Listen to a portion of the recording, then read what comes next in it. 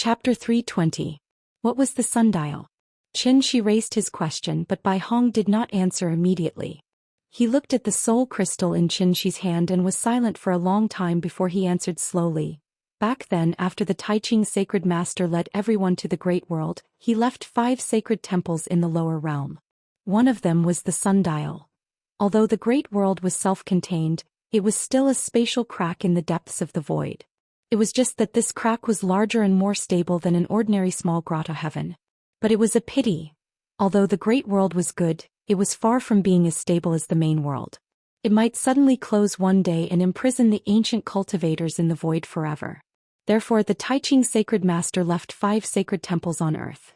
These 5 sacred temples used the soul crystal as the core to suppress 5 ancient ferocious beasts and use their powerful souls as the coordinates to communicate between the 2 realms. As long as the souls of the ferocious beasts in the 5 sacred temples were not destroyed, even if the spatial crack suddenly closed and trapped the ancient cultivators in the void, they could still find the main world through the souls of these 5 ferocious beasts and forcefully open a passage back to the main world. The remnant soul of the azure dragon that Xianxia had encountered before was an ancient ferocious beast suppressed by the sundial temple. Because of the nourishment of the soul crystal, the azure dragon's soul had not dissipated after so many years. The azure dragon was an ancient ferocious beast. In terms of intelligence, it was not inferior to the ancient cultivators. But it was also because it was an intelligent creature that the moment Xianxia opened the seal, the azure dragon attacked Xianxia crazily and tried to occupy his body. After all, it had been imprisoned for a very long time and its desire for freedom had long been ingrained in its bones. Now that it finally saw the hope of escape, it naturally would not let it go. But the azure dragon never expected that what it had waited for with great difficulty was not freedom, but the tragic fate of having its soul destroyed. The sundial temple was like a signal tower connecting the 2 realms. Once the azure dragon's remnant soul was destroyed, the ancient cultivators in the great world naturally could no longer sense the existence of the sundial temple. Therefore they sent Bai Hong and the others to investigate the situation and also to see where Chongli had gone and why he had not returned. At the mention of Chongli, Bai Hong immediately frowned deeply. Gui Yao was destroyed, Chongli's fate was unknown, and now even the 3 of them had fallen into the hands of this person, completely reduced to prisoners. Everything was the work of this mysterious man in front of him. When did such an expert appear in the lower realm? Thinking of this, Bai Hong couldn't help but take a deep look at Xianxia before asking her second question. Who are you? His question was very general, so Xianxia immediately replied with a smile. Me? My name is Xianxia. I'm from Zhonghai and I'm currently living in Shangjing. I'm unemployed and I own a tea house. I spend most of my time at home with my wife and kids. Bai Hong wasn't a fool. This perfunctory answer naturally wouldn't satisfy him. Therefore he immediately interrupted Xianxia and said angrily, "Don't try to trick me. With the cultivation conditions of the lower realms, it's impossible for an existence of your level to appear. Who are you? Why do you want to be our enemy?" Bai Hong seemed to be very concerned about this question. Seeing this, Xianxia spread out his hands innocently and replied seriously, "Why would I lie to you? I'm really a native of Earth. Yes, Earth is the lower realm you mentioned. I've always been in the lower realm, so I don't know anything about your world. Otherwise, why would I waste my time asking you these simple questions?" These words were reasonable and for a moment Bai Hong didn't know how to continue asking. Yes, if Xianxia also came from the lower realm, then why didn't he know the history that everyone knew? Bai Hong secretly tried to figure out Xianxia's background. Xianxia waited for a while. Seeing that Bai Hong didn't speak, he asked with a smile, "Okay, now it's my turn to ask questions?" Bai Hong didn't answer. Seeing this, Xianxia continued asking, "Let's talk about the lower realm. I'm very curious about the situation inside." As he spoke, he gently rubbed the soul crystal in his hand with his finger. This action seemed to be a silent warning to Bai Hong that if he still didn't speak, he would use force. In fact, the reason why Xianxia took the trouble to ask and didn't directly use the secret technique to search his soul was mainly because his soul injury had not healed. After all, Bai Hong and the others were not weak and their souls were intact. If they also happened to practice some kind of secret technique that strengthened their souls, then Xianxia would very likely suffer a backlash in the process of casting the technique and go crazy. Xianxia now had the upper hand and had plenty of ways to make Bai Hong talk. Naturally, he wouldn't take the risk so easily. It was better to be safe than sorry. Xianxia had a deep understanding of this. Looking at the glimmering light on the soul crystal, an indescribable feeling suddenly appeared in Bai Hong's eyes. After exhaling deeply, he looked at Xianxia and slowly said, "The lower realm? That's a place that's close to paradise." The lower realm was located in a void crack in the depths of the universe and was connected to Earth through the gate of heaven. Therefore, even if Earth's spirit chi was exhausted, the lower realm still had rich spirit chi of heaven and earth. As the ancient cultivators came to the lower realm one after another, the grand pure divine ancestors' fame and prestige reached its peak. If one wanted to make an enemy of the grand pure divine ancestor, they had to be mentally prepared to make an enemy of the entire lower realm. Therefore, the Grand Pure One relied on his supreme power to turn the tide and support the building that was about to collapse to successfully do something that no one before him had ever done before. And that was, he combined the originally scattered and independent cultivator legacies and successfully created an organization called Celestial Capital in the lower realm. The appearance of Celestial Capital was like Qin Shi Huang sweeping through the 6 nations and unifying the world. Under the intentional push of the Grand Pure Divine Ancestor, the various sects and clans put down their prejudices and learned from each other. They learned from each other and learned from each other. Everyone obtained the benefits they wanted, and Tiandu ushered in its most glorious moment. But it was a pity that this glory didn't last forever. The path to immortality was difficult as ascending to the blue sky. Even a stunning and unparalleled existence like the Grand Pure Divine Ancestor was unable to break free from the shackles of the heavenly Tao in the end. As a result, his lifespan ran out and he passed away with regret. With the passing of the Grand Pure Divine Ancestor, Celestial Capital's strength also weakened rapidly and was no longer as glorious as before. However, as the saying goes, a dead camel is bigger than a horse and a rotten ship still has 3 caddies of iron. Although Celestial Capital was no longer as glorious as before, with the assets left behind by the Grand Pure Divine Ancestor, Celestial Capital was still the strongest force in the lower realm.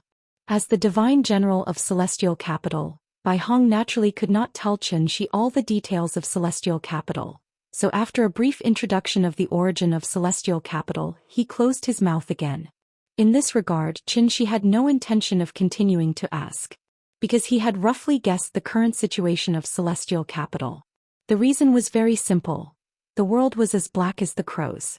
In order to survive, cultivators had to strengthen themselves through plundering. If the immortal cultivators were regarded as animals, then from the perspective of such a selfish ethnic style, to create a country or organization with a centralized system similar to that of Heavenly Capital, that was simply an impossible thing. After all, as consumers at the top of the food chain, cultivators could strengthen the overall strength of the clan after forming an organization, but they did not have enough resources to maintain the operation of the organization. It was precisely because of this that cultivators had always established relationships with each other in the form of clans and sects, and could only huddle together in a small area for warmth. In the end, it was all because of those simple 8 words. Natural selection, survival of the fittest. Chapter 321. The Great World. Hindu. The Taiching Sacred Leader. Although Bai Hong deliberately concealed a lot of important information, it didn't stop Xianxia from making a reasonable analysis. Thus, when he connected all the information he already knew together, a clear picture suddenly appeared in his mind. First of all, he could confirm that Earth was originally a cultivation holy land similar to Tianxian. However, on a certain day a long time ago, Earth's spirit chi suddenly declined. In order to survive, the ancient cultivators entered the Great World under the lead of the Taiching Sacred Leader. The so-called Heavenly Gate was actually a passage connecting the 2 realms. The Taiching Sacred Leader gathered everyone's strength to open the Heavenly Gate to the Great World. Then he left 5 sacred temples on Earth to maintain the connection between the 2 realms. Although the ancient cultivators had left, they had left behind some incomplete inheritances on Earth. Thus, the ordinary people left on Earth evolved all kinds of cultivation methods based on these legacies, such as necromancers, martial artists, yin-yang masters, and so on. However, it was a pity that the cultivation environment on Earth was so bad, and because the legacies were incomplete, the celestial realm became the limit that the cultivators on Earth could reach. At this time, the group of celestials trapped on Earth naturally began to think of ways to continue to break through, just like their ancestors had done. Later on, They should have found a way to communicate with the Great World, so there were many legends about the Heavenly Gate in this world. Once the Heavenly Gate was opened, one could ascend. However, they didn't know that the opening of the Heavenly Gate was not controlled by the ancient cultivators. The Taiching sacred leader gathered everyone's strength to forcibly open a passage to the Great World. Why would he open it again for one or two Celestial Realm juniors? The reason why the Heavenly Gate was so difficult to open was mainly because the spirit chi of the two realms was too different. Here was an example. If the Great World was a sealed pressure cooker, then the Heavenly Gate was the lid. Because the spirit chi in the Great World was much denser than on Earth, there was a strong pressure difference between the two sides of the Heavenly Gate. In the face of such a strong pressure, if one wanted to open the lid with violence, it would be equivalent to bearing the impact of the entire Great World's spirit chi alone. In this situation, not to mention insightful emptiness, even an immortal emperor would find it difficult. Since it was impossible to open it by force, some ingenious methods were needed. A portion of the gas was discharged through the vent to reduce the pressure in the pressure cooker. When the pressure inside the cooker was about the same as the pressure outside, the lid could be opened easily. However, the Great World was not a pressure cooker and there was no vent on the Divine Gate, so they could only use the second method. That was, by increasing the air pressure in the outside world, the air pressure between the two worlds would be the same. Then it would be easy to open the lid. It sounded simple, but in practice it was exceptionally difficult. After all, if the spiritual chi on Earth could reach the level of the Great World, why would the ancient cultivators leave their homes and hide in the Great World? Therefore, every time the Divine Gate opened, it was actually the time when the spirit chi on Earth began to recover. Thinking of this, Xianxia finally understood the role of Xiannu. The Great World used the spiritual souls of the ancient ferocious beasts to locate Earth. Similarly, the cultivators on Earth had to use the same method to locate the Great World. With the depletion of spiritual chi, there were no more ancient ferocious beasts on Earth. Therefore, they could only settle for the next best thing, which was to use Xiannu's Yin soul to maintain the connection between the two worlds. No one knew when the Divine Gate would open, so generations of Xiannus had been replaced, until the generation of Qin Ruiying and Qin Xueqing Xiannu. At the thought of this, Xianxi's eyes instantly became much sharper. After all, this was an important issue related to Yingying's spiritual soul. He had already found Yingying's Yin soul and taken care of those old bastards in the village. There shouldn't be any more problems, right? Xianxia thought seriously for a long time. In the end, he still felt a little uneasy, so he asked again, "By the way, do you know what Xiannu does?" Xiannu? Xiannu was not a product of the Great World. Bai Hong had nothing to hide about this, so she asked straightforwardly, "You mean Siming Xiannu?" Siming Xiannu?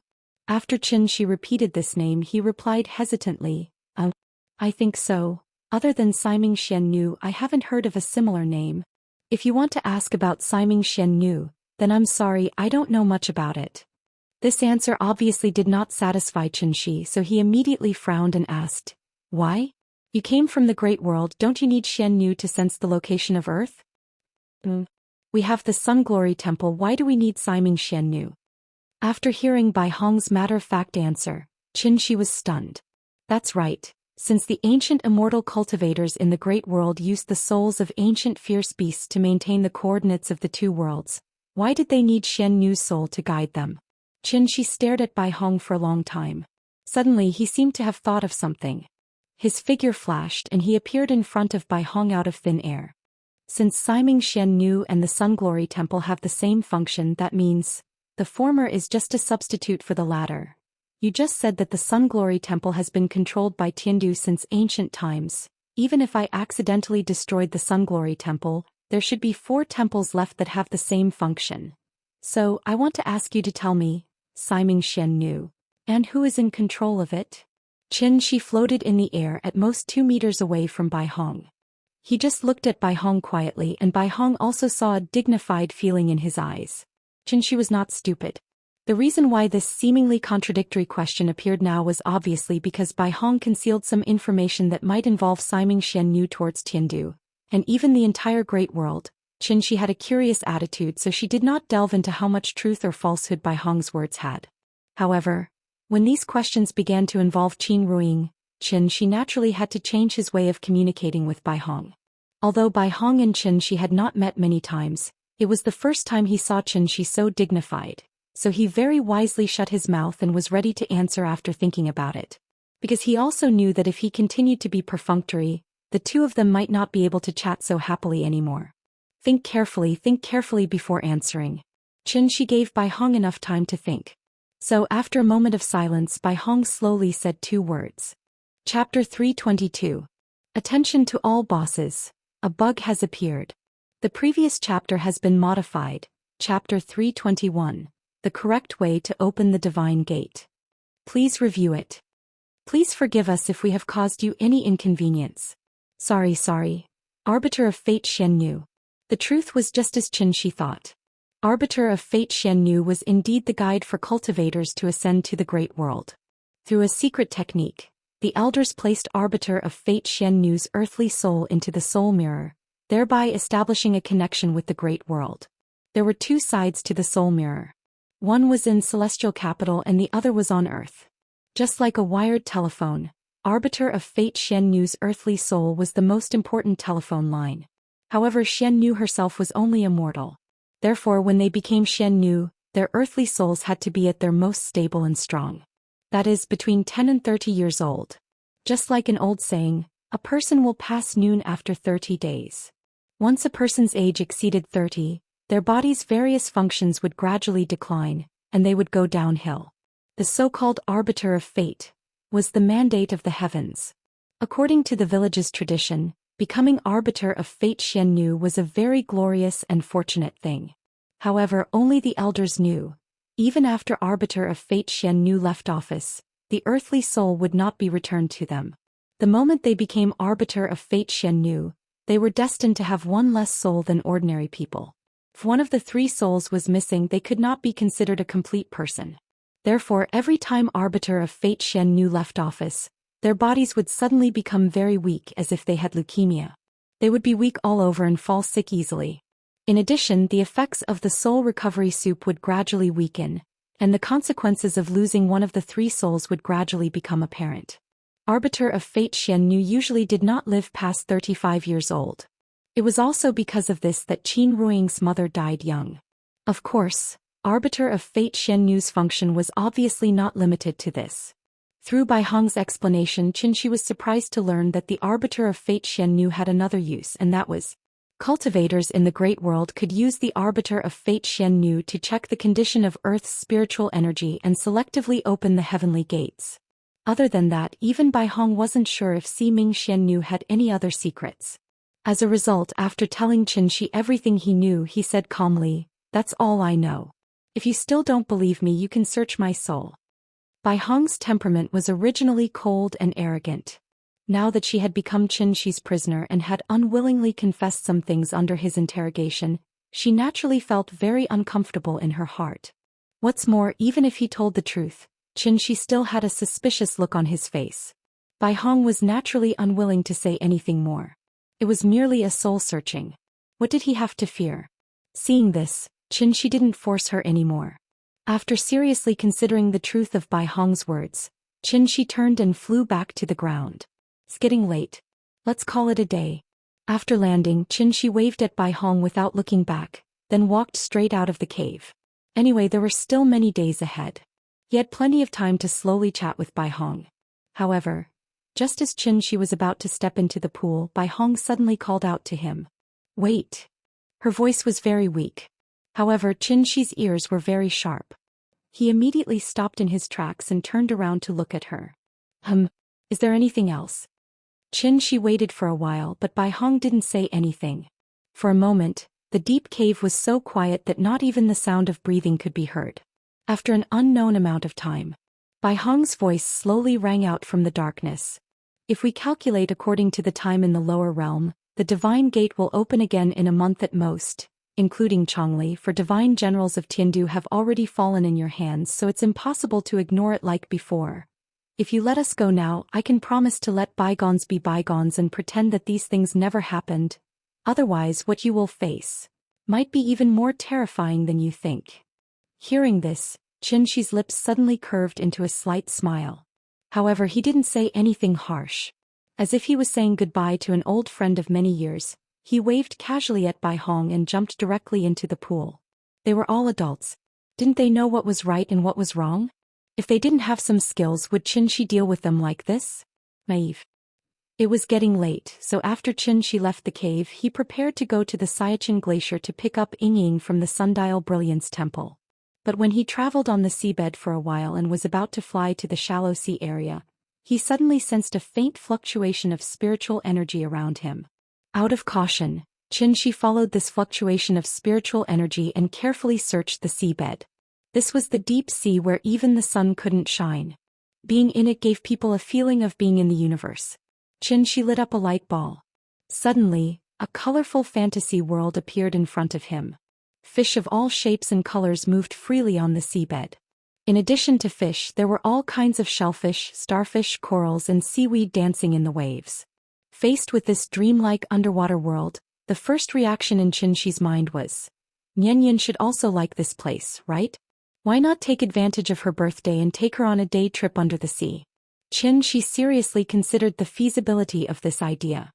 At the same time, he quickly came to the place where there was a fluctuation of spiritual energy. This was a seabed gully about 100 meters wide, like a natural moat in front of him.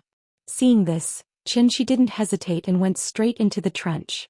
The two sides of the trench were as steep as cliffs, so as soon as he entered the trench, it was as if he fell off a cliff. The trench was not deep, about 20 to 30 meters. The bottom of the trench was full of colorful coral reefs, and schools of fish were swimming back and forth around the coral. In addition, there were all kinds of strange crustaceans such as shrimps and crabs. Xianxia didn't even know which species they belonged to. Xianxia simply patrolled around and didn't find anything strange, but that trace of spiritual energy didn't disappear from the beginning to the end.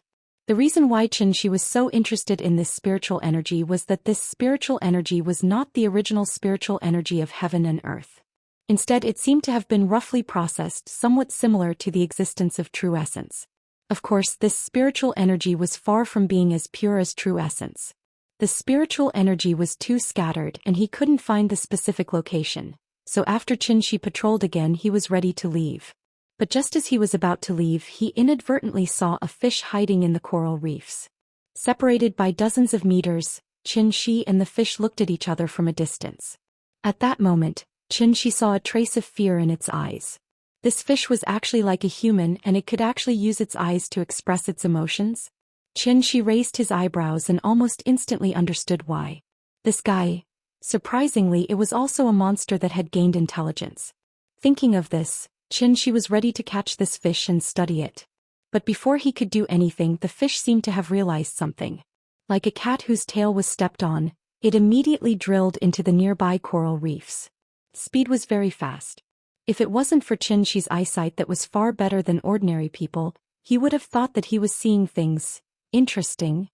Chapter 323. A fish that had awakened its intelligence. Obviously, this fish was like the big cat.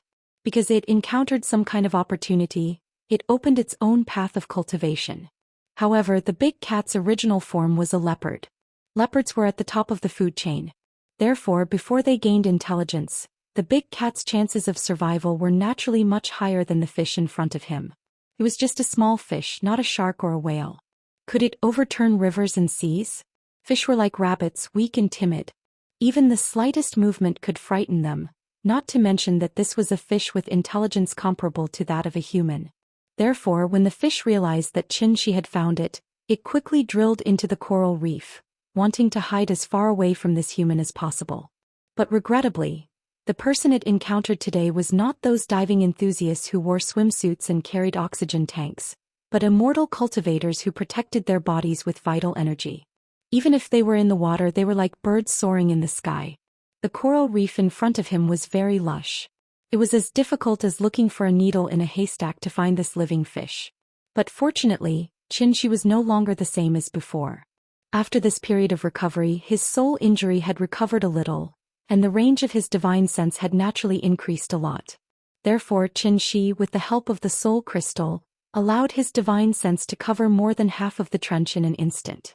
Wherever his divine sense went, even if it was a drop in the ocean, Xianxia could see it all. Then Xianxia found the fish in the deepest part of the coral reef.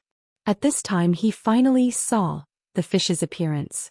This was a typical deep-sea fish, so its appearance was very different from river fish and shallow sea fish. Because it lived in the dark seabed all year round, the characteristics of deep-sea fish were usually a big mouth, big eyes, and a certain part of its body had a light-emitting device. Through the light-emitting device, they could emit light to lure prey and at the same time attract mates and reproduce. Most of the deep-sea fish had strange shapes, and Xianxia had not deliberately studied the species of deep-sea fish. But when he saw the fish's appearance clearly, the name of this fish appeared in his mind in an instant, and that was anglerfish. The name sounded complicated, but in fact it referred to the kind of fish with a lantern on its head. It was also because of the lantern on its head that this fish was often called the anglerfish. There were many species of anglerfish, most of which were very ugly and even a little scary. But the one in front of Xianxia was different. Perhaps it was because it was an immortal, so this anglerfish did not look ugly. Instead, it gave people a feeling of stupidity and cute. Looking at it carefully, it was a fish of the Asian anglerfish. Unlike an anglerfish's body it had a layer of golden scales on its body, looked like the protagonist of the clownfish in Finding Nemo. Its body was as fat as a basketball and it had a lantern on its head. Looking at its silly appearance and its timid little eyes. So, Xianxia made a decision in an instant, and that was to catch it and bring it back to Nian as a pet. As for fish, although it could not be held in the hand to play with at all times, it could be placed in the fish tank for viewing. Thinking of this, Xianxia smiled and flew over the coral reef where the fish was. This unlucky anglerfish hid timidly in the coral reef, and probably would never understand. Why was he so unlucky? In the courtyard. When the little girl was awakened by a burst of clatter-clatter noise, she lay by the window with a dull look in her eyes. In the courtyard, several workers were moving a huge fish tank to the steps of the west wing under Xianxia's command. "Mama, what are they doing?" After looking for a while, the little girl rubbed her eyes, and then obediently went to the bathroom under Qin Ruiying's lead. "Daddy bought you a fish, so we have to put a fish tank at home to raise fish," Qin Ruiying explained with a smile. But this little thing seemed to have misunderstood, so she pouted and muttered softly, "I don't like to eat fish, fish have bones." Hearing this, Qin Ruiying was a little dumbfounded. She pinched her little face and explained, "This fish is not for eating." "Not for eating? Then what is it for?" "For you to see." "I don't want to see. I don't like fish." Because fish had bones, she didn't like to eat fish, and then she didn't like this kind of animal. Seeing this, Qin Ruiying didn't say anything more to her. Anyway, she would be able to see the fish in a while. After the little girl finished her breakfast under Qin Ruiying's care, she carried the big cat and stepped out of the west wing door. When Xianxia saw her coming out, he shouted for her to come to his side. "Nian, come, Daddy bought you a new pet, do you like it?" As he said that, Xianxia carried her to the fish tank. This fish tank was 3 to 4 meters long and placed on the steps of the west wing. It almost blocked the wall. However, when the little fellow saw the dull gray stones and the strangely shaped corals, it shook its head with a stupefied expression. It was obvious that her heart didn't waver. Seeing this, Xianxia immediately put his right hand on the panel on the side of the fish tank, and then said to her mysteriously, "Dang dang dang, it's time to witness a miracle." After saying that, Xianxia pressed the light switch of the fish tank. Because of the refraction of light, a fish tank without lights and a fish tank with lights on were simply two different things. Therefore, the moment the light was turned on, the little thing's eyes suddenly lit up. Corals, shells, and seaweed, these things that came from the sea under the illumination of the lights, suddenly presented a dreamy beauty. "Oh, it's so beautiful." Seeing that the fish tank was so beautiful, the little girl suddenly cried out happily. The guests entered, but the protagonist didn't appear for a long time. Therefore, Xianxia patted the fish tank and quietly released a stream of vital essence. At this time, the silly anteater was like a cat whose tail was stepped on, and suddenly came out of the coral cave. "Papa, fish. It has a lantern on its head." After seeing the silly anteater, the little girl was immediately attracted by the lantern on its head. She was already very excited, but the big cat in her arms was even more excited. The moment the anteater appeared, the big cat jumped out of the little girl's arms directly to the top of the fish tank, and then stretched out its claws to catch the fish. What was happiness? Happiness was when cats ate fish, dogs ate meat, and Ultraman beat up small monsters. The big cat also noticed that the fish was not simple, so it wanted to weigh how much it weighed. However, At the moment it stretched out its claws, Xianxia grabbed its neck and then brought it in front of him and said to it word by word, "I'm warning you, don't touch it. If I find out that you ate it, tell me, do you like steamed or braised?" Hearing this, the big cat suddenly shook its head excitedly. Perhaps it was because it was too excited, its body was trembling slightly. Chapter 324. With the appearance of the fish tank, the huge courtyard finally had one more permanent resident. This anglerfish's head was very big, so when the little guy asked what it should be called, Xianxia decisively gave it a name: Big Head. It was especially vivid and vivid. At the same time it sounded like it complemented the two words big cat. Big head? Because her vocabulary was too small, after the little one whispered the name in her mouth, she said with a happy face, "Big Head sounds good. This is Big Cat, this is Big Head. Fish, you'll be called Big Head from now on." Big Head was a deep-sea fish and had never been in contact with humans, so it naturally didn't understand what the little one was saying. However, although it didn't understand what the little one was saying, the big cat next to it understood. So it immediately rolled its eyes in a very human-like way. It was obviously a cat, but its eyes revealed a very disdainful feeling. Such a proud performance in the eyes of Qian, she naturally couldn't avoid giving it a slap. After settling Big Head, the family of three faced the late spring sun and leisurely walked out of the tea house. After not coming back for 2 months, a light layer of dust had already accumulated in the tea house. The couple rolled up their sleeves and began to clean. As for the little girl, she slipped into her own children's playground and happily played with building blocks by herself. However, she didn't play for long before there was a sudden burst of shouting outside the tea house. "Yin Yin, we're here." After not seeing each other for a long time, the two brothers were not polite at all. After each of them pushed open a glass door, the two brothers jumped into the tea house side by side. Gu Lao thought that the two brothers would wait for the old man to enter before letting go. He didn't expect that just as he walked to the door, the glass door had already bounced back and almost hit him in the face. This troublesome child. Seeing this, Gu Lao helplessly shook his head, then opened the door and greeted Xianxia and his wife. As usual, after making a pot of tea, Xianxia played Go with the old man. The three little things were making a ruckus in the children's playground. Qin Ruoying turned on the stereo and played some soothing light music. Then she picked up a book called Collection of Flowers, and sat in the booth next to the children's playground. In this warm spring season, this small tea house hidden in the corner of Hohai had a kind of leisurely and carefree atmosphere. At the same time it was relaxed and lively. Unfortunately, although the tea house was good, it rarely had customers. Today was not the weekend, so it was not until Gu Lao brought the two brothers home for lunch that the door of the tea house was finally pushed open. He was still not a guest. The little fellow looked up. Wasn't this person Xiao Yuan, whom he hadn't seen for a long time? She didn't contact Xianxia in advance, but she didn't expect that she would coincidentally rush over on the first day of the tea house's opening. If I remember correctly, Beijing Normal University is not that close to Hohai, right? Why did she just happen to wander over? Boss. Xiao Yuan had just walked into the tea house when she looked up and saw Xianxia and his family sitting around a tea table preparing to eat. Therefore, she immediately lowered her head in embarrassment. He felt like she was here to freeload. "Sister, you're here. Let's eat. Come. The little fellow waved the chopsticks in his hand and shouted excitedly. In fact, since the end of the winter vacation, Xiao Yuan would visit Hohai every day.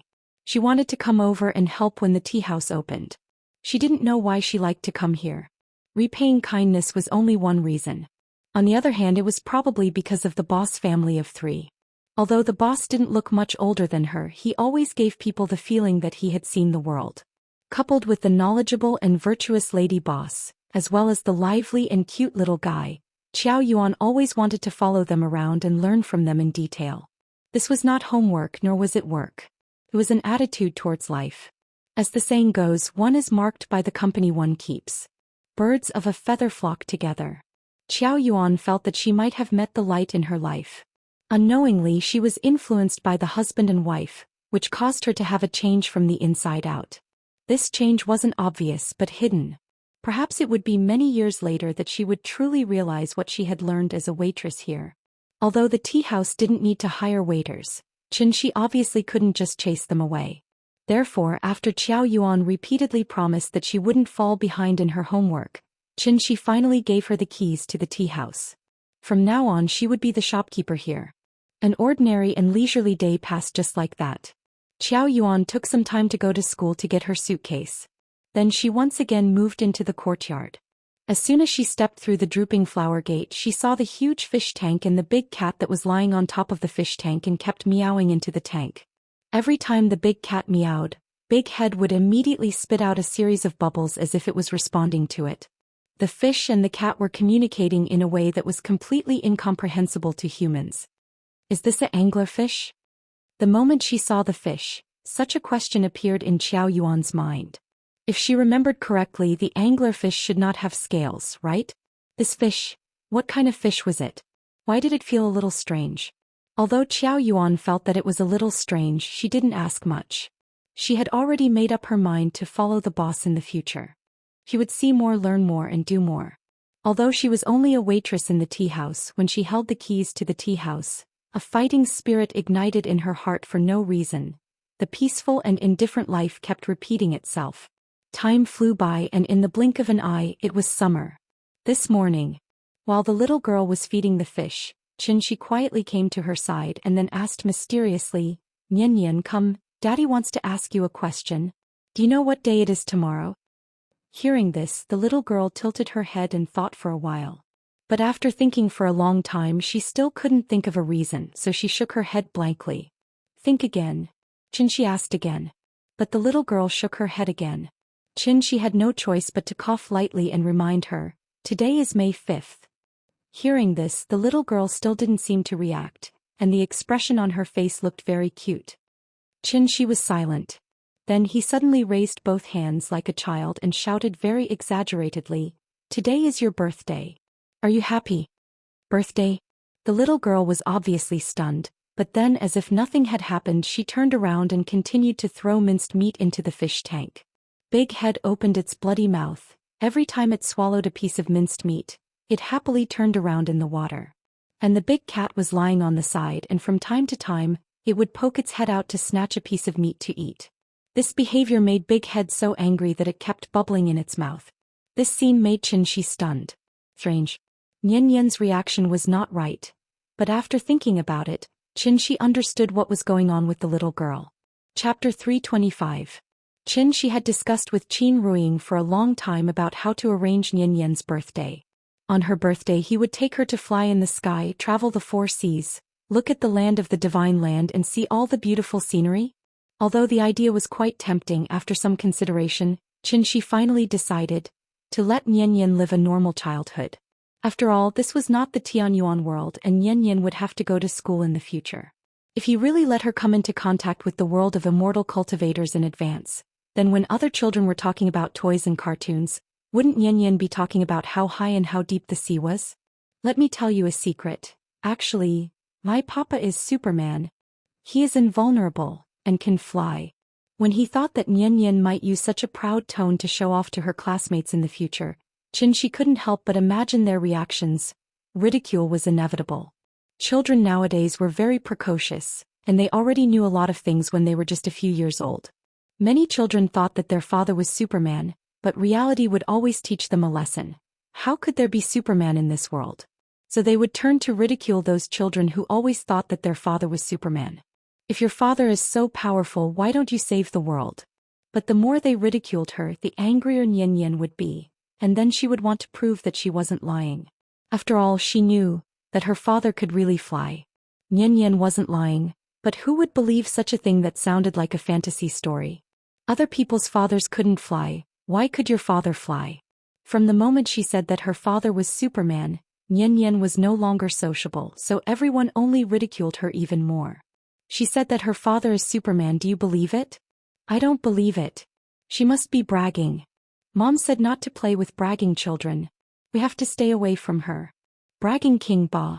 Of course, Xianxia didn't want to see such a thing happen, so after much consideration he decided to arrange an ordinary and happy birthday for Nian. Even if he didn't take her to fly, Xianxia believed this day would be the best memory of Nian's life. Therefore, after Xianxia comforted Nian's inexplicable emotions, The family of 3 set off directly. They didn't bring the big cat nor did they call the twins. Because all the activities today only him and Yingying were needed. After Xianxia got into the taxi with Nian Nian in her arms, the little guy's mood was obviously relieved, so she nestled in his arms and asked softly, "Papa, where are we going?" As she spoke, she looked at Xianxia with her big cute eyes. Needless to say, her small eyes were naturally filled with anticipation and desire. Papa and Mama were going to celebrate her birthday with her today. Since Xianxia wanted to give Nian Nian a birthday that a normal child should have, naturally he had to plan carefully. After all, he wasn't the kind of parent who worked overtime all day and couldn't even spare time to celebrate a child's birthday. "I'll take you to a fun place. Papa promises that you'll have a good time today." "Really? Where is it?" Hearing this, Xianxia immediately smiled and then said mysteriously, "It's a secret for now." He wanted to keep it a secret, but this little girl was impatient, so she kept shaking his arm and said coquettishly, "Papa, tell me. Tell me." Okay, I'll tell you." Xianxia couldn't persuade this little girl, so after gently pinching her little face he explained with a smile, "Today I'll take you to the big world to play." "The big world?" The little guy pouted his little mouth and muttered this noun, but a blank expression appeared on his face. Because in her little brain there was no place called the big world. Of course, the big world that Xianxia was talking about was not the big world hidden behind the Divine Gate, but the Children's Paradise world. This was a large outdoor expansion park that covered an area of 150 acres in the western suburbs of Shangjing. Although it was not as big as Disneyland in Zhonghai, it had its own characteristics and could be regarded as a holy place in the minds of children. The theme of the park was forest. So as soon as the little girl came to the gate of the park, she cried out, "Papa, there are so many trees here." It was the end of spring and the summer solstice. The park was full of towering trees with luxuriant foliage, and the lush leaves were natural umbrellas. Walking on the stone path under the shade of the trees and looking at the green grass under the feet would inadvertently give people a very comfortable feeling. The slogan of the park was, "Let children return to the forest and experience the best natural scenery." Since it was a children's paradise, naturally, a series of outdoor entertainment facilities were the most popular among children. But unlike other children's paradises, most of the children's facilities here were closely integrated with the forest. For example, the climbing net that was commonly seen in children's paradises was attached to several towering trees. From time to time, the children would climb from one tree to another, looking like lively and cute little monkeys. There was no ceiling or classroom here, and the whole forest was a children's activity area. Running freely in the open-air forest, listening to the sweet sounds of birds and insects. Although it was not as exquisite and beautiful as an indoor amusement park, it had a unique natural charm. The park was very large and the activity area was naturally large. So after the little girl climbed in the jungle expansion area for a while, she was tired and out of breath. Thus she was like a spider demon that had just eaten her fill. She sprawled out on the climbing net like that. Seeing this, the couple sat on the grass under the shade of the trees and kept cheering for her. The little fellow rested for a while and then crawled up, huffing and puffing. When she finally climbed to another big tree and slid down the tree's slide, she waved her small hands and threw herself into Qin Ruiying's arms. "Mama. Good fun, I want to play." Qin Ruiying saw her panting and was ready to pull her to sit next to her. But she didn't expect. After the little guy finished drinking the water, he suddenly broke free from her arms and ran back to the starting point, ready to play again. This child. Seeing this, Qin Ruiying could only shake her head slightly. Since it was a children's paradise, the child's safety was obviously fully guaranteed, so the couple sat aside and cheered the little girl up from time to time, so that she could play more happily. It wasn't that Nian Nian hadn't used these facilities before, but she still had a lot of fun today. Therefore, when Xianxia asked her if she had a good time today, the little girl suddenly nodded her head like a chicken pecking at rice. It was good that she was happy. Only when she was happy it was considered a birthday. Since it was a birthday, naturally there was a birthday cake. So, after the little girl had played to her heart's content, Xianxia took her to the park's self-service barbecue area. After making a sumptuous barbecue meal for her, Xianxia clapped his hands and signaled the staff next to him to push the cake up. As the cake entered, the band that Xianxia had arranged in advance immediately came to the little girl's side and played a birthday song for her. It wasn't that the park had never held a birthday party before, But it was really the first time that a birthday party was more grand than a marriage proposal for a child's birthday. Therefore, the area where Xianxi's family was immediately surrounded by tourists who were watching the fun. Accompanied by the band's performance, the onlookers, led by Xianxi and Qin Ruing, sang the birthday song together loudly. Happy birthday to you, happy birthday to you, happy birthday to you, happy birthday to you, happy birthday to you, healthy birthday to you, have a warm family, Nian Nian, happy birthday. When had the little girl ever seen such a scene? So she was stunned on the spot. Until Xianxi pushed the cake in front of her, the little girl didn't seem to come back to her senses. Seeing this, Xianxi squatted beside her and said softly, Nian Nian, happy birthday. Come, blow out the candles and you can make a wish. Any wish is fine. Chapter 326. Birthday Wish? Looking at the crowd of onlookers, the little girl couldn't help but feel a little dazed, so she timidly grabbed Xianxi's arm. She looked like she had stage fright. In fact, Aunt Zhang had celebrated her birthday before, but she had never mentioned anything about birthday wishes. After all, she was old and naturally did not know much about foreign culture. In the past, her family was poor. A red egg and a bowl of longevity noodles were the best birthday gifts for children. As for birthday cakes, in Aunt Zhang's eyes, those were just snacks that children liked to eat. Since Nian Nian liked them, she would buy them for her. Therefore, Aunt Zhang did not have any concept of making a birthday wish on her birthday, so she had never arranged for it for her. Nian Nian, what birthday wish do you have? Today is your birthday, so you just have to make a wish now. After you blow out the candles, your wish will come true. Xianxi hugged the little girl and explained patiently in her ear. The little girl curled up in Xianxi's arms. After looking up at Xianxi, she pouted and shook her head as if she could not think of anything she wanted. Seeing this, Xianxi tried to guide her. Nian Nian, you can only make a birthday wish once a year. Don't you have anything in particular that you want? For example, if you want to eat something, play something, or go somewhere, you can tell me now. Daddy promises to satisfy you. Hearing this, the little girl seemed to finally understand the concept of birthday wish. Therefore, she pouted and asked hesitantly, can I really make anything come true? Ahem. This question made Xianxi pause for a moment. At this point, if the little girl made a wish but could not make it come true, wouldn't she be very disappointed? After all, this was the first time she made a birthday wish. Xianxi was a little hesitant about whether to make a promise. However, on second thought, she was just a 5-year-old child. Could she make a wish that was so difficult to make? Therefore, he answered with certainty, yes, Father can promise you that no matter what you wish for, it will come true. When he said this, Xianxi's tone was particularly solemn, which made Qin Ruing, who was beside him, couldn't help but glance at him.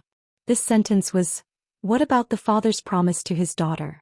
The little fellow didn't feel anything special, so when she heard Xianxi's reply, she smiled happily and said, okay, then I have a wish. With that said, under the guidance of Xianxi, she stood on the bench facing the cake. Then she put her hands together, closed her eyes and prepared to make a wish. Looking at her serious face, the crowd immediately quieted down, afraid to disturb this cute little girl. She didn't think for long before she suddenly opened her eyes and said excitedly, my wish is, Papa and Mama have to stay by my side forever. After that, the little thing puffed up its little mouth and tried its best to blow out all 5 candles on the cake. A child's mind was not so complicated. She said what she thought.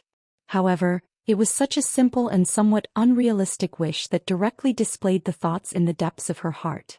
Xianxi held the little fellow in his arms and didn't speak immediately, but the crowd around them burst into laughter.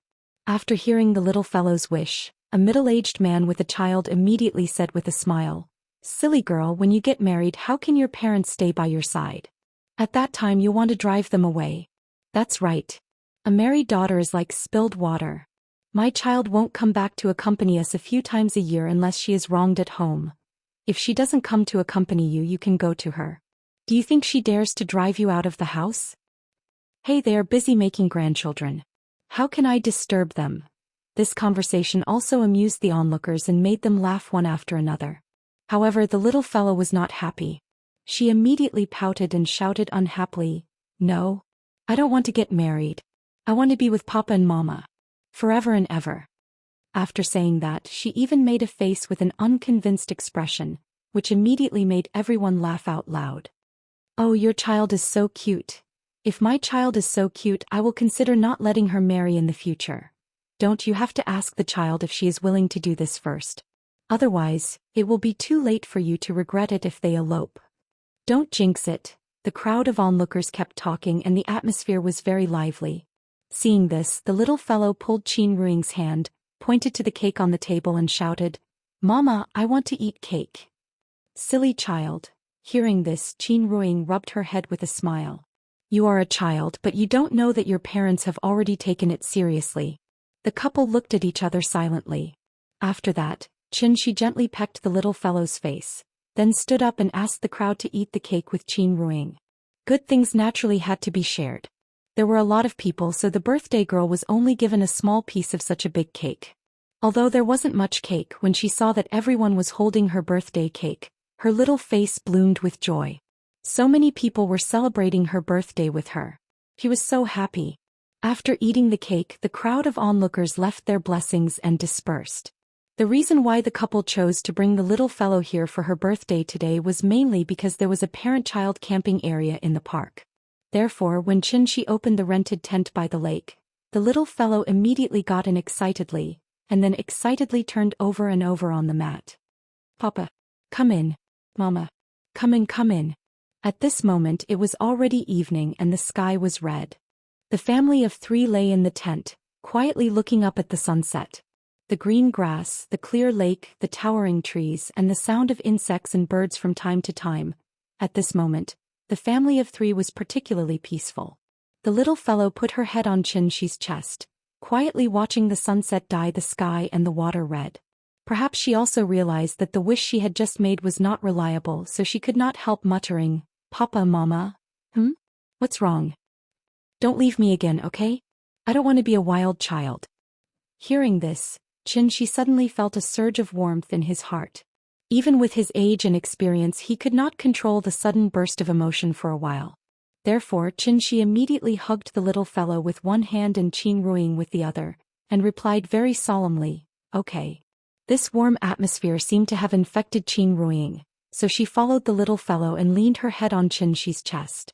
Then the mother and daughter leaned on Xianxia's chest like this, blinking their eyes and looking at each other.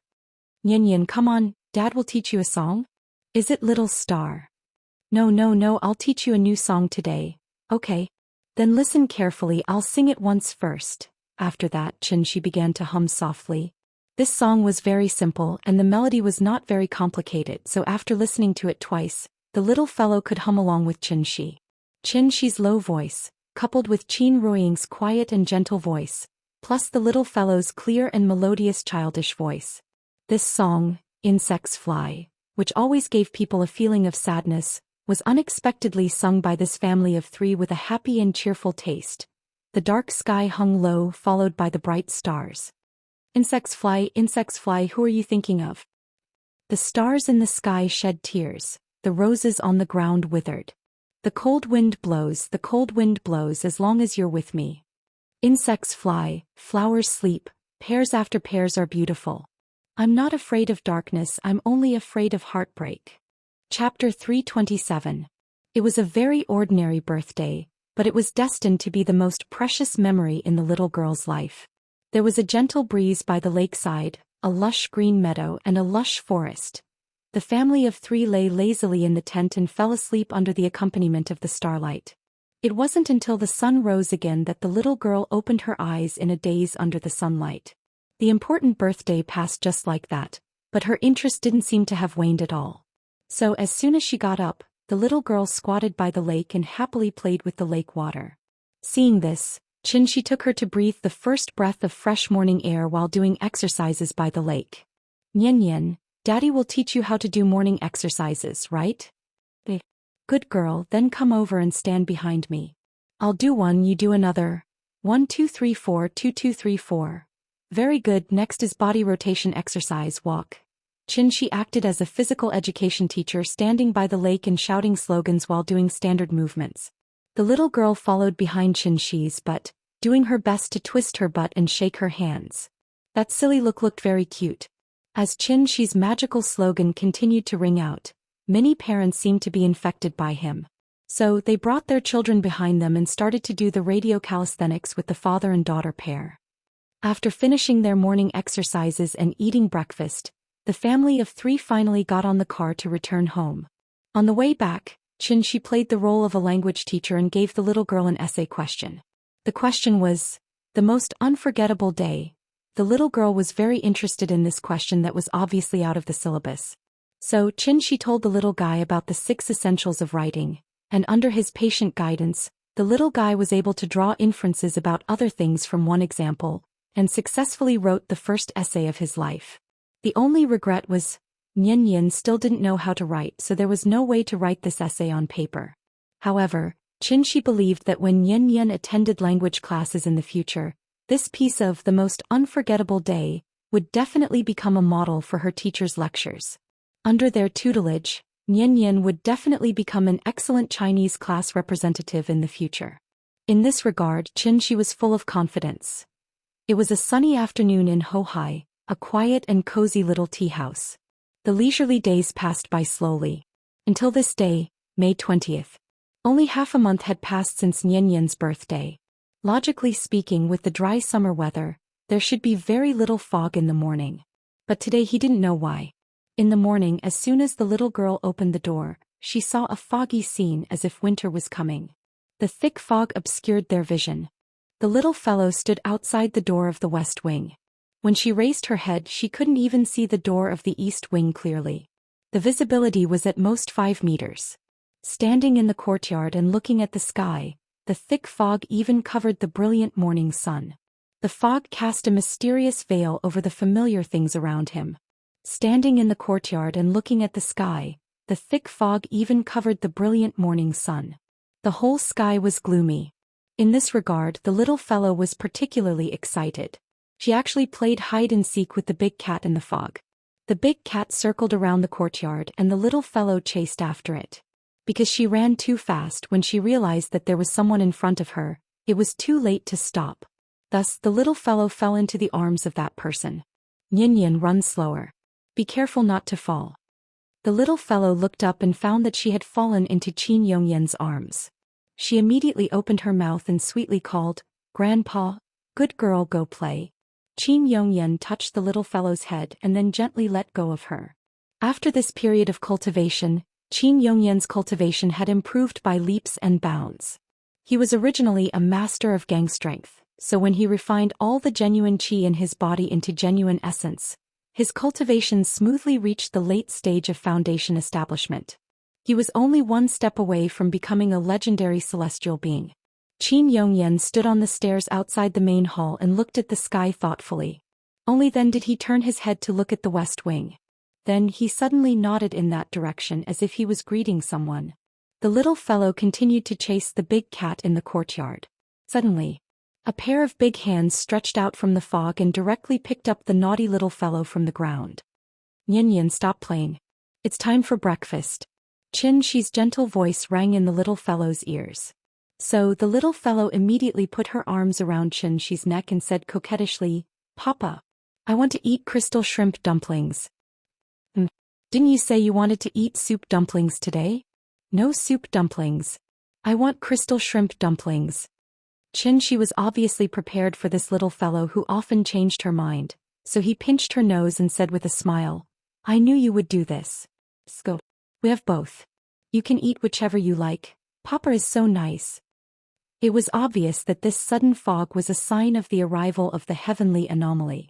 Just as Bai Hong had said, the gate of heaven would open again very soon. Xianxia didn't think too much about this. The gate of heaven opened for a limited time each time. Even if the people of Heaven Capital were determined to investigate, what could they find in such a short time? The village had been destroyed and Bai Hong and her people were either dead or injured. They were still locked in the cave at the bottom of the sea. Everything that needed to be dealt with had already been arranged properly. Who would know that he was the one who did all this? What's more, even if they knew, what could they do? If a cultivator at the soul formation stage was determined to hide, it was definitely not so easy to find. Right now, Xianxia only wanted to live a low-key life, so when this fog appeared he acted like he did a few days ago. He ate, slept, and acted as if everything had nothing to do with him.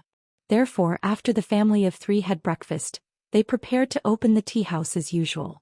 But just as they were about to walk out of the courtyard, Qin Ruiying suddenly stopped. She frowned and looked a little uncomfortable. Ying, what's wrong? She immediately noticed Qin Ruiying's strangeness, so he hurried to her side and held her hand very nervously. Nothing. I just felt a little dizzy just now. I'm fine now. Hearing this, she couldn't help but look at Qin Ruiying with slight surprise. Dizzy? What a joke. What's Ying's cultivation level? How could she feel dizzy? At the thought of this, she immediately released a trace of true essence, and then carefully sorted out Qin Ruiying's physical condition. He didn't find any problems. But the more it was like this, the more worried she was. Ying could get sick? Shi's expression was a little uncertain.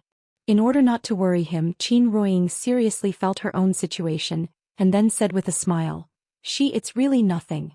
Maybe it's because I was a little absent-minded just now, so I felt like this. Now I'm fine. Qin Ruiying signaled Shi not to worry. At this time, the little fellow who had already run out of the door with Qiao Yuan turned her head and found that her parents didn't follow, so she quickly ran back. Papa? What's wrong? The little fellow looked at Shi in confusion. Seeing his dignified look, she carefully stretched out her small hand and pulled the corner of Shi's clothes. Shi was silent for a while and then suddenly said to Qiao Yuan, Xiao, you go and open the door first. Ying is a little uncomfortable today. I'll take her to the hospital. Hey boss, I'll go and open the door first. After Qiao Yuan left, she ignored Qin Ruiying's objection and took her directly back to the room. Yin, Papa's going to check Mama's body. You watch cartoons by yourself first. When Papa is sure that Mama is fine, I'll take you to the tea house, okay? Okay. The little fellow nodded very sensibly and then sat on the bed obediently. Seeing Shi's dignified look, Qin Ruiying gently squeezed his hand and said with a smile, I'm really fine. Hearing this, Shi directly interrupted her and then said with a serious face, Good girl, I'll check whether you're fine or not. Chapter 328. Some people could become a world-class superstar by playing football, while others could become an Olympic champion by diving. But if one wanted to reach the top of the world in something, it was definitely not something that could be achieved by hard work alone. Everything had to be about talent. Even when playing games, some people could reach the diamond rank after playing for 3 months, while others were still struggling in the silver rank after playing for 3 years. There were geniuses in all walks of life, but in this world, most of them were ordinary people who could not even compare to others in playing games. Qin Ruiying was such an ordinary person. At least, in terms of cultivation, she really did not have any outstanding points. So even with Shi, a soul formation expert, training with her all day long, Qin Ruiying's improvement was still so slow. With this kind of cultivation talent, if placed in the Sky Yen God sect, she might not even be as good as the most ordinary outer disciple. But there was no other way who asked her to have a strong background. Of course, poor aptitude was one thing, but no matter how bad Qin Ruiying was, she was still a cultivator who had stepped into the foundation establishment stage. Even martial artists could be immune to all kinds of diseases, let alone cultivators. Therefore, when Qin Ruiying said that she was a little dizzy, Shi's reaction was obviously a little overboard. As the saying goes, once bitten, twice shy. Perhaps it was because Qin Ruiying had lost her yin spirit previously. Shi now paid extra attention to any abnormal situation. For the sake of caution, Shi even used the amplification effect of the soul crystal, and carefully checked the situation of Qin Ruiying's soul. Qin Ruiying's yin spirit had already returned, so no matter how Shi looked, he did not find any problems. Could it be, was it really like what Ying said because she was a little absent-minded just now, so she suddenly felt a little dizzy? Psychological effect? While Shi was depressed, the little fellow was secretly paying attention to his expression. As soon as she saw the expression on Shi's face slightly relax, this clever little thing eagerly came to his side, then hugged his arm and acted like a spoiled child. Papa, what's wrong with Mama? This silly child has learned how to read people's expressions. Seeing this, Shi pinched her little face and said with a smile, Mommy is fine. Go. I'll take you to the tea house to play with your brothers. All right. Since Qin Ruiying was indeed fine, Shi could naturally put down the big stone in his heart. When the family of 3 walked out of the west wing again, the thick fog in front of them still hadn't disappeared. The heavenly anomaly this time, Could it have happened in Shangjing? Xianxia looked up at the sky and observed for a while. In the end he did not want to go and investigate. Instead he carried the little fellow and walked straight into the tea house. Whether it was the recovery of spirit energy or the opening of the heavenly gates, none of this had anything to do with Xianxia. Whether it was in the past or in the present, his ambition had never changed, and that was 30 mu of land, a cow and a warm bed for his wife and children. Just a few simple sayings, but they were enough to describe the ideal life in his heart. While Xianxia was busy accompanying his wife and children, Xiachen Glacier. Beiyao Temple. Xianxia had long guessed that someone might come to the Beiyao Temple to check the situation, so he removed the restrictions outside the temple long ago. At the top of the snowy mountain, the wind and snow seemed to never calm down for a moment. The mountain wind whistled past, mixed with bursts of snowflakes fluttering in the air. It was obviously a beautiful dynamic picture, but it gave people a sense of peace and tranquility. At this moment it seemed that even time had stopped. In the wind and snow, two figures were particularly conspicuous, like two drops of ink on a piece of rice paper. One of them was relatively young, about 30 years old. The other person's hair and beard were all white and he wore a green robe. He seemed to have a kind of sage-like charm. The young man was holding a bronze mirror in his hand, but the surface of this bronze mirror was dark. But there was something strange about it. There was a metallic luster flowing on the surface of the black mirror. From afar this bronze mirror looked like a black hole with a mysterious and wonderful beauty. Master, if the records of the divination pavilion are not wrong, the Beiyao Temple should be here. The young man looked around, but under the wind and snow, what could he see except for the white snow? The snow had already drowned everything. The old man frowned and cast his gaze on a snowy area. Immediately after, he gently waved his sleeve, and an invisible force suddenly burst out. Like a stone smashing into water, the accumulated snow on the snowy ground immediately exploded and scattered in all directions, turning into snowflakes that fluttered in the air. Then the old man waved his sleeve again, and a gust of wind suddenly blew in the air. In an instant the snow that covered the sky and the sun was all blown to another mountaintop. The wind and snow suddenly stopped. A black building suddenly appeared in the old man's line of sight.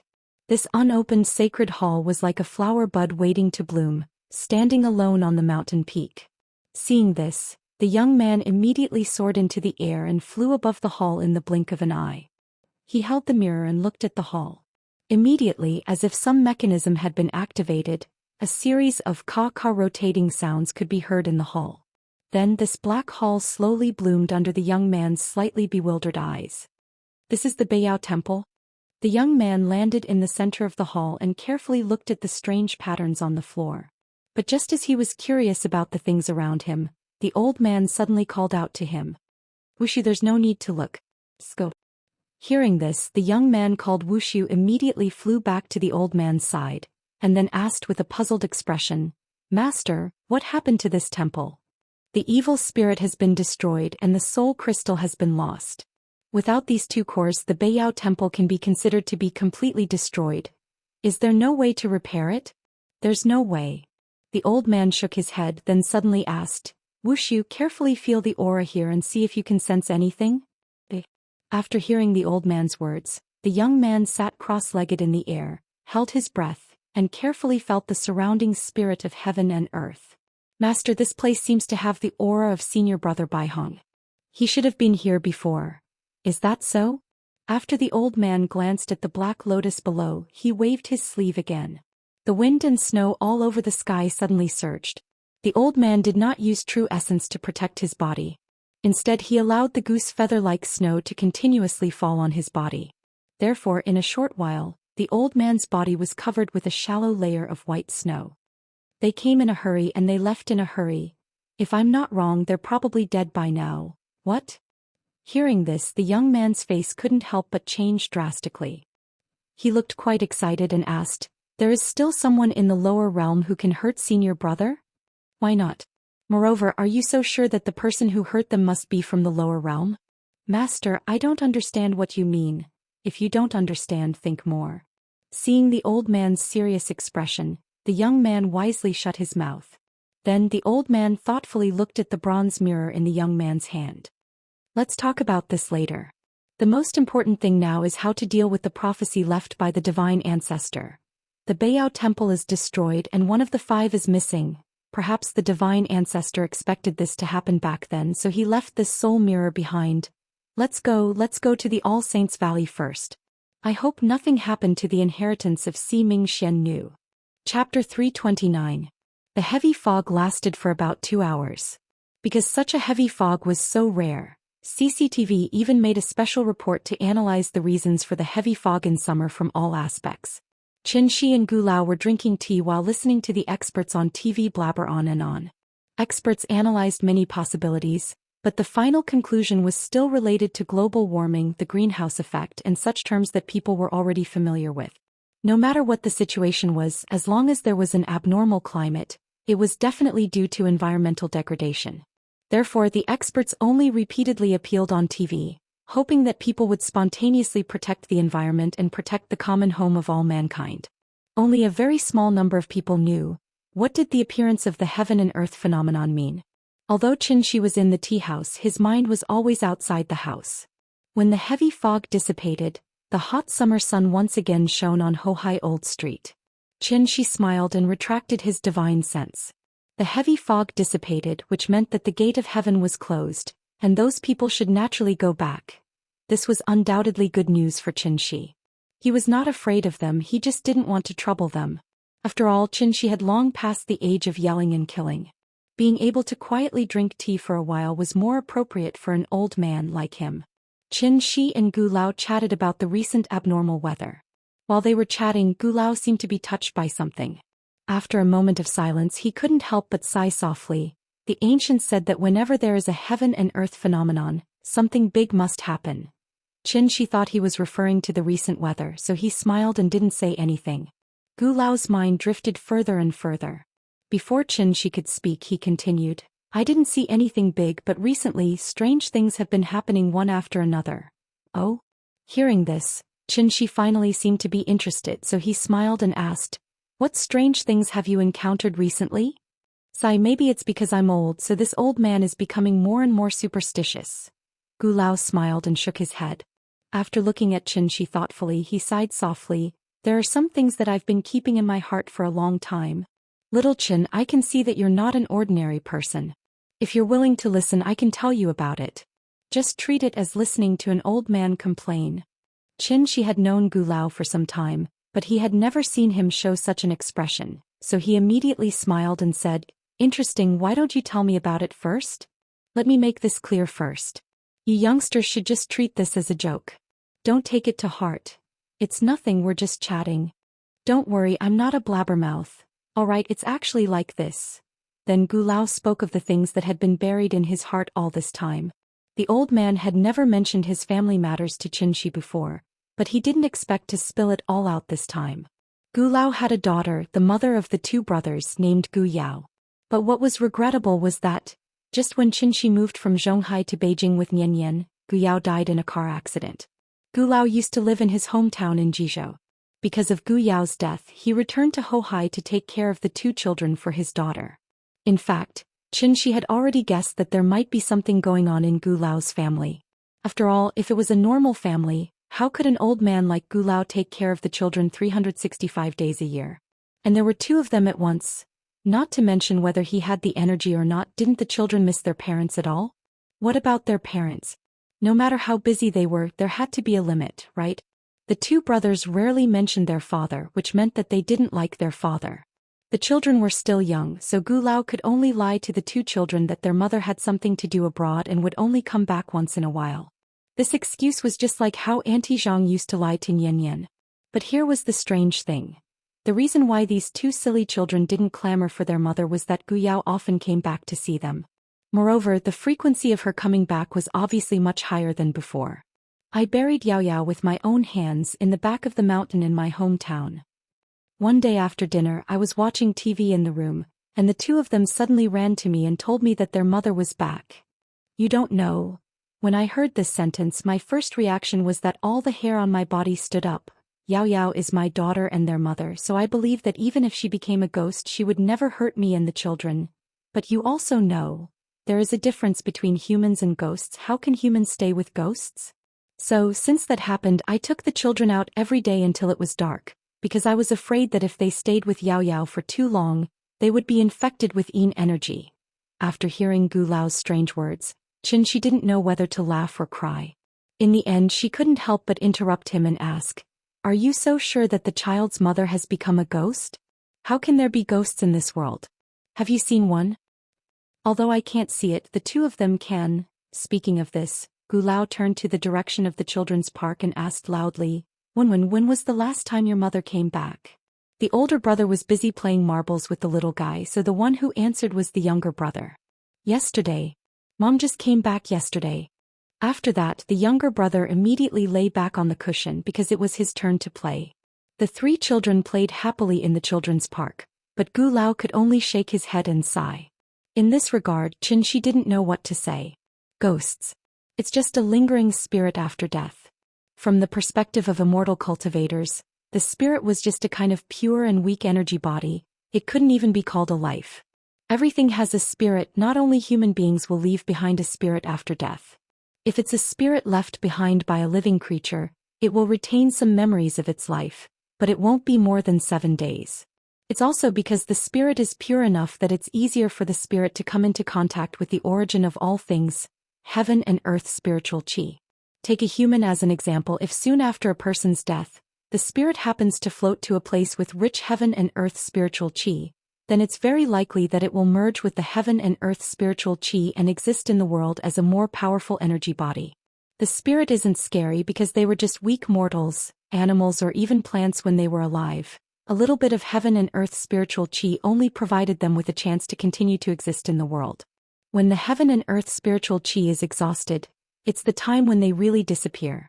This is the fundamental reason why there are so many ghost legends. But now the strange thing is, Gu Yao has been dead for more than half a year, but her spirit hasn't disappeared. And this? Chapter 330. Things like ghosts. In fact, they weren't as mysterious as the legends said. They were just a kind of energy body, so ordinary people couldn't see them at all. But if the ghost suddenly condensed too much Yin energy for some unknown reason, it would cause the ghost's soul body to materialize. It was precisely because of this that ordinary people could see ghosts. Of course, this situation was extremely rare. In addition to this situation, there were a very small number of people who could directly see ghosts with their naked eyes. These kinds of people often appeared in folklore, yin-yang eyes. However, the yin-yang eyes wasn't very accurate. Immortal cultivators knew more than ordinary people, so from the perspective of immortal cultivators, the so-called yin-yang eyes was actually far more sensitive than ordinary people, so they could keenly detect signs of spiritual energy or yin energy fluctuations. These people were obviously good seedlings suitable for cultivation. Although Xianxia didn't specifically test the brothers' cultivation aptitude, the fact that they could see Gu Yao's ghost meant that the aptitude of these two brothers wouldn't be too bad. Although the seedlings were good, they weren't enough to arouse Xianxia's interest. What he was more concerned about was, it had been more than half a year, why hadn't Gu Yao's ghost dissipated? One had to know that the ghost of an ordinary person could only last for 7 days at most. Without the nourishment of the physical body, the soul was quite fragile. Even if the cultivation reached the golden core stage, as long as the yuanying hadn't been condensed, it was impossible to exist in the form of a soul for a long time. Xianxia was thinking about the reason why Gu Yao hadn't dissipated. Seeing that he had been silent, Gu Lao thought that Xianxia thought he was crazy, so he immediately shook his head and smiled. "Forget it, just treat these things as gossip. Children's words carry no harm.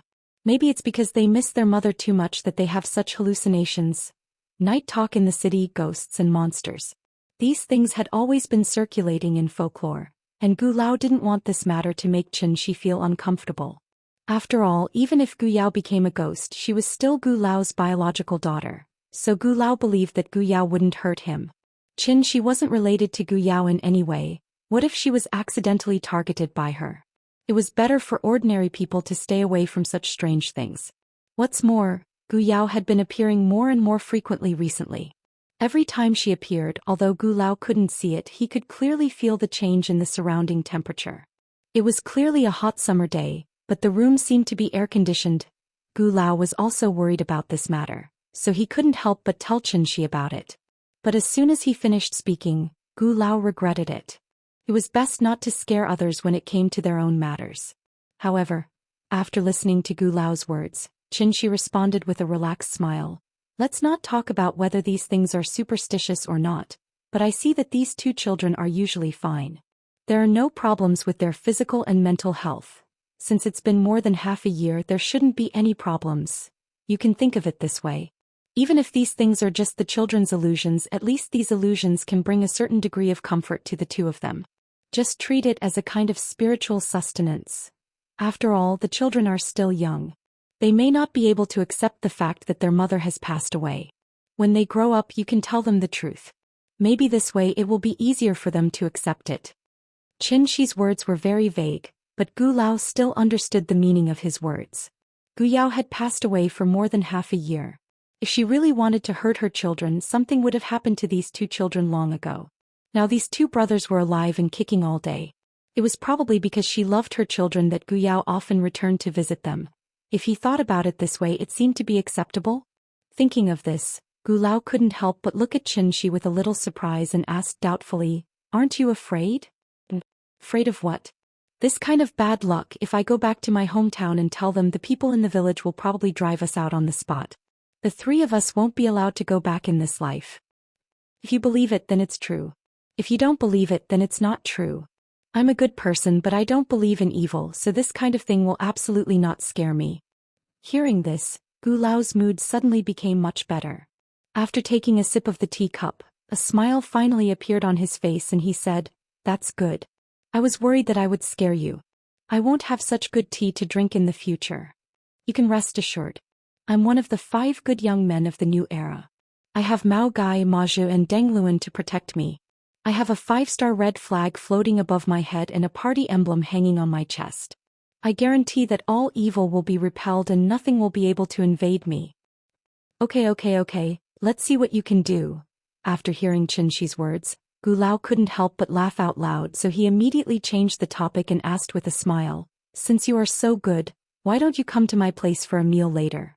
In fact, Gu Lao didn't really want to invite Xianxia home for a meal. He just wanted to use this opportunity to take down his prestige. After all, the two were considered friends despite the difference in age, so they often made some harmless jokes. But what Gu Lao didn't expect was, Xianxia didn't seem to have used his brain to think. After hearing Gu Lao's words, he didn't back down. Instead, he immediately nodded and hurriedly responded, "Okay, I've always wanted to try your cooking. This time I finally got the opportunity." Old Gu was stunned by Old Gu's eagerness. Gu Lao was stunned for a while, then he shook his head violently and then said with a complicated expression, "Forget it, I'm just joking with you. In the future there will be plenty of opportunities in the future. I'm not afraid. What are you afraid of? It's just a meal, it won't get in the way." No, I really can't, it's not safe." "What's not safe? It's broad daylight, you're still afraid of ghosts? How about this, I'll accompany you back to cook now. After it's done, I'll bring it here to eat. Is that okay?" "Hey, I say, what's wrong with you? Why don't you listen to my advice?" "Because I'm a party member." Hearing Xianxi's answer, Gu Lao almost choked to death. The two of them struggled for a long time over the matter of freeloading. In the end, Gu Lao couldn't persuade Xianxia, so he had to look at the time helplessly. It was now 3:30 in the afternoon. In fact, what Xianxia said also made sense. There shouldn't be any problems in broad daylight, so after hesitating for a while, Gu Lao reluctantly agreed to Xianxi's proposal. So Xianxia immediately said goodbye to Qin Ruiying, then pulled Gu Lao out. Gu Lao's home was also near Hohai. It was less than 500 meters away from the tea house, but it had to circle around Hohai. On the way back, Gu Lao was still struggling whether to take him home. Seeing this, Xianxia immediately found a topic to divert Gu Lao's attention, so he pretended to be curious and asked, "Hey, by the way, where's the child's father? Why haven't I heard you mention it to the child?" As soon as these words came out, Gu Lao's face suddenly became a lot worse. Chapter 331. Heartless Man. After hearing this sentence, Xianxi's curiosity was suddenly aroused. Could it be those vulgar scenes of abandoning one's wife and children? However, this was someone else's family affair after all, and it was a scandal, so Xianxia couldn't ask further, so he wisely shut his mouth. This question obviously touched the old man's mind, so after Gu Lao was silent for a while, he sighed deeply and said, At that time not only was Yao Yao blind but I was also blind. Then Gu Lao frowned and talked about the past of Gu Yao and her husband. Gu Yao's husband was called Xia Kaiji and the two were college classmates. Xia Kaiji's family condition wasn't very good, but he was ambitious. When others were playing basketball and playing games he was immersed in studying all day.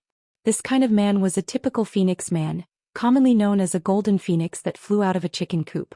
Phoenix man was not a derogatory term, but because their shortcomings and strengths were equally conspicuous, they slowly left a bad impression in people's hearts. Hard work, diligence, self-discipline, these were all advantages. Because they suffered too much when they were young, most of them were far more mature than their peers, and they hoped to change everything through their own efforts. Just like what a female star said, "I'm from a rich family myself." The worse the family situation, the more eager they were to change through their own efforts. This also led to a very complicated mentality, inferiority and conceit at the same time. Back then, Gu Yao had been captivated by Xia Kaiji's maturity, which far surpassed that of his peers. But this kind of confidence and maturity often turned into shrewdness. Gu Lao wasn't the kind of person who had secular prejudice, so naturally he didn't mind Xia Kaiji's poor birth. So after seeing Xia Kaiji a few times, the old man agreed to the relationship between the two. Xia Kaiji was indeed very hardworking. A few years after the two graduated, he became a senior executive in a large company, but with the gradual success of his career, some long-hidden problems gradually exposed. For Xia Kaiji, his career was always above everything. But for Gu Yao, family was the center of life. For this reason, the husband and wife, who were originally intimate, also had a gap. And with the birth of the twins, this gap was gradually widened. Gu Yao quit her job and stayed at home to take care of the child, but Xia Kaiji was nowhere to be seen all day. Finally, one day Gu Yao had enough of living like a widow. So, after a big fight with Xia Kaiji, Gu Yao took the child and moved back to the old residence in Hohai. Perhaps it was because Xia Kaiji's career had indeed reached a critical juncture during that time, so he hadn't come to find Gu Yao. It was precisely because of this that the two of them had completely lost the chance to reconcile. By the time Xia Kaiji saw Gu Yao again, she was already lying quietly in the hospital morgue. He didn't even have time to look at Gu Yao before he was chased out by the furious Gu Lao. At this point, this unfortunate marriage had completely come to an end. The reason why Gu Lao scolded Xia Kaiji was because Xia Kaiji didn't take good care of Gu Yao, and because of the two children. After Gu Yao's death, Gu Lao felt that the responsibility was all on Xia Kaiji, so he firmly refused to let him raise the two children and refused to let Xia Kaiji see the children. After Xia Kaiji communicated with Gu Lao a few times, he had to let the old man do what he wanted because he didn't want to go to court with his father-in-law because of this matter. So, except for the living expenses that were sent to Gu Lao's account every month, Xia Kaiji completely disappeared from Gu Lao's sight. But the more it was like this, the angrier Gu Lao was. The reason why he didn't let Xia Kaiji see the children was that he wanted to embarrass Xia Kaiji a little as a punishment. But Xia Kaiji didn't even have the least sincerity. After being scolded by him a few times, he actually didn't come anymore. "Little son of a bitch." Gu Lao cursed for the first time, and then he continued to hatefully, "The two children are so cute. He doesn't want them as a father, but I, as a grandfather, want them. And he even wants to send living expenses every month, bah. Does he think I care about his stinky money?" A few days ago the agent called me and asked if I was selling this old house in Hohai. He said this old house is worth a lot of money now. Tomorrow I'll go to the police station and change the surname of the two children. In the future they will follow my surname Gu. The more Gu Lao spoke, the angrier he became. It made Qin Shi, who started this topic, a little embarrassed. He really touched the pot that didn't boil. As a bystander, of course it wasn't good to comment on this kind of thing, so Qin Shi wisely shut his mouth and let Gu Lao vent his dissatisfaction in his ears. Although Gu Lao's house was close to the tea house in a straight line, it still took about 10 minutes to walk over. Most of the houses in the neighborhood were Sihyuan, and Gu Lao's house was naturally no exception. It was just that it wasn't a dignified two-entry Sihyuan like the Qin family. "We're here," Gu Lao complained all the way. When he really stood in front of the door, he seemed to have thought of something. He quickly turned his head and solemnly said to Qin Shi, "Little Qin, let me make it clear to you first. I can't make you happy with this kind of thing. Yao Yao's ghost may be inside. Are you sure you want to go in with me? Since we're already here, of course we have to go in and take a look." Not to mention there's a big sun above us. Even if there's a ghost, it's impossible for it to appear at this time, right? After saying that, Xianxia stretched out his hand and pointed at the sun in the sky. Gu Lao looked at his finger and was suddenly blinded by the sunlight. Then let's hurry up. When we're done, we'll bring it to the tea house to eat. Seeing that the sun was shining, Gu Lao finally felt relieved. He then took out the key and opened the door of the Sihiyuan. Then Gu Lao walked into the courtyard with Xianxia. For some reason, the moment Xianxia stepped into the courtyard, the sun in the sky suddenly dimmed a lot, as if a dark cloud just happened to float over and cover the sun. Gu Lao led Xianxia straight to the main hall and then said to Xianxia, "Sit anywhere you want, I'll go and pour you a cup of tea first. You're always the one who invites me to tea, this time it's finally my turn to invite you," Gu Lao said as he walked out of the main hall with a kettle. After he left, Xianxia looked at the table in the center of the main hall with interest. There were fruits and candles on the table and next to it was a guanyin statue. If Xianxia guessed correctly, these tributes should be used by Gu Lao to worship Gu Yao. However, he didn't want the child to know that his mother had passed away, so he put a guanyin statue next to it. There was an armchair on both sides of the table. From beginning to end, Gu Lao didn't look at the person on the chair. But there was a person sitting there. A woman. The woman was wearing a set of very ordinary home clothes, sitting quietly on the old-fashioned wooden armchair. If one looked carefully, one would find that her skin was terrifyingly white as paper. It was estimated that even an albino was not as white as her. What was even more strange was that the woman's eyes were pitch black, as if ink had dripped into her eyes. Xianxia turned his head and glanced at the woman, nodded politely at her and then smiled and greeted her. Chapter 332. Xianxia looked at the woman in the central room with a smile. It was actually a bit inaccurate to call her a woman. After all, Gu Yao had been dead for more than half a year and her body had long decayed. How could she be considered a human now? She should be a female ghost. Xianxia nodded toward the chair and after a polite greeting, the expression on the woman's face changed slightly. She looked no different from a real person. Although her eye sockets were dark and she didn't even have eyeballs, there was still a hint of surprise in her eyes. The woman stared straight at Xianxia. After a long while, she finally moved her lips slightly. Immediately afterward, the woman's voice suddenly sounded in Xianxia's mind. "You saw me." Hearing this, Xianxia couldn't help but shake his head and laugh. That was interesting. It turned out that not only did Gu Yao's soul not dissipate, but for some unknown reason she also preserved some memories of her life while stabilizing her soul body. No wonder Gu Yao had been staying with the twins, but the twins acted as if nothing had happened. It was because Gu Yao was their biological mother, so even if she became a ghost she would never hurt her children. Xianxia didn't answer Gu Yao's words. Instead, he stood in place and looked at her with interest. This kind of behavior was actually very impolite.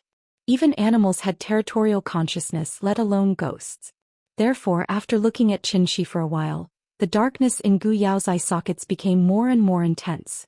It was like boiling ink, as if it could splash out of the pot at any time. Sure enough. After a few breaths of time, Gu Yao slowly flew up from the chair in a very strange way, and then looked down at Xianxia condescendingly. If one looked carefully, they would find that Gu Yao's body was not very real. It was vaguely like a projection of a 3D holographic image. The candles in the central room were curled up with smoke.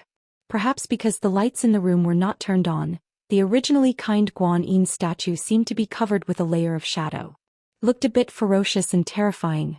Suddenly, a gust of chilly wind blew past, and the sound of leaves rustling could be heard from outside the house. The sky suddenly became a lot gloomier. It was dark and oppressive, as if a rainstorm could suddenly fall at any time. "I won't kill you," Gu Yao's voice sounded again. However, after Xianxia heard her words, he gently shook his head and then thoughtfully turned to look outside the house. After a person dies, the 7 spirits disperse first. Then the heaven soul returns to the heavens, the earth soul returns to the earth, and the life soul enters the cycle of reincarnation. Ghosts were formed from earthly souls, so they lacked heavenly souls and life souls. Naturally, they could not have complete personalities and thoughts like they did when they were alive. Therefore, if one wishes to deal with ghosts, one must first treat them as if they were mentally retarded. They were easily angered and irritated. At the same time, they were extremely aggressive. They would chop people up in the middle of the street if they didn't agree with them. Xianxia didn't seem to realize what he was dealing with. Therefore, the moment Xianxia turned around to look outside, Gu Yao was completely enraged by his actions, and went completely berserk. Ah! Accompanied by an ear-piercing scream that pierced the depths of one's soul, a strong wind suddenly blew in the central room. Gu Yao's facial expression suddenly became particularly ferocious. Her head of black hair fluttered in the wind, and her pair of pupilless eyes were constantly oozing black blood. She was an evil ghost that had just crawled out of hell. However, Xianxia seemed to be unaware of anything and continued to look outside the house. Gu Yao had already issued a warning, but Xianxia was not moved at all. Therefore, Gu Yao completely turned into a vengeful ghost and fiercely pounced on Xianxia. Why would people be afraid of ghosts? It was because the two of them were not on the same level and there was no way to fight back. An ordinary person holding a Guanyin Bodhisattva from the night market, or chanting a few Amitabha, wanted to subdue an evil ghost with deep resentment. That was a plot that only existed in movies. Everything in the world had a spirit. From the moment Gu Yao turned into a ghost, she had already become a completely new life form. A life form that existed in the world in the form of energy and was very fragile. Ghosts were more likely to come into contact with the spiritual energy of heaven and earth than humans, so ordinary people could not deal with ghost attacks at all. This was because they had no idea how the ghosts were attacking them. And if humans also came into contact with the spiritual energy of heaven and earth and learned how to use it, then would ghosts still be a match for humans? It was like asking a mentally disabled person to fight with a normal person. How could the former win against the latter? Unless the latter was also mentally disabled. Xianxia was clearly not mentally disabled. Moreover, his understanding of the laws of heaven and earth was far beyond the imagination of ordinary immortal cultivators. Therefore, the moment Gu Yao pounced on Xianxia, it was as if she had crashed into a high-voltage electric net, and her entire body trembled violently. Perhaps because it was too painful, Gu Yao suddenly let out an ear-piercing scream, then suddenly turned into a cloud of gray smoke and flew back to the table in the central room at an even faster speed. Running? Seeing this, Xianxia smiled slightly, then took out the soul crystal and gently waved at the cloud of gray smoke. The gray smoke continued to churn and jump, as if it was still making its final struggle. But under the restraint of Xianxia's enormous true yuan, all efforts were futile. The soul crystal seemed to have turned into the purple-gold-red gourd of the golden-horned king. At Xianxia's command, the soul crystal directly sucked in Gu Yao's ghost. The cold wind came to an abrupt stop. The sun shone again, leaving a rectangular golden spot on the ground through the door frame. This central room, which was facing the south, suddenly became much more spacious and bright. Xianxia picked up the soul crystal and looked at it. There was a cloud of gray fog inside. And this was clearly Gu Yao's own soul. Xianxia played with the soul crystal in his hand. After a while, Gu Lao quickly walked back with a cup of tea. "Come have a taste of my tea. I specially brought it from other places after the rain, it's very precious." Gu Lao handed the teacup to Xianxia, then sat aside with a smile. Xianxia held the teacup and took a sip, then put on an intoxicated expression, and then praised very exaggeratedly, "Good. Goody. You really have good taste. Try more. I prepared a few kilograms for you, you can take some back later." "How can I accept it? Why are you being so polite with me?" "Don't be polite. Just take it." Gu Lao waved his hand generously. But the old man didn't know.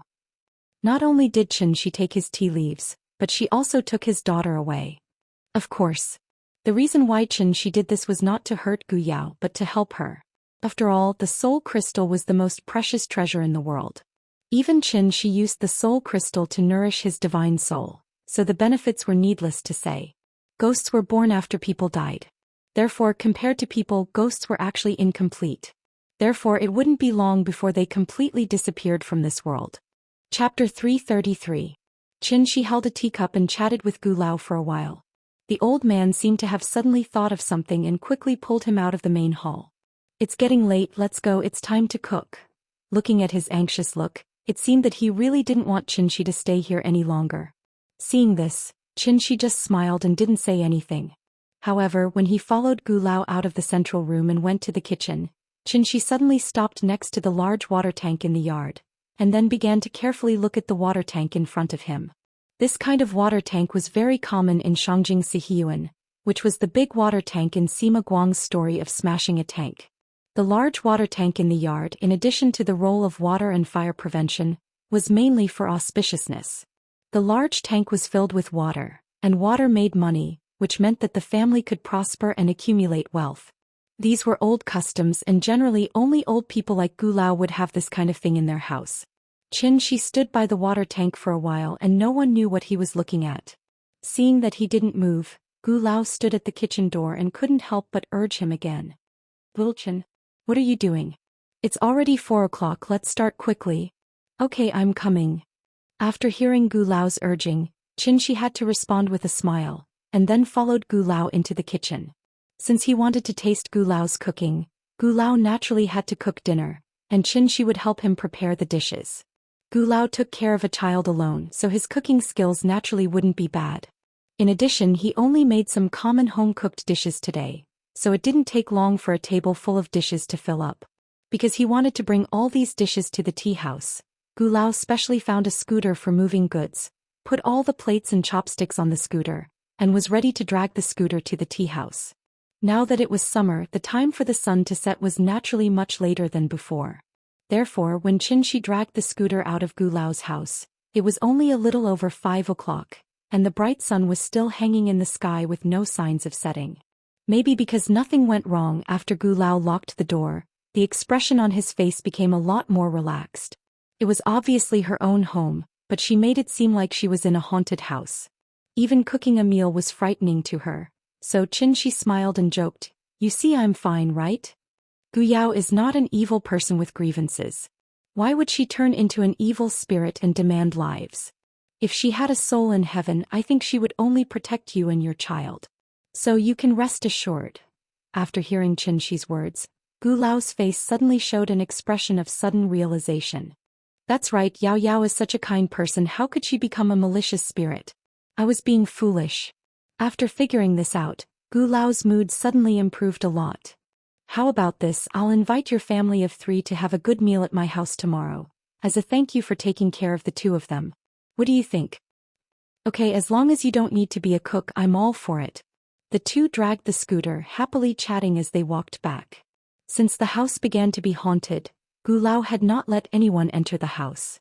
This time Xianxia jumped back and forth and the old man could finally put down the big stone in his heart. Xianxia and Gu Lao dragged the scooter back to the tea house. As soon as the door of the tea house was pushed open, the 3 little ones rushed out of the children's playground. Papa, what are we eating today? The little one asked Xianxia with a shy face. Looking at the little one's cute greedy face, Xianxia couldn't help but reach out and pinch her little face, and then open the food cover on the scooter. Grandpa made you a Beijing dish, do you like it? I like it. Grandpa's food is delicious. Before the little fellow could answer, the 2 brothers came over and chimed in. Then the older brother came to the little one's side and said proudly, "Sister, let me tell you what this dish is." After that, he pointed to the dishes on the scooter and wanted to tell the name of the dish. But at this time, the little one suddenly stood in front of him and then said very proudly, "You don't need to tell me. I know what this dish is. This is Beijing sauce shredded pork. This is crystal pork knuckle. And this is Malian meat. This is Fuguo chicken." Xianxia's culinary skills were superb. Every day she would cook different dishes for her. It could be said that this little thing had eaten all over the world, so a few classic Jingbang dishes were naturally not difficult for her. Maybe it was because he had overdone it today, so while the older brother and the little one were still thinking about the name of the dish, the younger brother was standing next to them, constantly swallowing saliva. Seeing this, Xianxia pinched the little one's little face, and then pushed the scooter into the tea house. "Well, you must be hungry. You go wash your hands first and then we'll eat." "Okay. Wash my hands." "I'll wash my hands first, then I'll eat first." "You can't eat if you don't wash your hands." The little one reacted the fastest. As soon as she heard Xianxia say that she wanted to wash her hands, she turned around and ran to the kitchen. After seeing her movements, the 2 brothers immediately followed, and at the same time they kept shouting, "I'll wash my hands first. I'll eat first." Looking at the 3 lively and cute children, Gu Lao was laughing so hard that he could not close his mouth. Even Qin Ruing could not help but shake her head with a smile, and then she asked them to run slower so that they would not fall. For a moment, This small tea house was filled with laughter and cheers. It was not the first time that the three little ones had eaten together, but when they were eating they were competing in different ways. Who could use chopsticks better? Who could eat more dishes? Who couldn't eat rice? Perhaps this was the advantage of having children together. Everything had to be compared, and under the intentional guidance of the parents, it became a healthy competition which made them more obedient. While the three little guys were stuffing themselves with food, 3A6 with Beijing plates suddenly stopped at the entrance of the tea house. Then many people got out of the three cars. Among these people there were men and women, and they dressed in completely different styles. Some of them were wearing loose sportswear while others were wearing well-tailored suits. When they stood together they didn't seem to match at all. Qiao Yuan was the head shopkeeper of the tea house, so she naturally knew how the tea house's business was. So when she saw so many people coming to the tea house she could not help but frown and whispered to Qin Shi, "Boss, these people don't seem to be here to drink tea." Qin Shi was busy wiping the oil stains on the little one's mouth. After hearing Qiao Yuan's words he said without raising his head, "It's okay, there are a few acquaintances." As if to prove Qin Shi's words. As soon as he finished speaking, a man in sportswear came to the door of the tea house, and then very politely knocked on the door. "Hello, Mr. Qin." Hearing this, Qin Shi finally raised his head. After glancing at the people outside the tea house, the corners of his mouth curled up into a faint smile. Where was this place? This was Hohai. Under the emperor's feet. Hohai was only a street away from Zongnanhai, and Zongnanhai was where Wuxia's luck was. The dragon vein of a country gathered here, so how could it be a place to breed evil spirits? Even if it was haunted it had to be in a different place. No wonder Gu Yao's ghost did not dissipate, so. Chapter 334. For Qin Shi, Zhonghai was a place full of memories and beautiful memories. But now he chose to settle down in Shangjing instead of the familiar Zhonghai. One of the reasons was naturally because the spiritual energy in Shangjing was far superior to other places. One had to know that as the ancient capital of the 5 dynasties, Shangjing had always been the most important place in Wuxia. Zongnanhai was located in the center of Shangjing. It was the place where the dragon veins converged. Could be said to be a place of pure yang. Naturally, it was impossible to breed evil spirits and accept filth. Hohai was adjacent to Zongnanhai. After Gu Yao died in a car accident, her yin spirit did not dissipate. Instead, it became more and more stable and even began to condense into a soul body. This was obviously a very strange thing. Because of this, Qin Shi speculated that this matter should be deliberately manipulated behind the scenes. And if he guessed correctly, this person should want to use the geographical advantage of Zongnanhai to organize Gu Yao's soul body and cultivate an extremely powerful Yin servant. The Yin servant did not have a physical body, so once the Yin servant was formed, its combat power would naturally be far superior to cultivators of the same level, and even stronger than Shikigami. But what kind of place was Zongnanhai? The Wu Lian's influence spread throughout the country, and there were countless experts under their command. How could there be a mistake here? Japanese. Yang Liao. How could it be? If the Japanese could cultivate Yin servants in Zongnanhai, what was the difference between that and riding on Huaxia's head and shitting? Therefore, even if Qin Shi used her but to think, she knew that this matter was definitely related to Wu Lian. It was just a thief crying out to catch a thief and a ghost crying out to catch a ghost. Moreover, this person's cultivation level was very high and he had a high status in the Wu Lian. Otherwise, the Wu Lian would not allow him to do this in Zongnanhai. Qin Shi's guess was correct. From the cars outside the tea house, it was not difficult to see that these A6 with military license plates were all Wu Lian cars. Qin Shi didn't know who the leader was, so he didn't answer immediately. Seeing that he didn't seem to want to drive him away, the man immediately lowered his head and said politely, "Mr. Qin, my name is Ding Qingji and I work for the General Supervision Office. The reason why I took the liberty to visit you today is because this is a very important matter and I need to verify it with you. Can you do me a favor?" After saying that, Ding Qingji bowed slightly and made an inviting gesture. Looking at his neither servile nor overbearing attitude and full of confidence, Qin Shi guessed that this person should be at least at the level of a sister-in-law. Director of the Supervision Office? He was the official in charge of Siju City. This was getting interesting. A smile suddenly appeared on Qin Shi's face. After glancing at Ding Qingji, he faintly said, "It's dinner time now. If you have anything to say, wait until I eat dinner first." Xi's attitude was so arrogant, but Ding Qingji's face did not show the slightest dissatisfaction.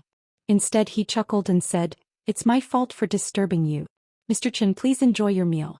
I'll wait for you outside." Ding Qingji looked at Xianxia with a smile, but Xianxia acted as if he didn't hear him.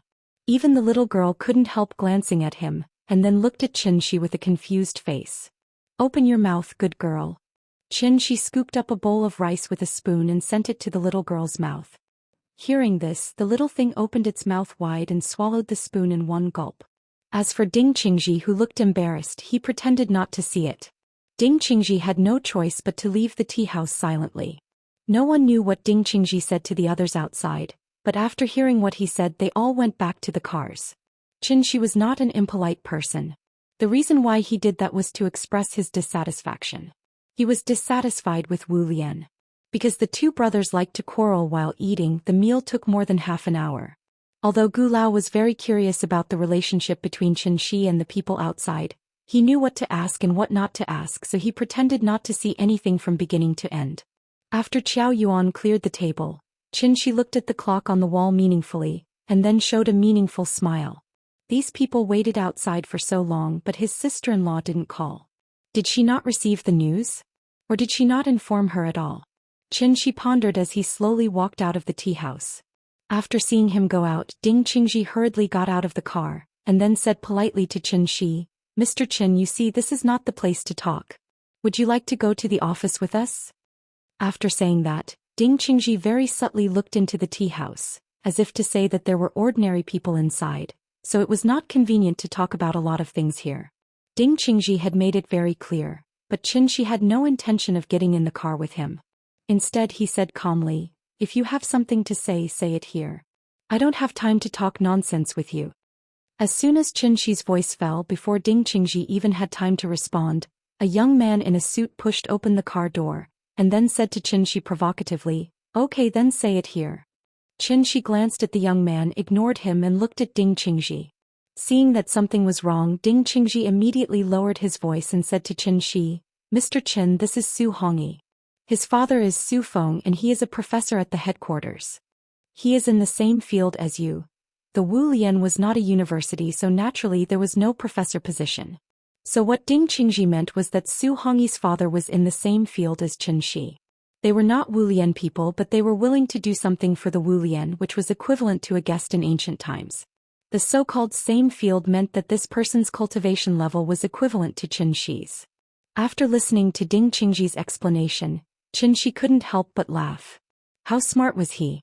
Just based on Ding Qingji's words, he could analyze a lot of things. You couldn't just look at the surface of things. If you just looked at the surface, things were simple. Xianxia captured Gu Yao's ghost, but Gu Yao's ghost was a ghost servant that Su Feng put in Hohai to cultivate. So they came to the tea house with great fanfare just to ask Xianxia to return the ghost to them. But in fact, things weren't that simple.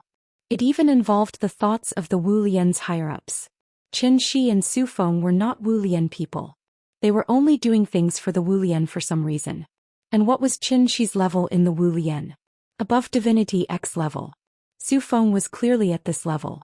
How could someone at this level of cultivation be willing to be someone else's lackey? Because they weren't Wu Lian people, the Wu Lian people had always been wary of them. Xianxia had been waiting in the tea house for his sister-in-law's call, but the Wu Lian didn't let her call him. Which meant, the Wu Lian wanted them to solve this problem by themselves. How could they solve it? The two of them had the same status and the same cultivation level. Since the Wu Lian didn't want to be a peacemaker, it meant that the Wu Lian wanted them to fight because of this. It was a small matter, but it was important to save face. The Wu Lian would find an excuse to let the two of them compete. No matter who won, the Wu Lian wouldn't suffer any losses. On the contrary, they could use one of them to attack the other party's arrogance and warn them not to cause trouble. The Wu Lian had plenty of ways to deal with them. It had to be said that the Wu Lian's little abacus was indeed loud and clear. But the Wu Lian made a serious mistake, and that was, they didn't know Xianxia well enough. So even though the Wu Lian knew that this would make Xianxia unhappy, he still did it. Perhaps Xianxia's second aunt, who was loyal to the Wu Lian and extremely utilitarian, was one of the masterminds behind the scenes. Being a guest once wasn't enough. This time he was being used as a tool. Xianxia didn't like this feeling. Therefore, after a long moment of silence, he opened his mouth and coldly said a sentence. And this sentence, it wasn't just for the young man but also for Ding Qingji. Chapter 335. Scram. It was a simple word, but it accurately expressed all the thoughts in Qingxi's mind. He didn't even bother to look at Ding Qingji and Su Hongyi. After spitting out this word, he turned around and walked towards the tea house. Mr. Qin Yu, seeing this, Ding Qingji couldn't help but panic. Before he could even finish his sentence, the young man behind him was like an ignited barrel of dynamite. He was so angry that he jumped up and down in an instant. Stop right there. Perhaps because he was too agitated, Su Hongyi's attitude was really bad. After Ding Qingji turned around and glared at Su Hongyi finally realized who he was talking to, so he immediately restrained his temper. He then lowered his head slightly and said with some sincerity, "I'm sorry, Mr. Qin, I was rude." Su Hongyi lowered his head and apologized, but Qingxi acted as if he didn't hear him. In the blink of an eye, he had already pushed open the tea house's door and was about to enter the house. Su Hongyi had no choice but to look at Qingxi's back and hurriedly said, "Sir, please wait. This is very important. The ghost that you took away was a Yin servant that my father carefully cultivated. He also said that if I can't find the Yin servant, then I don't have to go back. I respect you as a senior, but I hope that for the sake of my father and Wu Lian, you won't make things difficult for a junior like me." After saying this, Su Hongyi lowered his head and bowed respectfully to Qingxi. Face. Qingxi finally stopped in his tracks. However, he didn't turn around. Instead, he tilted his head slightly and said to Ding Qingji, "The people from the inspector's office are guarding outside every day. Don't you know that Gu Yao is Gu Qinghe's daughter? Of course we know this, but Gu Yao did die in an accident.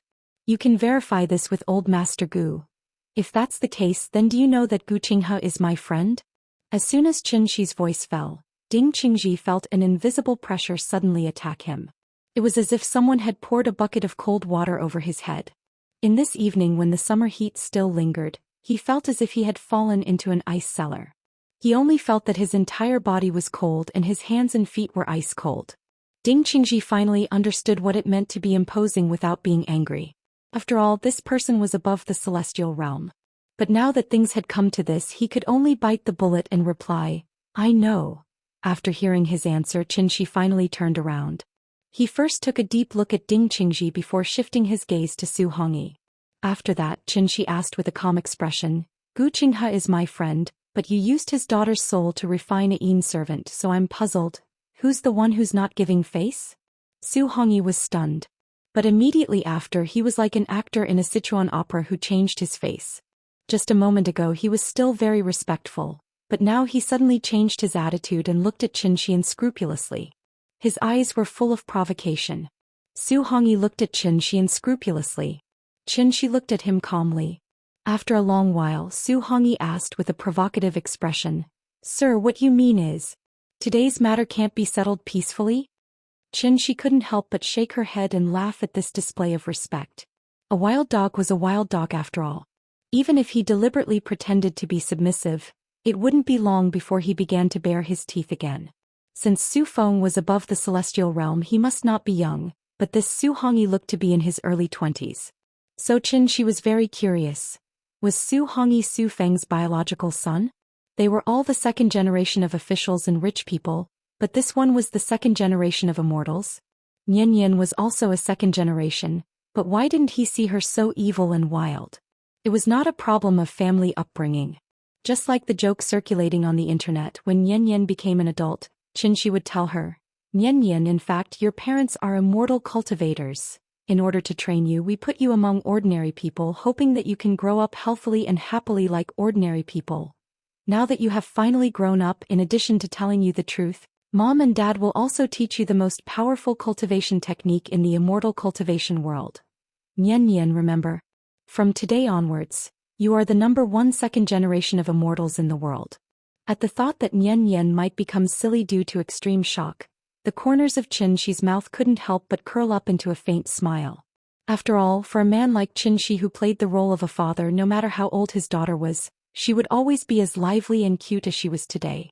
The more Qingxi thought about it, the more Su Hongyi was still thinking about how to provoke Qingxi and at the same time, let himself escape unscathed. This was Su Feng's test for Su Hongyi. He had to control the degree of infuriating Xianxia, but not make Xianxia lose his mind and accidentally kill him. For Su Hongyi this was a kind of test, but at the same time it was also a kind of training. Being able to face the anger of a celestial being would be of great help to his future cultivation. Everyone present had their own ideas. However, Xianxia's next reaction was completely out of Su Hongyi's expectations. It was like basking in the sun in Ho-Hai for the whole day, and now that the sun was about to set, it was naturally time to go home. Therefore, after looking up at the sun that was about to set, Xianxia yawned lazily, then turned and walked to the tea house. This time Ding Qingji and Su Hongyi were both stunned. In the face of Su Hongyi's provocative words, Xianxia actually did not have any reaction? Where was the dignity of a celestial being? Where was the principle that a grandmaster should not be humiliated? Couldn't he act according to common sense? Was the script wrong? Seeing that Xianxia had already pushed open the door of the tea house, Su Hongyi finally came back to his senses and hurriedly shouted, "Mr. Qin, my father said that if you don't hand over the Yin servant today, then the grudge is set. He will definitely pay you a visit in person another day." Pay you a visit? Xianxia stopped in his tracks again. After softly repeating this word, he tilted his head slightly and said with a calm expression, "He doesn't deserve it." After saying that, Xianxia's last bit of patience was exhausted, so he walked into the tea house without looking back. The door gently closed. Su Hongyi stood in place with a gloomy expression. After a long while he finally spat on the ground and said coldly to Ding Qingji, "Director Ding, as you can see, it's not that we're looking for trouble, it's him who doesn't know what's going on." As he spoke, Su Hongyi waved at the car beside him. Then someone quickly stepped forward and handed a letter to Su Hongyi. "This is a letter of challenge. Please pass it on to him." Ding Qingji took the letter of challenge, then frowned and advised, "I think this is a little inappropriate. Why don't you go back and talk to Mr. Su first? Otherwise, I can't explain it to the headquarters." Before Ding Qingji could finish, Su Hongyi waved his hand and interrupted him, then said righteously, "Director Ding, there's no need to say more. This is a private matter and has nothing to do with Wu Lian. Moreover, this Qin guy was rude first. How can my father just let it go like this?" Speaking of this, Su Hongyi suddenly turned his head and deliberately shouted in the direction of the tea house. "Su Feng declares, Mr. Su was rude first. Today I'm here to ask for forgiveness. This is well known to all Lubushel. If Mr. Su dares to accept the challenge, we'll be waiting for you at the peak of Taihang in 3 days. Think carefully, don't regret it." Chapter 336. As soon as the words "life and death duel" came out of Su Hongyi's mouth, it was as if he had been injected with chicken blood. His face instantly became much rosier. Based on his reaction, it was not difficult to see that he was very excited. His blood was boiling and he was inexplicably excited. In fact, this matter was not that big of a deal.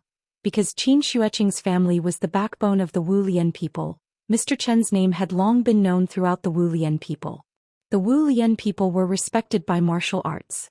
Su Feng, who was also above the heavenly man level, was naturally eager to prove his strength. Mr. Qin naturally became Su Feng's best choice. As long as he defeated Xianxia in public, Su Feng's status in the Wu Lian people would naturally skyrocket.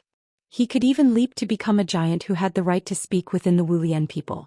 As the saying went, in a mediocre life, fame and fortune were just worldly possessions. But since ancient times, how many people could be exempt from this custom? Su Feng had descendants and apprentices. Even if it was not for himself, he had to think about his apprentices and apprentices.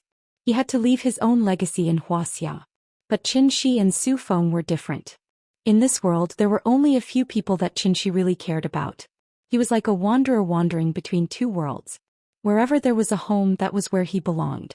Yingying and Yanyan were on Earth, so Earth was his home. As for his legacy, wasn't Yanyan his legacy? It was enough to have such a well-behaved, smart and sensible daughter. Old Gu was just an ordinary person. In addition, he was old, so it was normal for him to have blurred vision. Therefore the old man did not hear Su Hongyi's shout. But just by looking at Su Hongyi's posture, old Gu knew that this junior was not saying anything good. Therefore when Xianxia returned to the tea house and sat down, old Gu could not wait to ask, "Little Qin, who is that outside?" "He's a former colleague of the company. Now that the company's performance is not good, the board of directors wants to invite me back. So they sent him to persuade me. Lobbyist. Hearing this, Gu Lao frowned and looked out the window. Then he asked doubtfully, but from the way I see it, he doesn't look like he's here to be a lobbyist. He looks like he's here to cause trouble. That's normal. If I go back, won't he have another competitor for no reason? Of course he doesn't want me to go back. After hearing Qianxi's words, Gu Lao's face suddenly showed an expression of realization. Then he nodded and said, "That's true. I see that you are doing well as the owner of a small tea house, so it's better not to go back. It will be troublesome." You're right. Qianxi and Gu Lao were chatting in the tea house. Outside the house. After Su Hongyi shouted, he stood still and waited for Qianxi's reply. However, Qianxi did not give any response. After a full 10 minutes, Ding Qingji finally couldn't help but ask in a low voice, "Young Master Su, you see Mr. Qin hasn't given a definite answer. Does matter? Why don't we just leave it at that?" Huh.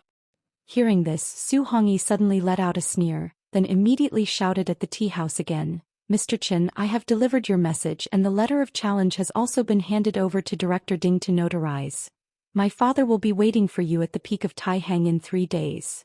This battle will be watched by the world. I hope you won't miss the appointment so as not to become a laughingstock. You're the most elegant person in Wuxia, so I'm sure you won't back down. If that's the case, I'll take my leave first." After that, Su Hongyi bowed to the tea house, then got in the car and left. From beginning to end, Qianxi did not give any response. However, after hearing Su Hongyi's last sentence, Qianxi couldn't help but sneer. He was being ridden on top of his head. Night. The early summer night didn't have the irritability of the day, and the sudden breeze even seeped in a slight chill. The smog in Shangjing had always been very serious, but today it sprinkled a little bit of starlight for the first time. After the little girl finished washing up, she lay on the windowsill and looked at the stars for a while, then played with Big Head for a while. Only then did she reluctantly climb into bed under Qianxi's repeated requests. According to the usual rhythm, Qianxi would tell her 1 or 2 short stories, and then this little thing would fall into a deep sleep. But today, for some reason, after Qianxi told her 2 short bedtime stories, this little thing was still very energetic and kept crawling on Qianxi and Qinruing. Qianxi had no choice but to hold her in his arms and then gently persuade her, "Nian Nian, be good, it's already 12 o'clock, you should rest early and have enough energy to play tomorrow, okay?" Hearing this little thing pouted and said coquettishly, "I don't want to sleep." "Then what do you want to do?" "I don't know." The little thing shook her head blankly. But then, as if she suddenly thought of something, she quickly turned her head to the end of the bed and shouted, "Big cat! Big cat! Come here!" Big Cat was lying in the corner with its eyes closed, and after hearing the little thing's shout, it quickly jumped onto the bed. Meow. Just as Big Cat meowed, the little thing hugged it in her arms, and then put it on the pillow next to her. "Big Cat, it's cold outside, don't run outside, sleep with me. I'll cover you with a quilt." As she spoke, the little thing grabbed the cold quilt and then, like Qinruing, gently covered the Big Cat with the quilt. Meow. Big Cat lay on the bed and looked at the little thing with a confused expression. After this period of cultivation, it had reached the peak of wisdom and could break through at any time, so even Qianxi did not force it to play with the little thing recently. But today this little thing did not know what was wrong with it. In the middle of the night, instead of sleeping, it came to ask it to sleep. Did it still need to sleep? Big Cat was wondering if it should escape, but after the little thing covered it with the quilt, she gently put her little hand on it and then imitated Qinruing's tone and said, "Big Cat, be good, you're the youngest, I want to take care of you, when you fall asleep I'll sleep." These were the words Qinruing usually said to her. Who would have thought that this little thing would actually apply what she learned? So, she had learned to care for others now? This was a good thing, so naturally he would encourage her. Therefore, after Qianxi glared fiercely at the Big Cat, it reluctantly closed its eyes, curled up into a ball next to the little thing and pretended to be asleep. The little thing waited for a while, and when she thought that it was really asleep, she carefully covered the Big Cat with the quilt, and then obediently lay back on the bed. "I'm going to sleep." Perhaps because she had experienced the joy of taking care of others, the little thing lowered her voice and said such a sentence, and was no longer naughty, but obediently closed her eyes and fell asleep. Looking at her very loving action, the couple's faces could not help but evoke a trace of a smile. It was only after the little fellow had truly fallen asleep that the day was truly over. And at this time, Qinruing looked at Qianxi and asked softly, "Today's matter, what do you think?" Obviously she also heard Su Hongyi's words. Qin Ruiying was very clear about Qianxi's strength, and naturally she was not worried about Qianxi's safety, so she was just casually asking. Anyway, no matter what decision Qianxi made, she would support it. I heard that the scenery at the top of Taihang Mountain is not bad. Why don't we take Nian Nian there to see the scenery? I think that's a good idea. Then it's settled. Okay. In a few words, the couple settled this matter, and then began to discuss how to arrange the itinerary. As for Su Feng's challenge. Chapter 337. Going north to the Taihang Mountains, how difficult is it? Sheep intestines are twisted, the wheels are destroyed. How bleak are the trees, the north wind is mournful. Cao Cao's poem, Journey of the Bitter Cold, described the magnificence of the Taihang Mountains. The Taihang Mountains started north from Shangjing and extended south to Jinzhou. The 800 miles of Taihang spanned across 4 provinces. Could be said to be vast and majestic. Because of the direction of the mountains, the Taihang Mountains were higher in the north and higher in the south. The peaks were mainly concentrated in Jizhou, not far from Shangjing. It was also because of the towering peaks in the north of Taihang that it formed a completely different landscape from the south. In the depths of the mountains, one could see cliffs that looked like they were carved by knives and axes, deep and narrow canyons and winding rivers. The road wound up the steep cliffs, going round and gradually disappeared into the clouds. Looking down through the car window, one could see the erratic clouds in the mountains, and the lush greenery that even the fog couldn't cover. Layers of green forest, enchanting wilderness. The little girl didn't like to sit in a car because it always gave her a feeling of suffocation. Therefore, compared to a car, the little girl preferred to sit in a bus. After all, the bus was spacious and had a wide view. Sitting in the bus, one could see the beautiful scenery of the mountains. Today they were hiking, so Qin Ruiying gave the little girl a set of children's sports clothes. Her hair was tied up in a bun, revealing a round and rosy little face. She looked particularly lively and cute. Click, click, click. The little girl sat on Qin Ruiying's lap and took pictures with her mobile phone. But she didn't have a sense of beauty, so she just took pictures for fun. As long as she heard the click-click sound of the phone, the little girl couldn't help but giggle. Come to think of it, only a child's laughter could be so innocent and crisp. He came out to play for fun. And her laughter seemed to have a strange magic that could infect the people around her. As long as he heard her crisp laughter, he would feel like he had really escaped from the city, put aside his work and worries, and enjoyed life with a natural state of mind. Therefore, even though this little thing kept on making noises throughout the journey, the other passengers in the carriage didn't find her too noisy. Instead, they would turn back to look at the couple from time to time. They didn't hide the envy in their hearts at all and kept on praising this child for being so cute. It was May 24th, Wednesday. It was an ordinary Wednesday. Because it was a working day, at least 1/3 of the seats on the bus were empty. The Taihang Mountains were very long. Basically, every province had its own scenic spots. The scenic spot where Qianxi's family was now was the one with the highest elevation among the many scenic spots, Zaiwutai Mountain Scenic Spot. Originally, they wanted to go to the highest east stage to see the scenery. However, when they came here, they heard from the management staff of the scenic spot that because of the heavy rain a few days ago, there were mudslides and landslides on the road to the east stage. Therefore, the east stage was temporarily closed. With no other choice, Qianxi and his family could only depart from the Red Cliff Castle and follow the winding mountain path to the North Terrace, which was slightly lower than the East Terrace. They planned to camp in the North Terrace for the night before returning home. They were traveling, so naturally they couldn't be in a hurry. The Zhuotai Mountain was very steep. It had always been called the novice training camp for mountaineers. After setting off from the Scarlet Cliff Castle, Qianxi let the little girl sit on his shoulders, and then he held Qin Ruiying's hand, and the family of 3 leisurely strolled through the lush green peaks. They walked slowly. At this speed it would take at least 4 or 5 hours to climb the North Terrace. When Qianxi finally climbed over a mountain, the view suddenly became much wider. The little girl rode on his shoulder and looked around. She couldn't help but shout excitedly, "Papa! I like it here."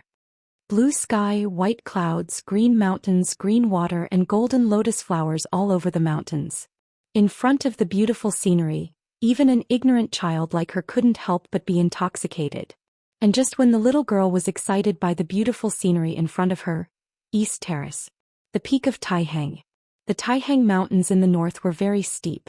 The development value was far less than the 3 mountains and 5 peaks, so there were basically no buildings on the mountain. Therefore, the most original natural scenery was maintained. After climbing over the mountain and climbing to the top, looking back at the bleak place, the clouds were thousands of miles away, the mountains were thousands of layers, the sun was shining and everything was shining. A sense of heroism rose in the chest. It was worth the trip. Unfortunately, the road to the East Terrace had been temporarily closed. This beautiful scenery was destined to not be with Xianxia's family. Although the path up the mountain had been sealed, the peak of Taihang was currently filled with people and bustling with noise and excitement. These people were naturally not hikers who came to enjoy the scenery. As early as 3 days ago, when Su Hongyi loudly read the letter of challenge outside the tea house, the whole Wuxia was shocked. For such big news, with the usual attitude of the Wulian, he would definitely order a ban on it. Maintaining stability, everyone was used to it. But this time was different. The Wu Lian had no intention of blocking the news at all. Instead, he allowed it to spread throughout the country in a very short time and even the whole world. That night, countless people couldn't sleep. Even more people rushed to Taihang Mountain overnight, wanting to be the first to occupy the best viewing position in the East Terrace, hoping to see the upcoming battle with their own eyes. If they could get some inspiration from it, how would it help their future cultivation? This battle involved 2 celestial beings. One was Mr. Qin, who rose like a comet and was directly rated X by the Wu Lian. The other was Su Feng, the leader of the Yin Ghost sect who had been in charge of the Southwest for hundreds of years. Celestial beings. A battle of life and death. What kind of grand event was this? Because Mr. Qin was too mysterious, no one knew who would win this battle. To be honest, if it weren't for the unreliable rumors that spread from time to time within the Wu Lian, no one was optimistic about Mr. Chen's victory. But he lived up to his reputation. Since the Wu Lian admired Mr. Chen so much, there must be something special about him, and his strength should not be underestimated. Therefore, this battle could be said to be the focus of the world's attention. There was an open space at the highest point of the East Terrace, with an area of about 10 square meters, which could be regarded as an excellent viewing platform. Those who came to watch the battle were not ordinary people, but they all tacitly stood at the mountainside at least 100 meters away from the viewing platform. No one dared to take a step forward. No one dared to talk about it. Except for the sound of the wind, not even the sound of birds or insects could be heard. It was silent. All this was because there was one person sitting on the viewing platform. He would climb to the top and look down on all the other mountains. Facing this magnificent and beautiful scenery of the mountain peak, this person closed his eyes tightly and sat upright like a rock on the observation platform. He didn't move at all. But there was an incomparably strong force that kept flowing out of him, like a dark cloud on a cloudy day, weighing heavily on everyone's hearts. Finally, someone couldn't bear the pressure. After retreating a few hundred meters, he let out a long sigh of relief. Looking at the mountaintop, he couldn't help but sigh. Heavenly man, Senior Su has really reached the realm of oneness of heaven and men. Senior Su has been sitting here for 3 days, but Mr. Qin hasn't shown up. Do you think, is he arrogant or he doesn't dare to come at all? In a battle between heavenly man and heavenly man, victory and defeat is only a hair's breadth away. The most important thing in a war is the right time, the right place, and the right people. Mr. Su has been sitting here for 3 days and he has already familiarized himself with the surroundings. If Mr. Qin is going to fight, he should have come here in advance to familiarize himself with the place. The sun is about to set. Why hasn't he shown up yet? Could it be he really doesn't dare to come? A few peak strength warriors hid on the mountainside and whispered to each other. Su Feng's letter of challenge didn't mention a specific time for the final battle. So according to tradition, as long as the sun hadn't set, the day was not over yet. If Mr. Qin still didn't show up when the sun went down, it could be assumed that he had admitted defeat. Mr. Qin is at least above the heavenly man level. I don't think he will run away before the battle, right? Otherwise, wouldn't it be a joke to be above the heavenly man level? He shouldn't run away before the battle. Maybe Mr. Qin is delayed by something. Let's wait a little longer. Anyway, there's still some time before the sun goes down. Maybe he's already on his way. Chapter 338. Why hadn't Mr. Qin come yet? This question had become a common question in everyone's heart. Did he not dare to come? Or did he not want to come? Although this was the guess in everyone's heart, No one could give an accurate answer. Someone once said that the dignity of a celestial being was more important than life. And the so-called dignity did not simply refer to face. How much was face worth? What was really important? It was the determination to push a cultivator forward. From the moment they stepped on the path of cultivation, they were destined to compete with the heavens, with the earth, and with all living things. Even if the road ahead was difficult and dangerous, they had to cut through all obstacles and press forward. Natural selection, survival of the fittest. Only by fighting for that slim chance of survival could one shed mortality and become an immortal and live freely in the world. This battle was the focus of the world's attention, and for Su Feng it was a matter of life and death. How could he just laugh it off? Therefore, as early as 3 days ago, Su Feng had already arrived at the peak of Taihang. Then he meditated here for 3 days, adjusting his state to the peak. Such a move not only expressed the importance he attached to this battle, but it was also a necessary tactic. The reason why Su Feng meditated here for 3 days was not because he was bored, but because he wanted his essence, energy, and spirit to be closely connected with the mountains and rivers.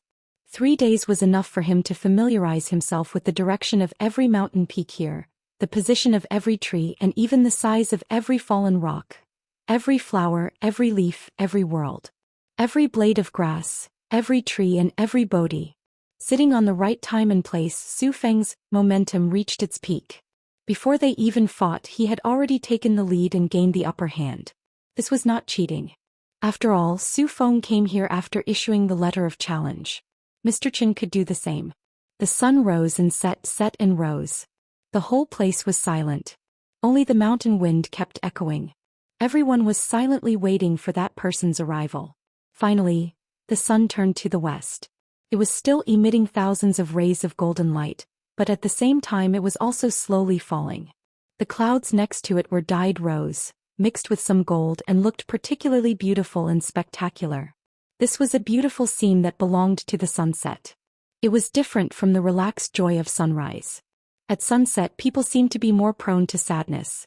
The whole world seemed to fall into darkness at any time. The day was about to end, but Mr. Qin still did not show up. Where is it? Could it be that he really didn't dare to come? Finally, Su Feng opened his eyes and silently gazed at the setting sun on the horizon. At this moment no one knew what he was thinking. Where was Mr. Qin? Wasn't he still busy boiling water and cooking in Beitai? Since they were camping, they naturally had to bring enough equipment, so even Qin Ruoying was carrying a big backpack today. The family of 3 chose to set up camp in a leeward location. After that, Qianxia piled up the dry branches that he had picked up along the way. Then, when the little fellow was not paying attention, he lit the firewood with a puff sound. This time the little thing was truly overjoyed. They were going to sleep on the mountain today. The real mountains, the real wilderness. This was not a man-made campsite like the one in Forest Park.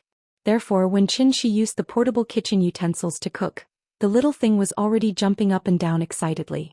She could not help much, so Qin Ruoying asked her to wait in the tent obediently.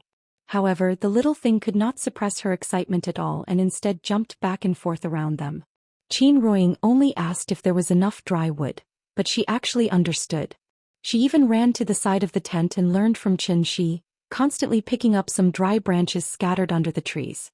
She did not know whether these branches were suitable for firewood, so she just threw them all into the fire. If it were not for the fact that her father did not need any fuel to start a fire, this weak pile of firewood would have been smashed out by this little fellow. The conditions were limited, so Qianxia could only make a few simple farmhouse dishes, most of which were simmering. When he was cooking, he did not forget to throw a few potatoes into the fire, ready to let the little fellow taste the taste of potatoes cooked with firewood. What was the taste of the wild? This was called the taste of the wild. Qin Ruoying spread the tablecloth outside the tent, and Qianxia used the snack box to serve the dishes.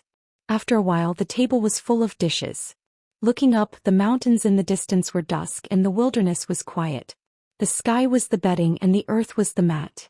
Just like that, the family of 3 sat on the rock, facing the night breeze as they ate this not exactly exquisite but absolutely delicious camping dinner. Because the potatoes were too hot, the little fellow threw them on the ground and gently kicked them with her feet. This was the method that Qianxia taught her, which could quickly cool the potatoes. After the potato had cooled down a little, she picked it up. She didn't care how dirty the potato skin was. After tearing it open, she began to chew on it. Papa, look, stars. Although the sun hadn't set yet, the stars were already shining in the east of the dusk. The setting sun was like fire here and the stars were shining there. What a rare picture, the little fellow was almost stunned. Is it beautiful? Yes. Then Papa will show you a better one. After that, Xianxia suddenly raised his right hand, and then pointed to the east with his fingers like a sword. Then, a blue light suddenly rose. Like a meteor, it flashed over the little fellow's head, and then left a long shadow in the sky. Meteor. Meteor. I know. It's a meteor. The little fellow jumped up and down excitedly. Her clear and melodious voice reverberated throughout the valley, like a cheerful bird flying freely under the boundless sky. At the same time. East stage. The peak of Taiheng. In fact, the sun had already set. But because of the refraction of the clouds, the afterglow of the setting sun could still be seen on the mountain, giving people the illusion that the sun had not set yet. Mr. Chen did not come after all. Even if people did not want to believe it, it was the truth. He was afraid of the battle. Many people came to watch the battle with a pilgrimage mentality, but they did not expect to see such a result in the end. This was something no one had expected. From today onwards, Mr. Chen's name would become Wuxia's biggest joke. After everyone shook their heads and sighed, they finally walked down the mountain in low spirits. Only a few people were still standing in the same place, unwilling to leave. Su Hongyi stood on a large rock closest to the observation deck. When he saw the sun sink into the mountaintop, he couldn't help but smile. From this moment on, everything was different from before.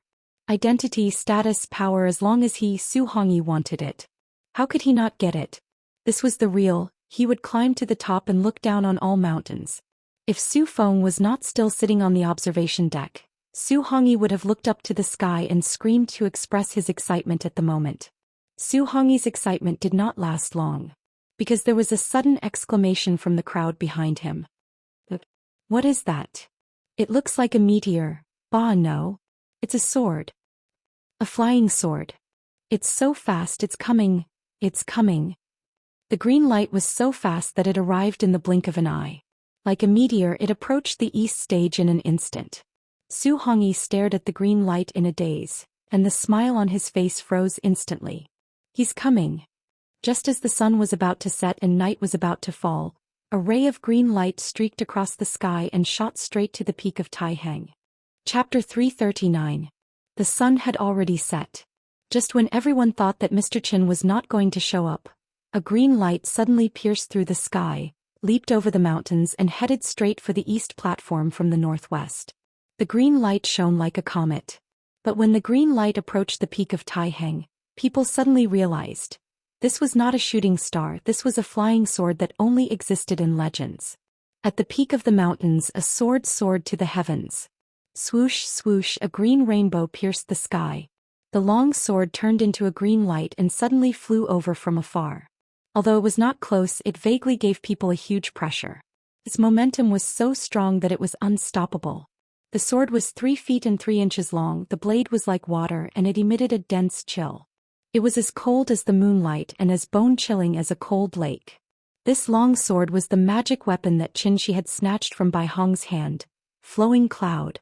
Because the long sword was flying too fast before anyone could react, the long sword had already arrived at the peak of Taiheng, and the tip of the sword was pointed straight at Su Feng, who was sitting on the observation platform. Good timing. Seeing this, Su Feng let out a long howl to the sky. Then, like a giant python that had been dormant for a long time, he suddenly soared into the sky. His black robe fluttered in the wind, and for a moment he was like a god descending to earth, facing the flying sword in the sky. However, when Su Feng soared into the sky and was ready to face the sword, he truly felt the majestic power contained in the sword. Under the sky that was not late at dusk, twilight gradually rose and the mountain wind raged. The sword seemed to have torn the sky apart, leaving a shallow mark in the void. Wherever the long sword went, the spiritual energy at the peak of Taiheng surged toward it. The spiritual energy of heaven and earth kept converging into the sword, but it gradually increased the power of the sword. In the end, this power made Su Feng feel like he was in a trance, as if he was not facing the sword but the entire sky. The sky had collapsed. The power of this sword was so terrifying. Su Feng's face turned cold. He did not have time to think about where this flying sword came from, and he instinctively stirred up the vitality in his body.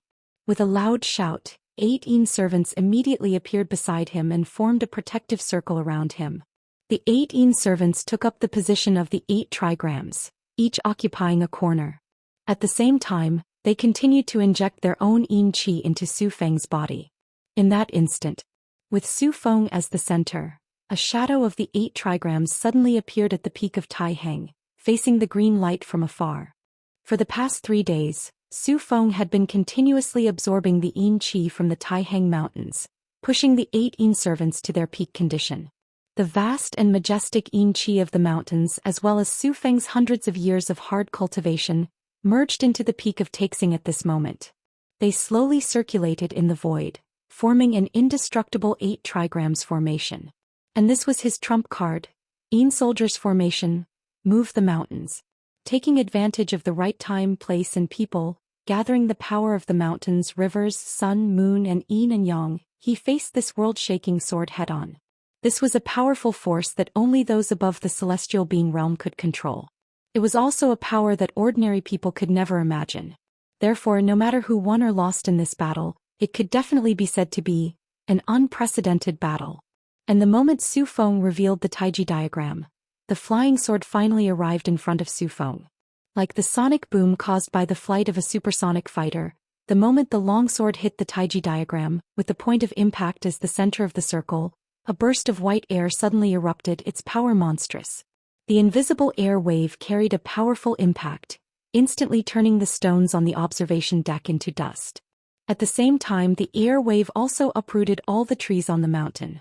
For a moment, the peak of Taiheng was filled with dust and dirt, as if it had been hit by a Force 12 typhoon.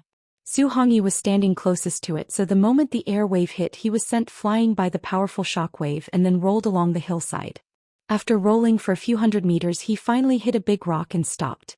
Gravel and dust constantly fell on Su Hongyi, and in a short while he was buried alive.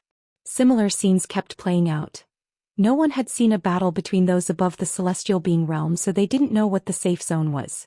If it weren't for Wu Lian's consideration of not letting everyone get too close, the peak of Taiheng would have been dyed red with blood today. And this was based on the situation where Su Feng flew into the sky and took the sword head-on. If Su Feng was still standing on the observation deck, this sword, wouldn't it have shaved the mountain? The lucky ones with lower cultivation were standing farther away in advance, and after the explosion they ran faster than anyone else, so they were not injured because of this. By the time they looked at the viewing area in shock, they realized that everything had already been settled. The air wave dissipated. Su Feng was still flying in the air, but his black robe was torn to shreds by the air wave, and from afar he looked like a rag doll. As for the Taiji diagram, it had already turned into a light smoke, dissipating at the peak of Taiheng. Su Feng didn't seem to be injured. That was because the flying sword suddenly stopped in the air after breaking the Taiji diagram. The blue light around the long sword had already dissipated. If it weren't for the fact that it was still floating quietly in the air, it wouldn't have looked much different from an ordinary long sword. However, although there were no visible wounds on Su Feng's body, most of his primordial qi had been shaken away. Like an old man whose body had been hollowed out, Su Feng stared blankly at this long sword that was right in front of him. He actually couldn't maintain his high void wind resistance state, falling straight down from the sky just like that. Bang! With a muffled sound, Su Feng crashed heavily into the ground. But right after that he crawled up from the ground shakily. Su Feng half knelt on the ground trying to raise his head. In addition to shock, fear, there was also some disbelief in his eyes. One sword. Only one sword. He couldn't even take one sword from Mr. Qin? From beginning to end, Mr. Qin had never shown his face. With only one flying sword, he had cut off half of his cultivation and completely turned him into a cripple. Su Feng stared blankly at the flying sword in the sky. Suddenly, the sword vibrated slightly. After seeing this scene, Su Feng suddenly felt as if he had been struck by lightning. The expression on his face suddenly became extremely nervous and frightened. So, after a shudder, Su Feng suddenly lay on the ground, his forehead pressed against the soil, and shouted in a trembling voice, "Thank you, Mr. Qin, for sparing my life. Thank you, Mr. Qin, for sparing my life. Thank you, Mr. Chen, for sparing my life. After Su Feng shouted 3 times, he even raised his head and kowtowed heavily on the ground 3 times. When the few martial artists who were not affected by the blast saw this scene, they were immediately dumbfounded. Even their eyeballs almost fell out of their sockets. What happened just now? Su Tianren lost? And he was so scared that he knelt down and begged for mercy? After being stunned for a moment, a smarter guy suddenly came back to his senses and couldn't help but shout excitedly, I understand. The reason why Xian only attacked after the sun went down. That's because he didn't take Su Tianren seriously at all. Su Feng doesn't deserve to fight with him at all. Hearing this, the rest of the people suddenly had a look of realization and hurriedly nodded in agreement. Yes, that's it. But what I don't understand is, Su Tianren is also above the celestial being level, but he couldn't even take one sword from Mr. Chen. Then, what realm should Mr. Chen be in? No one could answer this question. Everyone looked at the sky again. After Su Feng kowtowed 3 times, the sword turned into a green light again and flew back along the way it came. In the blink of an eye, it completely disappeared into the horizon. The mountain wind was still whistling. But in the blink of an eye, the peak of Taiheng had completely changed. Chapter 340. The farce finally came to an end. In fact, whether it was Su Feng or the onlookers present, any thoughts or opinions of them were meaningless to Qianxia. The reason why he showed off his skills today was mainly to remind Wu Lian, what you saw was only a part of me. From beginning to end, Wu Lian had never really understood Qianxia. As for the others, if it weren't for Qianxia's photographic memory, he probably wouldn't even remember the names of Su Feng and Su Hongyi, let alone the others. Anyway, no matter who or what, in short, there was only one sentence. I didn't care. There was a lot of noise in the east platform, but the north platform was still a peaceful scene in the mountains. The night breeze was gentle and the stars were twinkling. This time Qianxia had specially brought a skylight tent. The whole family lay in the tent and looked up at the bright starry sky. That warm and comfortable feeling made the little guy let out comfortable moans through his nose. She didn't want to say anything. She just kept climbing up and down on Qianxia and Qin Ruiying, using her parents' bodies as a cushion. It was soft and very comfortable. The next morning, when the sun just peeked out from the top of the mountain in the distance, the little girl yawned and got out of the tent. After a simple wash, Qianxia took her to the top of the mountain and looked into the distance. The green mountains in the distance were dark and misty. Far away from the smog of Shangjing, large clouds floated gently on the top of the mountain. Seeing such a beautiful scene, the little girl excitedly ran on the grass. Children at this age were always innocent and beautiful, like a flawless gem, pure and dazzling. She grinned and laughed like a butterfly swimming in the flowers. Accompanied by the beautiful morning sun, her laughter resounded throughout the mountain. Nian, be careful of the stones under your feet. Don't fall. After packing up the tent, the little girl still didn't want to leave. Qin Ruiying stood aside and watched her run freely on the grass. This was the fruit of her and Qianxia's love, the baby she gave birth to after 10 months of pregnancy. Therefore, whenever she saw Nian giggling happily, Qin Ruiying's mouth would always reveal a faint smile. Qin Ruiying quietly accompanied the little fellow. Qianxia, who was still packing, suddenly turned his head and looked at her quietly. The woman in front of him, whose heart was as simple as a simple flower, was still as moving as ever. Falling flowers are silent. People are as indifferent as chrysanthemums. The beauty of a book can be read. He reckoned that he wouldn't be able to finish reading Qin Ruiying's book in his lifetime. Qianxia looked at Qin Ruiying quietly, while Qin Ruiying looked at the little fellow quietly. This scene was very similar to the hazy mood described by Bian Jilin in Cliffhanger. You stand on the bridge and look at the scenery. The sightseer is looking at you from upstairs. The moon adorns thy windows, you decorate other people's dreams. And you are my dream. When the family of 3 returned to Scarlet Cliff Castle and got on the bus again, it was already 4 o'clock in the afternoon. The short trip to Taiheng ended in such a joyful atmosphere. Although the little fellow still wanted to continue, when she thought of the 2 brothers who were still waiting for her in the tea house, she couldn't wait to fly back to Shangjing. Because she could show off in front of them again. This little fellow was still young, but she especially enjoyed the feeling of being envied. And the 2 brothers gave in to her, so every time she showed off, even if they weren't interested, they would try their best to look extremely envious. Thinking about it, it was quite difficult for the two of them. In the past, when Auntie Zhang took care of Nian, the child was a careful and cautious mimosa. Now that she had been with her parents for a long time, the mimosa had become a little daisy commonly seen on the roadside. Lively and cute, she wasn't weak and delicate like the precious flowers. Xianxia was very satisfied with this. The bus soon arrived at Shangjing. As soon as they walked out of the bus station, Xianxia took the little fellow to the parking lot. Before he could reach out to call a taxi, two girls in their early 20s suddenly ran in front of him and excitedly pointed at the little fellow and said, "Hello, is this your daughter?" The two girls were quite good-looking. Big eyes, sharp chins and high noses. They were the most popular faces on the internet. The two of them wore sports vests that exposed their navel and a pair of tight-fitting sports pants, which perfectly displayed the advantages of their figures. "Ah yes, what's the matter?" Xianxia had always been very polite to ordinary people, so he simply nodded. "Brother, it's like this.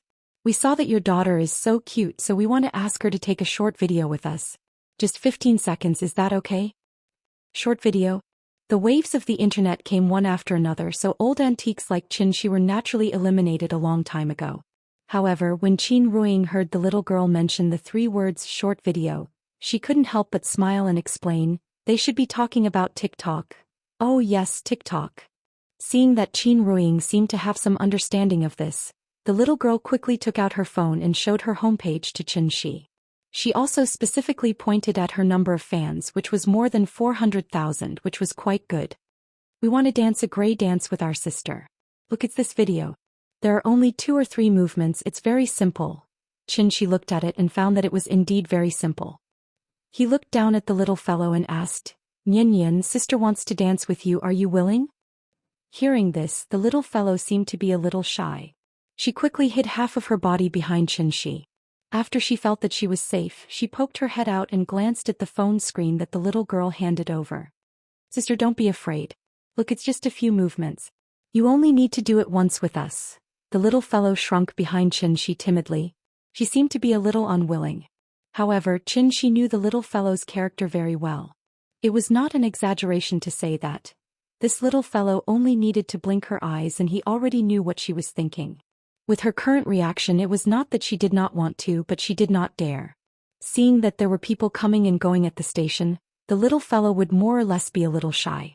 In this case, Xianxia, as a father, naturally had to encourage her more. Just play for fun, treat it as entertainment and train her courage at the same time. It was a good thing. Therefore, Xianxia squatted beside the little fellow and persuaded her for a while.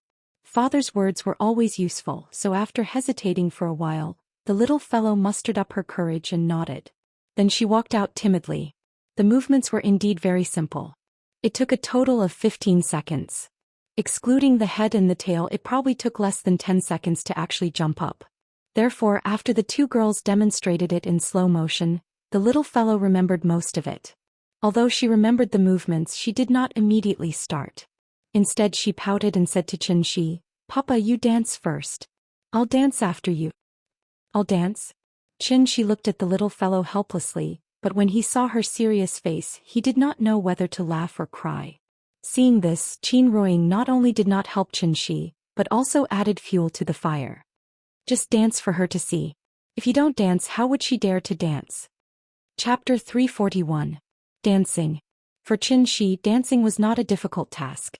It was nothing more than making one move after another according to the rhythm of the music. But when she thought about how he was going to perform a web celebrity dance in such a crowded place, Xianxia felt a little weird.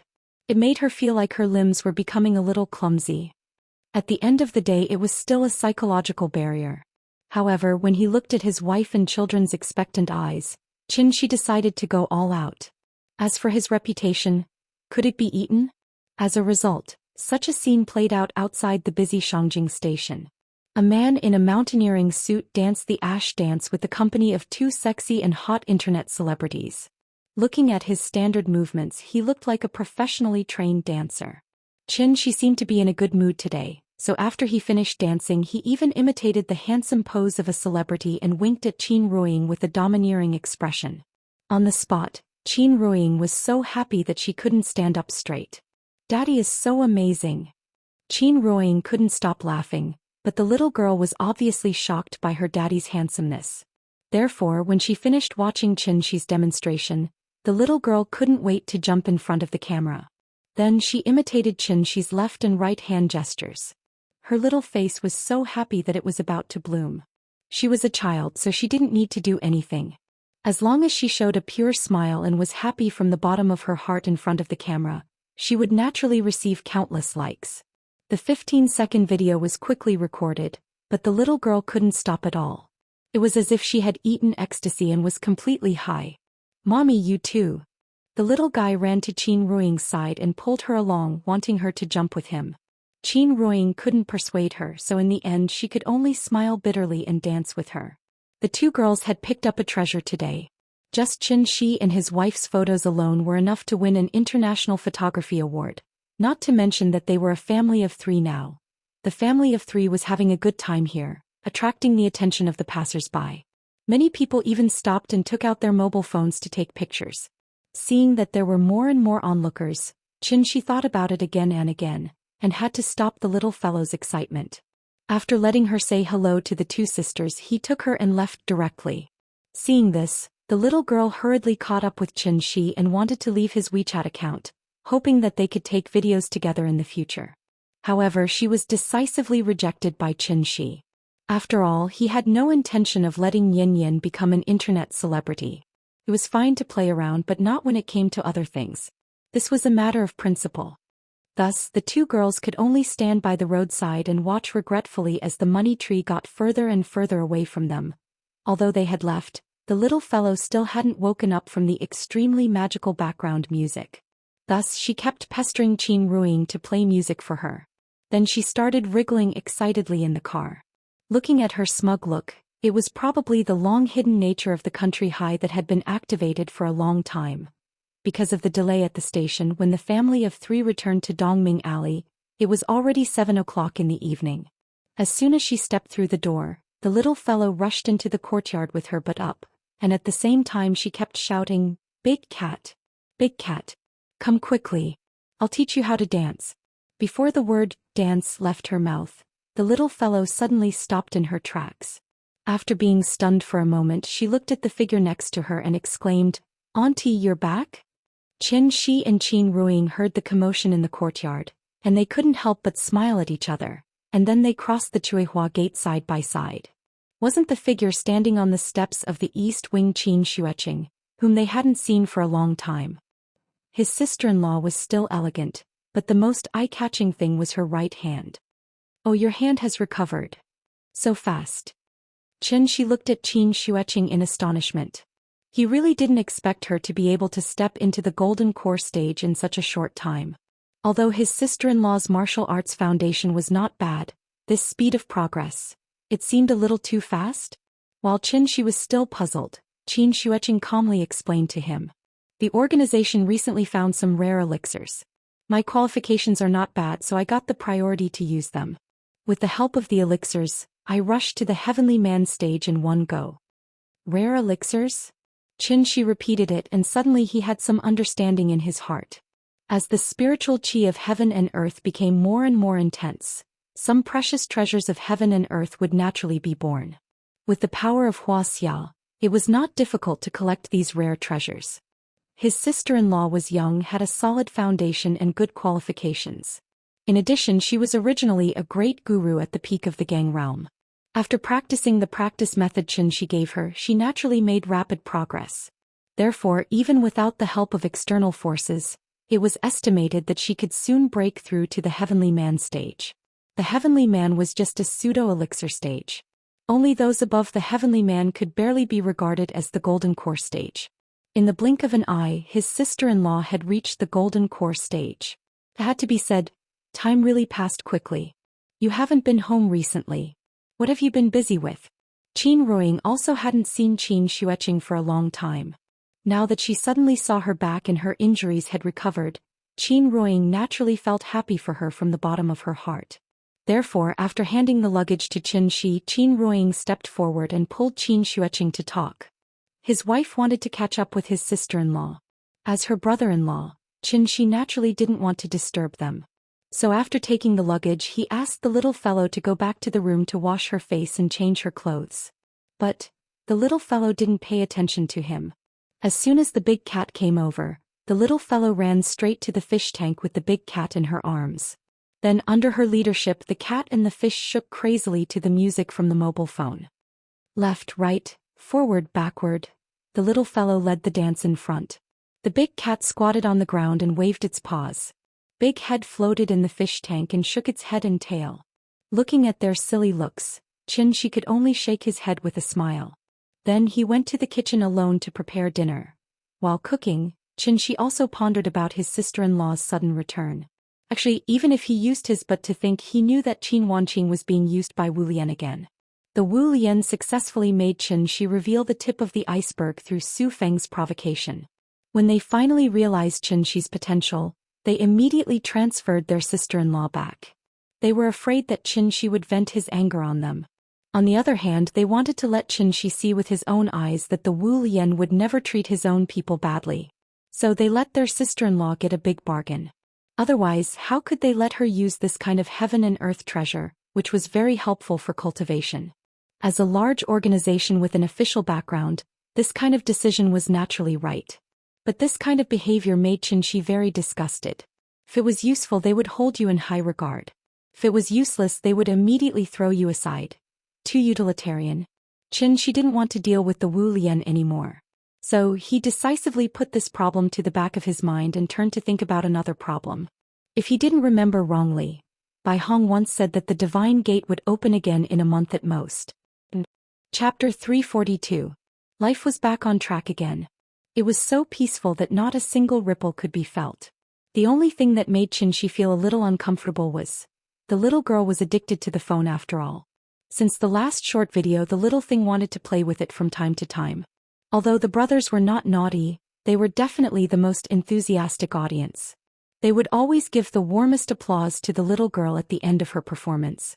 In the long run, it also indirectly encouraged the little girl's self-confidence, which led to her clamoring to play music on the phone at all times. Xianxia had always been reluctant to let the little girl touch the phone, but he could not resist her reasonable request. Dancing was a good thing after all, so naturally he could only let her be. To be on the safe side, Qin Ruing also specifically deleted most of the software on the phone, leaving only the system's music player. But how smart were the children nowadays? When Qin Ruing put the phone aside to play music for the little girl, the brothers could not help but fiddle with it. After all, they had been yearning for magical toys like the phone for a long time. Therefore, even if Qin Ruing had made enough precautions, she still could not stop the brothers from fiddling with it. It did not matter if they were young and illiterate. Anyway, they would always find something new. Therefore, the door to a new world was poked open by them one by one. Aunt Zhang and Gu Lao's years of suppression were finally released. For children, how fun were games? Just one look at the picture and the brothers were completely fascinated. Under the leadership of these two bad friends, the little girl was no longer naughty and became addicted to playing games on the phone. When Xianxia found out and wanted to stop her, she started crying and throwing a tantrum on the spot, refusing to put down the phone in her hand. The phone is fun. I want to play with the phone. I don't want toys. I want to play with the phone. This time Xianxia was at his wit's end. Pandora's box had been opened and it was basically impossible to close it again, unless their memories of this period were erased. But Nian Nian was his daughter after all, and the child was still so young. How could Xianxia bear to use magic to forcibly erase her memory? What's more, it was already the era of the mobile internet. Mobile phones had become a necessity in life. No matter how much one tried to prevent it, the child would come into contact with a mobile phone one day. Therefore, the only thing Xianxia could do now was to set some rules with this little thing and set a time limit for it to play every day. It's okay to play with your phone, but you have to learn self-control first. This was more important than anything else. It was precisely because of this that how to cultivate Nian Nian's self-control became Xianxia's top priority. For this reason, Xianxia didn't even have time to play chess with Gu Lao. Almost every day he would try to find some fun things to do, such as boating, fishing, flying kites, and other outdoor activities. Xianxia only hoped that this could distract the little girl's attention, so that she would not hold the phone all day long. The hearts of all parents in the world. Just like that, the days passed by one by one. While Xianxia was busy taking care of the child, he did not completely idle. Instead, he took the time to do something bad. And that was, including the Sundial Brilliance Temple, the 5 temples left by the Taiqing divine ancestor were all demolished. By searching the memories in Bai Hong's mind, Xianxia found the remaining 4 temples and wantonly destroyed them. The escape route left by the Taiqing divine ancestor for the ancient cultivators was blocked by him just like that. And the reason why Xianxia did this was mainly because the divine gate was always an uncertain factor. He did not like this feeling very much, as if someone would emerge from the divine gate at any time. And last time when the divine gate closed, Xianxia had already noticed an extremely powerful aura from it. The unknown represented danger. It was not that Xianxia was afraid, but he did not want his family to face any danger. Not even a little bit. The ancient cultivators had left for too long. After so many years of evolution, the earth had long changed. They were no longer suitable for this era. This was the modern era, not the ancient mythological era. So after thinking for a long time, Xianxia finally made such a selfish decision. He destroyed all the temples that served as coordinates and completely blocked the ancient cultivators' return route, so that they would obediently stay in the great world and not come out to cause trouble from time to time. Whether it was out of selfishness or to protect the Earth's existing environment, this decision was obviously the most correct. To be honest, when he demolished the Sundial Brilliance Temple, it really made Xianxia's heart ache. He destroyed an excellent cultivation place with an 8 times faster time flow just like that.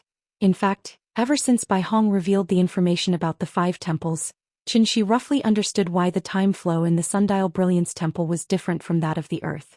It was because the Sundial Brilliance Temple was connected to the Great World, so the time flow in the temple was actually the time flow in the Great World.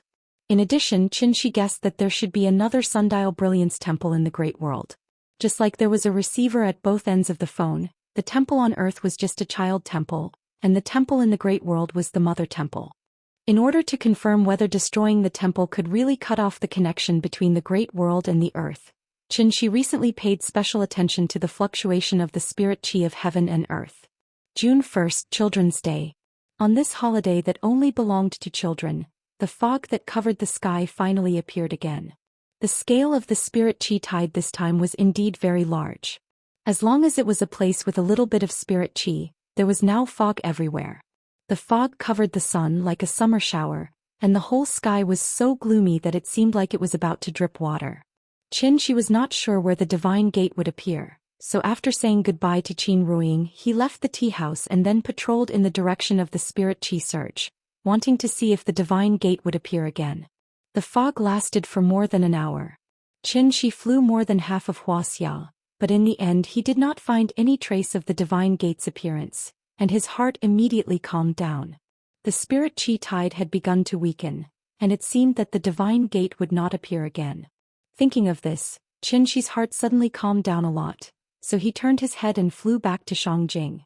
And just as he was about to go home, Qin Ruiying, who was playing games with the little guy in the tea house, suddenly felt a little uncomfortable. She didn't even have the time to react before a feeling of the world spinning violently surged out. The scene in front of her blurred, and Qin Ruiying seemed to have lost her strength and she could not even stand steadily.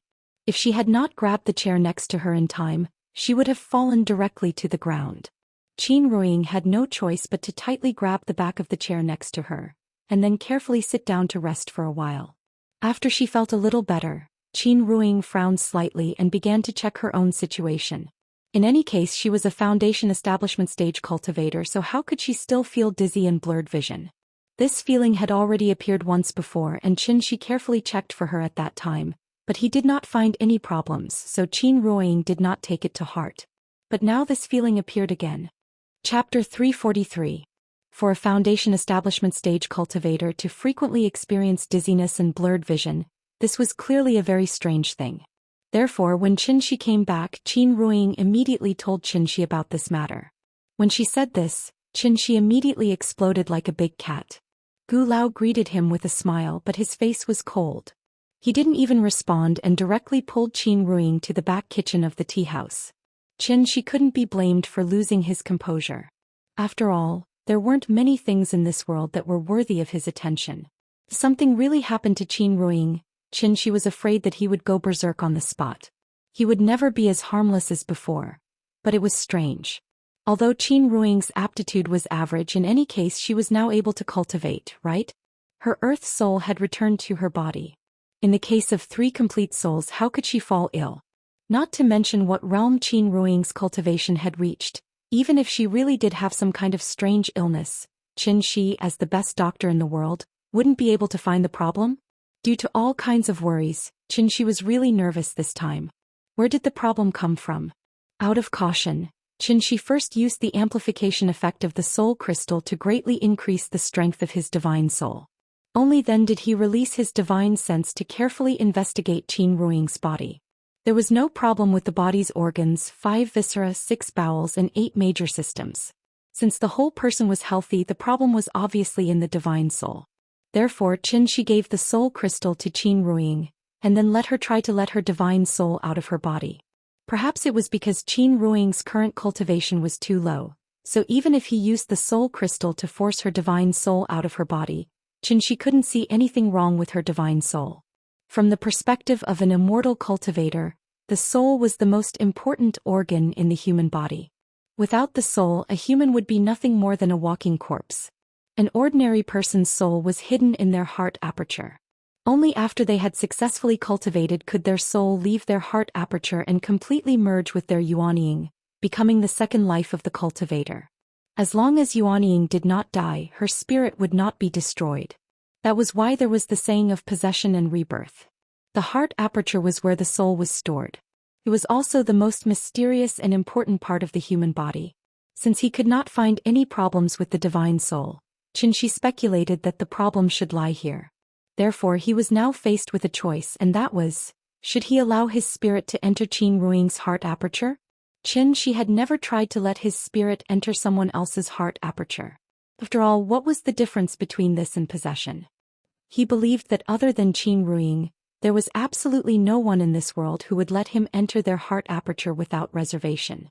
Qin Shi was somewhat apprehensive, because the difference in their cultivation was too great. If Qin Ruing's divine soul was a small pond, then Qin Shi was the boundless ocean. What would happen if he poured the water from the ocean into a small pond? Qin Shi had never heard of such a situation, so naturally he had never seen it before. Therefore, not to mention trying it out, just imagining it made him somewhat fearful.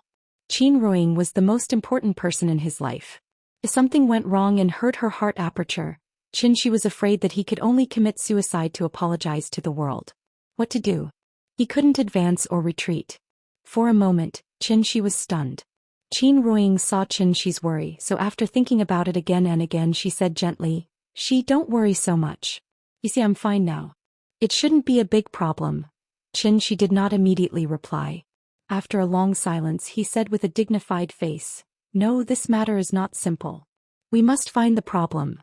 After saying that, he wanted to use the soul crystal to check Qin Ruing's divine soul again. But at this moment, the little girl suddenly ran over with her phone in her arms. "Mama, the phone is ringing. The phone is ringing." Although she was illiterate, she could still distinguish between ringtones and music, so she ran to Qin Ruing's side and held the phone high as if she was presenting a treasure. Qin Ruing took the phone and found that she did not receive a phone call, but a text message. The sender was Qin Yongyan and the content was very short. The general meaning was that he had something to do and was going out for a while, so the couple did not have to worry. Qin Yongyan had always lived in seclusion. Today he went out for the first time, which made Qin Ruing feel a little strange. However, the elders naturally did not need to report to the younger generation, so she did not take this matter to heart. After showing it to Qin Shi, she returned the phone to the little girl. The little girl was busy playing games. She took the phone and ran out of the hall. But just after she ran 2 steps, she seemed to have thought of something. She quickly turned her head and asked with a puzzled face, "Mama, what are you doing here?" "Mama is talking to Papa about the purchase of goods." "Oh." The little girl nodded woodenly, but her legs seemed to be rooted to the ground and she stood there motionless. With her current reaction, Qin Shi did not need to think to know that the little girl wanted them to go out and keep her company because they had not come out for a long time. This made Qin Shi feel very gratified. Games were not as important as parents. Meanwhile, on an unknown island. Just like the ice and fire island described by Mr. Jin Yong, it was full of spiritual energy and full of vitality. The scenery on the island was even more beautiful, like a fairyland. Such an excellent tourist spot, but so far few people knew about it. No one had set foot on it all year round. This island was the legendary East Sea Immortal Mountain, Daoist Island. The reason why ordinary people could not find this island was that there was a large array on the island that gathered spiritual energy, defended it and concealed it. The ancient cultivators had left, but their inheritance was left behind. The village hidden in the depths of Qinling was the place of inheritance, but there was more than one place of inheritance in this world. Daoist Island was one of them.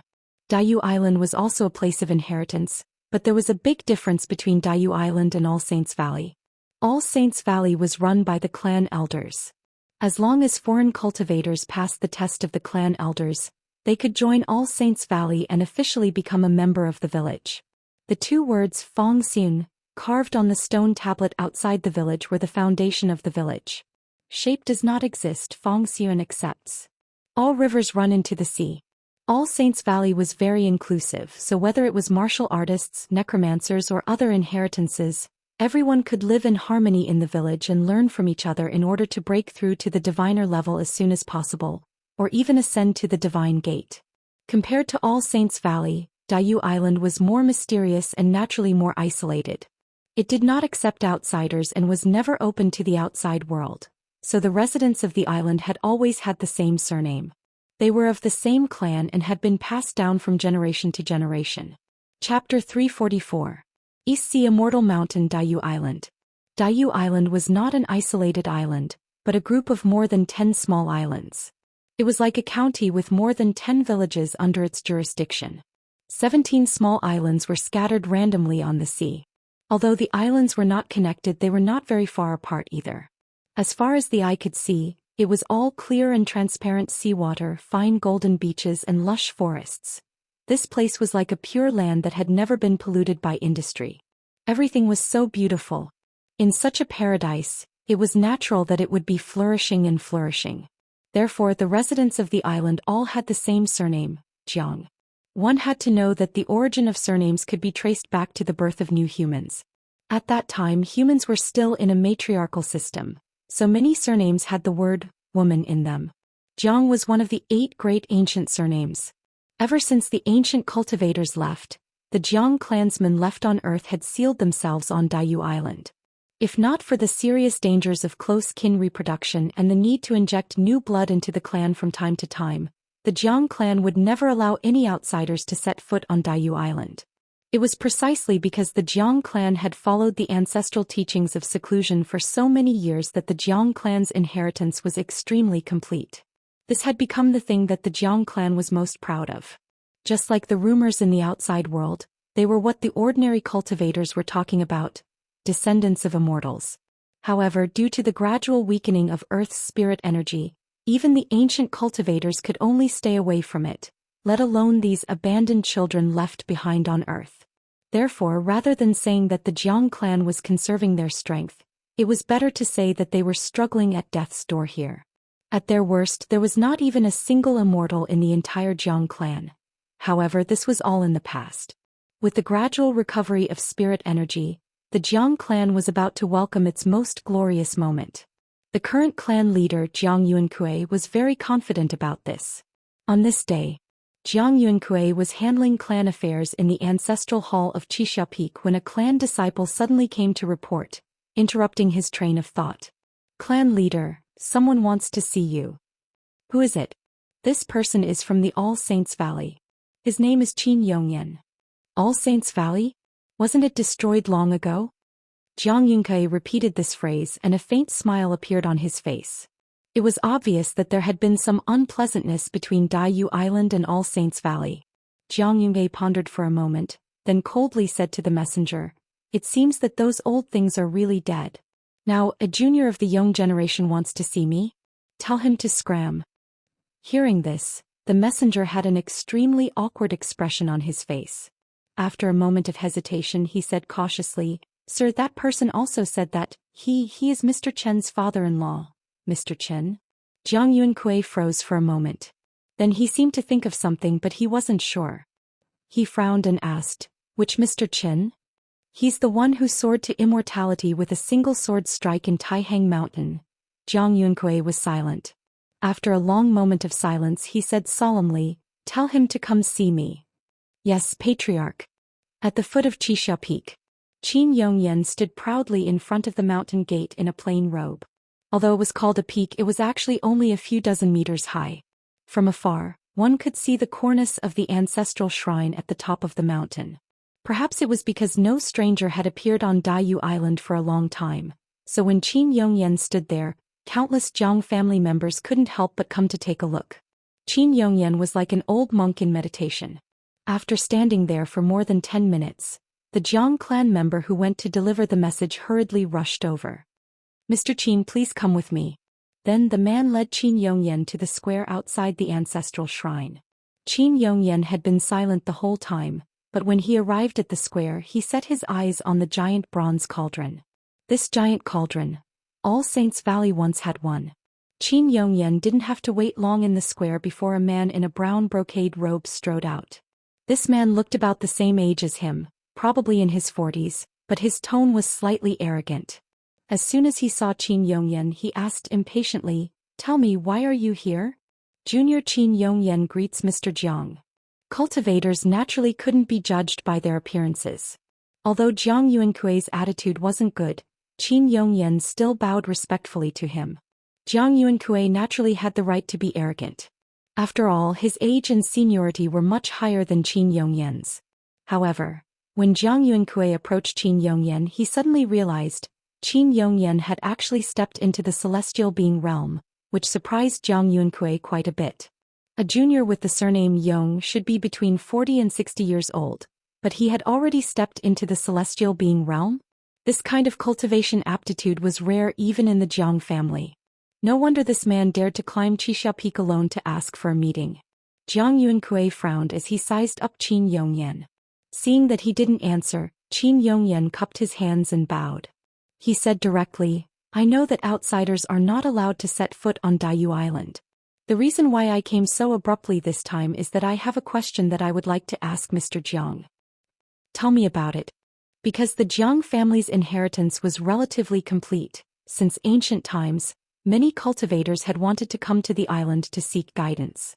Under normal circumstances, if it didn't involve too many secrets, or if he happened to be in a good mood at that time, the Jiang family's patriarch would answer the question, which could be considered as forming a good relationship with the outside world. As a result, the Jiang family's reputation naturally became more and more well-known. "Thank you, Mr. Jiang." Qin Yongyan bowed again, then slowly said, "I have an only daughter who entered the ancestral hall at the age of 8 and became Xianxia. In the blink of an eye, 20 years have passed and my daughter has married and has children, living a stable and happy life." Qin Yongyan narrated in a calm tone. But when Jiang Yuankui heard the two words Xianxia, he frowned on the spot. This was because he had already guessed what Qin Yongyan wanted to ask.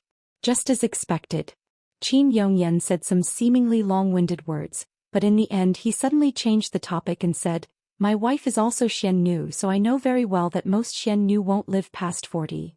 This kind of tragedy has happened once before and now it's happening to my daughter again. Let me say something disrespectful to the ancestors. If I could turn back time, even if I had to sacrifice my life, I would never let my daughter become Xianxia. Unfortunately, it's too late to say anything now." Speaking up to this point, Qin Yongyan raised his head and glanced at Jiang Yunkui. Then with a solemn expression he said, "This junior has heard that most of the mystical maidens of the Jiang clan will have good endings. Therefore I took the liberty to visit. I only hope that Mr. Jiang can dispel this junior's doubts and save my daughter who has finally managed to live a good life." After saying this, Qin Yongyan bowed again, very respectfully to Jiang Yuankui. Jiang Yuankui silently looked at Qin Yongyan. After being silent for a long time he said in a deep voice, "Get up first." Hearing this, Qin Yongyan's face lit up with joy. Just as he was about to thank him he heard Jiang Yuankui sigh and say, "I'm very sorry." Chapter 345. The sea breeze blew over the mountains and over the treetops, gently carrying fallen leaves to the square outside the ancestral shrine. After hearing Jiang Yuankui's reply, Qin Yongyan's heart sank. He hurriedly bowed and begged, I have also heard that the Jiang clan's secret has never been mentioned to outsiders. However, this matter concerns my daughter's life, so I have no choice but to treat it seriously. Mister, you are the leader of a clan. If you have any difficulties, this junior can understand. I only hope that sir can give me some pointers and point out a path for my poor daughter. This junior will definitely remember such a great favor in his heart at all times. Thank you for your trouble, sir. After speaking, Qin Yongyan bowed to Jiang Yunkui again. The meaning of his words was very clear. Even if Jiang Yunkui could not reveal it due to the clan rules, he could still give him some pointers. In any case, he could give him a direction to work towards. Then he could find a solution in that direction. This request did not seem excessive, but Jiang Yunkui did not know why. After hearing Qin Yongyan's words, he responded with an expressionless face. I already said that I cannot help you with this matter. Please go back. After speaking, Jiang Yunkui flicked his sleeves and turned to walk back to the ancestral shrine. Sir Jiang, please stay. Qin Yongyan could not help but feel anxious. He could not help but take a few steps forward, wanting to say a few words to Jiang Yunkui. However, at this time, a young man appeared in front of him at an extremely fast speed. Then he stretched out his right hand and stopped Qin Yongyan. The clan leader's meaning is very clear. Please go back. Qin Yongyan glanced at the young man, only to discover that this young man was actually a diviner-level expert. For a moment he was unable to advance or retreat. Qin Yongyan's face revealed a look of struggle. After hesitating for a moment, he suddenly bent his knees in front of this young man, and with a plop, he knelt on the ground. I hope that Sir Jiang will be merciful and save my poor daughter. A diviner was actually doing such a thing. This made the young man feel a little surprised, so he could not help but look at Jiang Yunkui, wanting to hear his opinion. Jiang Yunkui stopped, but he didn't turn around. It's not that I don't want to help you, but I can't. Her fate was sealed the moment she became the Xianxia Nu. Isn't it too late for you to regret it now? At this point, Jiang Yue suddenly glanced at the young man and said, Feng Yan, help me see the guest out. Yes, Patriarch. The young man called Feng Yan nodded. Then he reached out his right hand and said to Qin Yongyan, Mr. Qin, please go back. Qin Yongyan knelt on the ground and remained silent for a long time. In the end, he gently shook his head and said in a very lonely voice, Forget it. I have disturbed Mr. today. I hope Mr. won't blame me. I will take my leave now. After that, Qin Yongyan stood up and slowly walked down the mountain. As they walked, they listened to the constant gurgling sounds of the waves. Qin Yongyan seemed to have suddenly thought of something, and a self-mocking smile appeared on his face. He had personally sent Qin Ruiying to the ancestral hall, and now it was too late for regrets. The reason he regretted it was all because of that cheap son-in-law. Qin Yongyan would never forget that day. All Saints Valley. In a small courtyard at the back of the mountain. When Xianxia faced everyone and loudly shouted, Let's go home, it was like a heavy hammer hitting Qin Yongyan's heart. His voice was as loud as a bell and as loud as thunder. It also made him completely wake up. Qin Yongyan was in great pain as he watched his lover die in his arms, but he didn't understand why he was in pain. Everything about the Xianxia Nu was normal for everyone in the village. In everyone's opinion, becoming the Xian Nu was always an extremely glorious thing. Even if they knew that the Xian Nu would have a shorter lifespan. Becoming the Xian Nu was the most glorious thing in All Saints Valley since ancient times. Children of 8 or 9 years old were ignorant. If the elders said that the Xian Nu was good, the children would naturally want to become the respected Xian Nu. Until they reached adulthood, until they died prematurely due to the exhaustion of their lifespan. They always believed that being able to become the Xian Nu was their blessing. Everything had been deeply ingrained in them. Qin Yongyan finally understood why he had felt pain in the past. What was the purpose of life? For the current him, being able to see his daughter grow up and live a happy and stable life was the most meaningful thing. As for the rest, it wasn't important. In order to make up for his mistakes, the first thing Qin Yongyan did after becoming a diviner was to seek help from Daiyu Island. Since the rules were set by humans, they could naturally make 1 or 2 exceptions.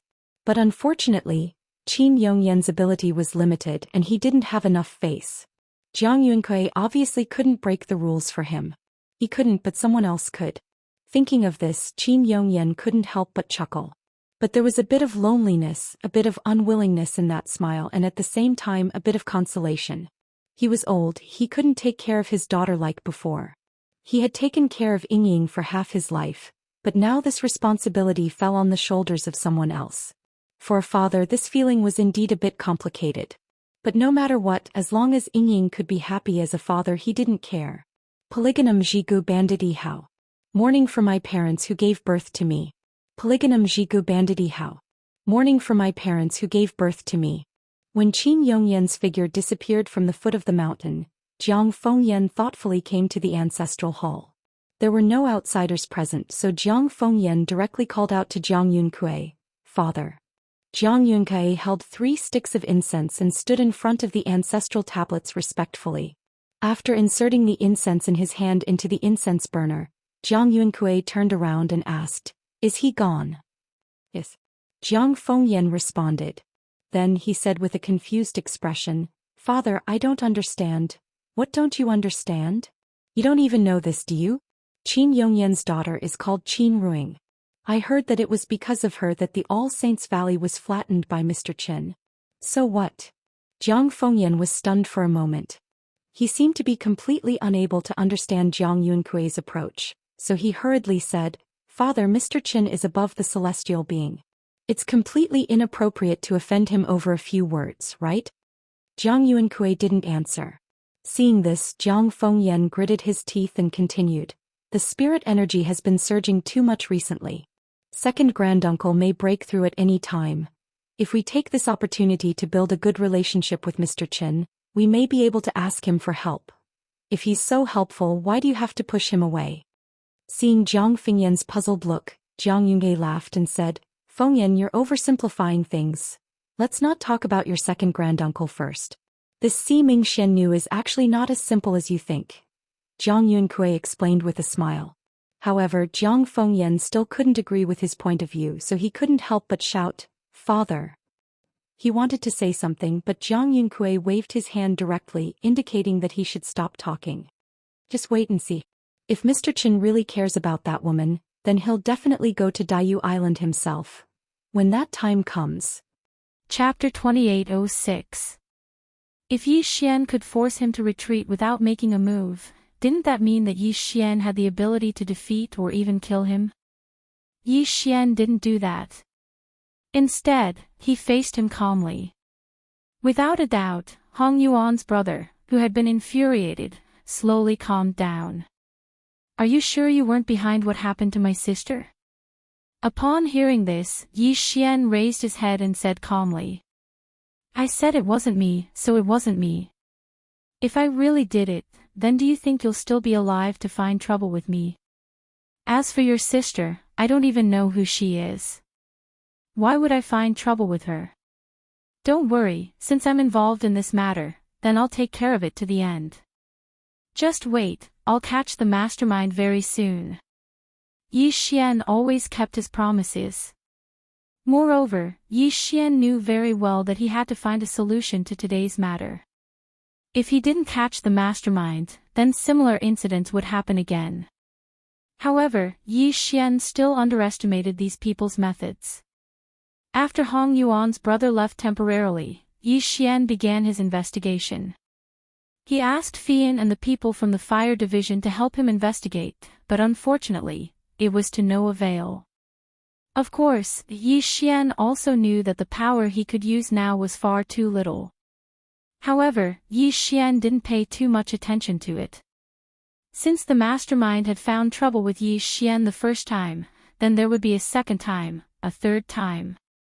It could be said that as long as these people didn't achieve their goal, then similar incidents would happen again and again. Another few days passed. On this day, Yi Xian was just staying in the training camp.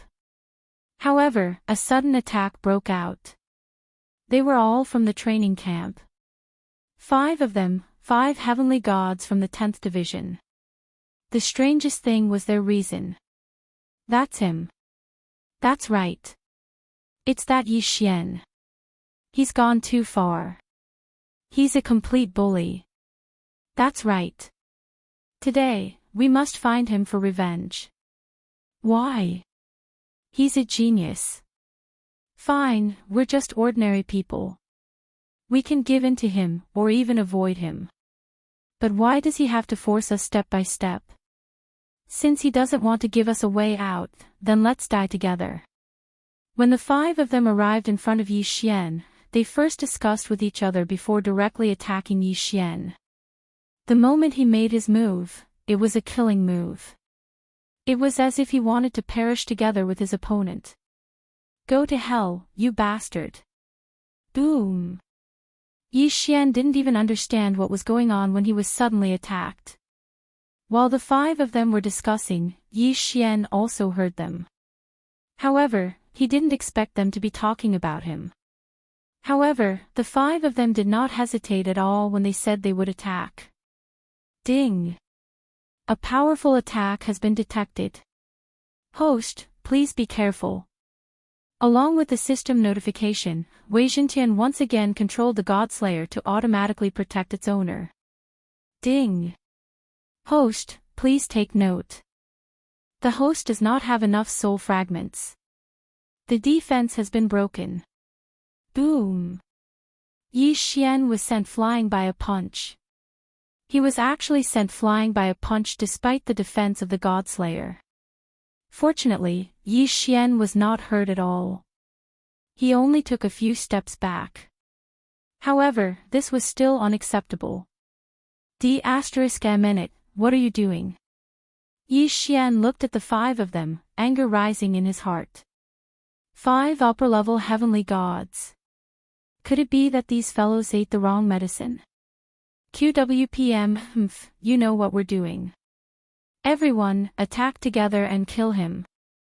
The 5 of them once again charged at Zhou Xian. Zhou Xian grabbed the Godslayer and prepared to summon the 1,000 beast sword servants at the same time. However, he suddenly held back. It was obvious that these people were being used by someone else. They were looking for trouble with him. If Zhou Xian attacked now, he might not be able to defeat these people. Even if he did, he would only be playing into the hands of the mastermind. Therefore, even though Zhou Xian was unwilling, he could only hold it in. Everything was the work of the mastermind. As for these people, they were just innocent people. It could even be said that they were victims as well. All of you, stop right there. Fine, since you're looking for trouble with me, then tell me clearly. How did I offend you? How did you offend us?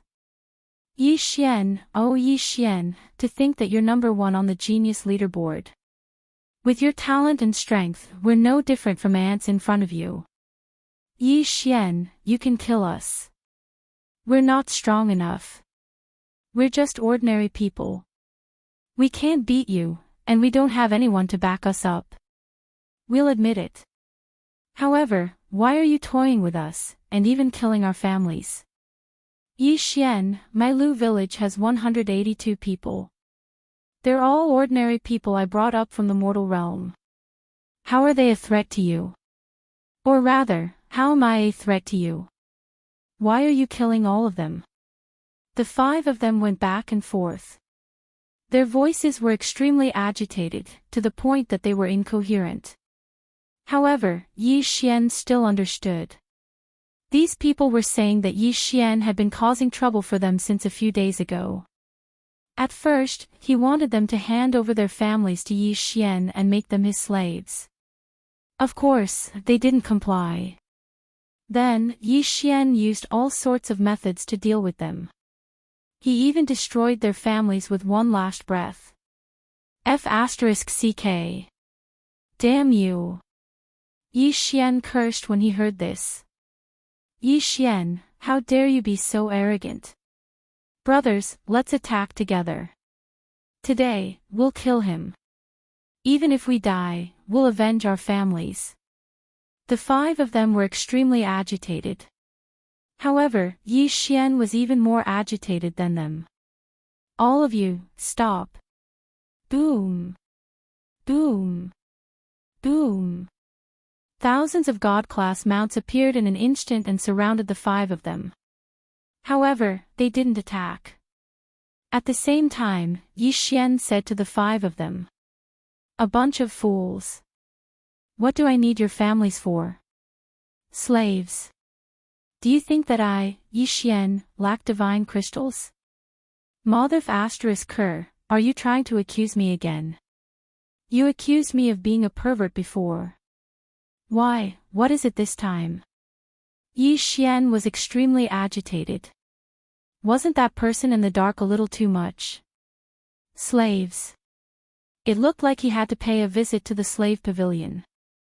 You 5 pigs, come with me now. Yi Xian looked at the 5 of them and ordered them in an unquestionable tone. To be honest, if the 5 of them hadn't been forced into a corner, they wouldn't have dared to cause trouble for Yi Xian. Yi Xian was one of the strongest in the training camp. Other things aside, Yi Xian's title as the number 1 on the genius leaderboard was enough for him to enjoy a lot of privileges in the training camp. After being scolded by Yi Xian, the 5 of them shriveled up. They had mustered up their courage to look for Yi Xian. In reality, they were already prepared to die. They had no intention of leaving alive. However, cultivation wasn't easy. Chapter 2807. Entering the main god battlefield at this point, Yi Xian's actions to destroy the organization were all successful. Perhaps in the eyes of others, Yi Xian's actions were simply thankless, but Yi Xian knew that he had to do this. Of course, during the period of annihilating the organization, how could Yi Xian not take some benefits? The corpses of the divine beasts that were killed weren't of much use anyway, so Yi Xian devoured them. Thus, Yi Xian's cultivation had already risen to the 3rd grade High God King stage. It could be said that even Yi Xian was very satisfied with such a fast level notification. After all, after entering the God King stage, it was no longer that easy to raise one's level. The resources needed to devour, as well as the quality of the divine beasts, had greatly increased. Perhaps there were still some remnants of the organization left in the Kunlun God domain, but they were no longer of any use. Coupled with Yi Xian's encirclement, it could be said that the organization no longer had a foothold in the Kunlun God domain. However, the system's notification still didn't ring. This made Yi Xian understand that this organization probably had quite a bit of power in the other god domains. His peaceful life didn't last for too long. Yi Xian seized the time to recruit troops because he knew very well that the main god battlefield was the most important thing he had to face in the next period of time. Just as Yi Xian had expected, Miyu once again conscripted troops. This was because the demon god domain had once again sent reinforcements. Clearly, there would be a big move. Yi Xian didn't hesitate at all.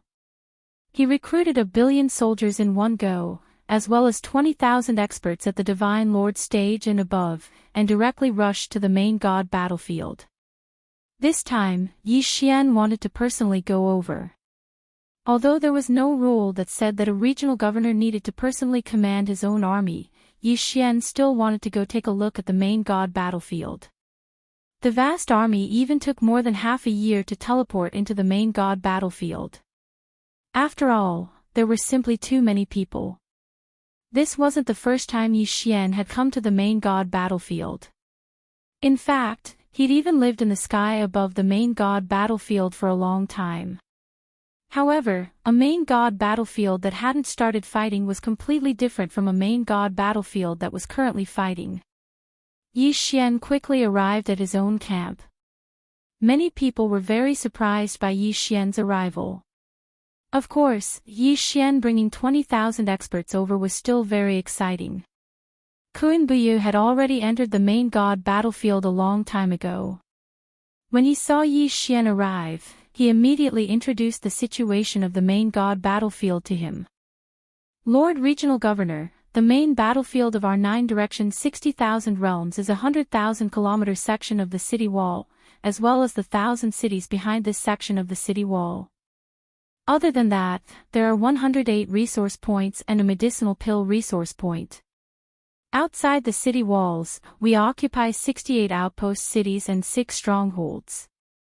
Resource points, cities, strongholds, city walls, these were the core components of the entire main god battlefield. I can understand city walls, cities, and strongholds, but what about the resource points? Yi Xian asked. He really didn't understand these things. Reporting to Lord Regional Governor, because of the frequent battles in the main god battlefield, the divine power is generally more violent. Only in the cities with defensive restrictions can the soldiers cultivate and rest in peace. As for the resource point, as the name implies, it is a place to gather resources. When the Overgod's battlefield was first established, special restrictions were laid down on it. The Overgod's battlefield produces thousands of special resources.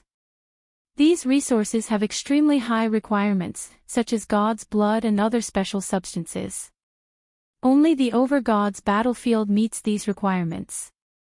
And these resources are very effective for the soldiers to raise their cultivation levels. However, they are evenly distributed in the middle of the battlefield, so if you want to obtain resource points, you have to send soldiers to snatch them. Moreover, you have to guard against the enemy's counterattack. As for the pill resource point, it's because there are special divine flames and divine power there. The effect of refining pills can be increased by several times. It can be said that all of the soldiers in the 9 directions 60,000 realms rely on the support there. Yi Xian nodded. In reality, he knew very well why this was the case. This was because after entering the main god battlefield, whether it was a soldier or a general, they had already made up their minds. Thus, almost no one would bring too many resources with them. Moreover, even if he brought it over, this was the main god battlefield. The consumption was simply unimaginable. Thus, resource points became the focus of the competition. It could be said that many times, the true outbreak of conflict was often because of resource points. Both sides had a giant wall, and that giant wall was the key to victory.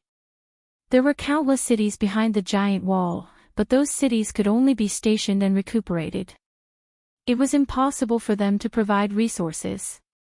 If he wanted to obtain resources, he could only charge into the buffer zone outside the city walls. In that case, conflict was unavoidable. Fortunately, there were also cities and strongholds in the buffer zone. This way, it would be of great use. These cities and fortresses would be garrisoned with sufficient soldiers in order to protect their own resource points. In addition, Lord Regional Governor, there are 5 magic treasure resource points in the center of the battlefield. These magic treasure resource points are the key to the competition. These magic treasure resource points will automatically produce an ancient magic treasure every month. It can be said that the time to fight for magic treasure resource points is the most brutal time of the war. In addition, there are some random resources. No one knows how these random resources appeared, but once they do, they will undoubtedly start a war. Kun Buyu continued. Yi Xian nodded. This was the main god's battlefield. All sorts of laws and energies filled it, making it seem a bit chaotic. Once the main god's battlefield opened, then naturally, no resources would be missed. Outside the battlefield, there were many other areas. However, neither side would explore them. After all, those places were even more dangerous. It was only during the resting period that some soldiers would go treasure hunting together. It wasn't that there weren't any gains, but there might not be a lot. After Yi Xian gained a rough understanding of the situation in the main god's battlefield, he began to think carefully. He now understood the general situation of the battle in the main god's battlefield. Normally, when there was no order from the Divine Lord, they would only snatch resources from each other to strengthen themselves. Once the Divine Lord's order was given, a large-scale battle would erupt. The rules of the battle were extremely clear. If one wanted to strengthen themselves, then they had to snatch resource points. Otherwise, staying on the city walls would undoubtedly be equivalent to courting death. Oh right, Kun Buyu, where did the materials to refine the pills come from? Could it be from a resource point as well? Chapter 2808. Unknowingly, he had actually charged into the core region of the battlefield. It should be known that in the Master God's battlefield, super experts would fall at any time. Even though the Master God's battlefield was a super-existence refined by two Master Gods, the chaos inside was still unimaginable to ordinary people. On the battlefield of the Masters of Gods, the most dangerous thing was not the other treasure hunters, nor were the traps that could appear at any time. QWPM instead, it was endless negative emotions. Ding! System notification, host, please take note. Host, please leave this place immediately. Otherwise, your mind will be eroded by the endless killing intent, and you may even lose your nature. The system's warning sounded. Yi Xian's heart skipped a beat. Without the slightest hesitation, he released his divine sense and arranged a strong barrier around his body. At least this way, he could resist the endless killing intent for a short period of time. In the core area, endless murderous intent and countless remnant thoughts filled the entire space. These were all left behind by the super experts.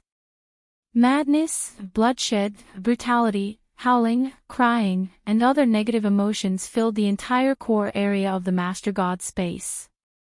From time to time, there would be echoes of the battle between the experts. What was the echo of battle? Echoes were easy to understand, and the echoes of battles referred to the various powerful attacks of super experts during battle. Even after tens of thousands of years, they would still remain. Back then, the sword intent in the Lingbo Lake was actually a kind of echo. One could only imagine how terrifying that was. Yi Xian did not dare to make the slightest movement. He did not feel it when he had rushed in, but now, Yi Xian finally understood how terrifying this place was. Die for me. Boom. A bolt of lightning instantly exploded, shattering even the void. However, this was not real. It was an illusion that possessed great power. Yi Xian clearly knew that it was just a replay of the battle, but he was still intimidated by the aura of those two powerhouses after just one glance. Puchi! He spat out a mouthful of blood. Yi Xian was seriously injured. So strong. They were truly powerful. Even though these two experts had been dead for tens of thousands of years, the afterimages they left behind were still able to severely injure Yi Xian. Yi Xian knew that if he stayed here, he would only be waiting for death. Therefore, no matter how dangerous it was, Yi Xian had to leave this place. On the side of Yi Xian was the ruins of a fortress. Clearly, a battle had broken out there. It could be said that the more dangerous a place was, the more dangerous it was. But Yi Xian had no other choice. If he stayed outside, the afterimages of battle that could appear at any time, or even the erosion of killing intent and negative emotions would be enough to kill Yi Xian. However, if they went to the fortress, they would have some hope of surviving. This was a test. Either Yi Xian could find a way to survive in the ruins of the fortress, or Yi Xian would be left outside to die. As for which choice to make, it was already obvious. Between waiting for death and gambling, Yi Xian naturally chose the latter. Ding! Warning! Warning! Warning! Please leave this place immediately. Please leave this place immediately. The system kept sending out warnings, but Yi Xian could only smile bitterly. Of course, he wanted to leave, but he could only take one step at a time. First of all, the pressure here made it impossible for Yi Xian to move as fast as he could. Secondly, the inexplicable echo attacks that appeared from time to time were enough to force Yi Xian to move forward slowly. Boom! A loud sound rang in his ears. Yi Xian didn't need to turn around to know that it was just an afterimage of battle. But even if he knew, the pressure from the afterimage still injured Yi Xian.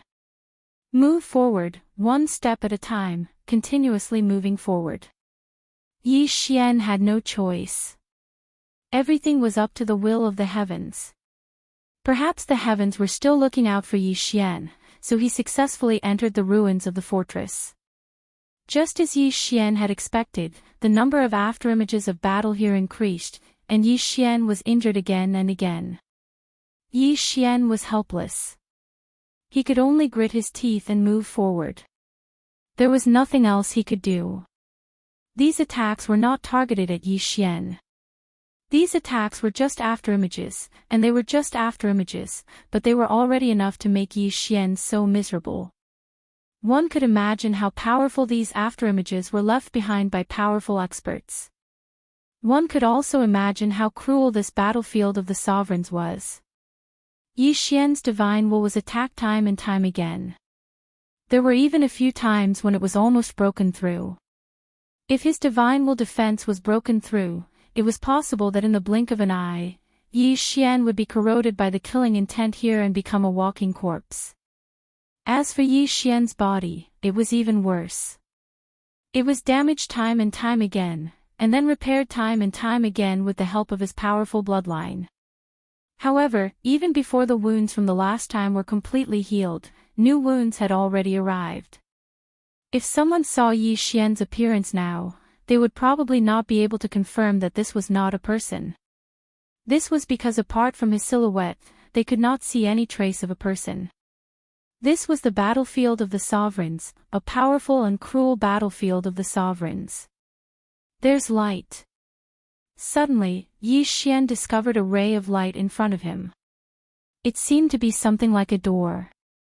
Yi Xian was not in the mood to investigate anything now. He walked in almost instinctively. However, the moment he walked in, he fainted.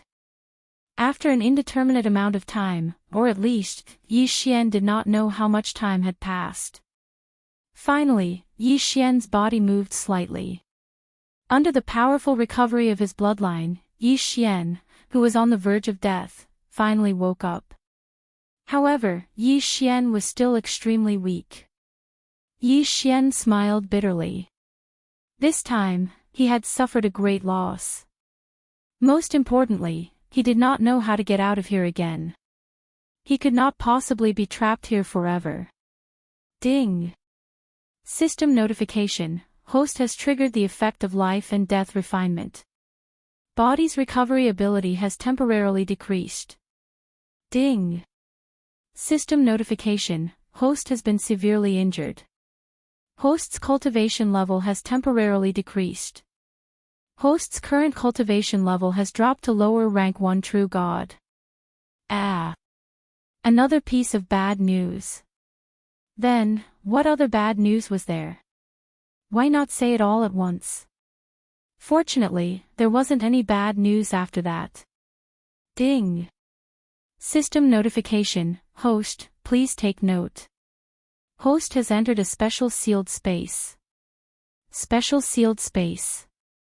What did that mean? Yi Xian sat up. Currently, Yi Xian was extremely weak. However, the situation around him made him feel strange. At first, Yi Xian did not notice. However, now, Yi Xian realized that the place he was in was like a body of water. There were specks of stars in the sky. The reflection on the surface of the water was another starry sky. What was going on? Chapter 2809. Resources of the main god battlefield. However, the Netherworld Crane clan was proficient in the Netherworld laws after all. Therefore, there were a few people who directly hid themselves beside Yi Xian. These people appeared without any warning. Even the godly expert beside Yi Xian didn't notice them at all. What kind of power of law is this? Yi Xian couldn't help but be puzzled. System, detect the power of law of these people. Ding! System notification: designated target possesses the law of silence. The law of silence could completely conceal one's aura. As long as one didn't actively expose it, it would be impossible to detect it unless one used a special magic treasure or special ability. There was such a power of law. It was impossible to say that Yi Xian wasn't moved. One had to know that even the concealment ability of Yi Xian's wings of the gods wasn't this powerful. However, the system didn't indicate that Yi Xian could forcefully devour it. Thus, even if Yi Xian was moved, he couldn't do anything about it. Go to hell. Suddenly, an enemy from the Netherworld Crane clan appeared less than 2 meters away from Zhou Xian. As soon as he appeared, he instantly launched an attack. This person held a black ball in his hand, and as he attacked Zhou Xian, the ball began to emit an enormous amount of energy. Ding! Warning! Warning! The host is in mortal danger, the host is in mortal danger. Ding! The system automatically took over the authority and adopted an emergency defense plan to summon the Divine Martial Saint Turtle Dharma Idol. Ding! The Dharma Idol has been destroyed. The alarm has been lifted. This series of changes meant that Zhou Xian didn't even have the time to make the slightest movement. In other words, if it wasn't for the system acting in time, Zhou Xian would have already died. An incomparably violent force instantly swept through the entire battlefield. Regardless of whether it was the enemy or us, at least hundreds of thousands of people were killed by this wave of power. Zhou Xian still had a lingering fear in his heart. This time, it could be said that he almost died. One had to know that the Divine Martial Saint Turtle's Dharma Idol was the strongest defensive Dharma Idol that Zhou Xian had obtained in the Ancestor Realm. The only ability of this Dharma Idol was its extremely powerful defense. Moreover, the Dharma Idols obtained from the Ancestral Land were all at the God Emperor realm. However, even this kind of defense was shattered after blocking it. One could imagine how powerful this attack was. It could be said that after this attack, the experts who were fighting were also greatly affected. More than half of them even died, and the rest weren't much better off. Only the hierarch expert beside Zhou Xian didn't suffer much damage because he was protected by Zhou Xian's Dharma Idol. Zhou Xian couldn't help but want to ask, "What is that? System, what exactly is that black ball that attacked me just now?" Ding!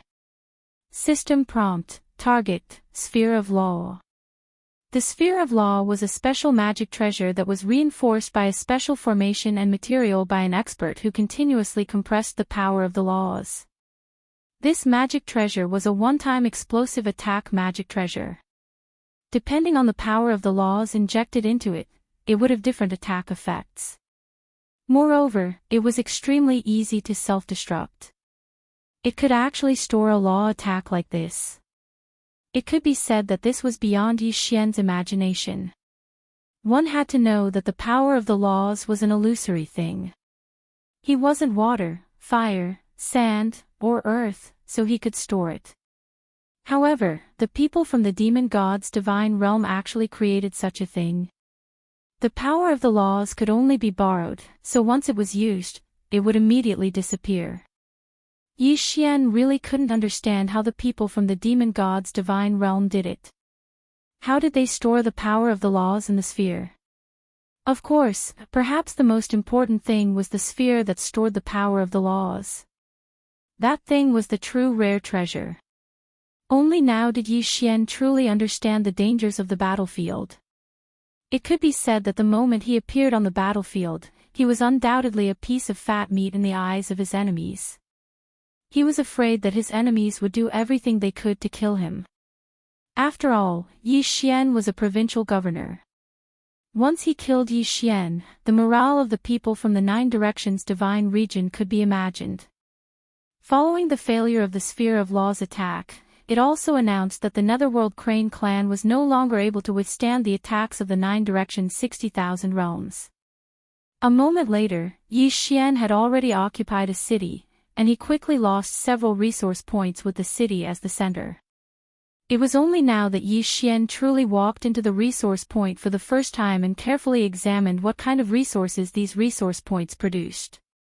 In the main god's battlefield, it was naturally impossible for every resource point to produce the same resources. The resource point that Zhou Xian had arrived at mainly produced a type of divine power stone. This was a product that only belonged to the main god's battlefield, so its name was just a random one. This divine power stone was similar to an ordinary divine crystal, and could directly absorb the divine power contained within. Of course, divine power was secondary, the key was production. It could be said that this production rate was terrifyingly high. This was because in the main god's battlefield, there would be people dying at almost every moment, and when a great battle broke out, even more people would die. As for the main god's battlefield, it had its own rules. Simply put, these god power stones were formed from the condensed divine power of those who had fallen. It could be said that it was a very bloody product. However, no one would care about this.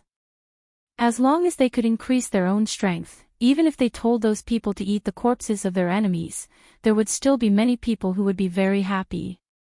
Moreover, after tens of thousands of years in the main god's battlefield, there was indeed a lot of violent divine power. This violent divine power couldn't be directly absorbed, but the divine power stones could purify it. Therefore, speaking of which, the divine power stones were really good stuff. In this resource point, apart from the divine power stones, there were many other resources. Of course, the most popular was undoubtedly the law stones.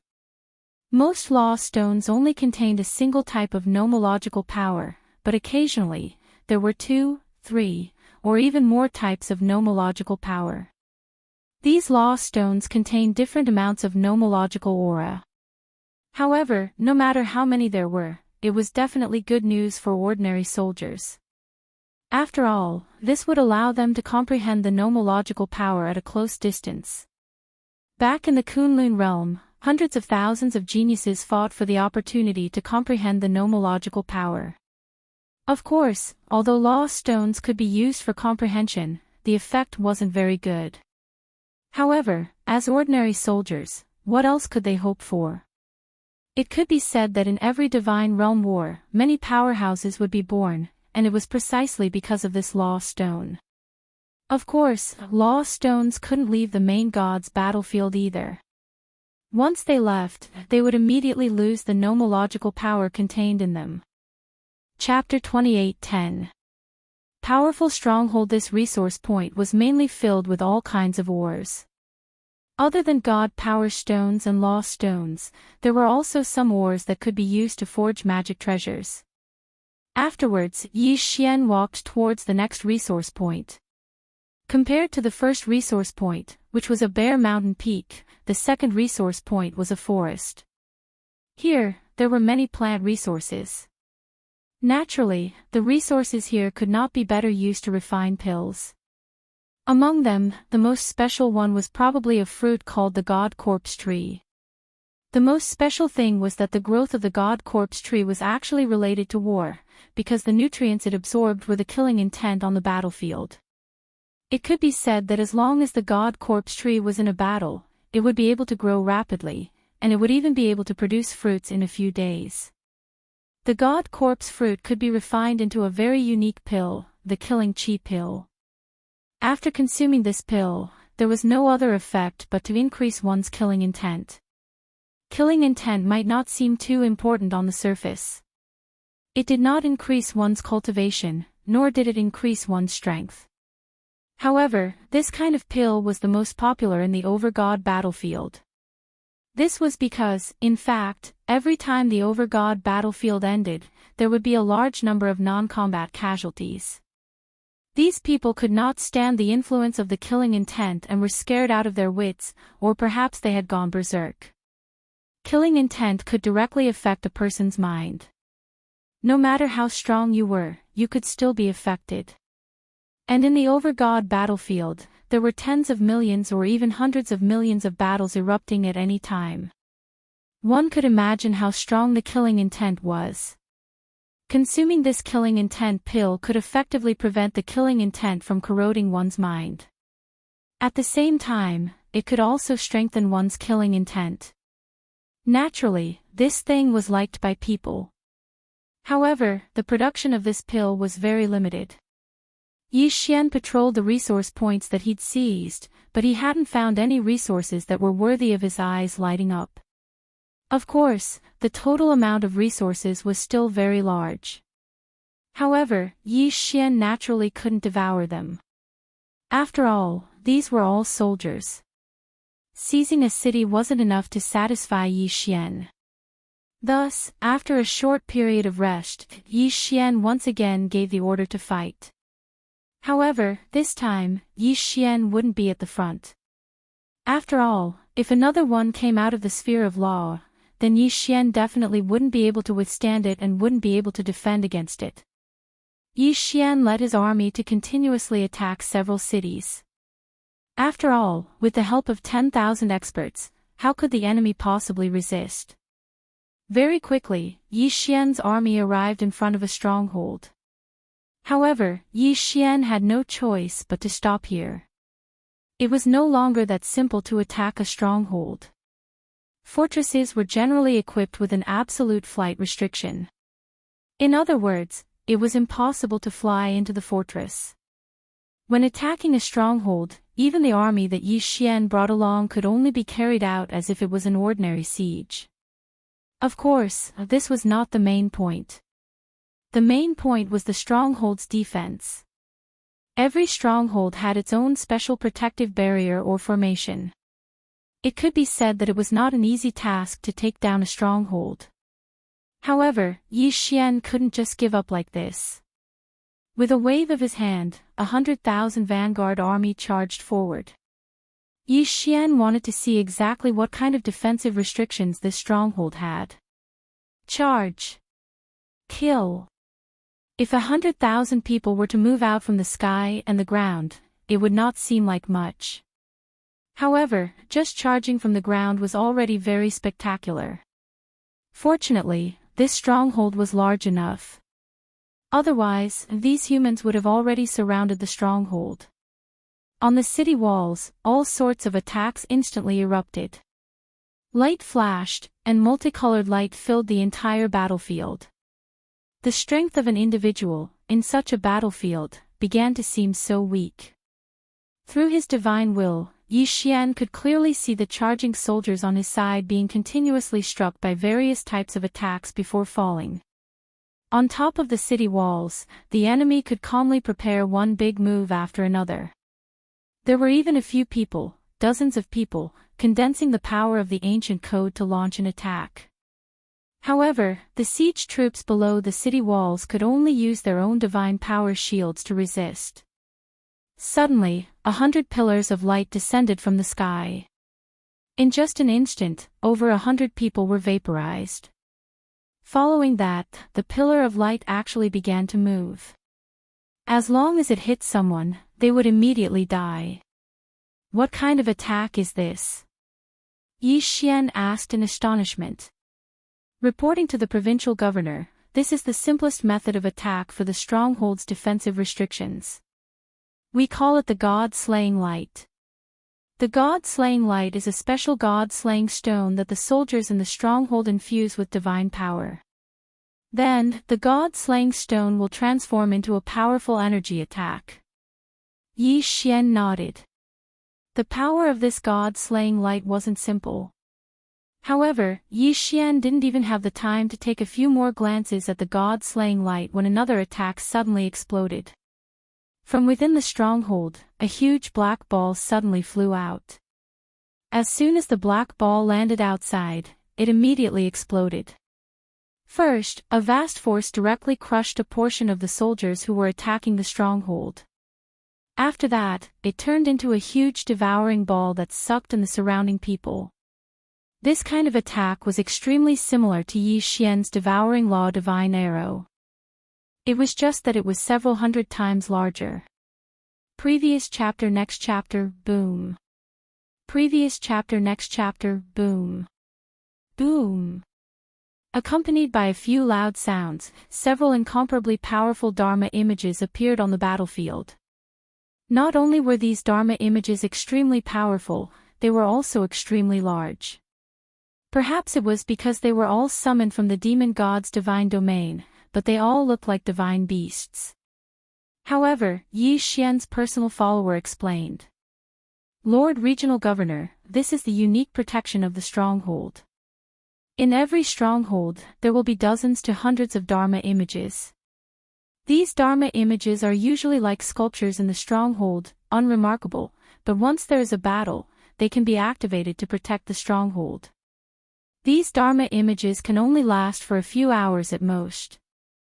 Of course, they can be recalled at any time, but the cooldown time is only a few days to a dozen days.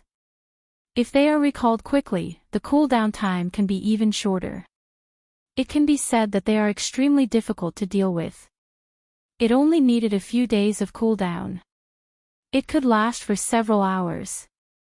Yi Xian was slightly shocked. One had to know that he was also able to summon his Dharma image, but it would take hundreds or even thousands of years to cool down. Moreover, it wouldn't appear for a long time. He never thought that the guardian Dharma image in the main god's battlefield would be so powerful. No wonder there were so few strongholds.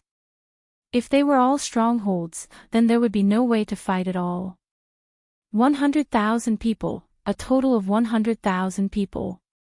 However, not long after the guards appeared, they were almost completely annihilated. Even Yi Xian didn't have the time to give the order to retreat. Chapter 28:11. Ding! Congratulations to host for recovering. Ding! Host has broken through. Host is now a superior grade 5 heavenly god. Did he finally recover his strength? The corpses of the demonized fishmen were continuously delivered to Yi Xian for him to deal with. However, Yi Xian still had to wait for a long time before he could recover his original strength. It could be said that Yi Xian felt like he had suffered a huge loss by exchanging his level for the right to use the seals. Fortunately, he had recovered his strength. That brat is now heavily injured and everyone's attention is on the demonized fishmen. He only has a maid by his side. Why don't we make our move tonight? That's right. We can't wait any longer. That brat dares to ruin our plans. No matter what, we can't let him get away with it. Alright, then it's decided. Seventh Prince, I'll give you a chance to perform this time. I'm sure you know what to do. Don't worry. Leave this to me. A group of people were secretly discussing something in a tent. So they were the ones who wanted to target Yi Xian. It turned out that the seventh prince wasn't the only one who wanted to deal with Yi Xian. In other words, this scheme wasn't as simple as it seemed. After these people left, Yi Lixio called for his 4 guardians. After a brief discussion, they all left. Of course, Yi Xian didn't know about this. His current mission was very simple. Occasionally, he would check on the 2 seals. Other than that, he would just wait for the corpses of the demonized fishmen to come to him. In the realm of the gods, the 10 sun cycles alternated. Strictly speaking, night didn't exist. However, there was still a day. Ding! System notification, hostile intent detected. Host, please take note. Hostile intent. Yi Xian frowned slightly. At this moment, he was with Fian, inspecting the invincible seals to see if they were in good condition. A new round of battle hadn't begun yet, so it was very quiet. Now that Yi Xian had recovered his strength, no one was worried about Yi Xian's safety. This wasn't the first time Yi Xian had only brought Fian along.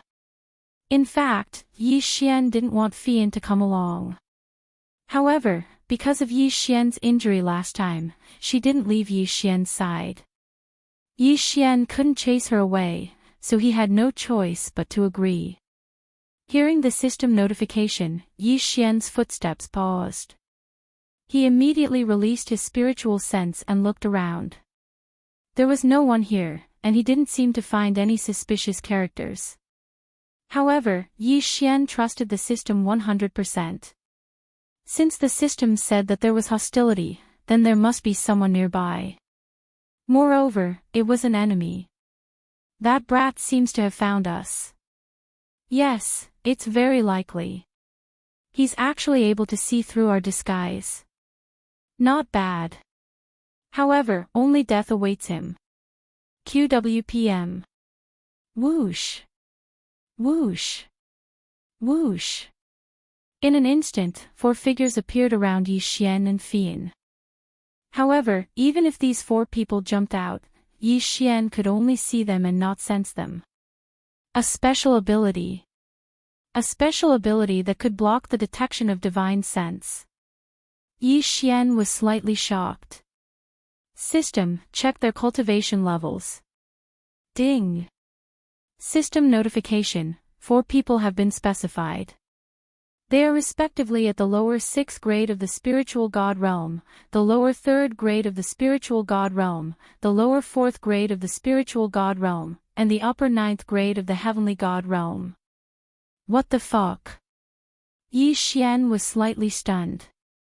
3 spiritual god realm experts and a peak heavenly god realm expert. Are they planning to kill me? Who are you? What do you want? Yi Xian gazed at the 4 of them as he asked this question, and he'd already drawn Godslayer. Little fellow, what do you think we want? You're courting death for daring to spoil our plans. Then, we'll fulfill your wish today. Ha! What a joke. Just the 4 of you. Even though Yi Xian was slightly nervous, he wouldn't show any weakness in his tone. Moreover, he wasn't far from the campsite, so he believed that reinforcements would arrive very quickly if a battle really erupted. However, those mysterious figures' words instantly destroyed Yi Xian's hopes. Kid, you're still so arrogant when you're about to die. What? Do you think that someone will come and save you if you fight us? Ha! You're too naive. Do you think we didn't make any preparations when we chose this place to ambush you? Damn it. As soon as he heard this, Yi Xian knew that the situation wasn't so simple. System, check the surroundings. Ding. System notification, chain restriction has been detected. Chain restriction. It's actually a chain restriction. A chain restriction was more terrifying than an ordinary restriction, because a chain restriction referred to a series of restrictions that were directly combined to be used. Regardless of its function, it would take a lot of time to crack it. And Yi Xian believed that these people wouldn't give him the time to do so. Sure enough, at this moment, the 4 of them shouted without hesitation. Attack! This guy is a restriction grandmaster. Don't give him the time to crack the restriction. Kill! Shouts of killing suddenly sounded out as the 4 of them decisively charged towards Yi Xian. Domineering sword cut. Consecutive sword cut. 10 Baron 100 destruction. Devil trapping spell. The 4 of them used their killing moves as soon as they attacked. Once they attacked, the 4 of them used their full strength. Ding! Warning! Warning! Host is under attack by an unstoppable force. Ding! Host's life is under threat. System automatically activates defense. Ding! Usable superpower detected. Invincible defense activated. Bang! Bang! Bang! With Yi Xian at the center, the entire ground was collapsing swiftly, and a mountain behind Yi Xian was even directly transformed into powder. However, this wasn't what surprised Yi Xian the most. It was Fei Yan who surprised Yi Xian the most. At this moment, Fei Yan's wings shook, and she actually vanished without a trace. Of course, Yi Xian couldn't take care of himself right now, so he only had time to take a glance at Fei Yan. A powerful attack instantly erupted, but the campsite that wasn't very far away didn't notice it at all. No one noticed that a battle of life and death was actually occurring here under the cover of the chain restriction. Humph. That kid is probably dead this time, right? Even a peak low-rank domain enlightened spirit god would be instantly annihilated by our combined attacks, let alone a kid at the heavenly god realm like him. He's probably dead. The 4 of us trained these 4 super divine abilities painstakingly since we were young, and our tacit understanding with each other is so high. The might we unleashed in an instant is already equivalent to the attack of a mid-rank domain enlightened spirit god. It would be strange if he didn't die. The 4 of them stopped what they were doing and gazed indifferently at the ruins as if they were certain that Yi Xian was dead for sure. Chapter 28:12. Resurrection altar paying such a huge sacrifice just to obtain this one resource point, one could imagine how hard they would guard it. In that case, what could be produced from this resource point? In truth, there was no need to mention the other resources in this resource point, but there was a certain altar that made everyone's eyes go red with envy. Because this altar's function was resurrection. As long as one's soul was not destroyed, even if one's godhead was shattered, even if one was left with only a wisp of soul, as long as one reached this altar, one could be resurrected quickly. This was the frightening thing about this altar. The resurrection ability, if used properly, was unimaginable. Moreover, with this resource point, the morale of the soldiers would be boosted even more. Before every battle, if one could promise the soldiers that they would be resurrected even if they died in battle, one could imagine how high the morale of the soldiers would be. Of course, if one wanted to use this altar, one would need to consume a terrifying amount of resources. However, even so, Zhou Xian still wanted to take down this special resource point. 3 strongholds. Moreover, these 3 strongholds were clearly stronger than ordinary strongholds. This was because they had 2 walls and more defensive facilities. If he wanted to take it down, he would have to pay a huge price. However, when Zhou Xian proposed to attack the special resource point, he didn't expect it to be unanimously approved. That's right, for these experts, they probably cared more about their lives than the soldiers. After all, it wasn't easy to cultivate to this stage. If he wanted to attack this special resource point, he would definitely need a large number of soldiers. In one breath, Zhou Xian transferred 500 million soldiers over. A total of 500 million people gathered from all directions. It could be said that Zhou Xian's actions directly caused the various powers in the demon god's domain to be incomparably nervous. It was already very rare to see hundreds of millions of people in a local war, let alone an entire 500 million people. Of course, as long as Zhou Xian didn't attack them, they wouldn't act recklessly. Just as Zhou Xian was about to attack, a nearby envoy sent over a messenger. This envoy also saw Zhou Xian's actions. At the same time that he was incomparably shocked, he immediately sent an envoy. The envoy's general meaning was to ask why Zhou Xian wanted to use so many people. Wasn't he afraid of attracting the attention of the divine masters from both sides and causing an all-out war? Zhou Xian lightly smiled and replied, "Could it be that if we continue to be in a stalemate, an all-out war won't break out? Since there will be an all-out war sooner or later, why not take advantage of this opportunity to fish for more resource points?" After that, the envoy didn't continue to send people over to inquire. Of course, even if he sent people over, Zhou Xian wouldn't give up on his plan. On this day, it could be said that the 9 Directions 60,000 Realms had become the most eye-catching place in the entire main god battlefield. This was because Zhou Xian had launched the largest local war in the entire main god battlefield. In the sky and on the ground, the black mass of troops was densely packed. As far as the eye could see, the sea of people was simply endless. Experts were also inserted into the army. This time, the battle was to snatch special resource points and attack the 3 strongholds that the enemy was guarding at the same time. All troops, kill. Zhou Xian abruptly swung the god-slaughtering sword in his hand. Soon after, the entire sky darkened. That was because there were simply too many soldiers flying out from the sky, to the point that it had completely obscured the light. For 2 whole days, Zhou Xian was in the dark. This was because 2 days was enough time for so many people to pass through. The battle had been incomparably intense from the very beginning. It was impossible for the enemy to give up on this special resource point so easily. Moreover, their experts could revive immediately after they died. This battle was destined to be an incomparably difficult one. However, Zhou Xian had made up his mind.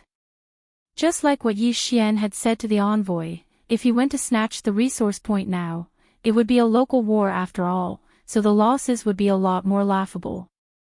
However, if he waited until an all-out war broke out to snatch the resource point, then the losses would be even greater.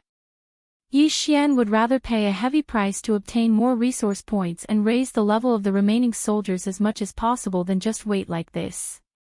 After all, battle merits were everything. Only battle merits would determine whether Yi Xian would lose or gain from participating in the main god's battlefield. 200 million people. Both the enemy and us had lost 200 million people. Almost all of them were annihilated by Yi Xian, but the price Yi Xian paid was 170 million casualties. And this didn't even include the soldiers who died in order to stop the enemy's reinforcements. However, in the end, Yi Xian still obtained the special resource point as he wished. And it took an entire year. However, it wasn't until Yi Xian took down the special resource point that many people understood Yi Xian's true intentions. At this moment, Yi Xian's resource point city had actually formed a semi-encirclement, enveloping another group of enemies within. It was obvious that this group of enemies was already a turtle in a jar. Those 3 strongholds were the best barrier, enough to prevent the enemy from sending reinforcements. The area that was circled was a total of 200 resource points. Yi Xian directly sent out an envoy, giving the enemy a choice. They could either retreat or be uprooted by Yi Xian. It could be said that the enemy had no choice at all. They, who were half surrounded, could only retreat. After all, it was impossible to defend to the death. Yi Xian fulfilled his wish and took down his original plan, circling a large area of resources. But at the same time, it also gave him the nickname of a tyrant in the main god battlefield. The meaning of this nickname was very simple. It meant that Yi Xian didn't cherish the lives of the soldiers at all. However, no matter what others thought, Yi Xian would only do as he wished.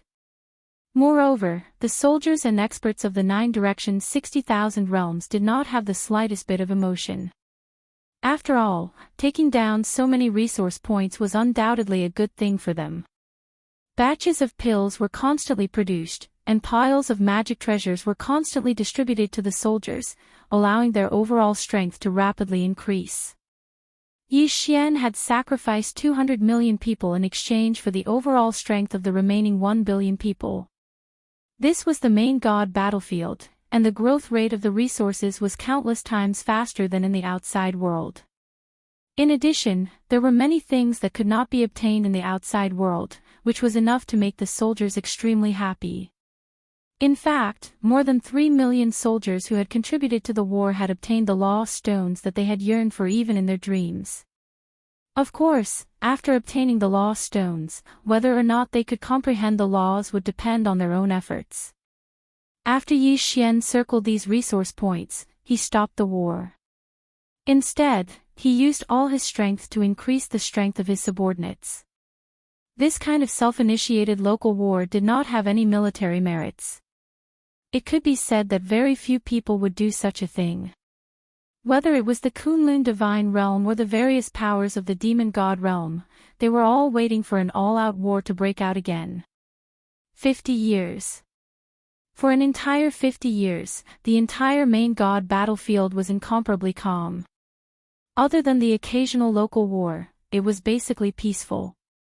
As for Yi Xian's side, not a single local war had broken out in 50 years.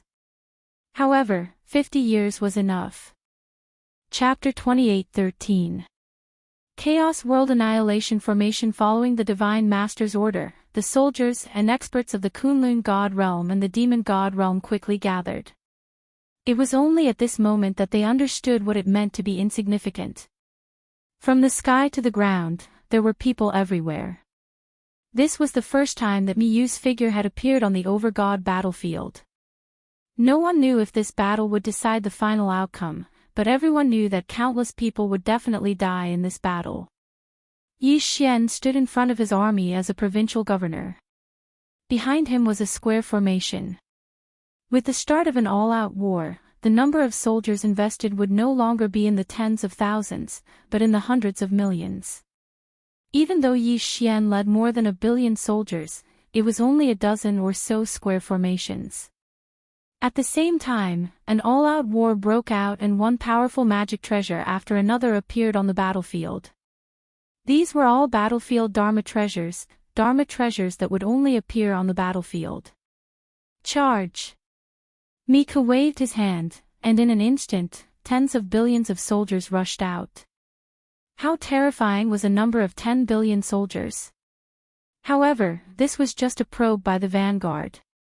At the same time, the enemy also welcomed them with billions of soldiers. This kind of battle was simply frightening. Even experts seemed so weak. Zhou Xian saw a mid-tier divine emperor charging into the enemy's formation with his own eyes. At the beginning, he could still see some movement. However, in just a short while, the divine emperor realm expert lost all signs of life and was drowned by the crowd. God's domain's law envoy, Zhou Xian, listen up. Just as Zhou Xian was observing the battle in front of him, an imperial guard of the divine palace arrived beside him. Zhou Xian, listen up. Zhou Xian naturally didn't dare to hesitate and immediately replied. The divine palace guard clearly recognized Zhou Xian. He first nodded slightly to Zhou Xian before speaking. Under the orders of the Divine Lord, the Divine Domain's Law Envoy, Zhou Xian, quickly select 5,000 soldiers to the Divine Domain's Dispatch Envoy. Divine Domain's Dispatch Envoy. The person in charge of the entire army. Why did you want him to look for him? However, Zhou Xian naturally wouldn't ask. Yes, Zhou Xian has received the order. After conveying the order, the divine palace guard smiled and said to Zhou Xian, Lord Law Envoy, you must cherish this opportunity. The divine lord thinks very highly of you. Although Zhou Xian was puzzled, he still smiled and said to the divine palace guard, thank you for your reminder, brother. It is our duty to serve the divine lord. However, brother, do you know what mission the divine lord has for me? You'll know when you get there. I guarantee it's a good thing. The divine palace guard didn't say much, so Zhou Xian naturally didn't ask any further. After sending off the divine palace guard, Zhou Xian discovered that everyone beside him was incomparably excited. Zhou Xian asked in confusion, what's wrong with you guys? Is there a need to be so excited? A divine emperor stage expert walked over to Zhou Xian and said, Lord Divine Lord has never participated in the Divine Domain War before, so it's not strange that you don't know. Lord Divine Lord has given Lord a fat job. Don't tell me that Lord hasn't noticed that the other provincial governors are very envious. Needless to say, Zhou Xian released his divine sense and quickly saw the surrounding provincial governors. As expected, they were all looking at Zhou Xian with envy. Zhou Xian was still extremely puzzled, but he still quickly chose 5,000 experts and walked towards the dispatcher. It could be seen that the people chosen by Zhou Xian were all extremely excited. Perhaps only he, the provincial governor, didn't understand what was going to happen. Soon, Zhou Xian arrived at the dispatcher's location. However, when Zhou Xian saw the dispatcher, he was slightly astonished. The reason for that was because the dispatcher was a divine beast. Of course, the dispatcher's status was even higher than Zhou Xian's, so Zhou Xian didn't dare to be disrespectful. The God's Domain's Law Envoy, the 9 Directions and 60,000 Realms regional governor greets the dispatcher. Zhou Xian said to the dispatcher. The dispatcher slightly raised his head to look at Zhou Xian, then said, you're here. Go, you've been assigned to the 5th district of the Primal Chaos Annihilation Formation. You'll be in control there. Zhou Xian arrived at the so-called 5th district of the Primal Chaos Annihilation Formation with an incomparably puzzled heart. However, when Zhou Xian saw the thing in front of him, he couldn't help but be fiercely shocked. This was a giant sword. To be more precise, the entire Primal Chaos Annihilation Formation was a formation constructed from 49 giant swords. Each sword was 10,000 meters tall and constantly emitted powerful fluctuations. Even though Zhou Xian had never seen it before, he now understood that this great sword was a super strategic magic treasure. As for the 49 giant swords, 30 of them were directly controlled by the divine palace guards. Only 19 were distributed to the various provincial governors. The experts beside Zhou Xian were all incomparably excited. A high-grade divine emperor actually knelt on the ground in excitement and kowtowed towards the giant sword. System, what is this thing? Ding. System prompt, the target is too powerful, the system is unable to detect it. No way to detect it. Just as Zhou Xian was wondering how to control it, he saw his subordinates impatiently running to various positions. The high-grade divine emperor from before also came to Zhou Xian's side and said to him, Lord Regional Governor, the control of this primal chaos world exterminating sword is very simple. Please ascend to the main altar. There, you will decide the target of the attack, and we will constantly instill divine power and the power of laws into the primal chaos world exterminating sword in groups of 500. This time, we will definitely be able to earn enough military merits. Only after hearing that person's words did Zhou Xian understand how to use this thing. Thus, he naturally didn't hesitate and directly walked towards the main altar. After Zhou Xian ascended the main altar, it quickly rose into the air. Ding. System prompt, host has received an unknown power strengthening, divine sense has increased by 10,000 times. Ding. System prompt, host has received an unknown power strengthening, divine sense has increased by 10,000 times. Ding. System prompt, host has received an unknown power strengthening, divine power has increased by 10,000 times. The 3 consecutive notifications caused Zhou Xian's heart to tremble. A 10,000 times increase. At this moment, Zhou Xian directly released his divine sense. In an instant, Zhou Xian felt as if the entire battlefield was within his eyes. In the battle ahead, Zhou Xian was actually able to see the movements of a soldier.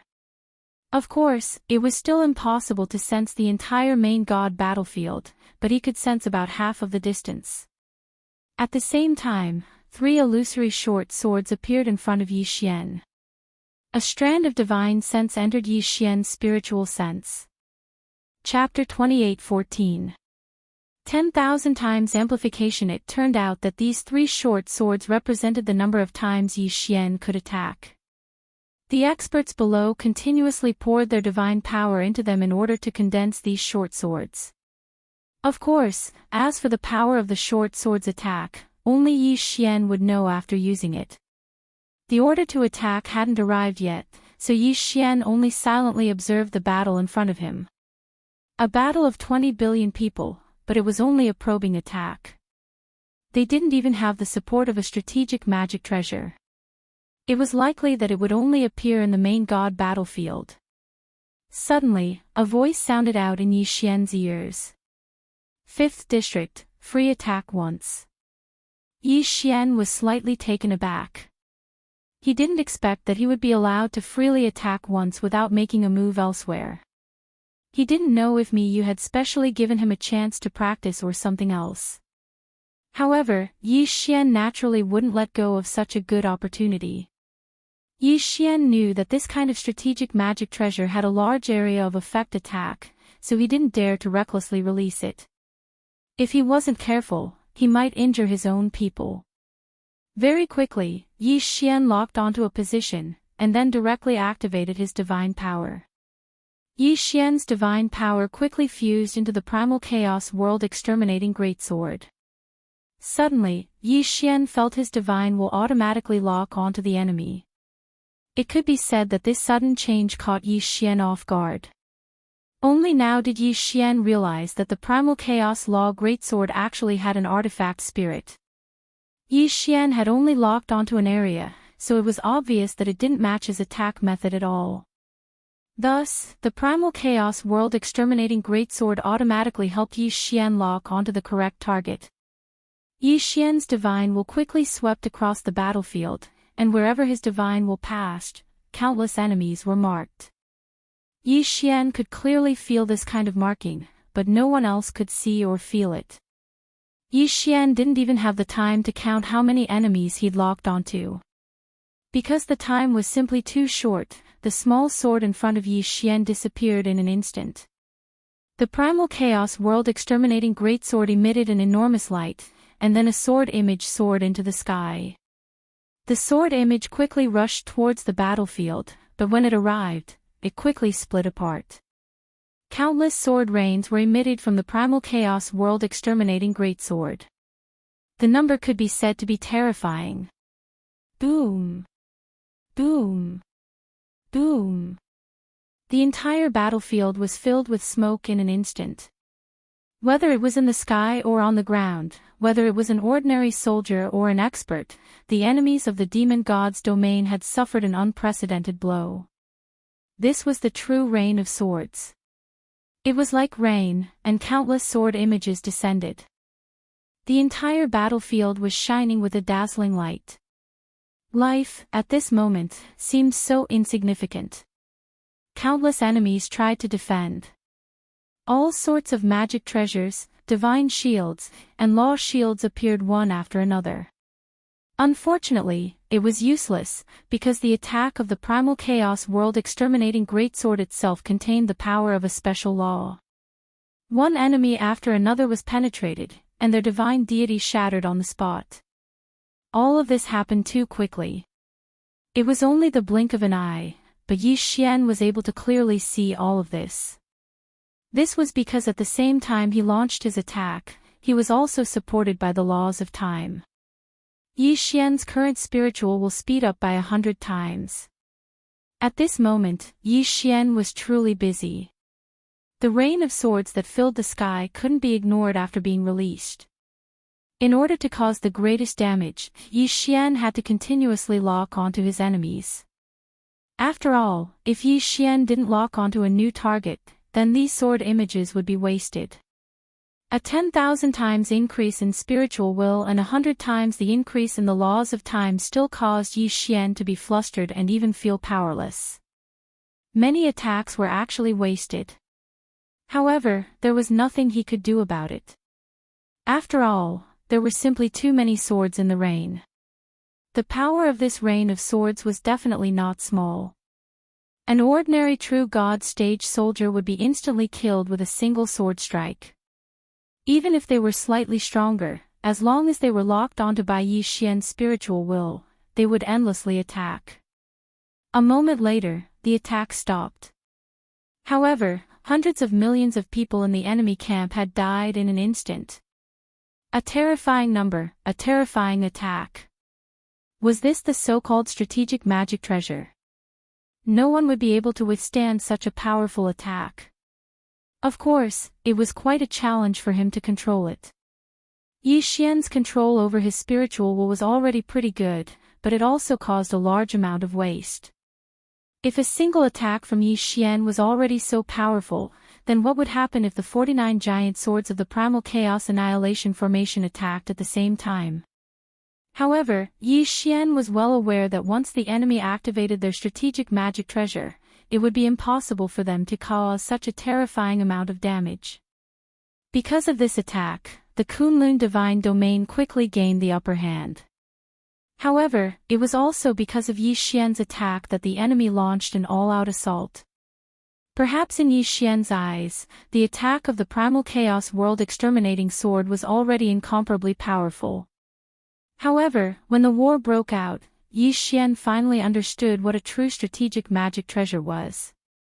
In front of the enemy camp, tens of thousands of incomparably large divine beasts were charging at the very front.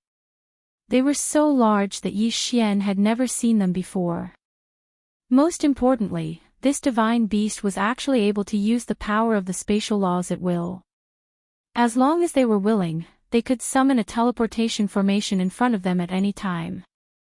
After that, their incomparably large bodies entered the teleportation formation. However, no one knew where they would appear from. It was even possible that they would directly appear in the Kunlun Divine Domain's Great Formation. On the bodies of these giant beasts, there were also quite a few buildings. Countless people from the demon god's divine domain launched their attacks from within those buildings. Of course, the most important thing was that every single giant beast had a strategic magic treasure on them. Yi Xian didn't even know the name of this kind of strategic magic treasure from the demon god's divine domain. For the time being, he would just call it the Law God Cannon. The interval between each attack of this kind of Law God Cannon wasn't too long, but its power was extremely powerful. Although it was slightly weaker than the Primal Chaos World Exterminating Sword that Yi Xian was currently controlling, the key was that it could move. With each attack, tens of thousands of soldiers from the Kunlun Divine Domain would die. Most of them wouldn't even have their corpses left behind. And there were tens of thousands of these Law God Cannons. To be able to use the law of space to go to any corner of the battlefield and launch a powerful attack, such a giant beast could not be said to be weak. However, it wasn't that the Kunlun Divine Domain had no way of dealing with him. From within the Kunlun Divine Domain, millions of totem beasts charged out. Chapter 28:15. End of War. The moment these totem beasts appeared, they rushed out immediately. Each time a colossal beast from the demon god's realm disappeared, there would be countless totem beasts disappearing as well. One could say that the size of the totem beasts in front of those colossal beasts were extremely tiny, as though they were mere ants in front of them. However, these totem beasts were the perfect counter against those colossal beasts. One could often see the colossal beasts that appeared on the battlefield once more wailing and struggling. That was because the totem beasts had already tunneled into their bodies and were wreaking havoc to their heart's content. Thereafter, the Kunlun God region pushed out their own mobile strategic treasures as well. However, unlike the demon god's God region, these mobile strategic treasures of the Kunlun God region were all assembly type. Countless powerful beings gathered together rapidly. From their hands, they tossed out all sorts of magical treasures. All of these single magical treasures gathered together rapidly in the air. Before long, they turned into an assembly-type strategic treasure. Thereafter, these powerful beings injected their god power into it. These strategic treasures began to show their uses as well. Some of them were extremely powerful defenses, while others were extremely powerful attacks. In the blink of an eye, the initiative of the battlefield had returned to the side of the Kunlun God region. One after another, mysterious and powerful strategic treasures appeared one after another. It was only at this moment that everyone understood just what sort of magical treasures could be considered as true magical treasures. One could say that these strategic treasures could not possibly be controlled by a single person. That was because the amount of god power required to control them was simply way too immense. Even if it were the god master Mi Tong, he might not be able to control a single large-scale strategic treasure alone. Of course, other than large-scale strategic treasures, personal magic treasures were also of use at this moment. An all-out war had begun. At the same time, it was also the strong against the strong, and the soldiers against the soldiers. After all, the vast majority of experts disdained to find trouble with ordinary soldiers. In their hearts, only fighting against people of the same realm could stimulate their fighting spirit. Most of the time, if these experts didn't have an opponent, they would rather not make a move than slaughter those low-level soldiers. As for ordinary soldiers, they didn't have the qualifications to challenge experts. Of course, if an expert were to court death and run into a group of soldiers, then, in order to survive, these soldiers would also fight with all their might. Shouts of killing filled Yi Xian's ears. Blood quickly flowed into a river, then converged into a lake. At every moment, there were countless people dying. At this moment, Yi Xian wasn't in the mood to care about this at all, because he was currently controlling the Great Primal Chaos Annihilation Formation with all his might.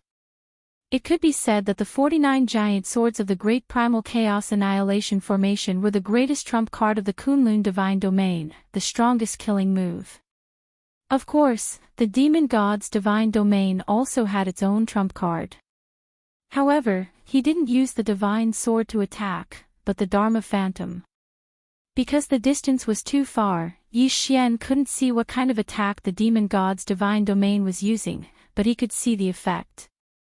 Every once in a while, the back of the demon god's divine domain's army would release tens of thousands of rays of light. These rays of light quickly condensed into terrifying phantoms of demon gods. Once they appeared, they would kill in all directions. It could be said that these phantoms of demon gods couldn't be destroyed at all. They could only wait for him to die. This was because these demon god phantoms were actually immune to all physical damage, all law damage, and all divine power damage. It was practically invincible. However, compared to the Kunlun divine domain's primal chaos world exterminating sword, the ultimate technique of the demon god's divine domain was clearly weaker. Yi Xian's entire mind was focused on controlling his primal chaos world exterminating sword. Below him, 5,000 experts took turns to condense divine power for Yi Xian, and then Yi Xian launched his attacks. Battle, endless battle. Groups of soldiers rushed forward and were quickly wiped out. It was as if a blood-colored blockade had appeared in the center of the two sides. No one could do anything to the other. The corpses continued to accumulate, from 100 meters tall to a height of 10,000 meters. No one was able to count how many people had died. After all, countless people were dying at every moment. After all, every time they moved out, they would send out hundreds of millions of soldiers. What was a flesh grinder? This was a true flesh grinder, and it was even a god of slaughter. In such an environment, even the strongest mind could go crazy. This was also the main reason why the killing chi pill was needed. Yi Xian silently watched the battlefield. In fact, he also saw his subordinates being sent out in groups. He watched as the soldiers and experts he brought with him fell just like that. Unfortunately, this was war, this was the battlefield of the main god. There was no room for choice, no one. From the divine Lord Miyu to an ordinary soldier, they didn't have the right to choose at all. The war continued. Yi Xian didn't know who started this war, but one thing was certain. Only when one side admitted defeat would the war end. However, once they admitted defeat, they would have to pay an extremely high price. Thus, until the last moment, no one would admit defeat. Day after day, year after year. Yi Xian controlled his primal chaos world exterminating sword and killed countless enemies. Miyu then issued another 3 conscription orders. Just the 9 directions 60,000 realms sent out nearly 30 billion people to participate in the war. Finally, the war was over. It could be said that when the news of the war's temporary end arrived, everyone's hearts were numb. Even Yi Xian was the same. There was no joy at all, only numbness. However, the war wasn't really over. It was just that it had once again turned into a local war. On this day, Miyu sent someone to find Yi Xian.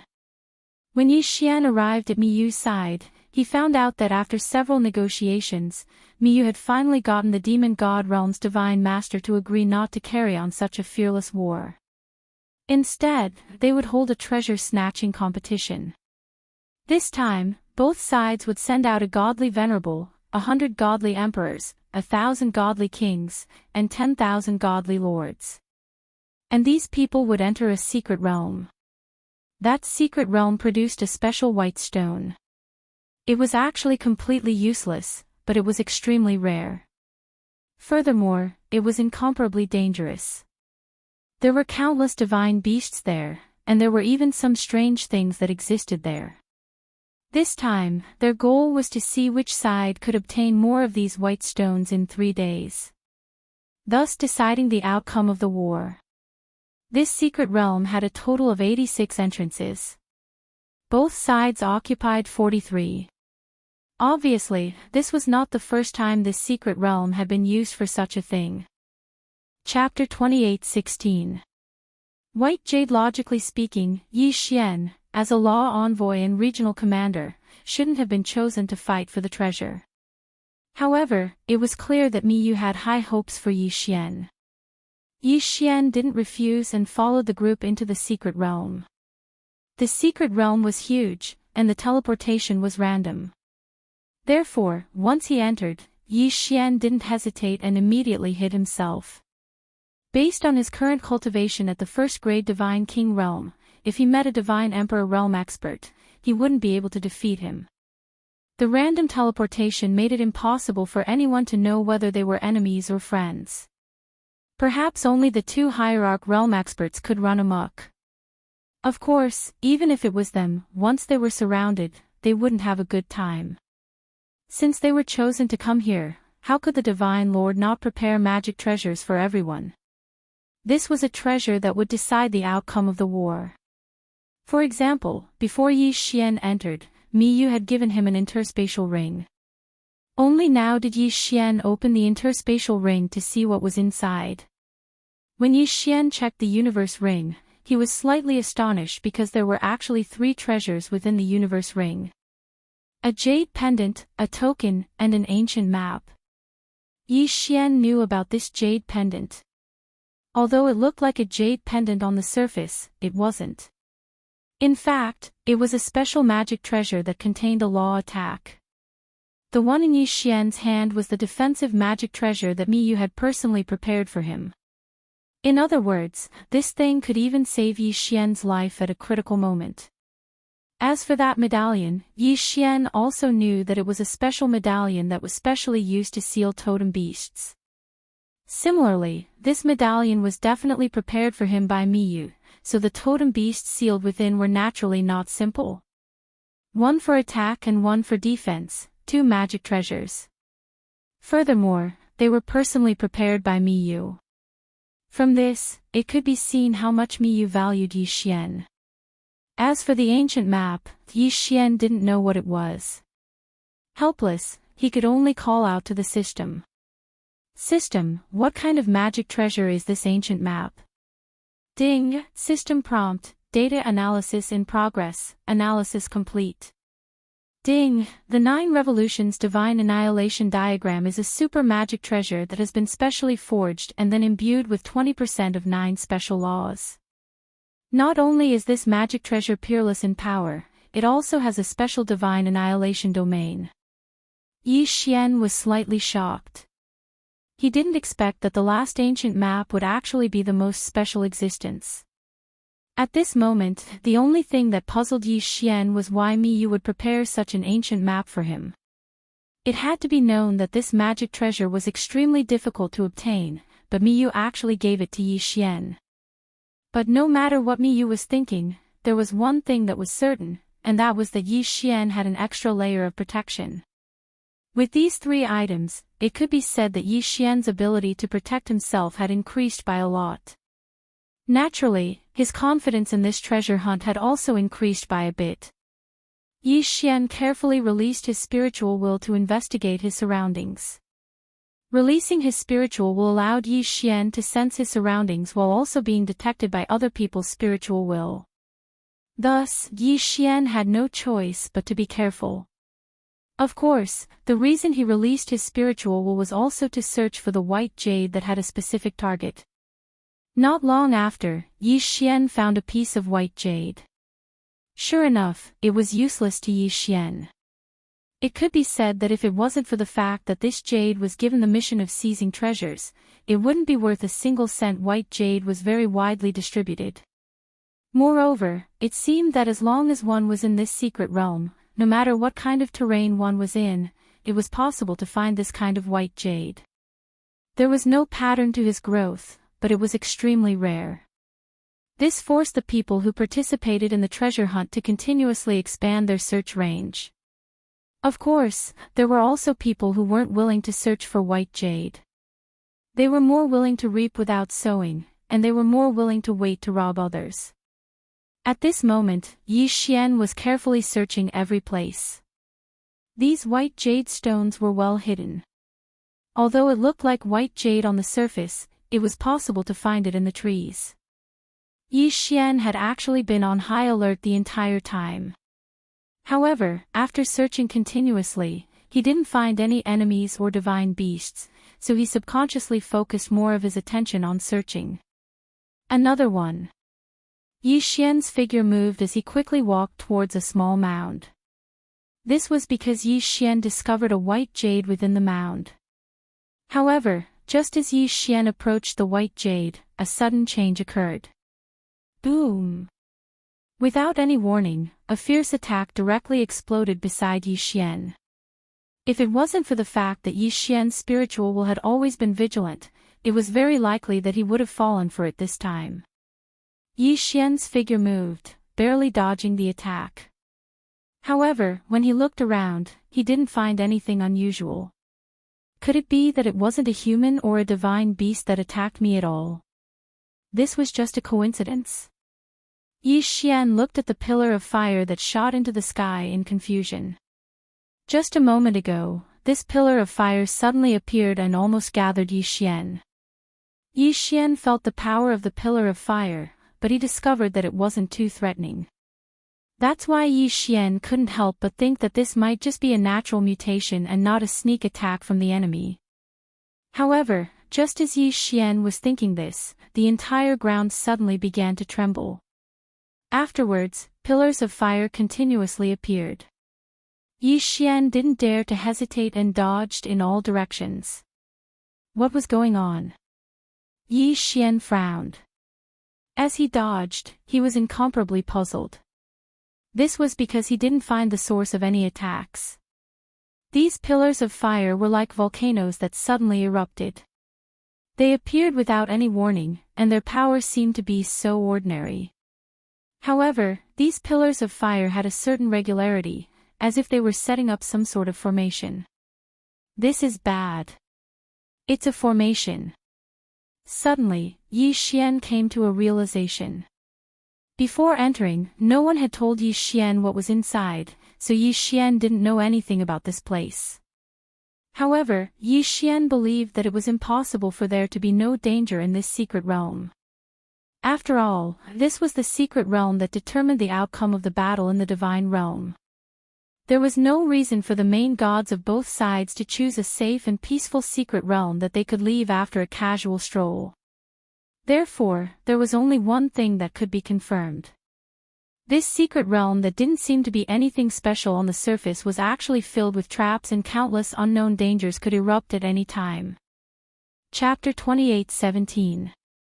Translator, Endless Fantasy Translation Editor, Endless Fantasy Translation. At this moment, Yi Xian was no longer standing at his original position. Only a 100-meter wide crater was left. However, just as the four of them were feeling smug, a voice was heard. Why? Do you want me to die so badly? It was Yi Xian's voice. The four people's expressions changed drastically. Their joint attack actually did not insta-kill a mere celestial deity realm guy. How was this possible? Unfortunately, the truth was right in front of them. They had no choice but to believe it. Step by step, Yi Xian walked out from the dust. There was a faint barrier of light around his body that prevented even the dust from touching him. QWPM, I'll give you one more chance. Tell me who sent you here. Perhaps I can spare your lives. Yi Xian was indeed shocked at that moment. These people's attacks were too unexpected and too powerful. Yi Xian couldn't defend himself at all. If the Undying System had activated its invincible defense at the last moment, Yi Xian would probably be dead by now. You're fine. You want something to happen to me. You think you can rely on 4 ants. You deserve to die. You actually wasted my absolute defense. Since you won't tell me, it looks like I'll have to find the answer myself. Spiritual control. This time, Yi Xian's spiritual control was targeted at the 4 of them. Of course, Yi Xian knew that it wouldn't be of any use. It was impossible to control all 4 of them at the same time. However, Yi Xian didn't intend to really control them. Of course, he'd pick the weakest among them. Yi Xian's spiritual control was actually just a cover. In an instant, Yi Xian's hand flashed and a powerful attack was launched. This was Yi Xian's real killing move. Deity Vanquishing Slash. Yi Xian's target was the peak sky god. Who asked him to be the weakest? Boom! With a slash of the sword, that person was sent flying. He didn't manage to land a critical hit. Then, take this. Deity slaying slash. Xian did not hesitate in the slightest since his first attack had failed.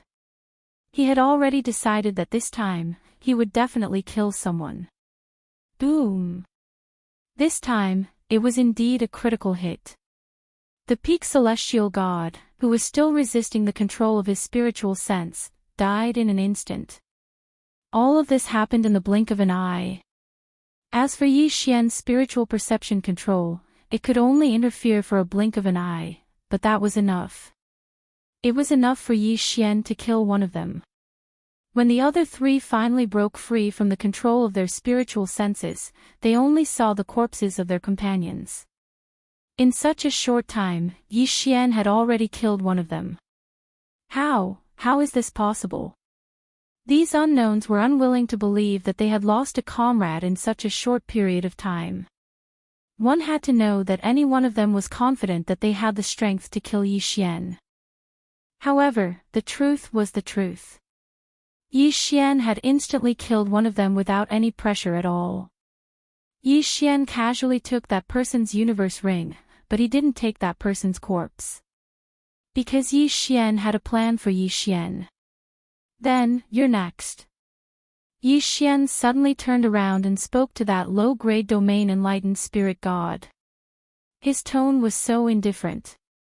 It was like he wasn't talking about killing someone but about how good the weather was today. That low-grade domain enlightened spirit god was shocked, and it was even to the extent that he felt a chill run down his spine. His intuition told him that he had probably encountered huge trouble this time. However, he was a domain enlightened spirit god after all, and Xian was merely at the heavenly god realm. Moreover, Xian was heavily injured, so he didn't believe that Xian could kill him. Kid, are you talking about me? What an arrogant kid. Today, I'll properly teach you how to respect experts. Everyone, let's attack together and kill him. Even though Xian hadn't chosen the other two as his targets, they didn't care about morality. They only had a single objective, and it was to annihilate Xian. As for what methods they had to use, they didn't consider it at all. The three of them attacked Xian once more. However, could it be that they think Xian would be completely unguarded like before? How could that be possible? Come out, 1,000 beast sword servants. Summon god rank mounts. In an instant, 1,000 god rank mounts appeared, and they split into two groups at the same time that they pounced towards one of the domain enlightened spirit gods. So, it was practically effortless to use 500 god rank mounts to trap a single domain enlightened spirit god. On the other hand, Xian tossed Wei Zhentian over, and then Wei Zhentian took Godslayer and charged towards the targets that Xian had chosen a long time ago with Xian. Die! Xian swung his fist. However, the true threat was the Godslayer. Wei Zhentian's Godslayer was even more powerful than Xian's Godslayer when he controlled it himself. That person was clearly flustered. They clearly had the absolute advantage, and they clearly had the strength to crush Xian. However, as soon as they made a move, they knew how terrifying Xian was when he went berserk. Bang! The god-slaying sword controlled by Wei Zhentian arrived at that person's side before Xian's attack. It pierced through that person's body and shattered his godhead at the same time. That mysterious person had an extremely dazed expression in his eyes. Even at the moment of his death, he still didn't understand how exactly he died. However, he didn't need to understand. Xian blasted that person flying with a punch. Of course, that person had no chance of surviving since a long time ago. The Godslayer swiftly flew over and took that person's universe ring. At this moment, Xian finally turned his attention to the other two people trapped by the God-class mounts. You've got some guts. How dare you attack me? Did you think this would be the outcome before you attacked? Xian looked at the two people mockingly. These people had set up a chain of restrictions here. This wasn't something that they could set up with their strength. In fact, after they activated the chain of restrictions, even they couldn't open it themselves. 1,000 God-class mounts were divided into two groups and charged continuously. The two people could only fight back in panic. How could they spare any time to attack Zhou Xian? Then, which one of you wants to live? Tell me who sent you here. I'll spare your life if you tell me first. Speak. Don't test my patience. Wei Zhentian controlled the God-slayer and circled around Zhou Xian, as if he could kill one of them at any time. Humph, kid, we underestimated your strength for not being able to kill you. However, if you want to get what you want from us, dream on. One of them shouted loudly. Zhou Xian smiled slightly and ignored him. Instead, he looked at the other person. I'll tell you. Will you let me go if I tell you? That's right. I, Zhou Xian, have always been a man of my word. I've said before that I'll let go of whoever tells me who's behind this. Chapter 28:18. The sapling of the ancient law fire tree. This place, for the time being, could be called a forest, and it was an incomparably strange forest. Because these trees were growing in two directions at the same time, it was as if this place was a mirror, and those trees were just a reflection of reality. However, Zhou Xian knew very well that it wasn't a reflection, but a real existence. Because Zhou Xian didn't have a reflection here. Each of these incomparably strange trees was emitting countless pillars of fire. Those pillars of fire soared into the sky, but after they broke through the sky, they strangely returned to the reflection, forming a cycle.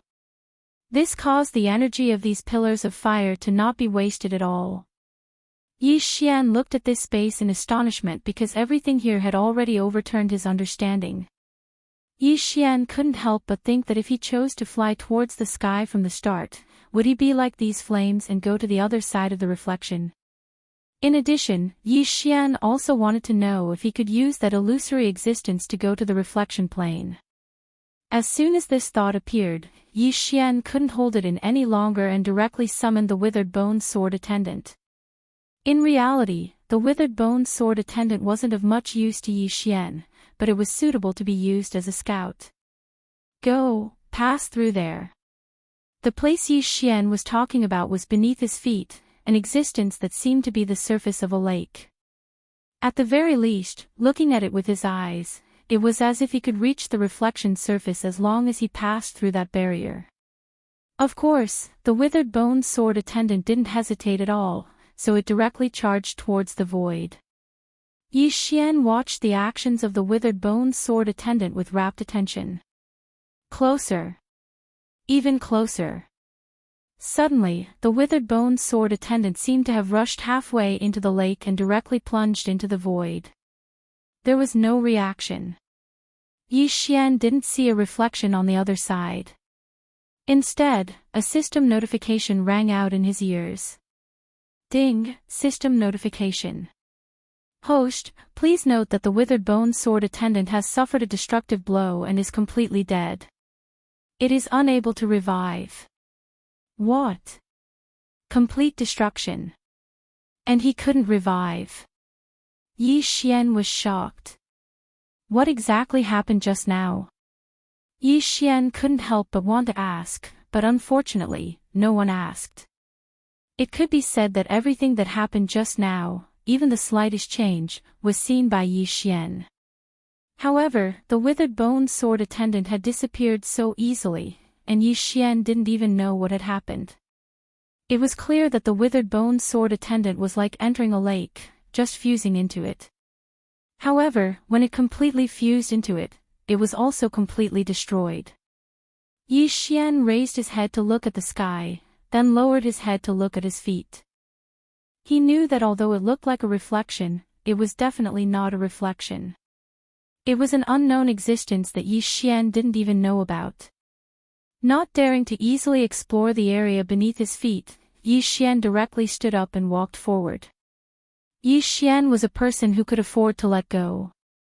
Since he said that he didn't have the ability to explore the void, then there was no need for Yi Xian to continue wasting time there. He might as well continue exploring the forest in front of him. Looking at the various types of flames, Yi Xian knew that he might have made a huge profit this time. He originally thought that there would be some sort of divine beast, but what Yi Xian saw was only a treasure trove that he could collect. Yi Xian didn't know what this forest was, but he still knew what was inside every single tree. System, what exactly are these trees? Can you detect it? Ding, system prompt, data collection in progress. Ding, system prompt, this analysis requires 500,000 faith points, would the host like to continue? 500,000 faith points. If it was in the past, it really would be quite a bit. But now, Yi Xian didn't care too much about it.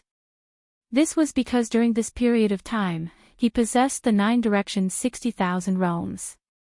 Under Yi Xian's deliberate arrangements, Fei Yan had always been rebuilding his faith. Therefore, many people in the 9 directions 60,000 realms had already started to believe in Yi Xian. The 9 directions 60,000 realms were extremely large. Even if only a small portion of them completely believed in Yi Xian, it would still be an enormous accumulation for him. Moreover, he had already stayed in the main god's battlefield for so many years.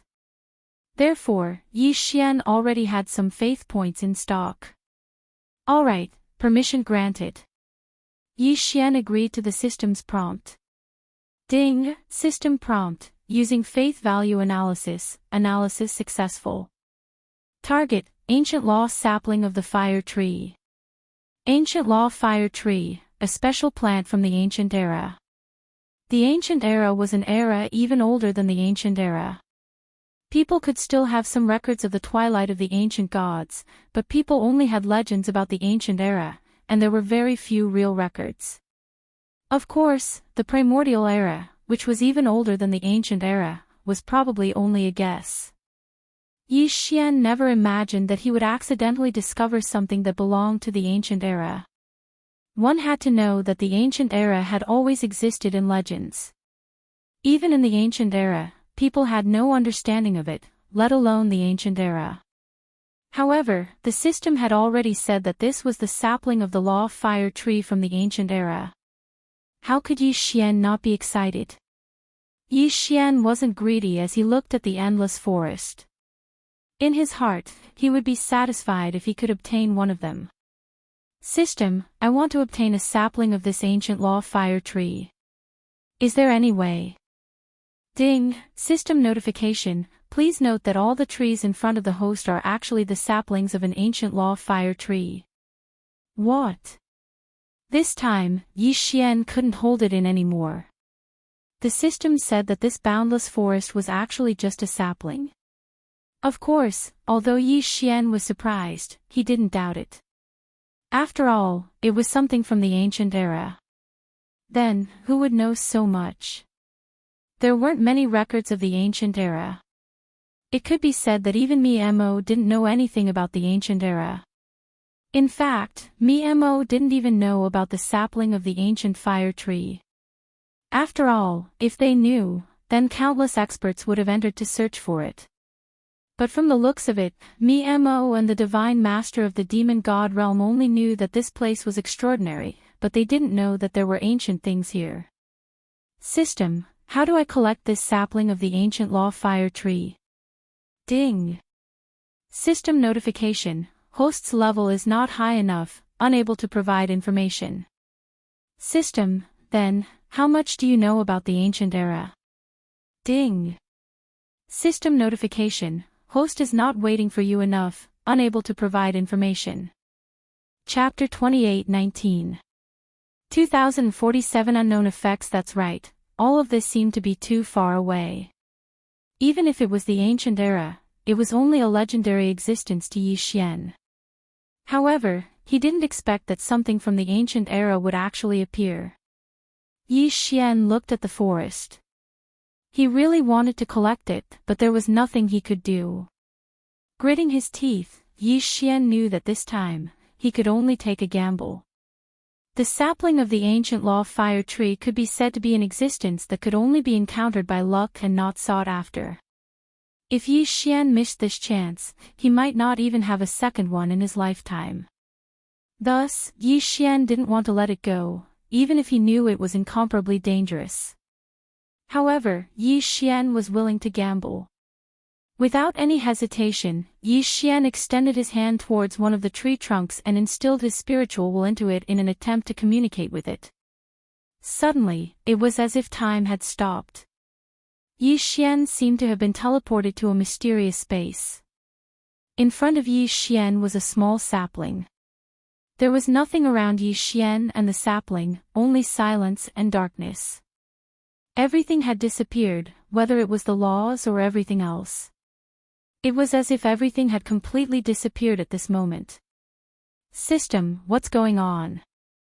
No reaction. It was as if even the system had disappeared. This was something that had never happened before. This was the first time Yi Xian had completely lost contact with the system. Yi Xian looked around, not knowing what to do. But a moment later, he walked towards the sapling. Step by step. There were no fluctuations of energy, nor were there any laws. It was as if an ordinary person was walking towards a sapling. However, it was so different. The sapling only had 2 leaves. Moreover, it looked malnourished, as if it could wither and die at any moment. Yi Xian gently caressed the sapling, but his heart was incomparably calm. He subconsciously said to the sapling, "How pitiful. I don't know what you need to continue growing, but since you've existed since ancient times, then I can be sure that you've been through countless years, but you still can't grow up, little sapling, what are you? Ancient law fire tree sapling, do you possess the law of fire?"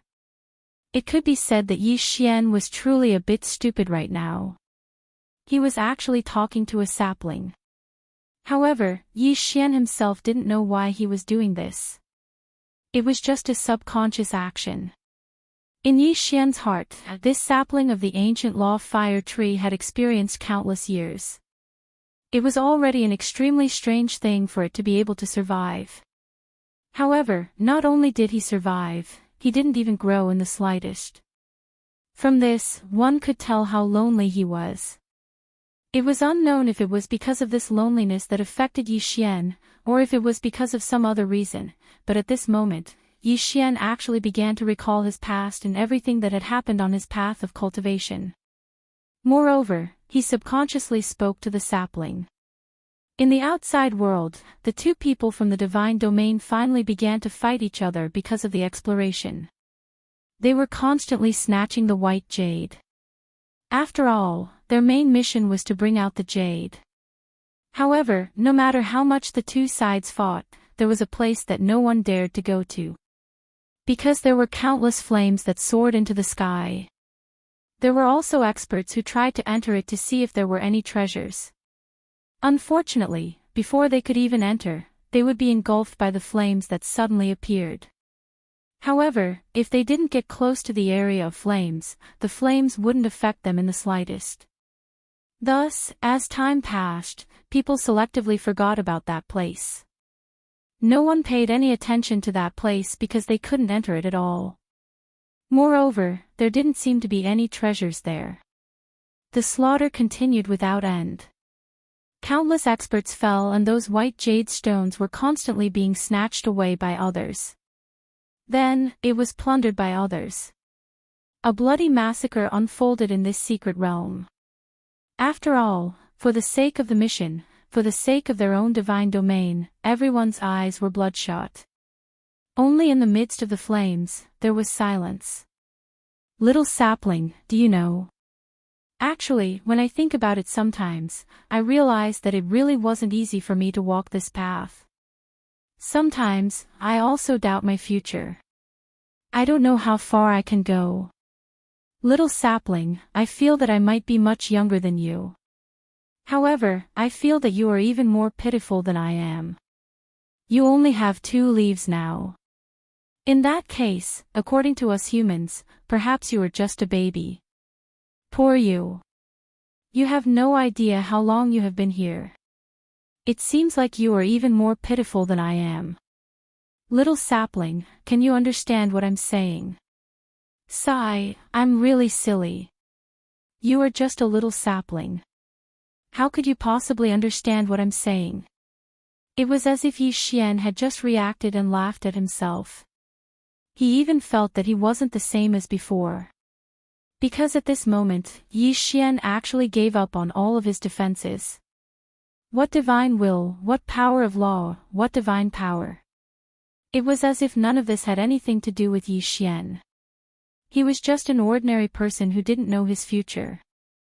However, the instant Yi Xian stood up, the entire secret realm, no, not only the entire secret realm, but the entire God realm, underwent an unbelievable change. Especially those who had grasped the power of the law of fire, they could clearly feel it. At this moment, in the secret realm, a Kunlun divine realm upper 6th grade god king who had grasped the law of the 9 heaven obsidian flames was bathed in blood. Beside him, there were several fire dragons protecting him. However, it was obvious that he was just an arrow at the end of its flight. Around him, a dozen experts from the monster god divine realm were looking at him mockingly. Among them, there was even a lower divine emperor expert. It seemed that this person from the Kunlun divine realm was definitely going to die. Indeed, there was no way for him to escape. Haha, human, let's see how you're going to escape this time. Leave your life behind. The god emperor expert from the demon god divine realm said gleefully. In his eyes, this person from the Kunlun divine realm had no chance of escaping at all. However, all of a sudden, the flames that the Kunlun divine realm expert was controlling broke free from his control. 9 fire dragons danced around in the sky happily, completely out of the control of the Kunlun divine realm expert. Humph. Still trying to resist. Kill him. However, it was a pity that the God Emperor expert from the Demon God Divine Realm could no longer say his final words. That was because the 9 fire dragons had actually attacked on their own. Chapter 28-20. Eternal supremacy. Although they were all fire elemental laws, they were also divided into countless types. However, at this moment, all the fire elemental laws in the divine world seemed to be overjoyed. The power of laws. Emotions. Perhaps no one would believe this, because this was already something that no one could believe. However, everyone in the divine world could feel this. It wasn't just the divine world. Even the other worlds could feel this, because as long as it was the power of fire, it would be incomparably joyous. The furnace flames danced, and the heavenly flames cheered. It was as if all the flames had lost control at this moment. Big brother. A voice entered Yi Xian's mind, causing him to instantly wake up. At the same time, the sapling in front of Yi Xian disappeared. To be more precise, the forest in front of Yi Xian had completely disappeared. Yi Xian clearly remembered that word, big brother, but he didn't hear it again. In the blink of an eye, all the changes stopped. As for Yi Xian, he was also dumbfounded as he watched everything. He didn't know what had happened. Yi Xian continuously released his divine sense in an attempt to find the sapling of the ancient law fire tree, but everything had already disappeared. Of course, this change didn't last long, so no matter if it was God or anyone else, they didn't notice it at all. They were only puzzled as to why the power of the fire elemental laws had become active for a moment, but they didn't know what had happened. Yi Xian stood on the spot and puzzledly rubbed his head. Just what had happened just now? Where did the sapling of the ancient law fire tree go? Ding! System prompt, host is in an unknown space, completely lost contact, confirmed to be dead, the system will activate the self-destruct program. The system's voice returned, but Yi Xian didn't clearly hear what the system said, so he subconsciously asked, System, what did you just say? Ding!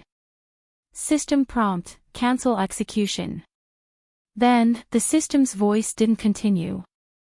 Yi Xian didn't think too much about it. In any case, the system often prompted him to ignore some things. This time, Yi Xian also subconsciously ignored it. With a move of his voice, Wei Zhintian controlled the two god-slaughtering swords to accompany Yi Xian as they flew upwards. Yi Xian lowered his head to look at the void realm and said with some disappointment, "It's a pity that my withered bone sword servant disappeared just like that. Sigh, this time, I've suffered a loss. I wonder where the sapling of the ancient fire tree went." As Yi Xian spoke, he flew upwards. However, if Yi Xian were to take a look at his divine deity, he would discover that there was an imprint of a sapling engraved on it. Of course, no one, including Yi Xian himself, would be able to see through that imprint. The battle in the outside world continued because the time to teleport away was about to arrive. This time, the battle was about to end. In other words, the war between the two divine realms would finally come to an end, and the final victor would be decided by this final battle. The people had already fallen into a frenzy. Not long after Yi Xian advanced, he saw a battle. This was a battle between two experts from the Kunlun divine realm and two experts from the demon god realm. Both sides wanted to kill the other and snatch the white jade from the other party. When Yi Xian suddenly appeared, he heard an expert from the Kunlun divine realm shout, "Quick, kill them. They have white jade on them." These words were obviously meant for Yi Xian. Naturally, Yi Xian didn't hesitate at all. Of course, he still remembered his mission. "Wei Zhintian, go." The two god-slaughtering swords quickly moved out, and Yi Xian also drew his rule god bow. Die. Boom. One arrow, just one arrow, but Yi Xian had killed an enemy. Ding. System notification, host has killed a high-grade third-grade god king. High third-grade god king. What was going on? Yi Xian was rather puzzled because Yi Xian didn't seem to have the strength to instantly kill a third-grade god king. One must know that what he shot out was only a spatial law divine arrow. Originally, he only hoped to restrain the enemy and then use the law of devouring arrow to kill the enemy. But why was the enemy killed by Yi Xian with a single arrow? Yi Xian was somewhat puzzled. He once again opened the divine palace of laws and shot an arrow at another enemy. Boom! A huge devouring vortex appeared, and the enemy was actually unable to resist at all as he was directly devoured. This enemy was also a high-grade third-stage divine king. Wei Zhintian directly brought the two's universe rings into Yi Xian's hands. At this moment, the two people from the Kunlun divine domain looked at Yi Xian in astonishment because Yi Xian's attack power was simply too domineering. He actually killed two enemies with two arrows. Most importantly, they could all tell that Yi Xian's cultivation realm was only at the first-grade god king realm. Ding! System notification, host has obtained a special opportunity. From now on, host will forever have the title of sovereign level first crown. Forever. In other words, no matter how much Yi Xian leveled up, he wouldn't be able to remove the title of first crown. Special opportunity. Yi Xian was a little dumbfounded. Just what kind of special opportunity did he obtain? It seemed that in Yi Xian's heart, he didn't obtain any inheritance. Of course, this was definitely a good thing for Yi Xian. However, Yi Xian just didn't understand why it was like this. "You're the God Domain's law envoy, Lord Yi Xian." At this moment, an expert of the Kunlun divine domain arrived in front of Yi Xian and asked. Yi Xian looked at that person, nodded, and replied, "Yes, I am Yi Xian." This subordinate pays his respects to the God Domain's law envoy. The two of them hurriedly bowed. After all, perhaps Yi Xian's identity as the commander of the 9-direction 60,000 realm was only effective in the 9-direction 60,000 realm. However, the identity of the God Domain's law envoy allowed him to move unimpeded in the entire Kunlun divine domain. "Get up." Yi Xian waved his hand, indicating for the two of them to stand up. After one of them stood up, he said to Yi Xian, Lord Law Envoy, we won't delay any further. Right now, there are only 4 hours left before we leave the secret realm. We must kill as many enemies as possible and obtain more white jade. Only then will we be able to guarantee our victory. Yi Xian nodded and let the two of them leave. However, Yi Xian himself fell into a daze. He discovered that he'd actually lost track of time. He clearly remembered that he had just entered the secret realm and had only said a few words to the sapling of the ancient law fire tree. He didn't expect that so much time had passed, and the competition for the secret realm was about to end. Of course, no matter why it was like this, the most important thing for Yi Xian right now was to find an enemy and snatch the white jade. Yi Xian's figure moved as he quickly charged towards his surroundings. Chapter 28-21. It was the 9th prince's voice again. That fellow seems like he won't be satisfied until they retreat. I wonder what benefits he'll get from making them retreat. Suddenly, Yi Xian's heart skipped a beat. Benefits? Who would want to see the world fall into chaos the most? It's probably the Annihilation Organization. Could it be that the Annihilation Organization is behind this as well? After all, if it was the Annihilation Organization, then it wouldn't take much effort to bribe the tiny Dark Knight Empire. When he thought up to this point, Yi Xian walked forward with large strides and said loudly, we can't retreat. We can't allow these demonized mermen to leave this island. Otherwise, it'll definitely be a calamity. Yi Xian. It's actually him. Didn't that fellow disappear for over a year? Why did he suddenly appear again? What does he want? Everyone discussed animatedly. It can't be, right? That fellow has advanced again. My God.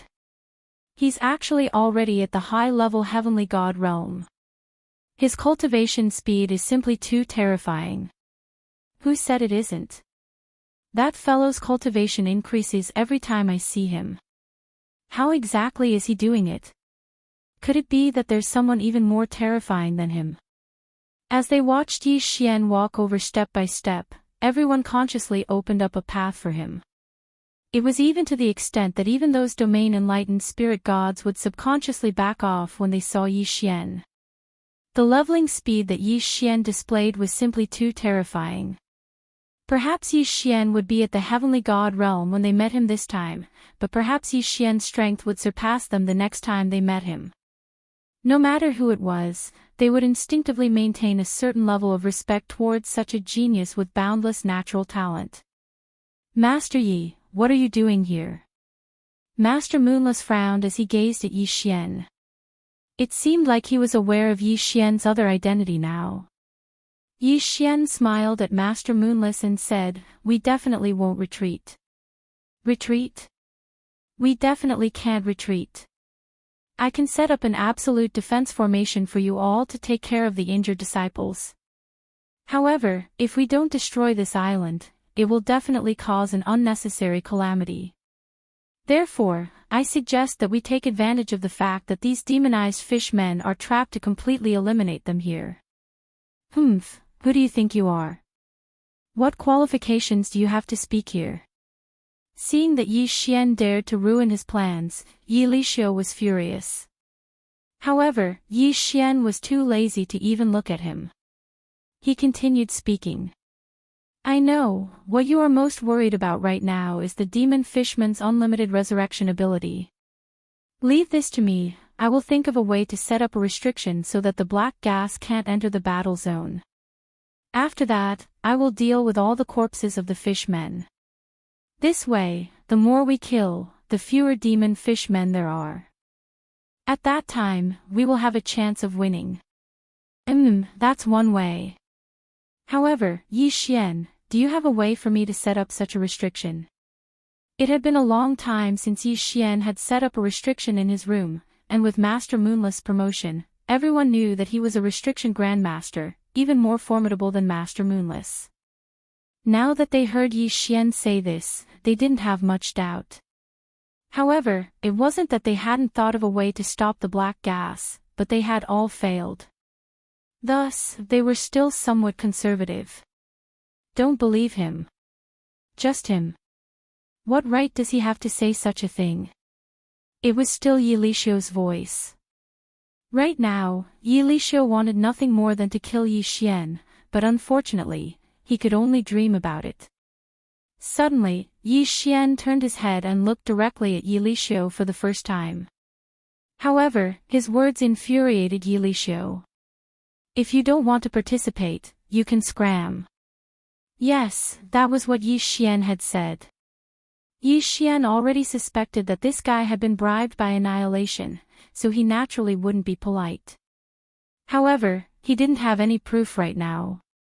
Otherwise, Yi Xian might have killed him. What did you say? Yi Lixio was so angry that he couldn't speak coherently. Unfortunately, Yi Xian didn't plan on paying attention to him. How about this? All of Xian Pavilion's restriction grandmasters will come with me. I'll think of a way right now. Alright, we'll listen to you. It might be difficult for Yi Xian to mobilize the others, but Yi Xian was still able to mobilize the people from Xian Pavilion. Let's go as well. However, unexpectedly, the restriction grandmasters from the other factions all took the initiative to participate in Yi Xian's operation. Yi Xian didn't care about this. In any case, Yi Xian didn't expect them to do anything. To be honest, Yi Xian also had his own plans. Otherwise, why would he suggest that he take care of all of the demonized fishmen's corpses? Yi Xian wouldn't miss out on such a good upgrade plan. Of course, the most important thing was to stop these demonized fishmen. Yi Xian took his people and left. Everyone had different thoughts about Yi Xian. For example, the people from Mo Shang's training camp felt apologetic toward Yi Xian because of Lu Luo. The people who also felt apologetic included by Lu and the other factions that had wronged Yi Xian. In their hearts, Yi Xian had left Mo Shang's training camp because of their wrongdoings. Now that Yi Xian had returned and was willing to take action, these people felt rather emotional. Yi Xian led his people and quickly arrived at the bridgehead. At this time, the bridgehead was occupied by hundreds of demonized fishmen, blocking the only way for the allied forces to attack. It seemed that this bridge was the only way to reach the island. Some people might say that it was better to use it. However, there were restrictions on the island. It was impossible to fly over. Naturally, it was also impossible to fly over. Yi Xian carefully observed the fishman's direction. However, in his heart, he asked the system, do you have any ideas? Ding!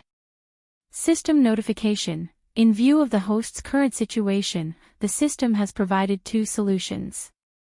The first solution is for the host to continue cultivating the restriction ability. When the restriction ability is strong enough, the host may be able to research a way to stop the black gas. Ding! The second solution is for the host to exchange for the corresponding special restriction from the system. F***CKU. Yi Xian was depressed. This system, why didn't it just ask him to exchange for it? What research? How long would he have to research? Previously, the system had activated the exchange function, but Yi Xian had never used it. After all, the exchange function of the system was very expensive. Alright, system, help me choose a restriction that is suitable for the current situation. I want the most reasonable one. Otherwise, I won't be able to afford it. Ding! System notification. The best restriction that the host can choose is the demon slaying restriction. Once this restriction is activated, it will be able to effectively destroy the demonic energy. Yi Xian nodded. He had the item, but the key was the price. Yi Xian didn't seem to have any resources to exchange for it. Ding! System notification. The host does not have enough resources to exchange for it. The system has activated the ability to force exchange. If the host is forced to exchange for it, the host can exchange one level for the right to use it once. Chapter 28-22. This was a peak-level heavenly god realm Yao celestial projection, and that person was also a superior heavenly god. At this moment, not only did the Yao celestial projection charge towards Zhou Xian, but that person also charged towards him at the same time. Damn it! Zhou Xian was slightly enraged, but his hands were not idle. A ball of light exploded out from the surroundings of the god-slaying sword, directly protecting Zhou Xian. That powerful attack was directly blocked when it arrived at Zhou Xian's side. This time, Zhou Xian did not control the God-Slayer, but it flew out on its own. Of course, to be more precise, it was Wei Zhentian who made the move. Wei Zhentian had been residing within the God-Slayer all this while, and now that Zhou Xian was in danger, Wei Zhentian naturally would not ignore it. When the Yao celestial projection and the superior heavenly god rushed over, Wei Zhentian did not hesitate to activate the Soul Devourer's shield, blocking all of their attacks. At this time, Zhou Xian was still standing there leisurely. Above his head, the God-Slayer emitted a faint light, protecting Zhou Xian. Meanwhile, Hong Yuan's brother was constantly circling Zhou Xian, launching fierce attacks. Of course, it was futile. At this time, the surrounding people were also shocked. They were shocked at how Hong Yuan's brother could unleash such a powerful attack. After all, Hong Yuan's brother did not have such a powerful technique in the past. At the same time, they were even more shocked by Zhou Xian's defense. Ignored. He was simply ignoring such a powerful attack. Being able to withstand the combined attacks of a peak-level heavenly god realm Yao celestial projection and a superior heavenly god was something that many people could do. There were even some who could do it more easily than Zhou Xian. However, that was because they were already very strong, surpassing Hong Yuan's brother. However, Zhou Xian was different. Zhou Xian's strength was only at the middle grand profound realm of the first god realm. In fact, just a few months ago, he was just a true god realm trash. QWPM however, such a person who was obviously at an absolute disadvantage was actually able to defend against the attack of a powerhouse who was many times stronger than him, and he did it so effortlessly. Under such circumstances, what could the surrounding onlookers say? It's that treasure, right? That sword seems very powerful. Someone said.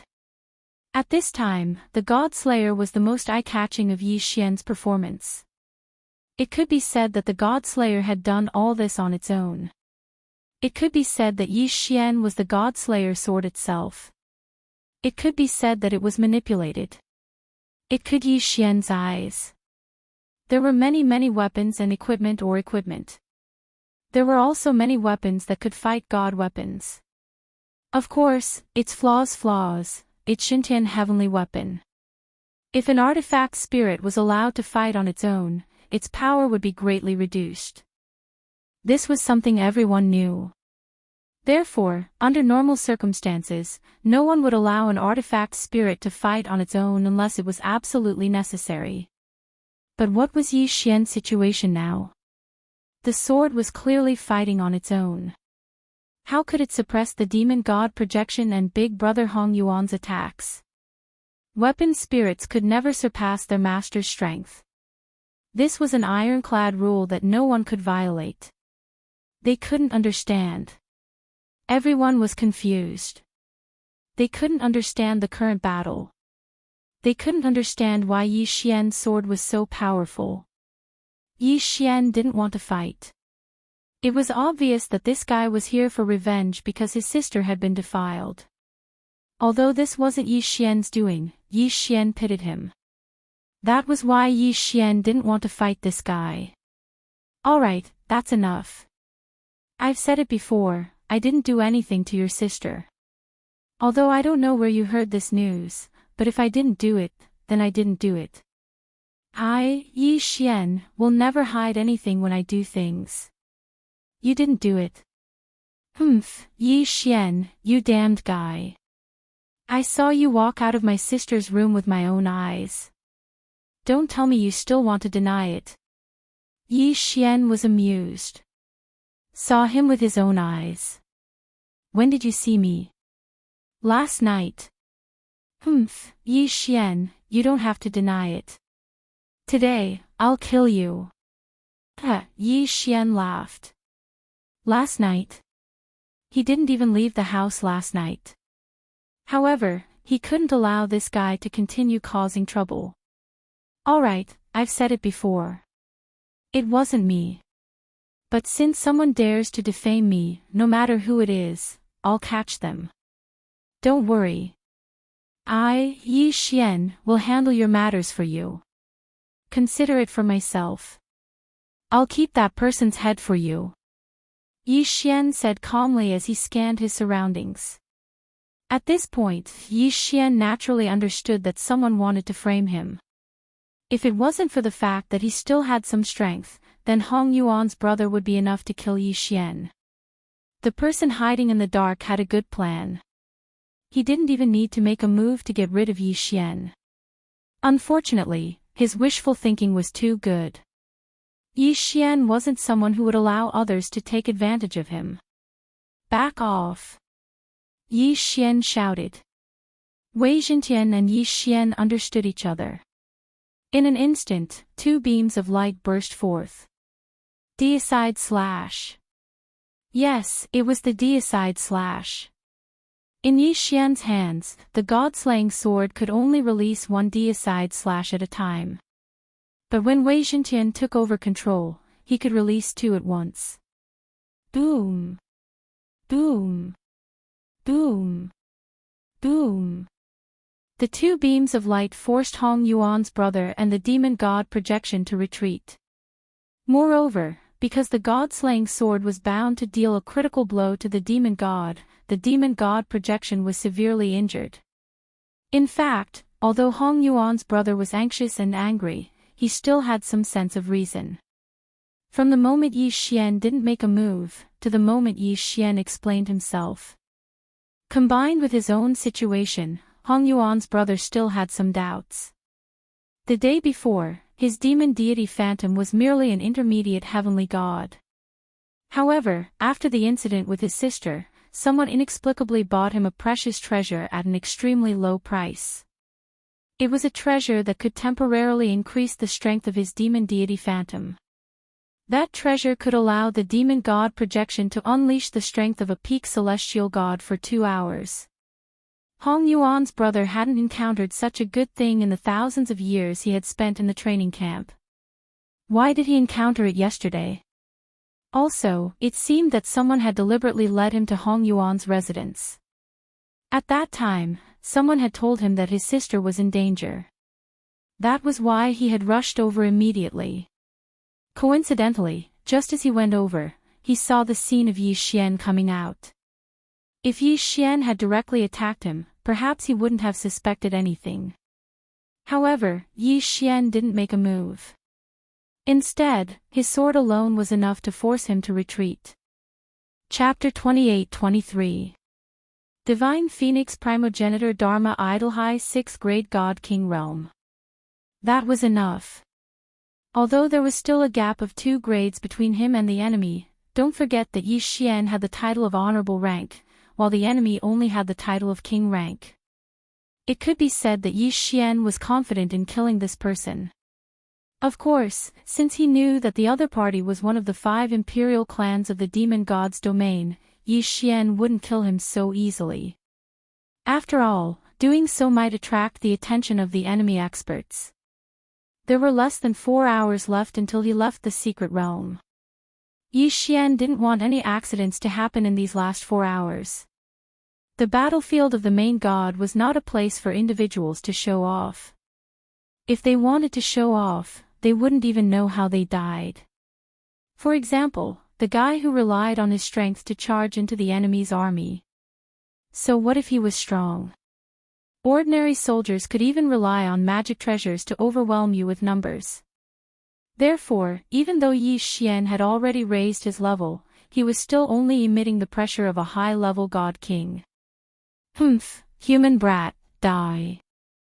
A powerful pressure suddenly exploded out from Yi Xian's body. That seemingly corporeal pressure instantly surrounded Yi Xian. As for Yi Xian's performance, he seemed to be powerless. He could only rely on his own pressure to defend in front of him.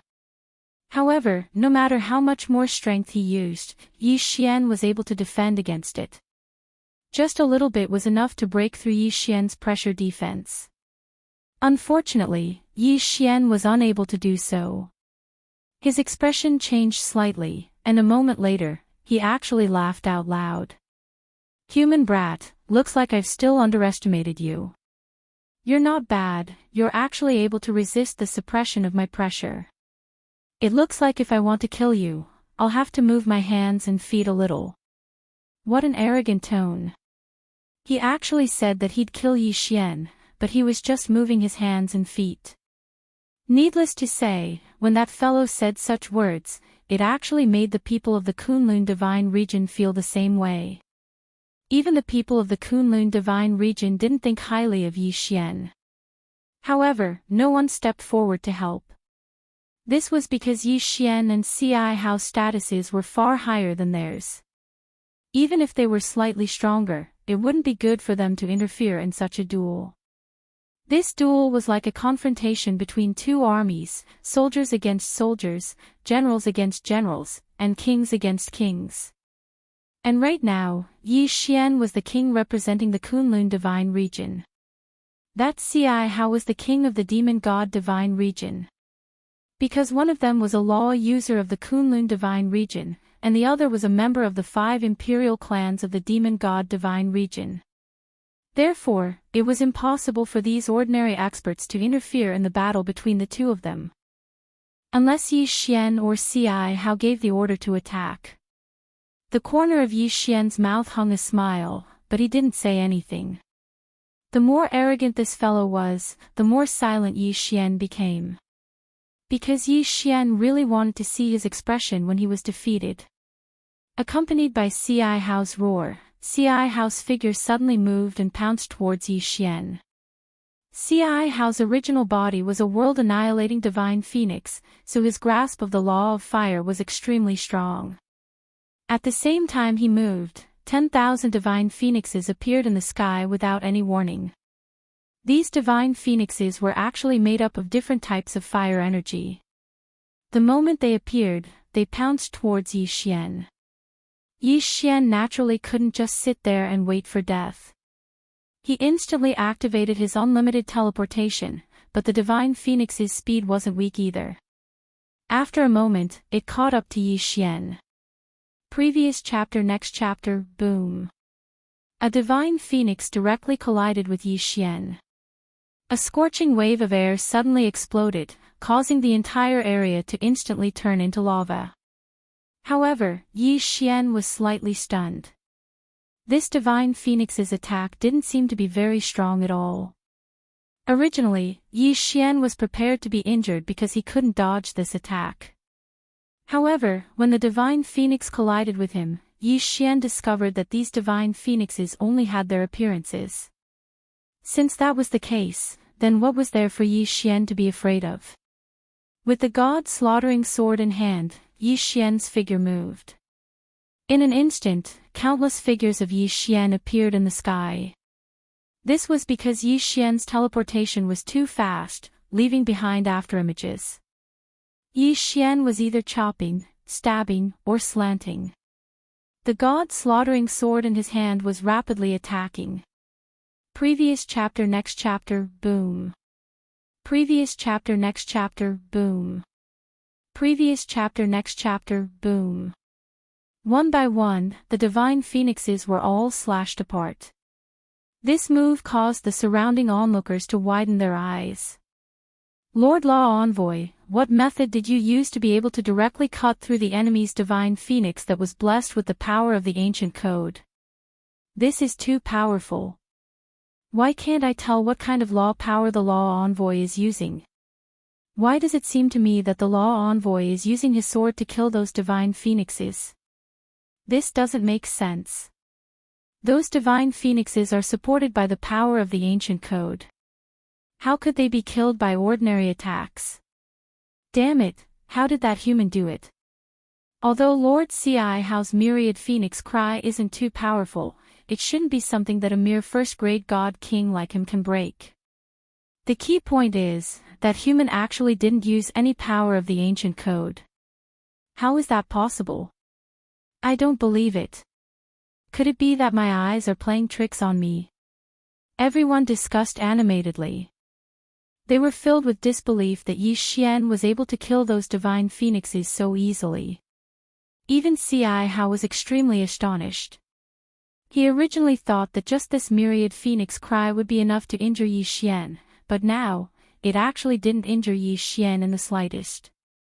Thus, he was naturally extremely puzzled. However, Zhou Xian wasn't the slightest bit surprised because he didn't even feel any power of the ancient code from these divine phoenixes. In Zhou Xian's eyes, these divine phoenixes were merely condensed from divine power. Even if they had different attributes, they didn't have the support of the ancient code.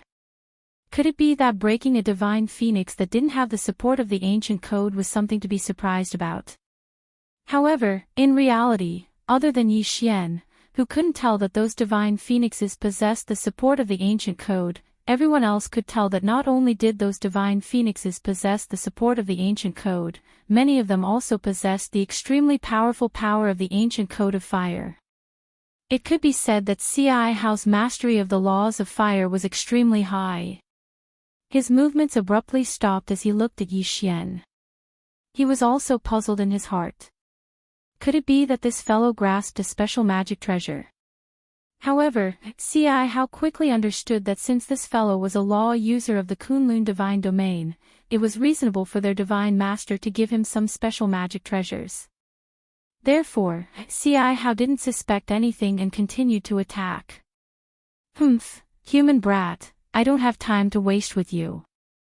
Next, you can go and die. Divine Phoenix Dharma Idol. Xiao is actually able to summon the primogenitor's Dharma Idol. How is this possible? Chapter 28-24. Birdie. The progenitor image was the most powerful innate divine ability of the monster god divine realm. No matter which clan the monster god divine realm expert was, as long as they cultivated diligently, they would have the chance to summon their clan's progenitor image. Of course, the strength of the summoned progenitor image would also differ. However, summoning the progenitor image could only be performed by divine emperor realm experts. Unexpectedly, Xiao was able to summon the progenitor image before reaching the divine emperor realm. Indeed worthy of being one of the 5 imperial clans. At this moment, a black divine phoenix Dharma form suddenly appeared behind Xiao. The divine phoenix's entire body was pitch black, as if it was just a shadow. The moment the divine phoenix appeared, the entire space seemed to be on fire. On the ground, even the soil was on fire. In an instant, it turned into lava, and the sky was the same. In the blink of an eye, the sky within 10,000 miles had changed color.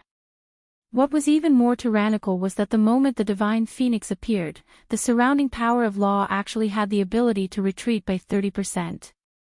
However, at this moment, Zhou Xian was surprised to discover that he was actually able to ignore the power of the law of fire.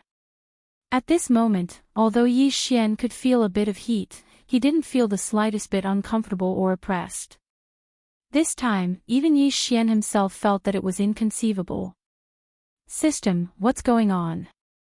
Why am I not suppressed by the power of the divine phoenix law? Zhou Xian had no choice but to ask the system because he discovered that at this moment, even the divine emperor of the Kunlun divine domain couldn't help but retreat a distance away.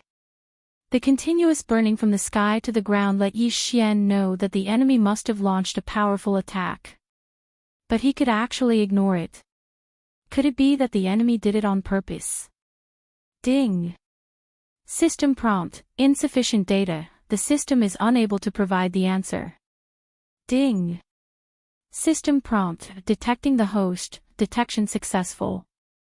Discovered that the host is affected by an unknown power, immune to all attacks from the power of law. the system suddenly notified Yi Xian. Yi Xian was slightly stunned. What's going on? I'm actually immune to the power of all the laws of fire. Yi Xian quickly thought about it, but couldn't remember what he'd done. However, he was immune to the power of all the laws of fire. What was going on? This time, even Yi Xian himself was puzzled. Yi Xian couldn't help but think, could it be that there's some expert secretly helping me? After all, Yi Xian couldn't think of any other reason besides this. Of course, no matter what, this was a good thing for Yi Xian. Just as Yi Xian was feeling puzzled, he launched his attack. The divine phoenix instantly flew above Yi Xian's head, circled once, then opened its mouth and spat out flames at Yi Xian. Of course, this ancestral divine phoenix Dharma idol couldn't exist forever. Moreover, the ancestral divine phoenix that Xiao had summoned only knew this one attack. He would continue to spit out flames until all of his energy was used up. A faint smile hung on the corner of Xiao's mouth. In his heart, he had already determined that he would definitely win this time. This was because no one had ever been able to withstand the full-force attack of the divine phoenix ancestor. One had to know that the flames that were spat out possessed a powerful suppressive ability and would continue to increase in strength. Xiao didn't believe that anyone would be able to persevere.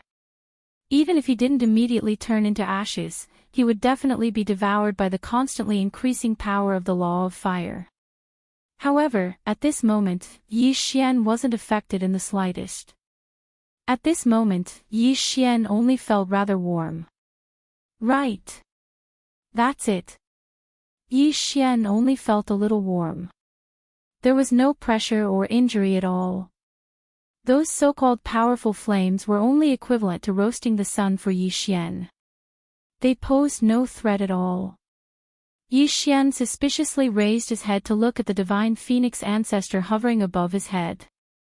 He was a little confused as to why Xiao would launch such a useless attack. Could it be that he wanted to scare him away? After watching for a moment, Yi Xian still couldn't understand, so he turned around and took a step towards Xiao. One step. It was just a single step, but in an instant, everyone's expressions changed, including Xiao's. The people of the Kunlun divine region were in disbelief and ecstasy. As for the people of the demon god realm, they were actually panicking and shocked. At this moment, Xiao was the most shocked. After all, he was the most clear about the divine phoenix ancestor's Dharma idol that he had summoned. Such a powerful Dharma idol actually had no effect on that person. How was this possible? How did you do it? At this moment, because he was too shocked, Xiao actually stuttered a little. Yi Xian indifferently glanced at Xiao and said without a care, "You released this little bird. Do you want to roast meat for me?" Little bird. He actually called the World Annihilation Divine Phoenix Clan's Dharma idol a little bird. Not to mention Xiao and the other people of the demon god realm, even the people of the Kunlun divine region looked at each other in dismay. Wasn't this god realm's law enforcer too overbearing? How could he insult someone else's Dharma idol like this? What was the primogenitor's Dharma idol? In the human race, it was equivalent to an ancestor's existence. If Yi Xian's words were spoken by a human, it would be as if he was calling a person's ancestor little brother. It was arrogant and domineering at the same time. He was angered by Yi Xian. However, the divine phoenix ancestor's Dharma idol in the sky was still locking onto Yi Xian as it continuously spat out flames. Yi Xian took a step forward, and the divine phoenix ancestor's flame attack followed suit. Yi Xian could ignore it, but that didn't mean that others could. Even this thorn was impossible. In the hearts of the people of the demon god realm, the power of the ancestor was a supreme power. It was also a power that was absolutely impossible to contend against. It was just like how Yi Xian had used the mysterious blood to activate the so-called ancestor's return. He was able to kill countless people from the demon god realm and scare the rest of them into fleeing. The power of the ancestor was something that no one in the demon god realm could resist. At this moment, he saw Yi Xian walk towards him with the divine phoenix ancestor's attack. That thorn actually subconsciously screamed, "You, don't come over here." He wasn't afraid of Yi Xian at all, but the divine phoenix Dharma idol above Yi Xian's head. Of course, it was more or less the same. This was because the divine phoenix Dharma idol was originally following behind Yi Xian. Every step Yi Xian took, it would follow. Yi Xian raised his brows slightly. Pretending to be a ghost, go die. Chapter 28-25. 5,000,000 Jade. Yi Xian abruptly brandished the god-slaughtering sword, and 7 sword beams instantly charged towards the thorn. Most importantly, the 7 sword beams actually carried a portion of the power of the divine phoenix law as they charged towards the thorn.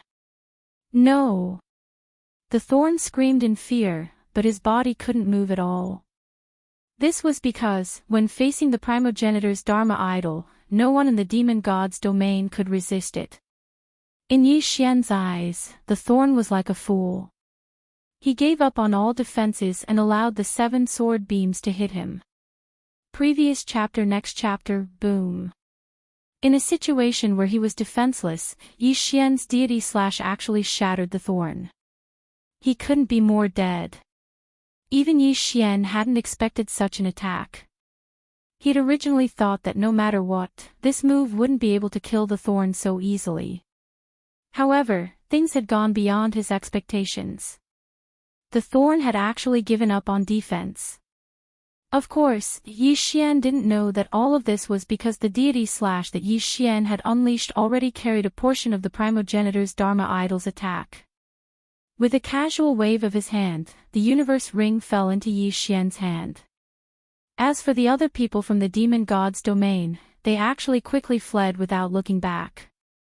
At this moment, because Cai Hao was already dead, the primogenitor's Dharma idol naturally disappeared as well. How could Yi Xian let go of such a good opportunity? Seeing that the time was almost up, he didn't want to return empty-handed. Thus, he immediately activated teleportation, and the other people from the Kunlun divine region also chased after him. When they killed the people from the demon god's domain, the time was finally up.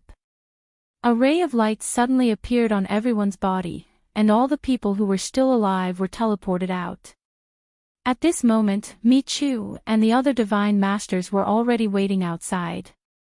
Everyone who came out of the cave walked up to their respective divine masters and handed over the white jade stones they had harvested.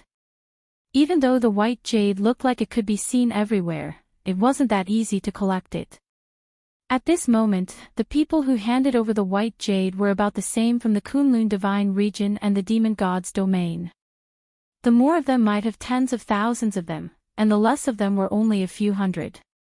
It could be said that this was something that concerned the final outcome of the war.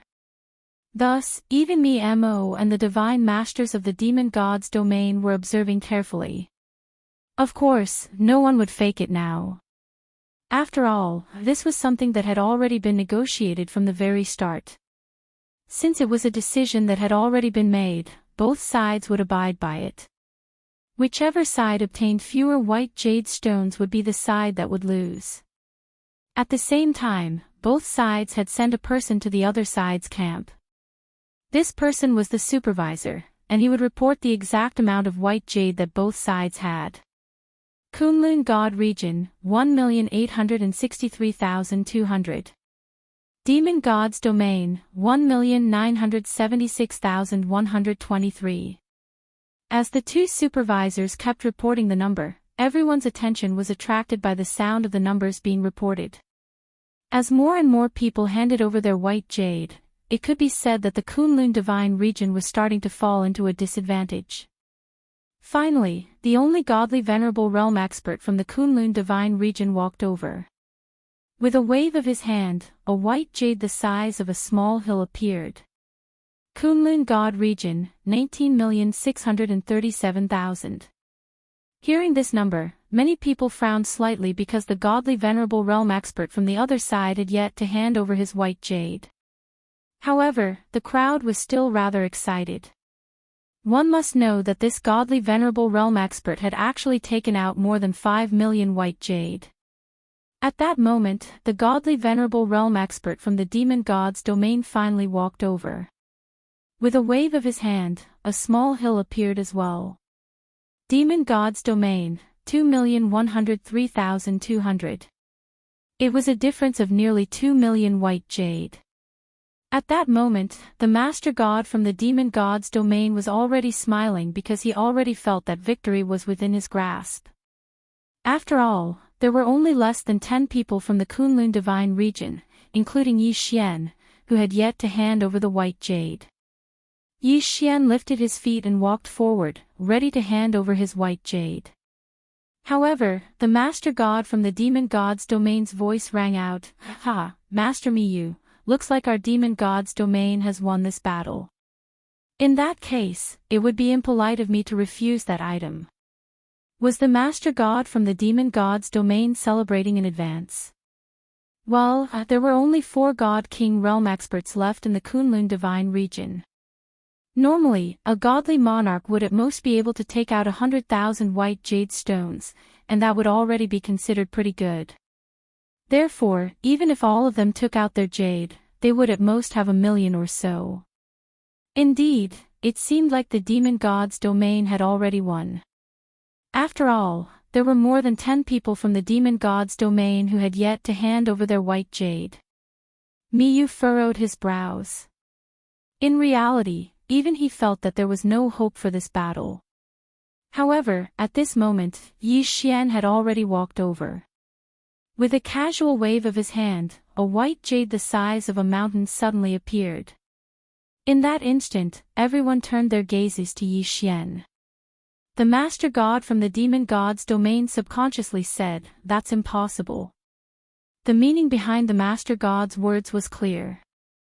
However, he did not believe that Zhou Xian, who was merely a god king, could possibly take out so many white jade. In fact, he also had to thank Ci Hao.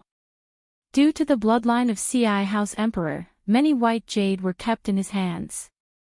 Since Zhou Xian killed Ci Hao, then Ci Hao's interspatial ring naturally fell into Zhou Xian's hands. No more, no less. Zhou Xian obtained 5 million. In other words, even if Zhou Xian was compared to 2 hierarch experts, he was still much weaker.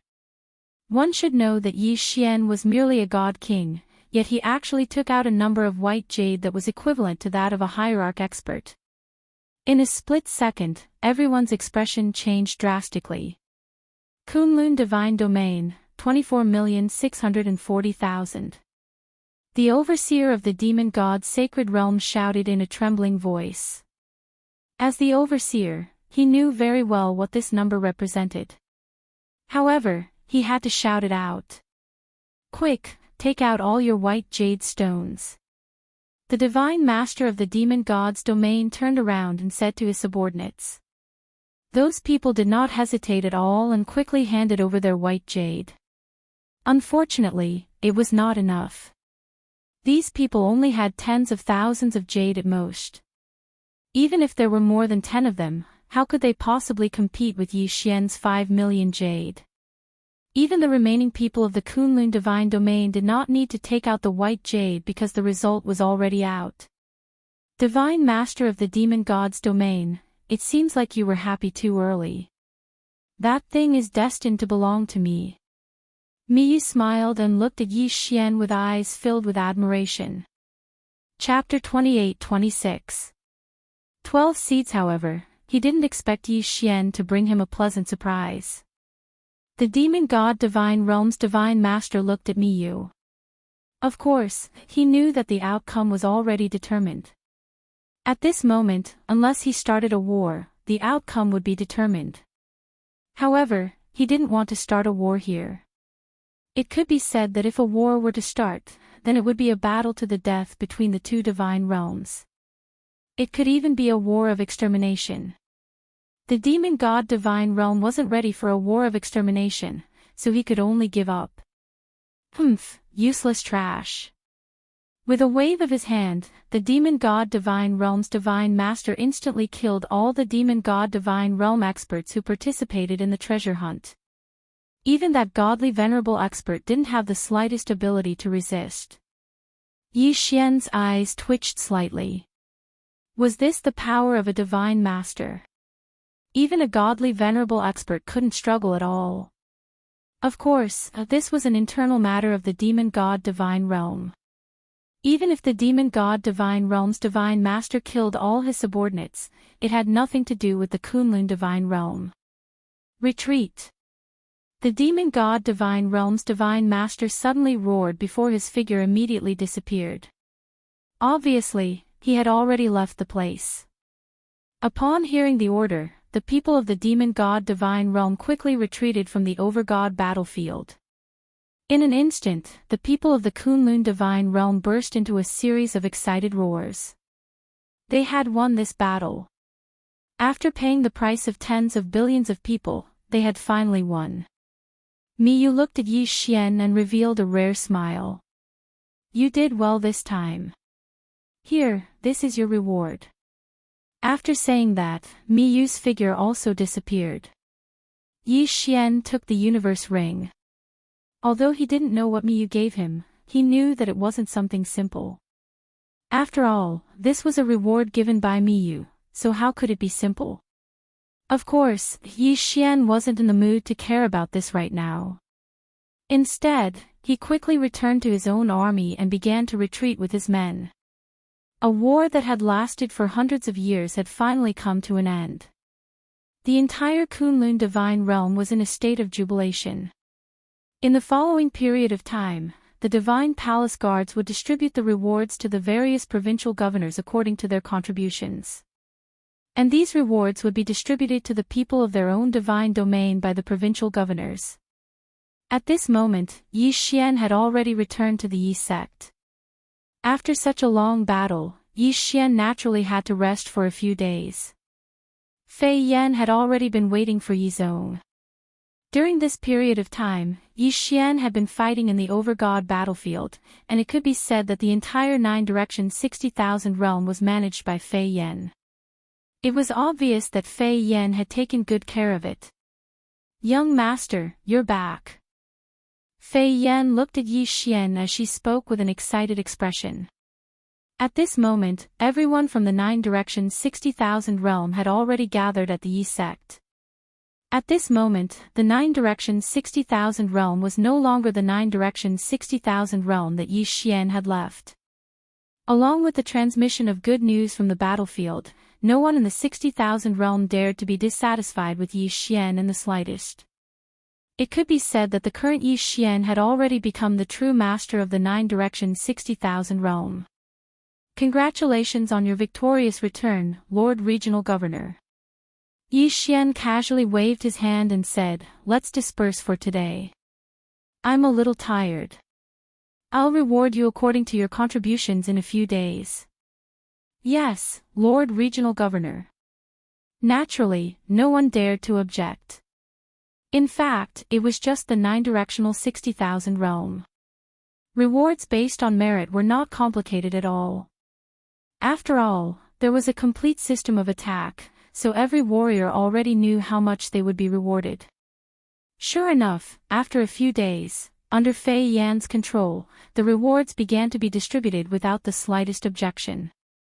After all, because of the military contribution system, everyone already had a rough idea of how much they would receive. Kun Buyu's performance in this battle was actually very ordinary.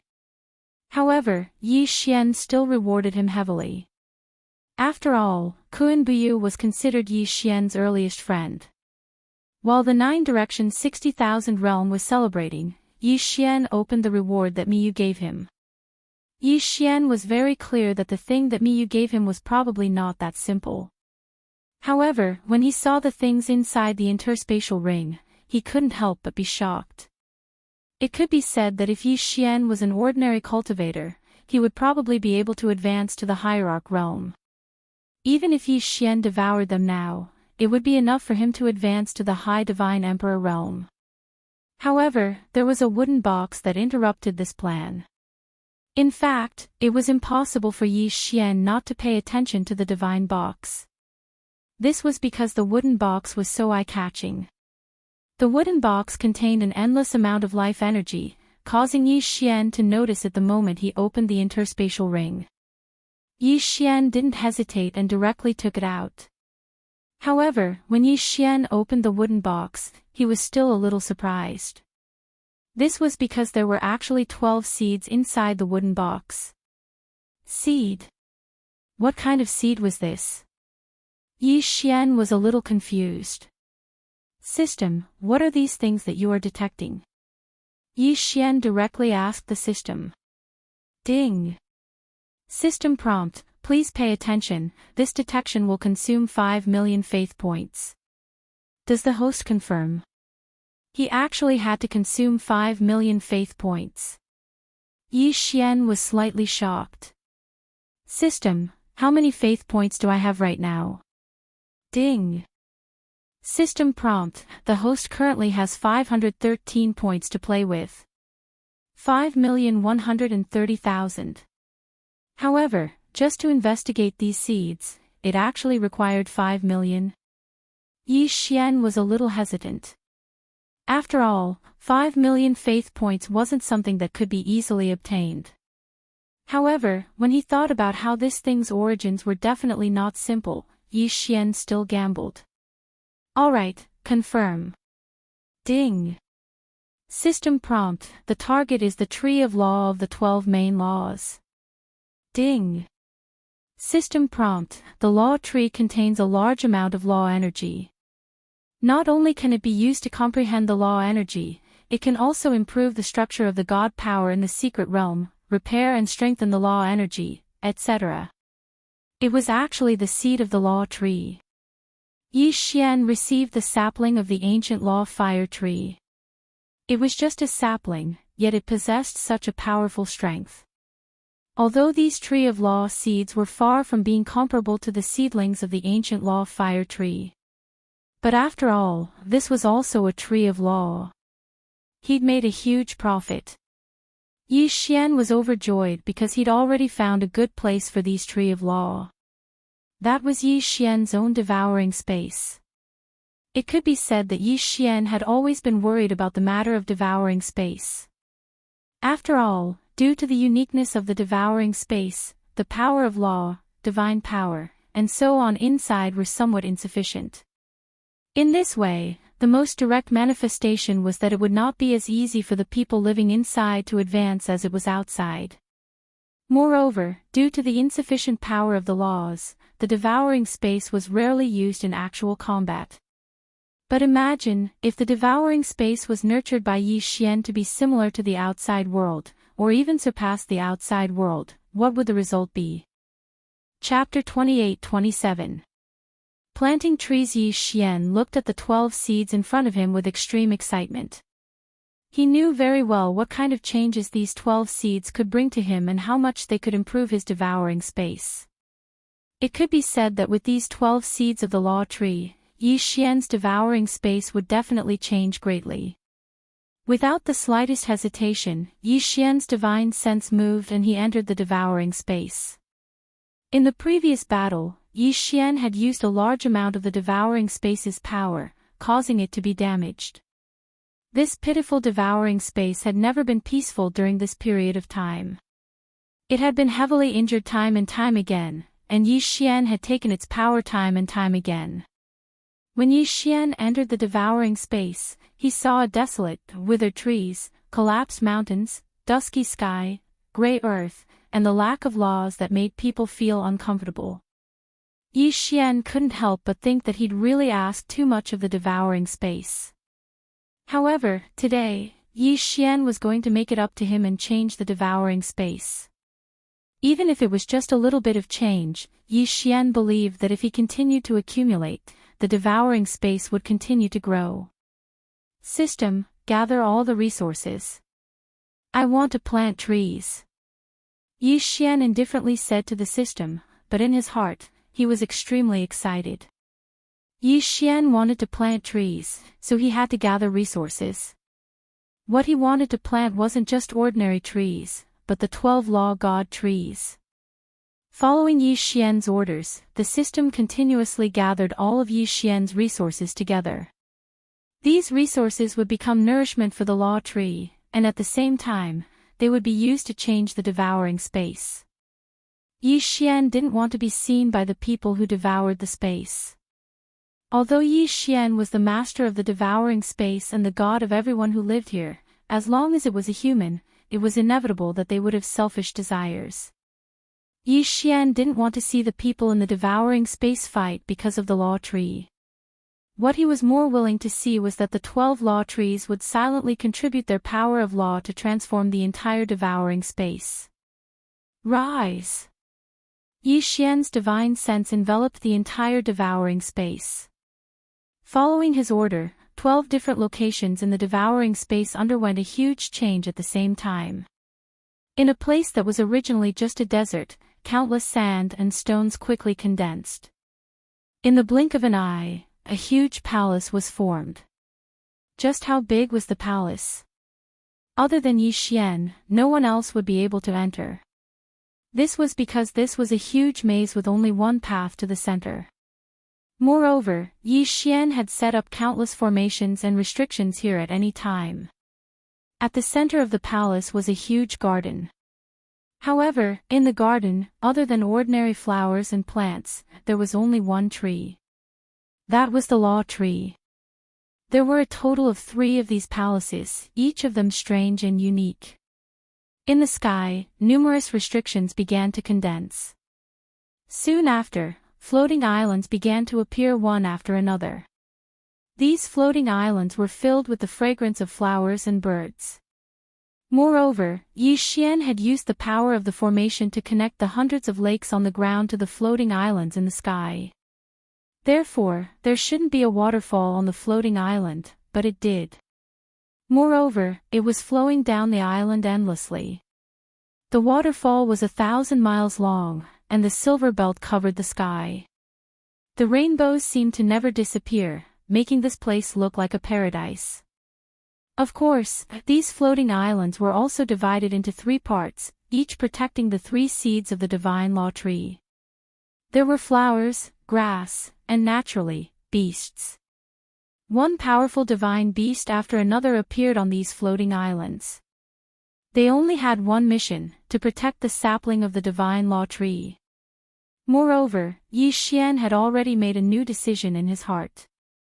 That was, he would arrange for the sword attendants that he would retire to be around the sapling of the divine law tree so that they could live the rest of their lives in peace and protect the divine law tree for Yi Xian.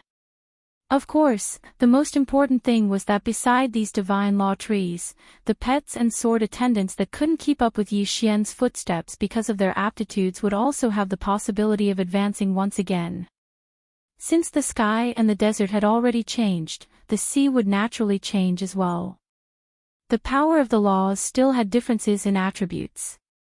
Metal, wood, water, fire, earth, time and space, life and death, light and dark. These were the attributes of the 12 main laws, and the 3 main laws in the sky were the planes of time and space. In the desert, Yi Xian had arranged for the power of the 3 laws of fire, earth, and wood. As for the sea, there were only 2 divine law trees. Water and wood. At the bottom of the sea, Yi Xian had used his spiritual will to construct 2 seabed dragon palaces. They were resplendent and magnificent. If the desert was a maze and the sky was a fairyland, then the bottom of the sea was noble. After arranging the 8 seeds of the divine law tree, Yi Xian paused for a moment. Because what he was going to arrange next was the light and dark of life and death. Law of life. Law of death. Law of light. Law of darkness. It could be said that regardless of how powerful these 4 laws were, they were still the 4 laws that had the greatest impact on devouring space and even Yi Xian himself. Therefore, Yi Xian had no choice but to consider where to place them. Yi Xian didn't want others to know about the power of the 5 elemental laws of metal, wood, water, fire, and earth because they were too ordinary and too important. However, at the same time, they were also the most comprehended power of the laws. Thus, Yi Xian hid them away because the power they emitted was enough for the people in the devouring space to cultivate. The three great laws of time and space were too powerful.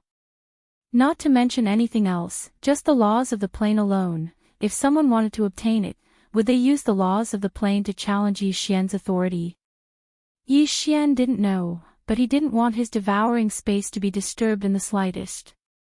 Thus, Yi Xian hid them as well.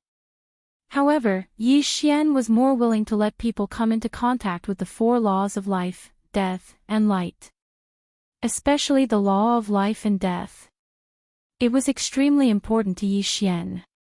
Needless to say, the two laws of life and death could extend the lifespan of the people in the devouring space. After all, the flow of time in the devouring space was different from the flow of time in the outside world.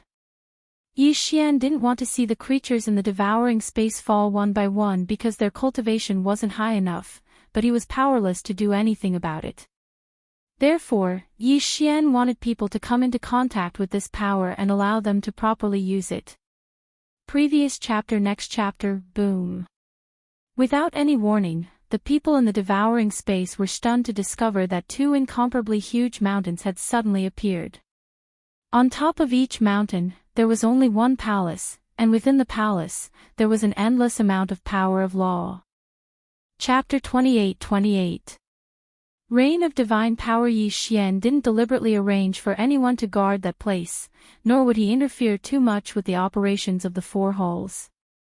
Apart from informing everyone in the devouring space that they could go and approach the law tree to obtain power, Yi Xian didn't do anything else.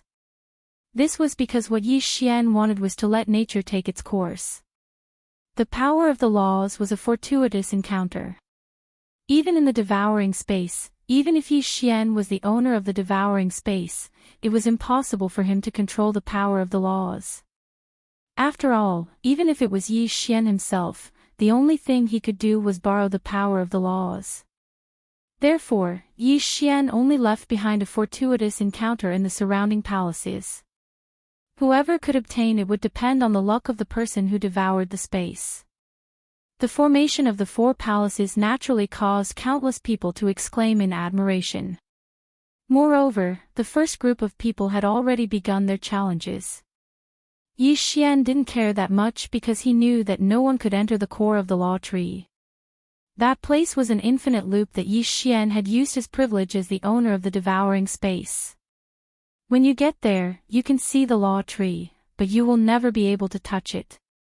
This was because Yi Xian had used spatial faults and overlapping spaces to create an isolation zone. Unless you could break through the restrictions of the devouring space and rely on your own strength to walk out of the devouring space, you would not be able to step into it. As for those who devoured space, no matter how strong they were all marked with the mark of devouring space. In reality, no matter how strong they were, without Yi Xian's approval, it was impossible for them to leave the devouring space. Therefore, that place was an unsolvable place. Yi Xian looked at the four palaces that the people of the devouring space called the Holy Land, and the corner of his mouth curled up slightly. He knew that from this moment onwards, the entire devouring space had completely changed. Of course, there were even more important things to take care of. Even though the 12 nomological tree seeds had already been planted, it wouldn't take a day for them to take effect. Therefore, Yi Xian wanted to catalyze the law tree. At the same time, he wanted to catalyze the entire devouring space. System, are you ready? If you're ready, let's begin. Yi Xian indifferently said to the system. At this moment, the system had already gathered almost all of Yi Xian's resources, spirit stones, and so on. Yi Xian wanted to make the devouring space reign, a reign of divine power. Ding, the transformation of the devouring space has officially begun. Ding, the resources have been successfully decomposed, the divine power has been successfully dispersed, the divine power rain has begun to fall. It was raining. It was drizzling throughout the entire devouring space. However, this rain was no ordinary rain. Countless people, countless beasts, and countless plants were pleasantly surprised to discover that it was the rain of divine power that was falling from the sky. The people cheered, the beasts roared, and the plants shook as they greedily absorbed the power of the rain of divine power. The entire devouring space was filled with cheers and laughter. In Yi Xian's eyes, the entire devouring space was undergoing a huge change. The sky began to clear up, the flowers, plants, and trees began to recover, and even evolve. One by one, the originally ignorant wild beasts slowly gained intelligence. The light of a breakthrough illuminated the entire devouring space. At the same time, the devouring space began to slowly condense into its true shape. An isolated island, an incomparably huge island, floated high above the entire devouring space. In fact, it was the continent that devoured space, and around him was endless chaos. Those places of chaos were the places that Yi Xian would need to unlock in the future. This continent was the entire devouring space that Yi Xian possessed. However, due to the formation of the power of the laws, it finally began to clearly show that the power of the laws was constantly perfecting the entire devouring space. At the same time, the entire continent was slowly expanding towards the primal chaos zone. Of course, that speed was extremely slow. However, Yi Xian didn't care at all. After all, he had plenty of time to perfect it and plenty of time to expand it. Looking down at the entire devouring space, Yi Xian discovered that something was missing. A moment later, he reacted. The sun, moon, and stars seemed to be missing from the devouring space. Logically speaking, the sun, moon, and stars would be much better if they were made with special resources or things that contained the power of the laws. However, Yi Xian had never seen anything that contained the power of the laws of the stars, the laws of the divine moon, or the laws of the divine sun. Thus, Yi Xian could only wave his hand helplessly. In an instant, the sky was dotted with countless stars. A bright moon and a blazing sun also appeared at the same time. The sun set and the moon rose, and the moon fell and the sun rose. This way, the entire devouring space could be considered to have its true appearance. Of course, at this moment, the devouring space was like a bowl with its lid on. There was only the front, not the back.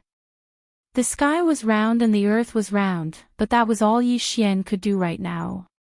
Those suns, moons, and stars were actually only constructed by Yi Xian using some ordinary ancient resources.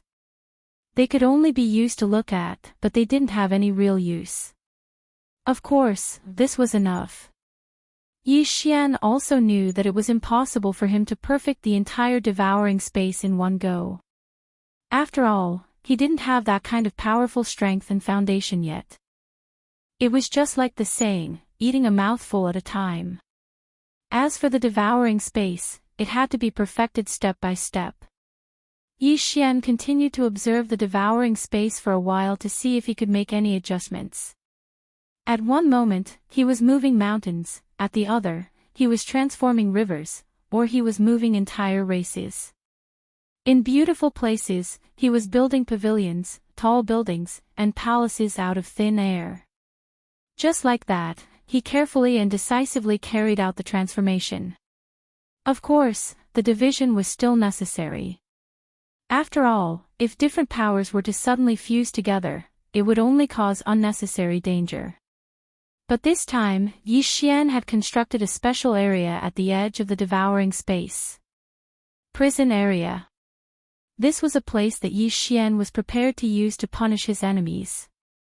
At the same time, it was also a place that was specially set up to defeat enemies that were drawn into the devouring space.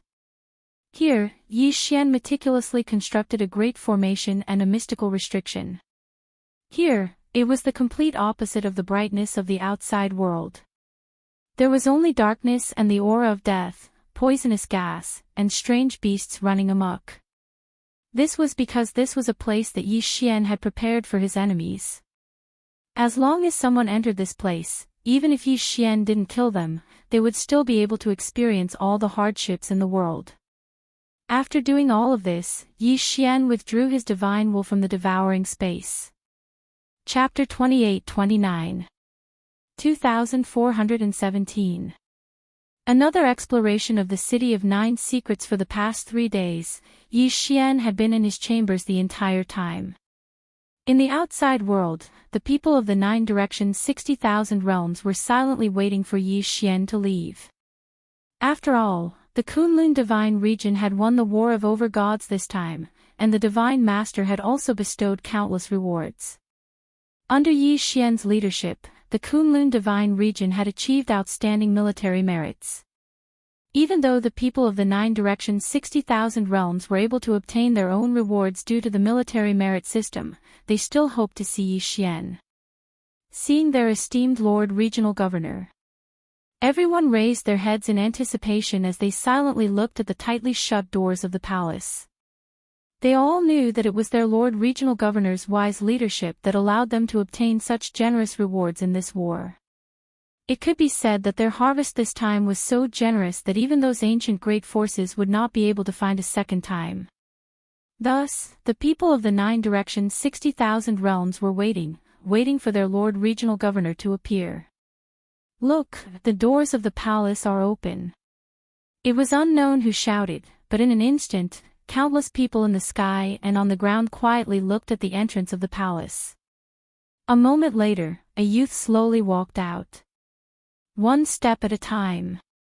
However, every step seemed to be able to leave a footprint in everyone's hearts. No matter what your cultivation level was, no matter what your background was, at this moment, when you saw that youth, there was only one action. That was to kneel down and worship. Yi Xian walked out of the palace. However, as soon as he came out, he saw countless people kneeling in front of him. They were so densely packed that they covered the sky. There were probably more than 10 billion people. These people had all rushed over from the 9 directions 60,000 realms. Some of them had participated in this war, while others hadn't. However, regardless of whether they had participated in this war between the Overgods or not, they could only worship Yi Xian. "Greetings, Lord Regional Governor." A voice shook the entire space. It was the simultaneous shouts of 10 billion people. That was the sincere worship of 10 billion people. Row after row, row after row, 10 billion people lined up in a neat square formation, starting from the ground and reaching all the way to the clouds. Yi Xian raised his brows slightly. He hadn't expected that there would be so many people waiting for him when he walked out. "Get up." Yi Xian casually waved his hand, indicating for everyone to rise. "Thank you, Lord Regional Governor." 10 billion people stood up at the same time. However, it was just a small action, but it was able to cause spatial fluctuations, and even a whirlwind directly swept out from this place. These were 10 billion people, and there was no lack of experts among them. The power of 10 billion gods, how could it be that simple? Yi Xian knew why these people had come, but he didn't pay too much attention to them. Whether it was the regional governor or the law enforcer, Yi Xian didn't care too much about it.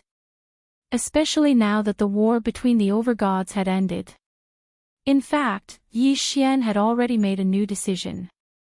Yi Xian wouldn't be blinded by glory and wealth, nor would he be blinded by the reverence of these billions of people. After all, Yi Xian still had his own matters to take care of. After Yi Xian completed the Overgod battlefield, the 9 directions 60,000 realms were actually already prepared to leave. Yi Xian looked around and smiled as he looked at the excited people. "I know what everyone is here to do, but I don't like such formalities. Disperse and cultivate well. As long as you work hard, I will naturally see it in my eyes and will naturally reward you." Yi Xian's words were extremely calm. He didn't make any passionate speeches, and he didn't even say a single word to Yi Xian. However, it was precisely these calm words that were truly convincing. They were all gods, and they all wanted to become stronger. Thus, there weren't many words, and Yi Xian's words were the truth. Cultivate well. What should be yours will be given to you. This was Yi Xian's promise, and it was also Yi Xian's encouragement. It was just such a calm sentence, but it was enough to make the experts of the 9 directions 60,000 realms understand Yi Xian's intentions. This was also the result they wanted. Disperse. Yi Xian waved his hand again, ending the meeting.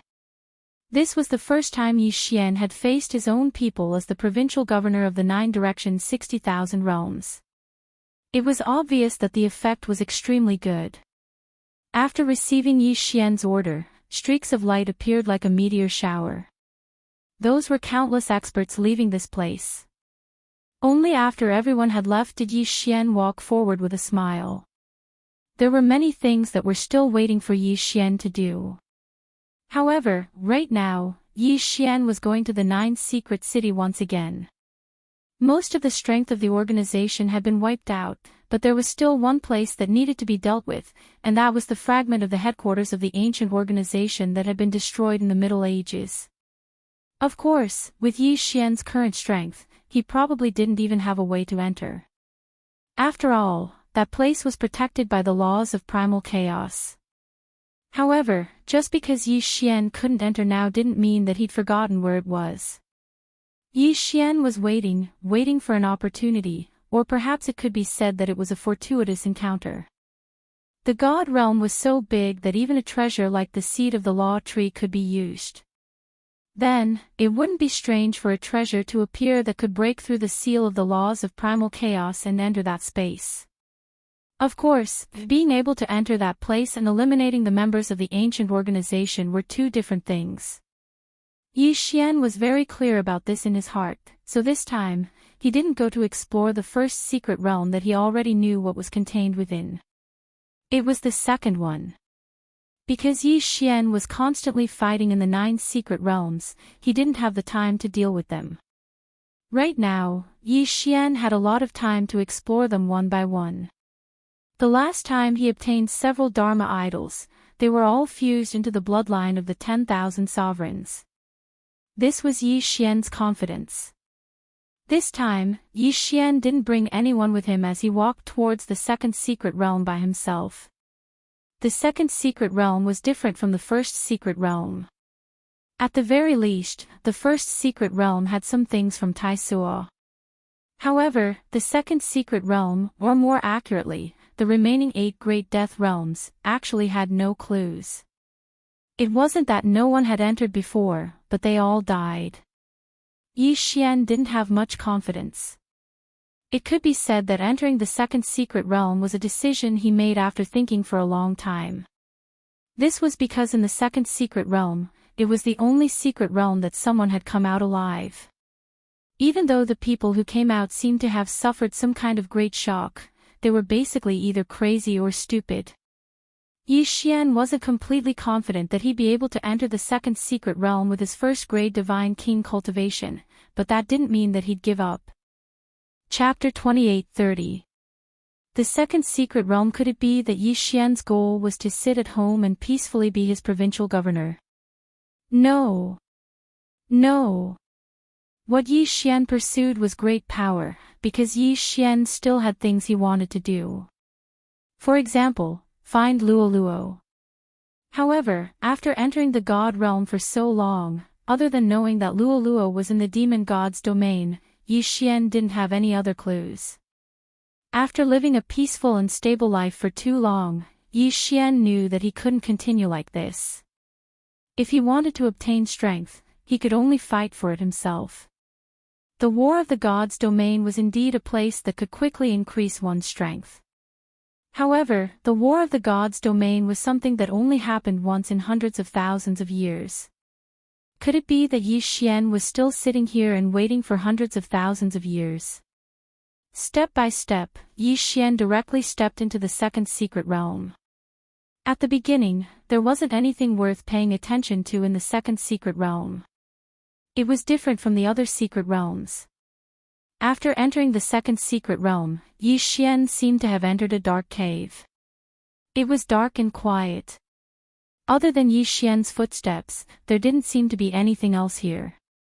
However, there was something strange that caused Yi Xian to be on guard. That was, in this place, Yi Xian's spiritual will was restricted by a mysterious power. It could be said that Yi Xian's divine will could only detect the wall, but it couldn't penetrate it at all. The most important thing was that he didn't even know what that wall was. The other thing was the pressure. Within the cave, with every step Yi Xian took, the pressure would increase by a bit. This feeling was as if the second secret realm was simply a place that didn't want to be disturbed by others. Therefore, it used pressure to try to force people to leave. However, was that really the case? Was this place that was called the Realm of Death really that simple? He just wanted to rely on pressure to force Yi Xian back. Yi Xian walked forward step by step. At this moment, faint beads of sweat had already appeared on his forehead. This was because the pressure in the second secret realm was simply too strong. This feeling of constantly increasing pressure was truly unbearable. It wasn't the pressure itself, but the boundless feeling. Even Yi Xian couldn't help but want to turn around and return. It was as if a voice was constantly hinting in Yi Xian's ear. Go back. As long as he turned his head back, he would no longer have to endure such a powerful pressure. In fact, Yi Xian had indeed twisted his body. When he no longer headed towards the second secret realm, it was as if all the pressure had disappeared in an instant. That feeling was truly comfortable. However, Yi Xian was Yi Xian. No matter what kind of obstacles there were in the second secret realm, since Yi Xian had already decided to enter, then he wouldn't give up. I want to see just what kind of secrets are hidden inside. Yi Xian bit his lip as he muttered to himself. In an instant, this sentence seemed to be spread out infinitely. It echoed in the cave time and time again. The sound echoed again and again, getting smaller and smaller. Anyone with a bit of common sense would know that this meant that there was still an endless distance in front of the cave. Yi Xian frowned slightly, but he wasn't afraid as he continued to take a step forward. Previous chapter. Next chapter. Boom. A powerful pressure instantly descended onto Yi Xian's body. As he moved further and further away, the pressure on Yi Xian's body grew stronger and stronger. Fortunately, the pressure here did not contain any killing intent. It was just pure pressure. Otherwise, Yi Xian wouldn't be able to withstand it. However, how could things be that simple? Yi Xian took another step forward. In an instant, an incomparably violent killing intent exploded out. The killing intent was wrapped within the pressure, and in that instant, countless illusions actually appeared in front of Yi Xian. They were all people that Yi Xian had once killed. Headless enemies, broken enemies, split in half, and even enemies that had already become minced meat. Countless voices sounded out beside Yi Xian. Return my life, you deserve to die, we're so lonely, come and accompany us. Countless voices exploded in an instant, accompanied by an incomparably powerful killing intent. It could be said that Yi Xian's entire body was drenched in cold sweat in an instant. Ding, the host has been affected by the illusion, it is being automatically removed. Ding, the illusion has been cleared. Illusion. It was actually just an illusion. At this moment, Yi Xian's entire body was drenched in sweat. Although it was only in the blink of an eye, Yi Xian truly felt what fear was. Originally, other than these voices, these illusions, and the powerful pressure and killing intent, this place could actually expand the fear of the person who entered. Yi Xian finally understood why someone was able to successfully walk out of this place. Moreover, once they left, they would either go crazy or become stupid. He had been scared out of his wits on this road. Even Yi Xian, with his powerful mind and the protection of the system, almost fell for it, let alone the others. This wasn't a matter of realm or cultivation at all. On this path, what those who entered needed to defeat the most was not some pressure or killing intent illusion, but rather, what they needed to defeat was themselves. Their own inner demons.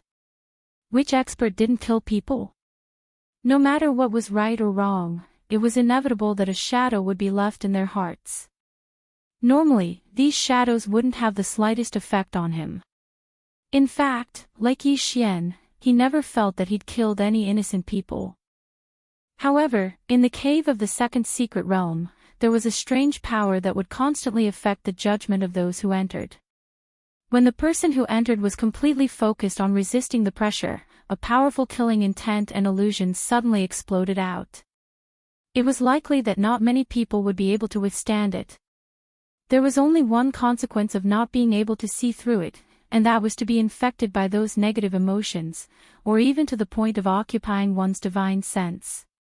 Not to mention occupying one's divine sense, even if it was only a little bit, it would still be expanded time and time again because of the uniqueness of this place. The final result was to be devoured by negative emotions.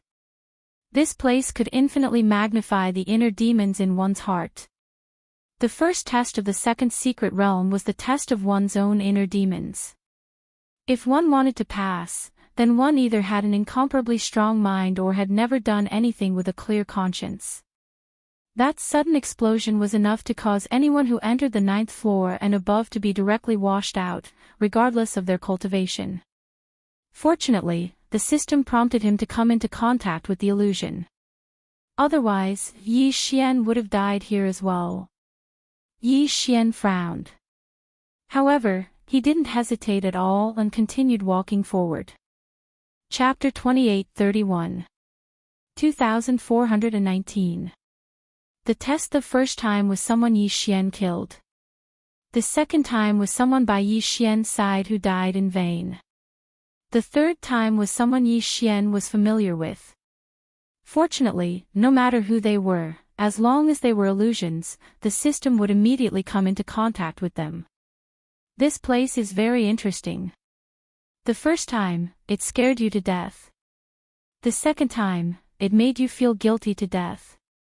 The third time, it made you fall into the sorrow of longing. It seems like this second secret realm was built by someone and not formed naturally. Zhou Xian said indifferently with a smile on his face.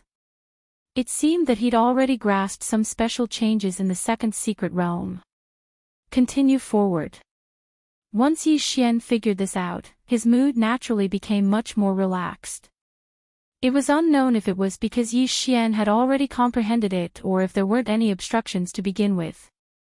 In short, Zhou Xian's progress was exceptionally smooth.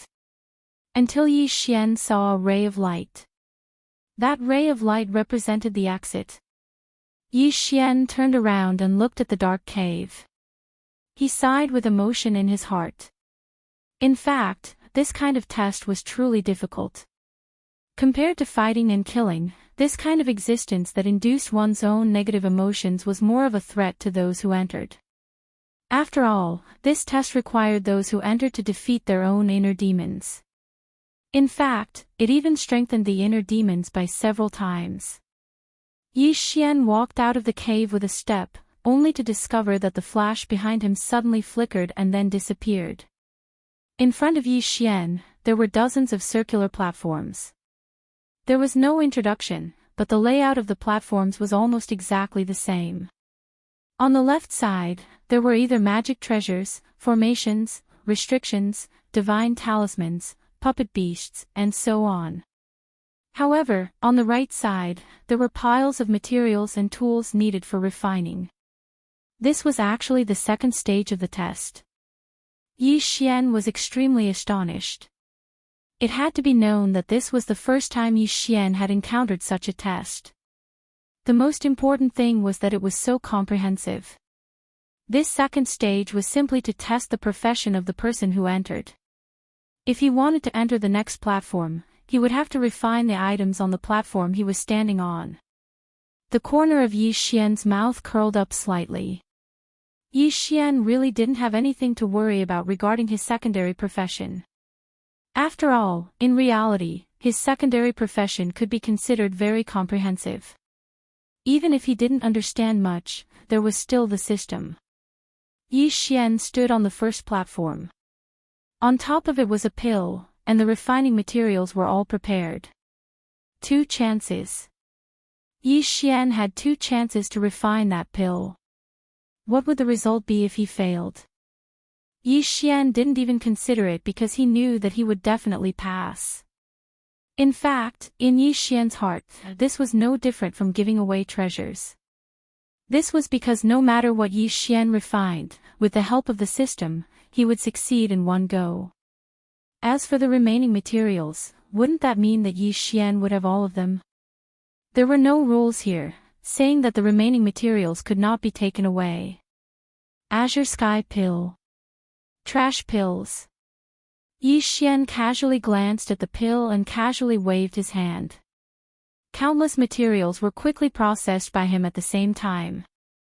In the blink of an eye, he had already successfully passed. On the second platform, Yi Xian was still too lazy to take another look at refining a divine armament. This was because it was too simple. One platform after another was continuously broken by Yi Xian, but as he walked forward, the requirements became higher and higher.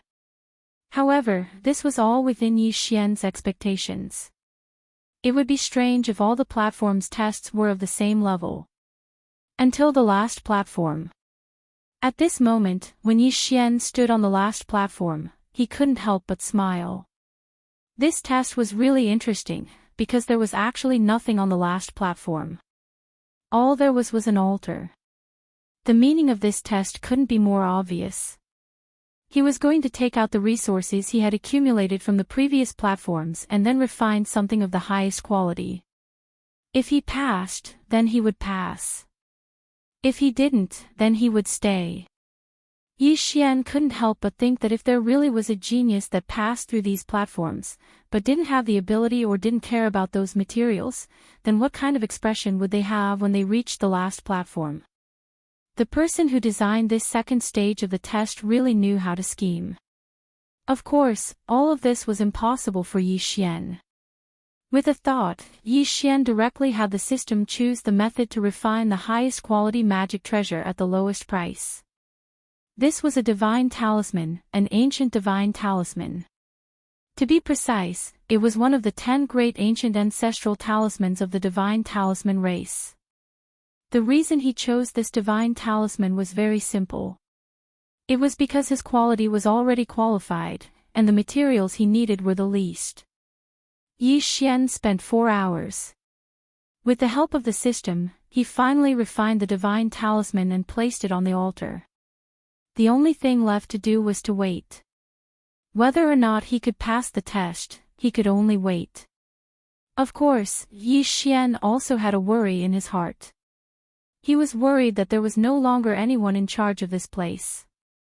If that was the case, then no matter what kind of powerful thing Yi Xian refined, he wouldn't be able to do anything about it.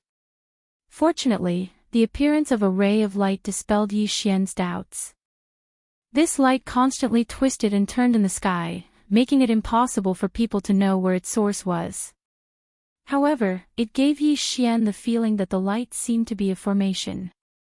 The light shone on the divine talisman that Yi Xian had refined, as if it was analyzing it. A moment later, a medallion suddenly appeared in front of Yi Xian. However, when Yi Xian saw the words on the medallion, he was slightly astonished. Proof of identity of a low-level trial taker. It was only a few short words. What Yi Xian cared about wasn't the sudden appearance of the medallion, but the 3 words low-level trial taker on it. One had to know that there were probably not many people in the entire God realm who could refine the 10 great ancient divine talismans of the divine talisman race. Even the divine talisman race themselves might not be able to refine them. However, Yi Xian had only obtained the identity of a beginner trial taker by using this item to pass the test. Then, what did a high-level trial taker need in order to pass? At this moment, Yi Xian instantly understood the era that the second secret realm was originally in. It was likely that Yi Xian had unintentionally entered an ancient secret realm. This was an ancient secret realm. A legendary existence. Not to mention Yi Xian, even the Kunlun Divine Domain's Divine Master, Miyu, didn't know if they had the fortune to enter an ancient secret realm. Who would have thought that this time, Zhou Xian would actually enter an ancient secret realm? Although Zhou Xian didn't have enough reason to prove his guess. Chapter 28-32. Overlapping coexisting space. At the same time that Zhou Xian was overjoyed, he was also quite worried. The power of the ancient era was simply too powerful. It was an era that belonged to legends. At that time, there were countless experts. Then, was it a blessing or a curse for Zhou Xian to enter the ancient era's test? However, whether it was a blessing or a curse, he couldn't avoid it. Now that Zhou Xian had already reached this step, there was no room for maneuver. Other than bracing himself and continuing on, he had no other choice. After all, the path he came from had already disappeared. The only choice left for Zhou Xian was to advance. Suddenly, a ray of light suddenly focused on Zhou Xian's body. Before Zhou Xian could even react, he discovered that he was being forcefully teleported. It was different from the teleportation array. After all, the teleportation array allowed one to choose their own target and then teleport. As for the teleportation of this light, it was a mysterious force that enveloped Zhou Xian, as if it wanted to bring him somewhere. Zhou Xian didn't know where he was going to bring Zhou Xian, but he knew that it was best not to try to defend against it. Since he already understood that the second secret realm was a trial ground, then why would Zhou Xian need to defend against it? Very quickly, Zhou Xian appeared in front of a palace. And this was the third stage. Zhou Xian carefully observed the palace in front of him. The style of this palace was clearly different from any of the buildings Zhou Xian had seen in the God realm. This was a palace that was built towards the ground. It was as if a huge hole had been dug out and then built layer by layer. However, the key point was that there was an independent floating space on each level. Once Zhou Xian entered a certain level, he would actually be in a floating space that was like a floating island. Zhou Xian could clearly see the entrance to the next level. If he didn't use his spiritual will, then Zhou Xian would really be walking down the stairs step by step. However, once his spiritual will was released, what Zhou Xian saw through it was a huge continent. On these continents, there were birds and beasts, as well as countless buildings. Overlapping space. Moreover, unlike other overlapping spaces, this overlapping space was also a coexisting space. If Zhou Xian wanted to go to any space, he didn't need to make any unnecessary movements. He only needed to switch the way he saw it. Looking with one's eyes and looking with one's spiritual will were two completely different concepts. What if I don't use my eyes, and I don't use my spiritual will? Suddenly, Zhou Xian thought of this possibility. Thus, he closed his eyes and closed his spiritual will, hoping to use his own body to feel it. Zhou Xian's body suddenly stiffened. Sure enough, it was another overlapped space. Once he didn't use his eyes or spiritual will to look, Zhou Xian's body seemed to be in a cage that was sealed on all sides. No matter which direction Zhou Xian went in, he would only be able to take 3 steps at most before hitting a wall. Just how many layers are there in this overlapping space? Zhou Xian was overwhelmed with shock. At the same time, he was incomparably puzzled. Whether it was an overlapping space or a coexisting space, it was already very young. However, Zhou Xian had never seen an overlapping space before. Wait a minute, if the time is different, will there be a change? Zhou Xian couldn't help but think. Zhou Xian didn't comprehend the laws of time, but that didn't mean that the system couldn't do it. After paying a certain price, Zhou Xian gave himself the chance to use the laws of time for 1 second.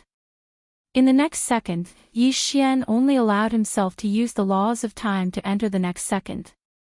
Sure enough, Zhou Xian's expression changed drastically because he discovered that once he used the power of the laws of time, the overlapping space would also change at the same time. In other words, this place was simply a mysterious existence with countless overlapping spaces and coexisting spaces. Yi Xian had enough reason to believe that such a method had long since been lost in the God realm. To be able to possess such a method, then it could only be from the ancient times. Moreover, it was an expert from the ancient times. Just what kind of place had Yi Xian entered? Just what kind of unknown awaited him? At this moment, even Yi Xian didn't have the slightest bit of confidence. He was even considering whether or not he should continue forward. However, even if Yi Xian regretted it, he didn't have the chance because all paths of retreat had already been sealed. Yi Xian only had one choice, to continue forward. Yi Xian didn't know what was waiting for him in front of him. However, the only thing he was sure of was that if it was a fortuitous encounter, it would definitely be a great one. Of course, if it was dangerous, it would definitely be a great crisis.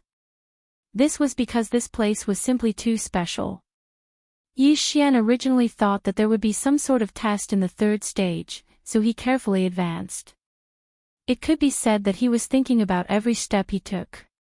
However, Yi Xian never imagined that there wouldn't be any tests in the third stage.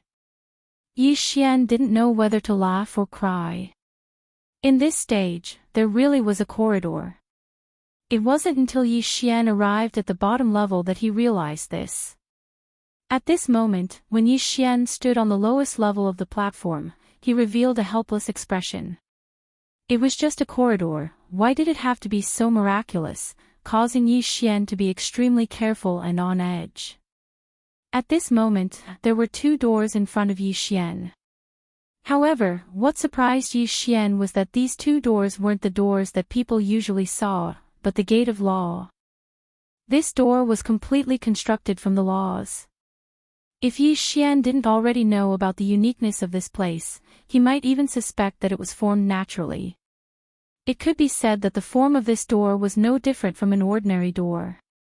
However, there was a huge difference in appearance.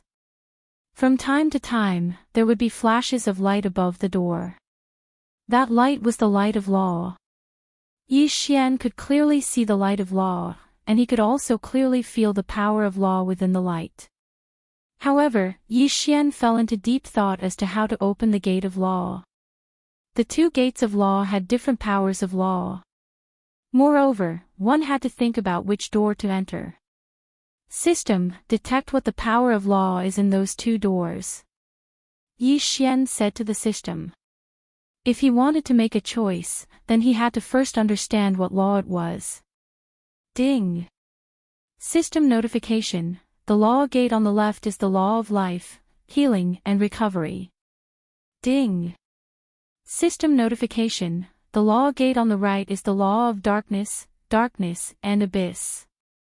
Yi Xian frowned slightly. Each door had the power of 3 laws. However, it was obvious that these 3 laws had a certain degree of coherence and were opposed to each other. Chapter 28:33. Ancient ruins. Yi Xian didn't hesitate much and directly chose the door on the left.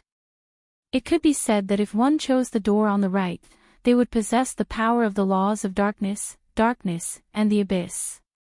In that case, they would possess an extremely powerful concealment ability and a certain amount of combat strength. As for the law gate on the left, it had a strong ability to continue fighting. Yi Xian didn't know if walking into the law gate meant that he would be able to possess such a power of law. However, as long as there was a slight possibility, Yi Xian would choose it. When he arrived at the door, Yi Xian was somewhat worried. He didn't know how to push open the door. It was impossible to directly walk in, and it was also impossible to push or pull. Then what should he do?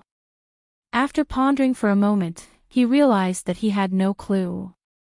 Yi Xian didn't care about it and directly extended his hand. In just an instant, Yi Xian clearly felt the powerful power of the laws. It felt as though the power of 3 types of laws was entwined in his hand. Yi Xian didn't grasp any of these laws. At this moment, Yi Xian didn't use any of them. Instead, he started to comprehend them with his heart. Ding. System notification. Congratulations to host for comprehending the law of life. Ding. System notification, congratulations to host for comprehending the law of healing. Ding. System notification, congratulations to host for comprehending the law of recovery. In the blink of an eye, 3 months had passed. For 3 months, Zhou Xian remained motionless in that position. But along with the system's notification, Zhou Xian woke up. At this moment, Zhou Xian was rather excited. After all, it was difficult for him to not be excited after comprehending 3 types of law energy at once. One had to know that in the outside world, not to mention 3 types of law energy, even if it was just one type of law energy, and it was just a chance to comprehend it, it would still cause a battle. But at this moment, Zhou Xian was actually able to comprehend it so easily. There was no danger, and it didn't even take too much time. Could it be that this was the reward? Zhou Xian couldn't help but think in his heart. After all, everything that had happened now couldn't allow Zhou Xian to not go in this direction. After all, this surprise was simply too great. After grasping the power of these 3 laws, Zhou Xian naturally knew the way to enter the gate of laws. Actually, this gate of laws was just an existence equivalent to a filter. Those who possessed the power of 3 laws at the same time could directly enter. Therefore, the current Zhou Xian only needed to raise his foot and enter. Of course, it was simple for Zhou Xian, but if it were anyone else, it wouldn't be so simple. Zhou Xian possessed an eternal bloodline, and he'd also activated a special talent. Zhou Xian could comprehend any law. As long as Zhou Xian was given the chance in time, then no matter what law it was, Zhou Xian would be able to grasp it. However, others couldn't. Generally speaking, no matter how talented you were, it was impossible for you to possess too many laws at the same time. This was because there was a mutually exclusive relationship between the laws. Moreover, it wasn't just a specific rejection, but a complete rejection. If it was an ordinary person, if they comprehended the power of a law, they might be able to develop a branch of the power of a law. However, if they wanted to comprehend the power of other laws, it would be extremely difficult. It was even more impossible to comprehend a mutually exclusive power. Only Zhou Xian's special bloodline, could possess such a miraculous ability. He could ignore the rules of the laws and comprehend any power of the laws at will. When Zhou Xian walked into the gate of laws, what he saw caused him to be incomparably shocked. 3 halls. There were only 3 halls here. When Zhou Xian entered, there was also a huge stone tablet. He didn't know what material the stone tablet was made of, but he was sure that it was definitely not ordinary.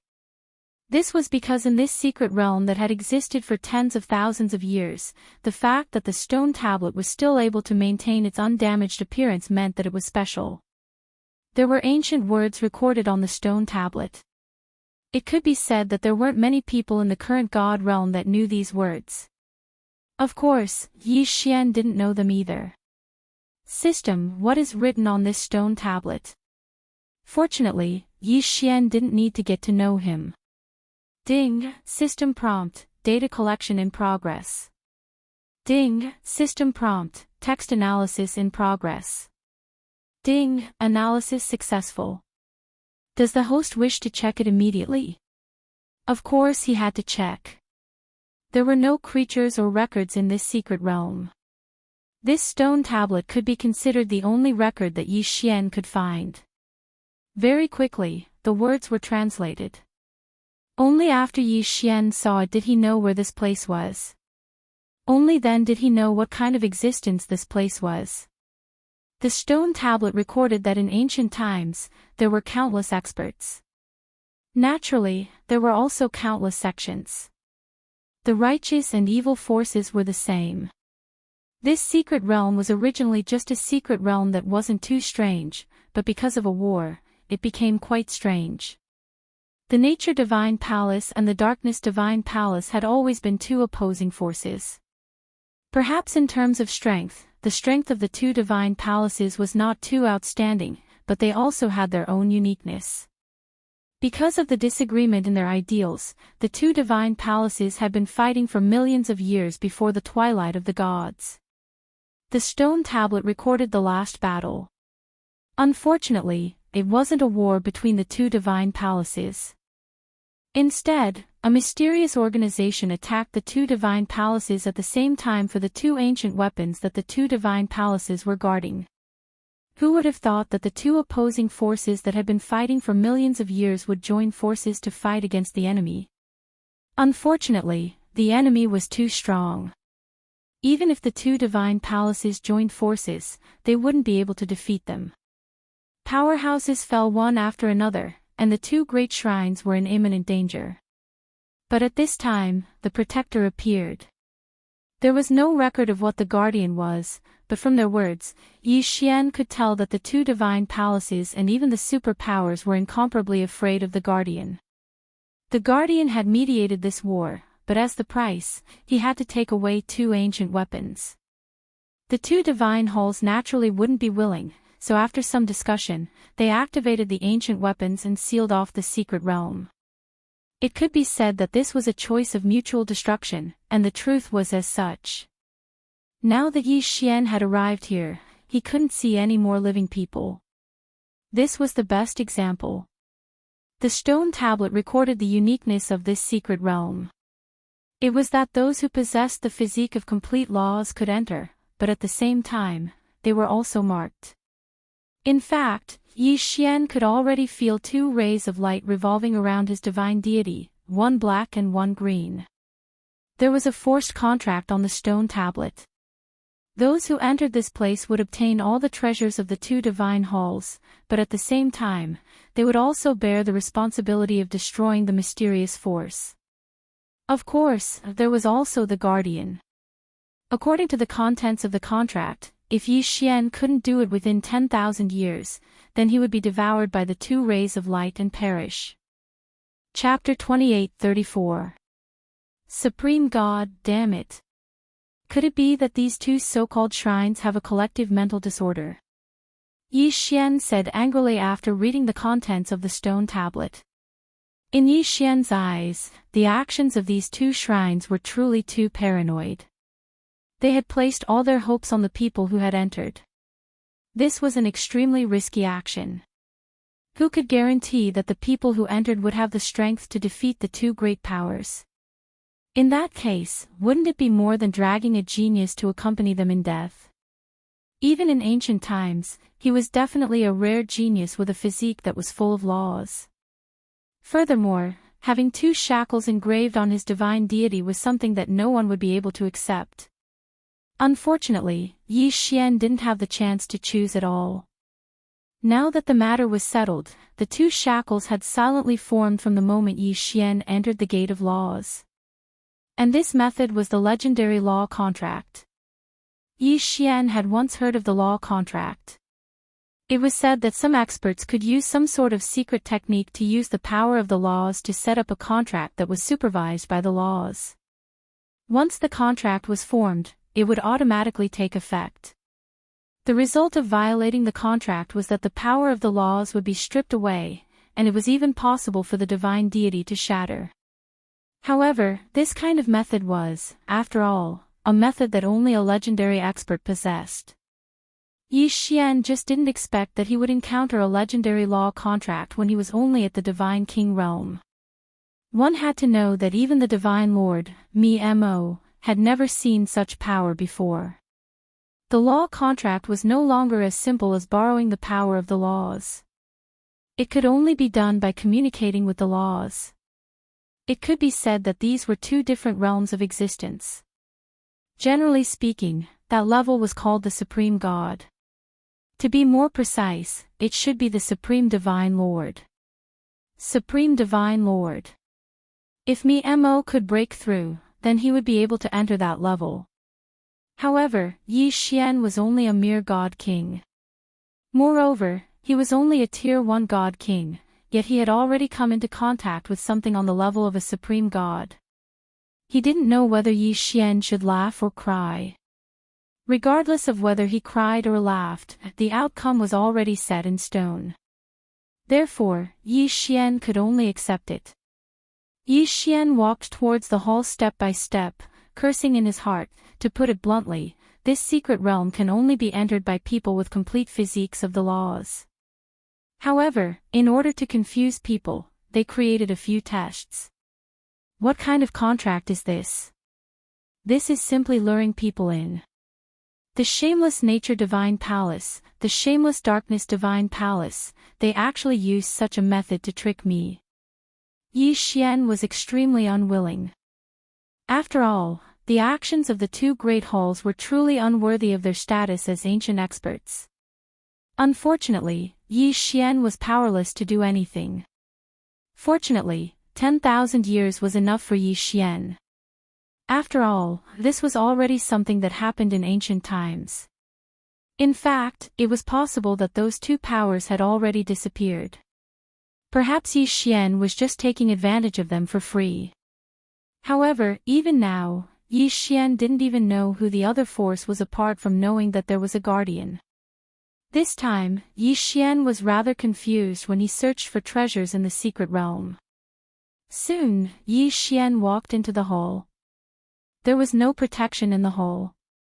It was obvious that everything here was waiting for Yi Xian to obtain it. However, only after Yi Xian entered did he realize that there wasn't anything important at all. Once one entered the hall, they would discover that the hall was actually divided into two in the middle. The so-called Nature Divine Palace and the Darkness Divine Palace had long since merged together. In other words, even if Yi Xian entered from the other side, he would still be here. The test of the Gate of Laws was only to test whether or not Yi Xian truly had a physique of the laws. Once one entered the hall, the most eye-catching thing was naturally the two ancient weapons in the hall. These two ancient hilts looked like long swords, but the material seemed to be ordinary stone. Of course, Yi Xian wouldn't believe that they were really two stone swords. If the two great halls were actually protecting two stone swords, then Yi Xian probably wouldn't believe anything he said. There was something strange about these two stone swords. Yi Xian directly walked over. After all, the two stone swords were specifically mentioned on the stone tablet, so it was obvious that they weren't ordinary. However, this time, Yi Xian ran into a wall. In front of the two stone swords, there was actually an invisible formation that prevented Yi Xian from approaching. The treasure was right in front of him, but Yi Xian couldn't walk over. This feeling was truly uncomfortable. Suddenly, a ray of light erupted from the two divine swords at the same time. At the same time, the door that Yi Xian entered closed with a bang. A ray of light shot in front of Yi Xian. Within the light, an aged voice sounded out. "You're finally here." These words seemed to mean that he'd waited for Yi Xian for a long time, but Yi Xian knew very well that this voice would probably say the same thing to anyone who entered this place. This was because Yi Xian could already tell that this was just a Dharma idol. Moreover, it was the kind of Dharma idol that didn't have any abilities and could only be used to transmit certain information. Sure enough, before Yi Xian could speak, the voice continued. "Fated person, for you to be able to come here, I believe you already know your mission. From the moment you walked in here, you no longer have a choice. Accepting the mission is your only choice, and in order to increase your strength, we used our last bit of strength to set up this ultimate examination. Fated person, please forgive us for having no choice but to treat you with caution. After all, you are our only hope. This hall, this secret realm, will only accept one person, and you are our only hope. Fated person, from this moment onwards, if you want to leave, you can only pass our test. Please work hard, for us, and for yourself." At this moment, Yi Xian had the urge to curse because he seemed to have been forced to sign a law contract. Just now, he was forced to sign a law contract, and now, he was forced to undergo some 6 tests. This kind of feeling was extremely unpleasant. However, Yi Xian couldn't do anything about it. After all, this was a secret realm set up by an ancient expert. With Yi Xian's current strength, how could he possibly do anything to it? Suddenly, the environment in front of Yi Xian slowly began to change. This wasn't teleportation, Yi Xian was very clear about this. It was an overlapping space. This place was actually also an overlapping space. At this moment, Yi Xian was still standing on the same spot without any changes. What changed was the surrounding environment. To be precise, it brought Yi Xian into another coexisting space. Chapter 28:35. Sudden attack. What exactly were the 6 tests?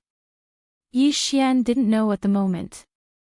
Perhaps these 6 tests were referring to 6 different tests, or perhaps they were referring to the comprehensive test of the 6 types of law energy. Yi Xian didn't know. Therefore, Yi Xian could only wait. Fortunately, the wait didn't last too long. When the Dharma idol finally finished complaining and the overlapping space finally finished switching, Yi Xian began the first test. At this moment, the environment that Yi Xian was in was an extremely strange space. Around Yi Xian were numerous enormous mountains. Vaguely, one could see the luxurious palaces on the mountaintops. However, there was only one path in front of Yi Xian, a path that could only be walked. After entering the overlapping space, Yi Xian discovered that he couldn't fly at all. It wasn't that there was a restriction, or that there was some sort of suppression.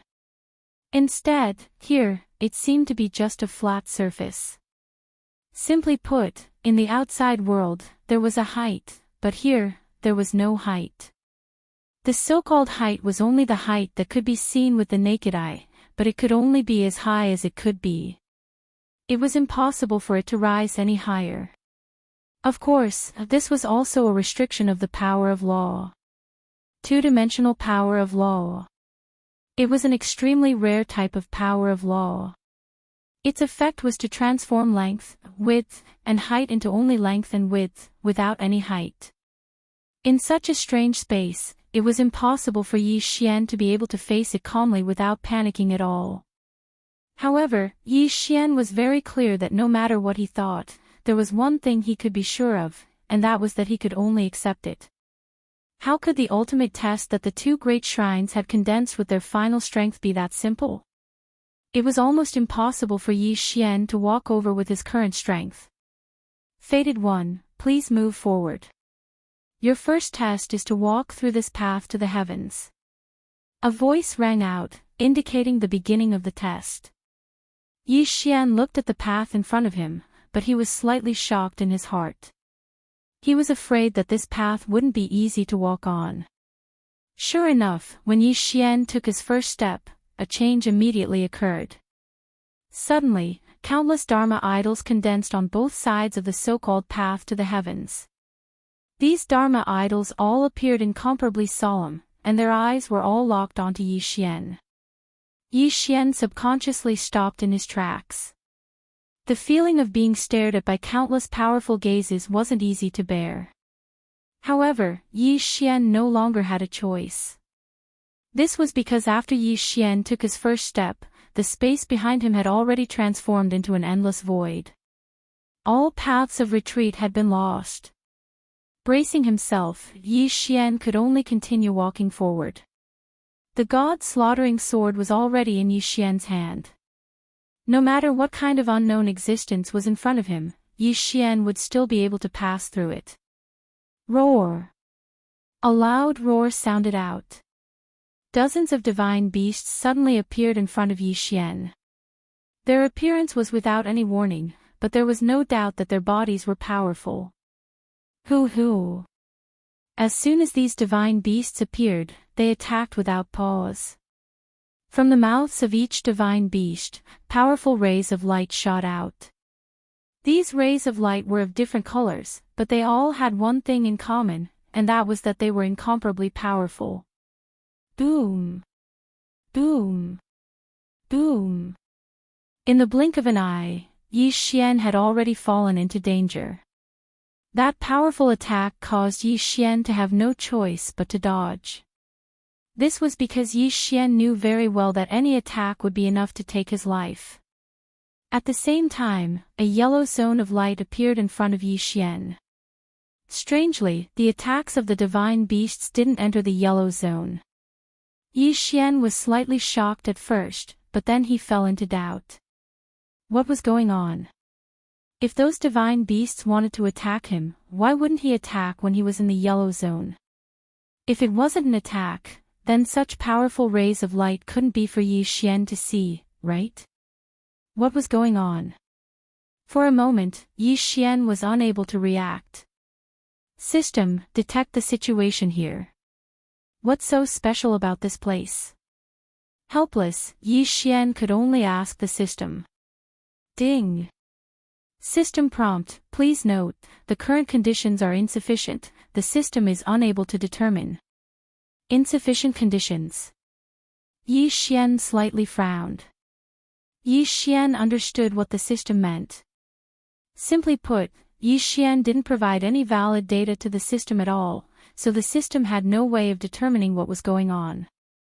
Now that the system couldn't be counted on, who else could Yi Xian count on?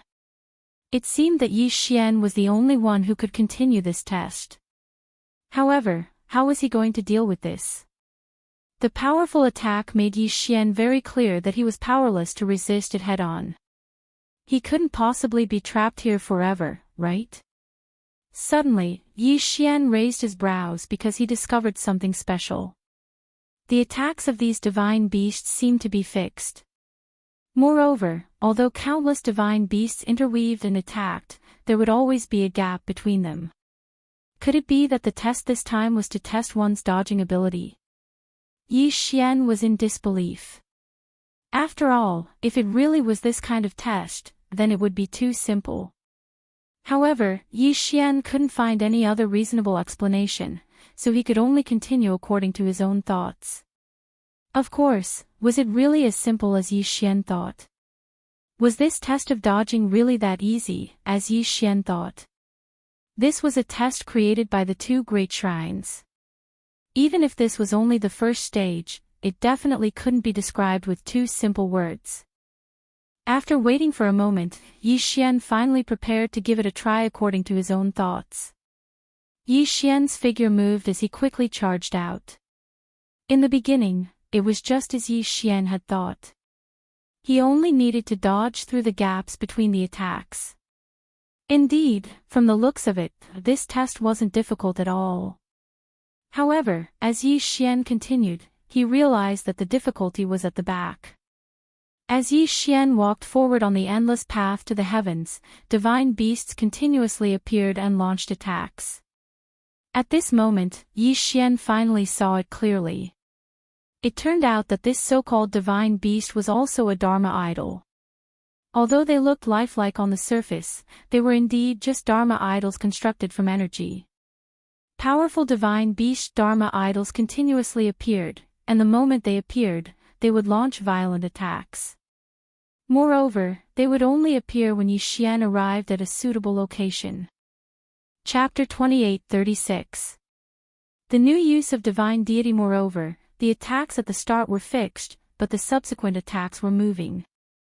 In other words, Yi Xian had to find a suitable dodging route in the shortest amount of time, then run forward as fast as he could. After all, regardless of whether he didn't find a suitable route or if his movements were slightly slower, Yi Xian would suffer a berserk attack. That attack was fatal. Yi Xian's figure continuously dodged. Fortunately, because there were two-dimensional laws here, Yi Xian only needed to dodge left and right without paying attention to his height. However, dodging left and right wasn't that simple. Sometimes, Yi Xian needed to adjust his body more than 10 times in the blink of an eye in order to dodge one attack after another. Suddenly, just as Yi Xian was about to dodge another attack, a violent pressure descended onto Yi Xian's body. There wasn't the slightest sign of the pressure appearing. Although the pressure wasn't too powerful, it was a sudden eruption that caused Yi Xian to suffer a small loss. It even caused Yi Xian's body to uncontrollably retreat a little. It was just a little distance, but it actually caused Yi Xian to almost die. That was because a berserk attack had descended upon them from that small distance. Fortunately, Yi Xian reacted in time and stabilized his figure. Otherwise, even if he didn't die, he would still be heavily injured. The consequences of being heavily injured on the path to heaven could be imagined. At that moment, Yi Xian was so shocked that he broke out in cold sweat. In a short moment, Yi Xian had actually brushed shoulders with death. How dangerous was this? However, Yi Xian had no choice but to continue forward. This was because every time he took a step forward, a distance would disappear behind him. It felt as if Yi Xian was only at his original spot. It wasn't that Yi Xian was moving, but that the path to the heavens was constantly approaching Yi Xian. Yi Xian was on high alert. How could he dare to relax in the slightest? This was something related to Yi Xian's life, so he couldn't afford to joke around. He advanced all the way.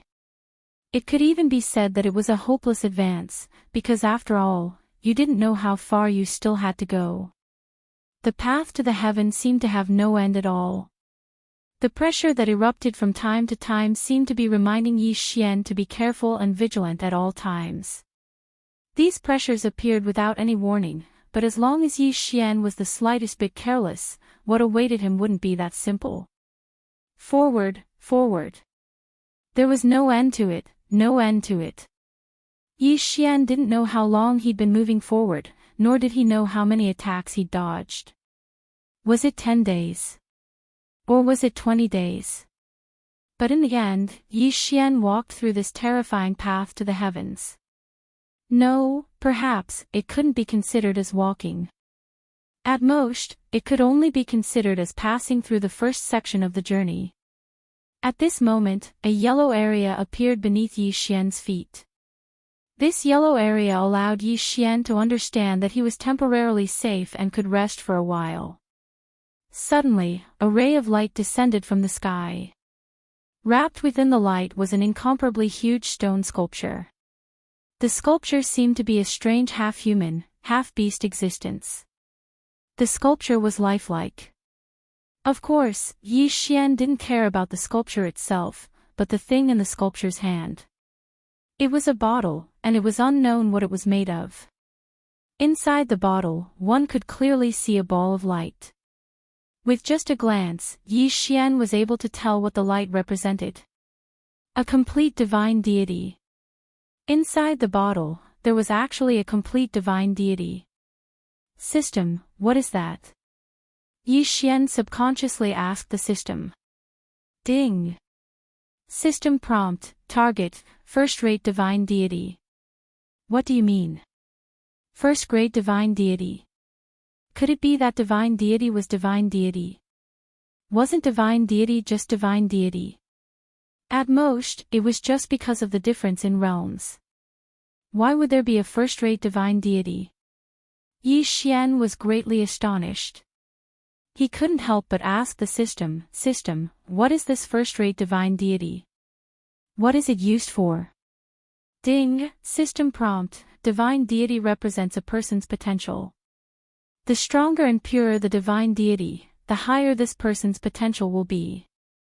Divine deity represents divine potential. This was the first time Yi Xian had heard of such a thing.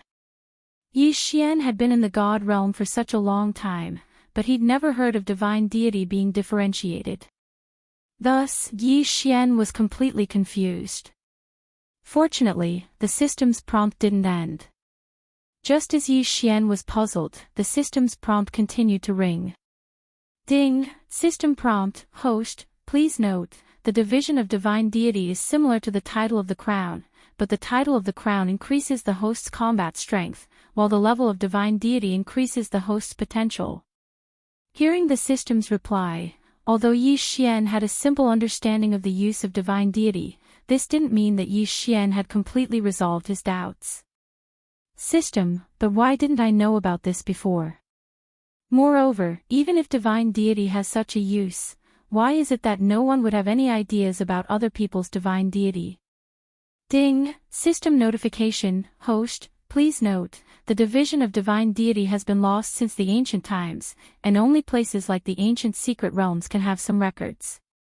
And seizing other people's divine deity to strengthen one's own divine deity only exists in the paramount God realm. The system's answer answered Yi Xian's doubts. It wasn't that no one knew the level of divine deity. It could be said that the level of divine deity had always been there, but it was impossible for ordinary people to know. To put it simply, there was no longer any division of godhood in the divine world. That was because the legacies of godhood had been severed. Only in some arcana realms could one learn about the division of godhood, such as this second arcana realm. After all, this second secret realm, strictly speaking, was an ancient secret realm. Therefore, it was normal for him to know about the level of divine deity in the second secret realm. At this moment, Yi Xian actually felt lucky in his heart. After all, it was fortunate that Yi Xian knew about this news ahead of time. One had to know that since there were levels of divine deity, and now, such a divine deity had appeared as a reward on the path to the heavens. Obviously, the divine deity of others could also be used to strengthen their own divine deity.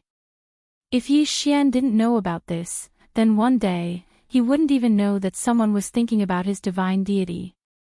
Moreover, even if he obtained the divine deity, he wouldn't know how to use it. This time, Yi Xian could be considered lucky, but it wasn't a bad thing. Chapter 28-37. Soul-devouring sword god. Of course, there were still a lot of things that Yi Xian didn't know about, and there were naturally a lot of things that were even more terrifying than stripping away divine deity. However, Yi Xian hadn't come into contact with them yet. System, what's the use of this divine deity? Yi Xian asked the system. Since this divine deity was given to him as a reward, then it meant that it was something that could strengthen him. Ding, system notification, host, please note, absorbing the divine deity without an owner can strengthen your own divine deity. Ding, system notification, if you want to obtain the divine deity without an owner, then you can kill the enemy and forcefully strip the enemy's will before the enemy's divine deity shatters, thus preserving the complete divine deity. Ding, system notification, divine deity stripper, is a special profession from the ancient times, but it has now been lost. Was it lost? Yi Xian slightly frowned. He didn't know if the system was talking about the entire God realm or if it was just the God realm continent. If it was the God realm continent, then would there still be such a person in those ancient and mysterious secret realms? Just thinking about it made Yi Xian feel incomparably terrified. What kind of feeling would it be to forcefully strip away a person's will? Previously, Yi Xian knew that the result of the divine deity shattering would be his death. In fact, during battle, breaking the opponent's divine deity was the most effective method of attack. But now, the system told Yi Xian that the divine deity didn't need to be destroyed, but directly stripped away. Moreover, once it was stripped out, it could be used as a cultivation method. So it turned out that for the sake of cultivation, he really did everything he could. He didn't know how many more methods were waiting for Yi Xian to discover. Of course, it might be even more terrifying. Yi Xian hesitated for a moment, but in the end, he still absorbed the divine deity. Not to mention anything else, Yi Xian was sure that this divine deity was probably left behind by an expert millions of years ago. Perhaps that person was once an expert, but who would have thought that millions of years later, he would become Yi Xian's reward? After absorbing the divine deity, Yi Xian didn't discover anything unusual, and his strength didn't increase in the slightest. Something like potential was not something that could be seen or touched. It could only be used when needed. Afterwards, Yi Xian didn't delay any longer and directly walked forward. After all, no one knew how many more tests were waiting for Yi Xian. Staying where he was wasn't a solution at all.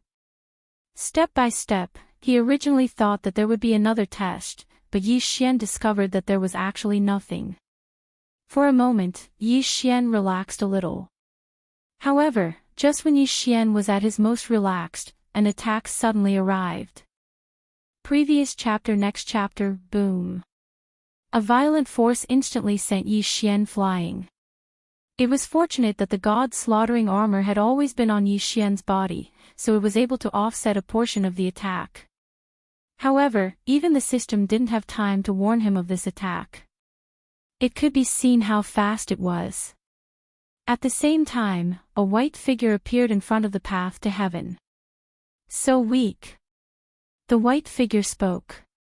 This was the first thing Yi Xian had heard that could speak since entering the second secret realm. Something. Yes, he was not a human, nor was he a beast. He was actually a mechanical puppet. Yi Xian had seen quite a few puppets, but he couldn't help but sigh at this mechanical puppet. It was truly a marvelous work of art.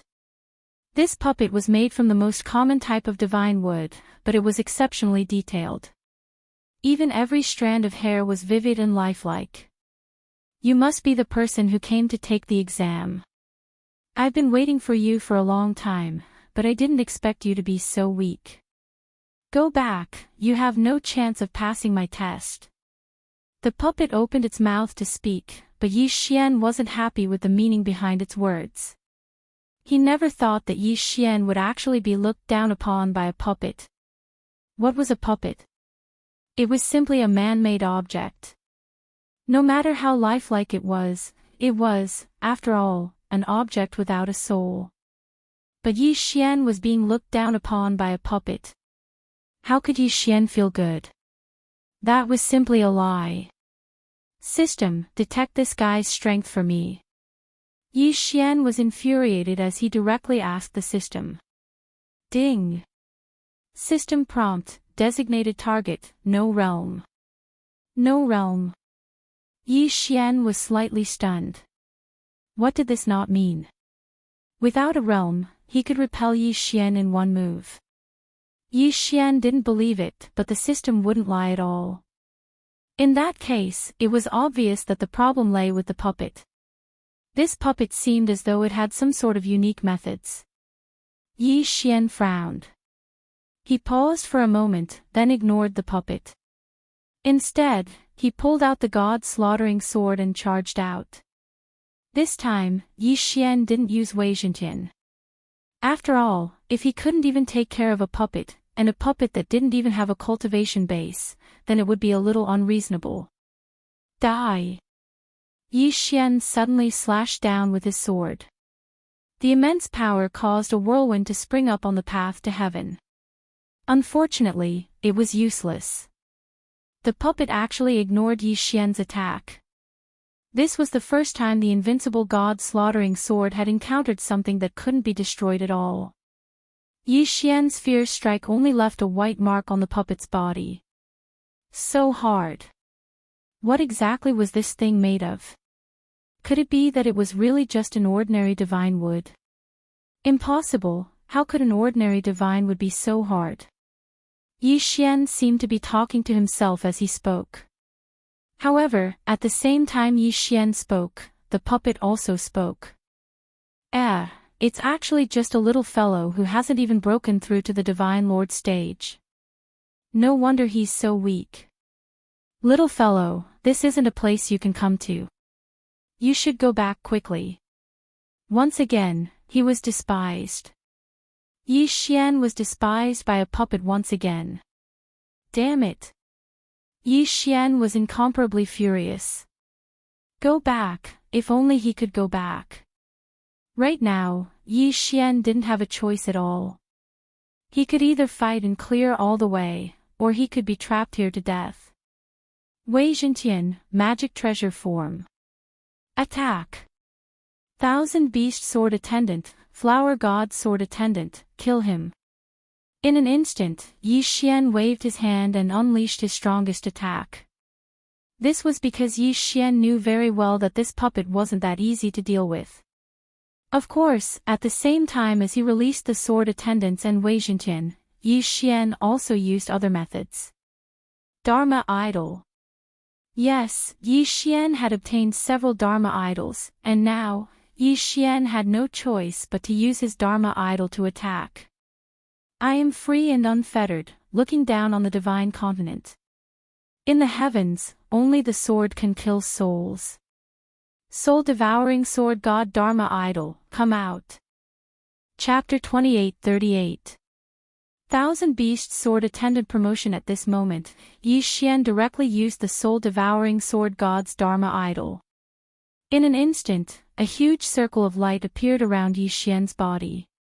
At the same time that the soul-devouring sword god's Dharma idol was activated, it was as if a huge shadow had surrounded Yi Xian. This time, the Dharma idol was attached to his body. This was because Yi Xian knew very well that the soul-devouring sword god's Dharma idol was different from the other Dharma idols. Not to mention the enemy, even Yi Xian's own soul would be affected. Why did he choose the soul-devouring sword god's Dharma idol? Because according to Yi Xian's analysis, this puppet probably already had a soul. The biggest difference between a puppet and a human was that it didn't have a soul. Humans had souls, and other living beings also had souls. However, there were no puppets. Therefore, puppets would only carry out certain specific tasks according to their master's wishes. But now, there were no longer any living people in this secret realm, yet this puppet was carrying out its mission. It even made its own judgment and felt that Yi Xian's strength wasn't enough, so it let Yi Xian leave. Obviously, this puppet already had a soul. Of course, Yi Xian didn't know how many souls it had. However, Yi Xian didn't care about this at all. As long as he knew that this puppet had a soul, then it would be easy to deal with it. It could be said that facing such a powerful puppet, using the soul as an attack point was Yi Xian's best and only chance. The soul-devouring sword god's Dharma idol restrained the soul, so Yi Xian used the soul-devouring sword god. Kill! Yi Xian suddenly attacked with his sword. On the surface, this attack didn't seem to be much different from before. But this time, the puppet was clearly shocked. It didn't dare to dodge like Yi Xian did when he attacked. Instead, it directly dodged far away. What kind of method is this? Why do I feel so scared? The puppet had already jumped away when it moved, but it still asked Yi Xian curiously. Little things, you don't have the qualifications to participate in the trial. Get out of my way. Before Yi Xian could answer the puppet's question, the Thousand Beast Sword Attendant, the Flower God Sword Attendant, and the 100 Flowers Flower God attacked first. However, this did not arouse the puppet's vigilance at all. Instead, with a casual wave of his hand, a violent force actually swept away the god rank mounts, the 100 Flowers Flower God, and the Thousand Beast Sword Attendant and the Flower God Sword Attendant. There was no way to resist. In front of this puppet, a powerful god rank mount didn't even have the slightest ability to resist. As for the puppet, it didn't seem to realize just how much shock it had brought Yi Xian. At this moment, its eyes were still blinking as it looked at Yi Xian. It was obvious that it was waiting for Yi Xian's reply. What a terrifying puppet. Just what was this guy made of? How could he be so powerful? What should he do? It seemed that all of Yi Xian's methods were useless against this puppet. Yi Xian didn't even need to make a move to know that it was impossible for him to defeat this puppet. However, if he didn't defeat this puppet, it meant that Yi Xian wouldn't be able to continue forward. There was only one final result, and that was to be trapped here to death. What should he do? Yi Xian quickly thought about it. Feeling the power of the soul-devouring sword god on his body, Yi Xian's heart suddenly skipped a beat. His face even revealed an expression of ecstasy. Perhaps this wasn't a test for Yi Xian at all, but a reward for him. Whether it was the Thousand Beast Sword Attendant or the Flower God Sword Attendant. Actually, Yi Xian had long since discovered that they couldn't keep up with Yi Xian's footsteps. At the very least, before they strengthened it, they couldn't keep up with Yi Xian's current footsteps. In that case, the best way to solve this problem was to strengthen the Thousand Beast Sword Attendant. There were many ways to strengthen the Thousand Beast Sword Attendant. However, why did he have to strengthen the Thousand Beast Sword Attendant itself? If the soul on this puppet was destroyed, wouldn't that mean that the thousand-beast sword attendant would be able to occupy the puppet's body? If it succeeded, then how much would the strength of the thousand-hand sword attendant increase by? It could be said to have increased by more than 10 million times. How could Zhou Xian not be overjoyed? Although he didn't know what this puppet was made of, Zhou Xian at least knew that the material of his body was extremely special and powerful.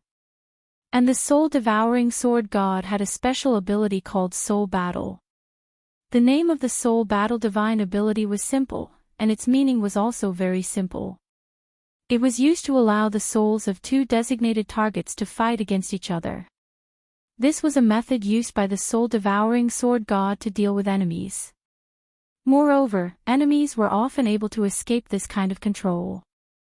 One had to know that once the enemy saw through it, they would naturally not be able to fight.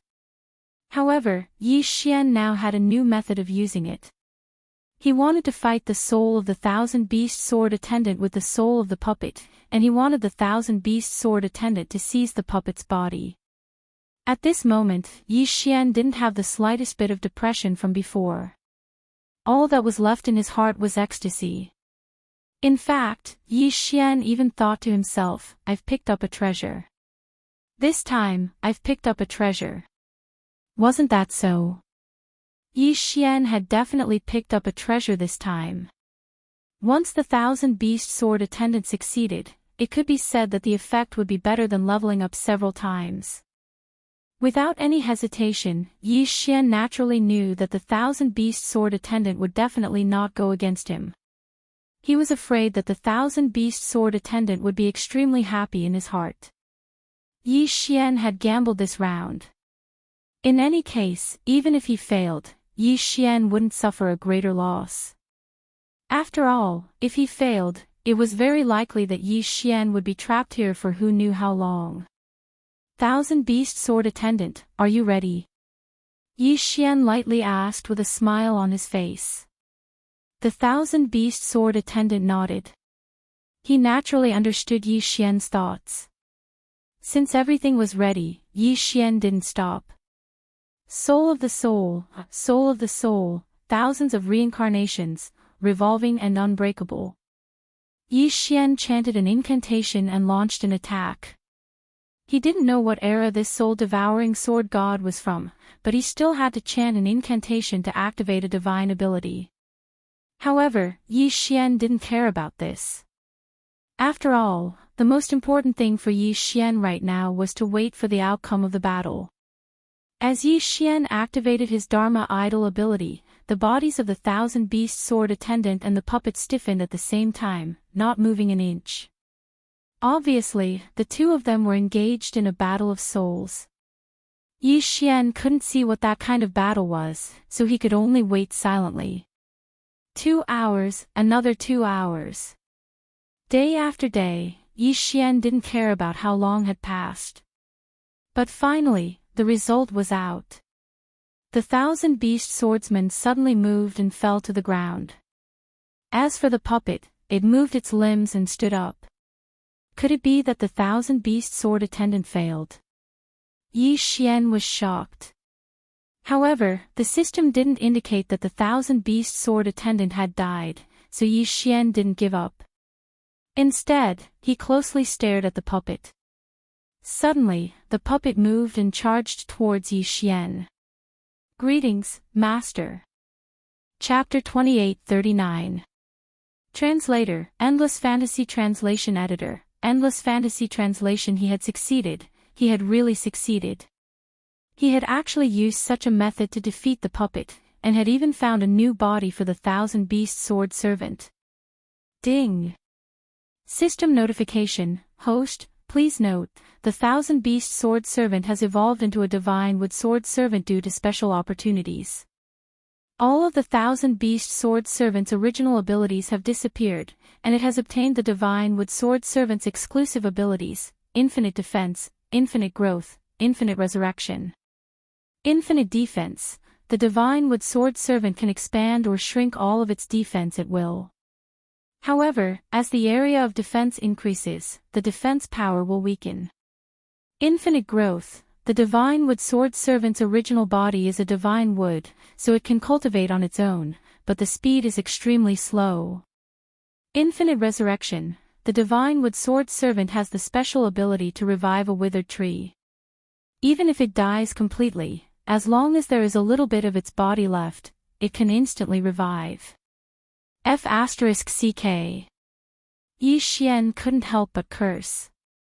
This divine wood sword servant seemed to be even stronger than the thousand beast sword servant from before, especially in terms of defense. Although these three skills seemed to be nothing special, in reality, Yi Xian was very clear about how abnormal these three abilities were. Being able to control the range of his defense according to his will was equivalent to allowing Yi Xian to have a map of his defense. The key was that even if this defense was broken, it could immediately recover. Of course, perhaps after recovering, it would be a little weaker for a short period of time. However, just how powerful was the defense of the divine wood sword servant's puppet? Yi Xian had personally experienced it, and even the god-slaughtering sword was unable to harm it in the slightest. Could it be that its defense wasn't strong enough? Moreover, this fellow could cultivate and evolve on his own. Although it was a little slow, there was at least some hope. In the future, Yi Xian might be able to obtain a fortuitous encounter to increase the speed of the divine wood sword servant's improvement. Speaking of which, could it be that this didn't prove how powerful the divine wood sword servant was? Of course, it was a pity that the thousand beast sword servant's previous abilities had all disappeared. However, compared to obtaining a new ability, Yi Xian didn't care much about the ability to disappear. In any case, the god rank mount didn't disappear. Instead, it returned to Yi Xian's hands. Thinking about it, the thousand beast sword servant actually didn't lose much of its abilities. At this moment, Yi Xian was incomparably delighted, but he had no choice but to continue forward. After all, it was impossible for Yi Xian to be trapped here forever. There were no obstructions along the way. That puppet was basically the only way out of this place. Yi Xian's method of passing the trial might be a little suspicious of cheating, but after all, as long as he could pass, then no matter what method he used, there was nothing worth caring about. Here, Yi Xian once again obtained a first-rate divine deity. Of course, Yi Xian also absorbed it. Who knew if he would ever encounter a complete divine deity in the future? The current battle was all about breaking the opponent's divine deity and causing the opponent to completely perish. It seemed like the divine realm continent no longer had such a method. Thus, to Yi Xian, it would be a waste not to absorb such a complete divine deity. After passing 2 trials in a row, Yi Xian's mood relaxed quite a bit. It seemed that the 2 divine halls tests were ultimately meant to strengthen Yi Xian. Unfortunately, the tests set up by the 2 divine halls seemed to be too high level. Perhaps they didn't expect that a person with a physique that was full of laws would actually be someone who hadn't even broken through to the divine lord realm. Perhaps their initial position was that no matter what, they had to reach the level of a paramount god to be able to enter this place. Of course, no matter what the 2 divine halls thought, the current Yi Xian had no way of knowing. The only choice he could make was to continue moving forward. Only by continuously moving forward would Yi Xian have the chance to leave this place. The path to the heaven seemed to have no end. However, when Yi Xian walked to the next safe area, he was still shocked by the next test. It was an eye, an incomparably huge eye. The eye covered the entire space, as if it was overlooking the world. Just a glance at it made Yi Xian feel as if his soul had been suppressed. Strange eyes, powerful strength. Could it be that this was the 3rd stage's test? Moreover, this eye did not exist at all, but was formed from the power of the laws. The black pupil represented the power of the 3 great laws of the darkness divine palace. The white eye was formed from the power of the 3 great laws of the nature divine palace. As for the eye socket, it was the law of primal chaos. It was as if the law of primal chaos wanted to repair the eye formed from the power of the 6 great laws, or as if the eye formed from the power of the 6 great laws was trying to break free from the restraints of the law of primal chaos. Of course, the strangest thing was that the eye seemed to be staring fixedly at Zhou Xian. What exactly was the test of this stage? Zhou Xian was puzzled. At this moment, he hadn't suffered any attacks, nor did he feel anything different. Zhou Xian walked forward step by step without any abnormalities. However, the eye in the sky made Zhou Xian understand that he was undergoing an examination. However, this examination wasn't something that Zhou Xian understood. Being stared at by such a huge eye, even Zhou Xian felt his hair stand on end. After all, this was the eye that occupied the entire sky. Zhou Xian continued forward. Other than continuing forward, he couldn't do anything else. Suddenly, Zhou Xian felt his body relax. Although in reality, there wasn't any power to suppress Zhou Xian felt his body relax. It was the power of the two-dimensional laws. The power of the two-dimensional laws had disappeared. Sure enough, Zhou Xian had already flown into the sky the moment he moved. However, the power of the two-dimensional laws had disappeared, and the huge eye in the sky was still there. Thus, Zhou Xian didn't dare to fly too high. This was because every time Zhou Xian flew an inch higher into the sky, he would feel the pressure increase by a bit. Xia ran, that huge eye, was not just used to look. Just what was the test of this stage? At this moment, Zhou Xian couldn't help but guess in his heart. However, after all, it was impossible for Zhou Xian to know what had not happened. Suddenly, the eye in the sky shot out a ray of light that covered Zhou Xian. No system notification sounded out, allowing Zhou Xian to understand that this light wasn't harmful to Zhou Xian. However, this didn't mean that Zhou Xian wasn't puzzled. Zhou Xian stopped in his tracks. He wanted to see what would happen next. Previous chapter, next chapter, boom. Previous chapter, next chapter, boom. Previous chapter, next chapter, boom. 6 loud sounds accompanied by 6 rays of light descended from the sky. They were also emitted from the eyes. 6 people. This time, it wasn't a puppet, but a real 6 figures. Chapter 2840. Origin Secret Realm. Zhou Xian frowned. The current situation had already exceeded his imagination. Zhou Xian had no idea what would happen next. Were these 6 people friends or foes? Suddenly, one of them opened his eyes. Following that, all 6 of them opened their eyes one after another. However, none of them made any movements. After opening their eyes, they just looked at Zhou Xian. "You're the chosen one?" one of them asked Zhou Xian. A powerful force exploded from his body, allowing Zhou Xian to know that this person was definitely a super expert. "Yes, I'm the chosen one." Although Zhou Xian didn't know who these people were, he didn't dare to hide it. Hearing Zhou Xian's reply, the 6 of them simultaneously focused their gazes on Zhou Xian and sized him up. Average aptitude. Weak.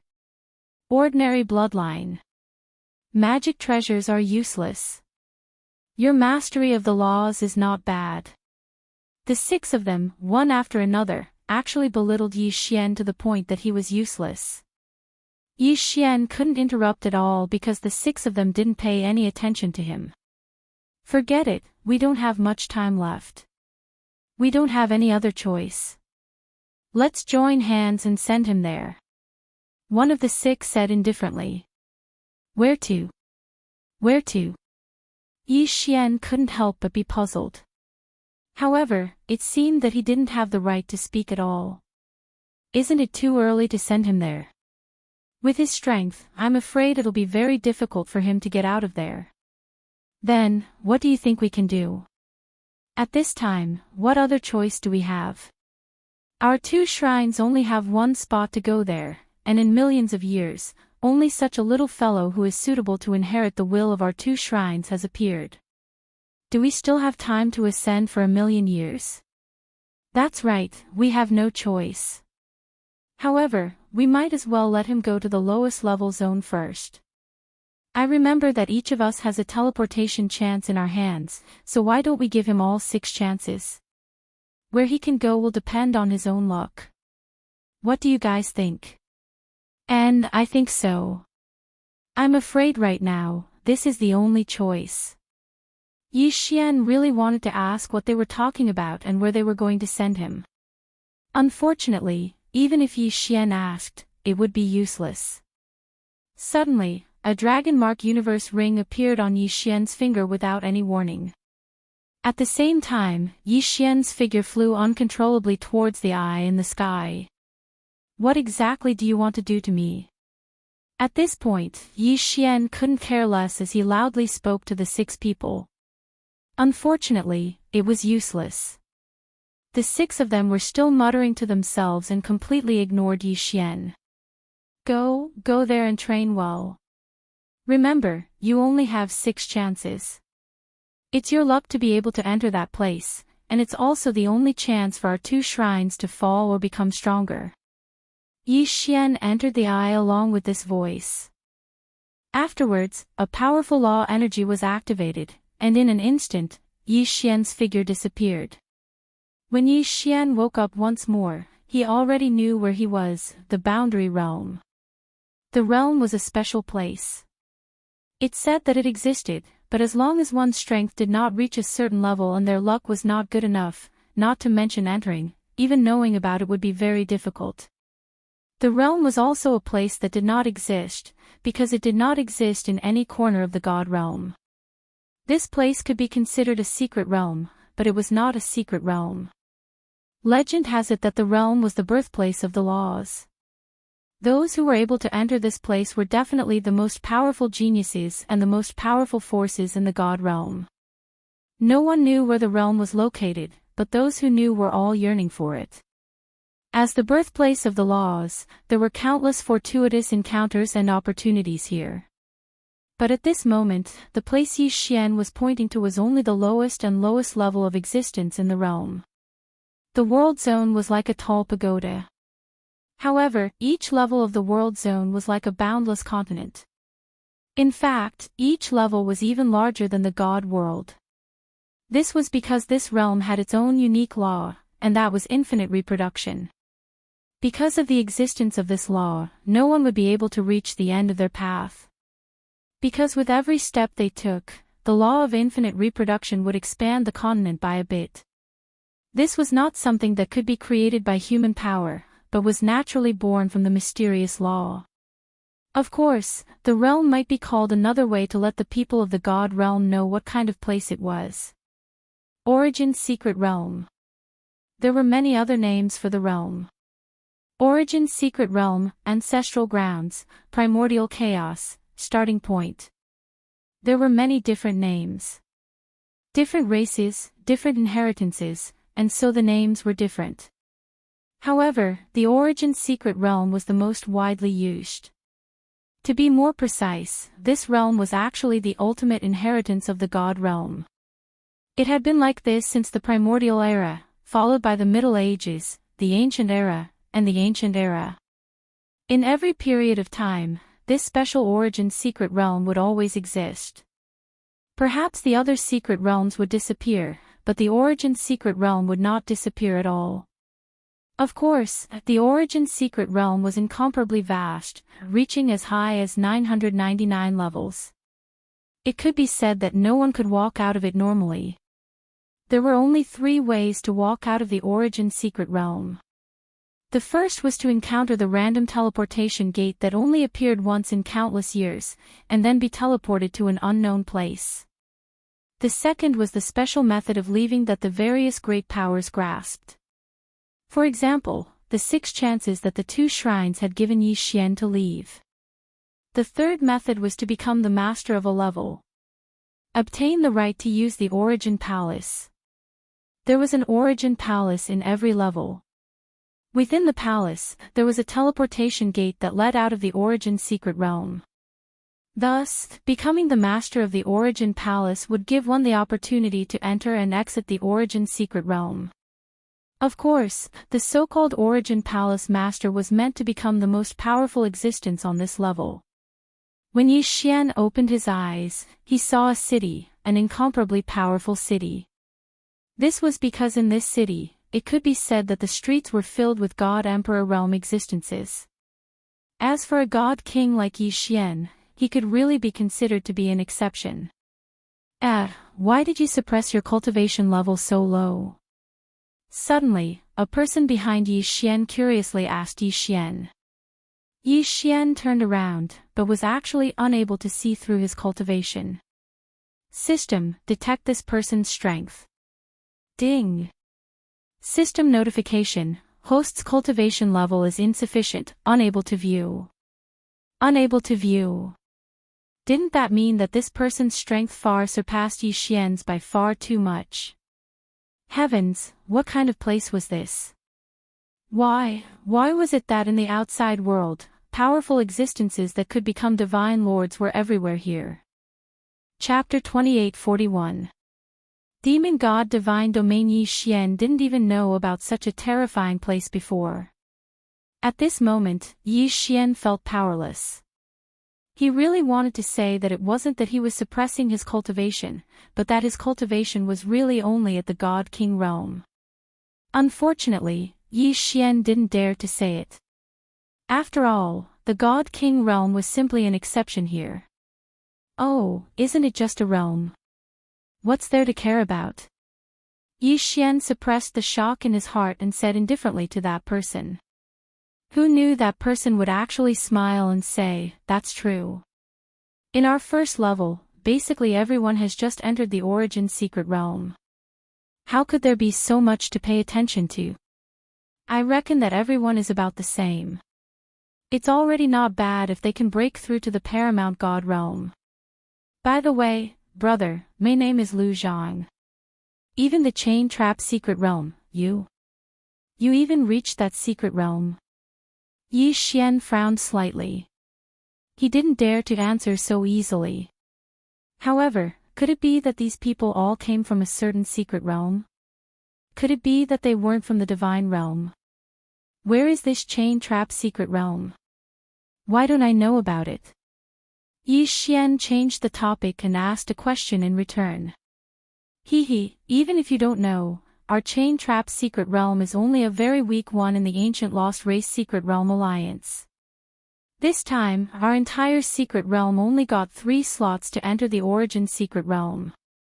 Sigh, ever since we lost contact with the Divine Realm, we can only come to the Origin Secret Realm if we want to break through. What do you mean? Xian was a little stunned.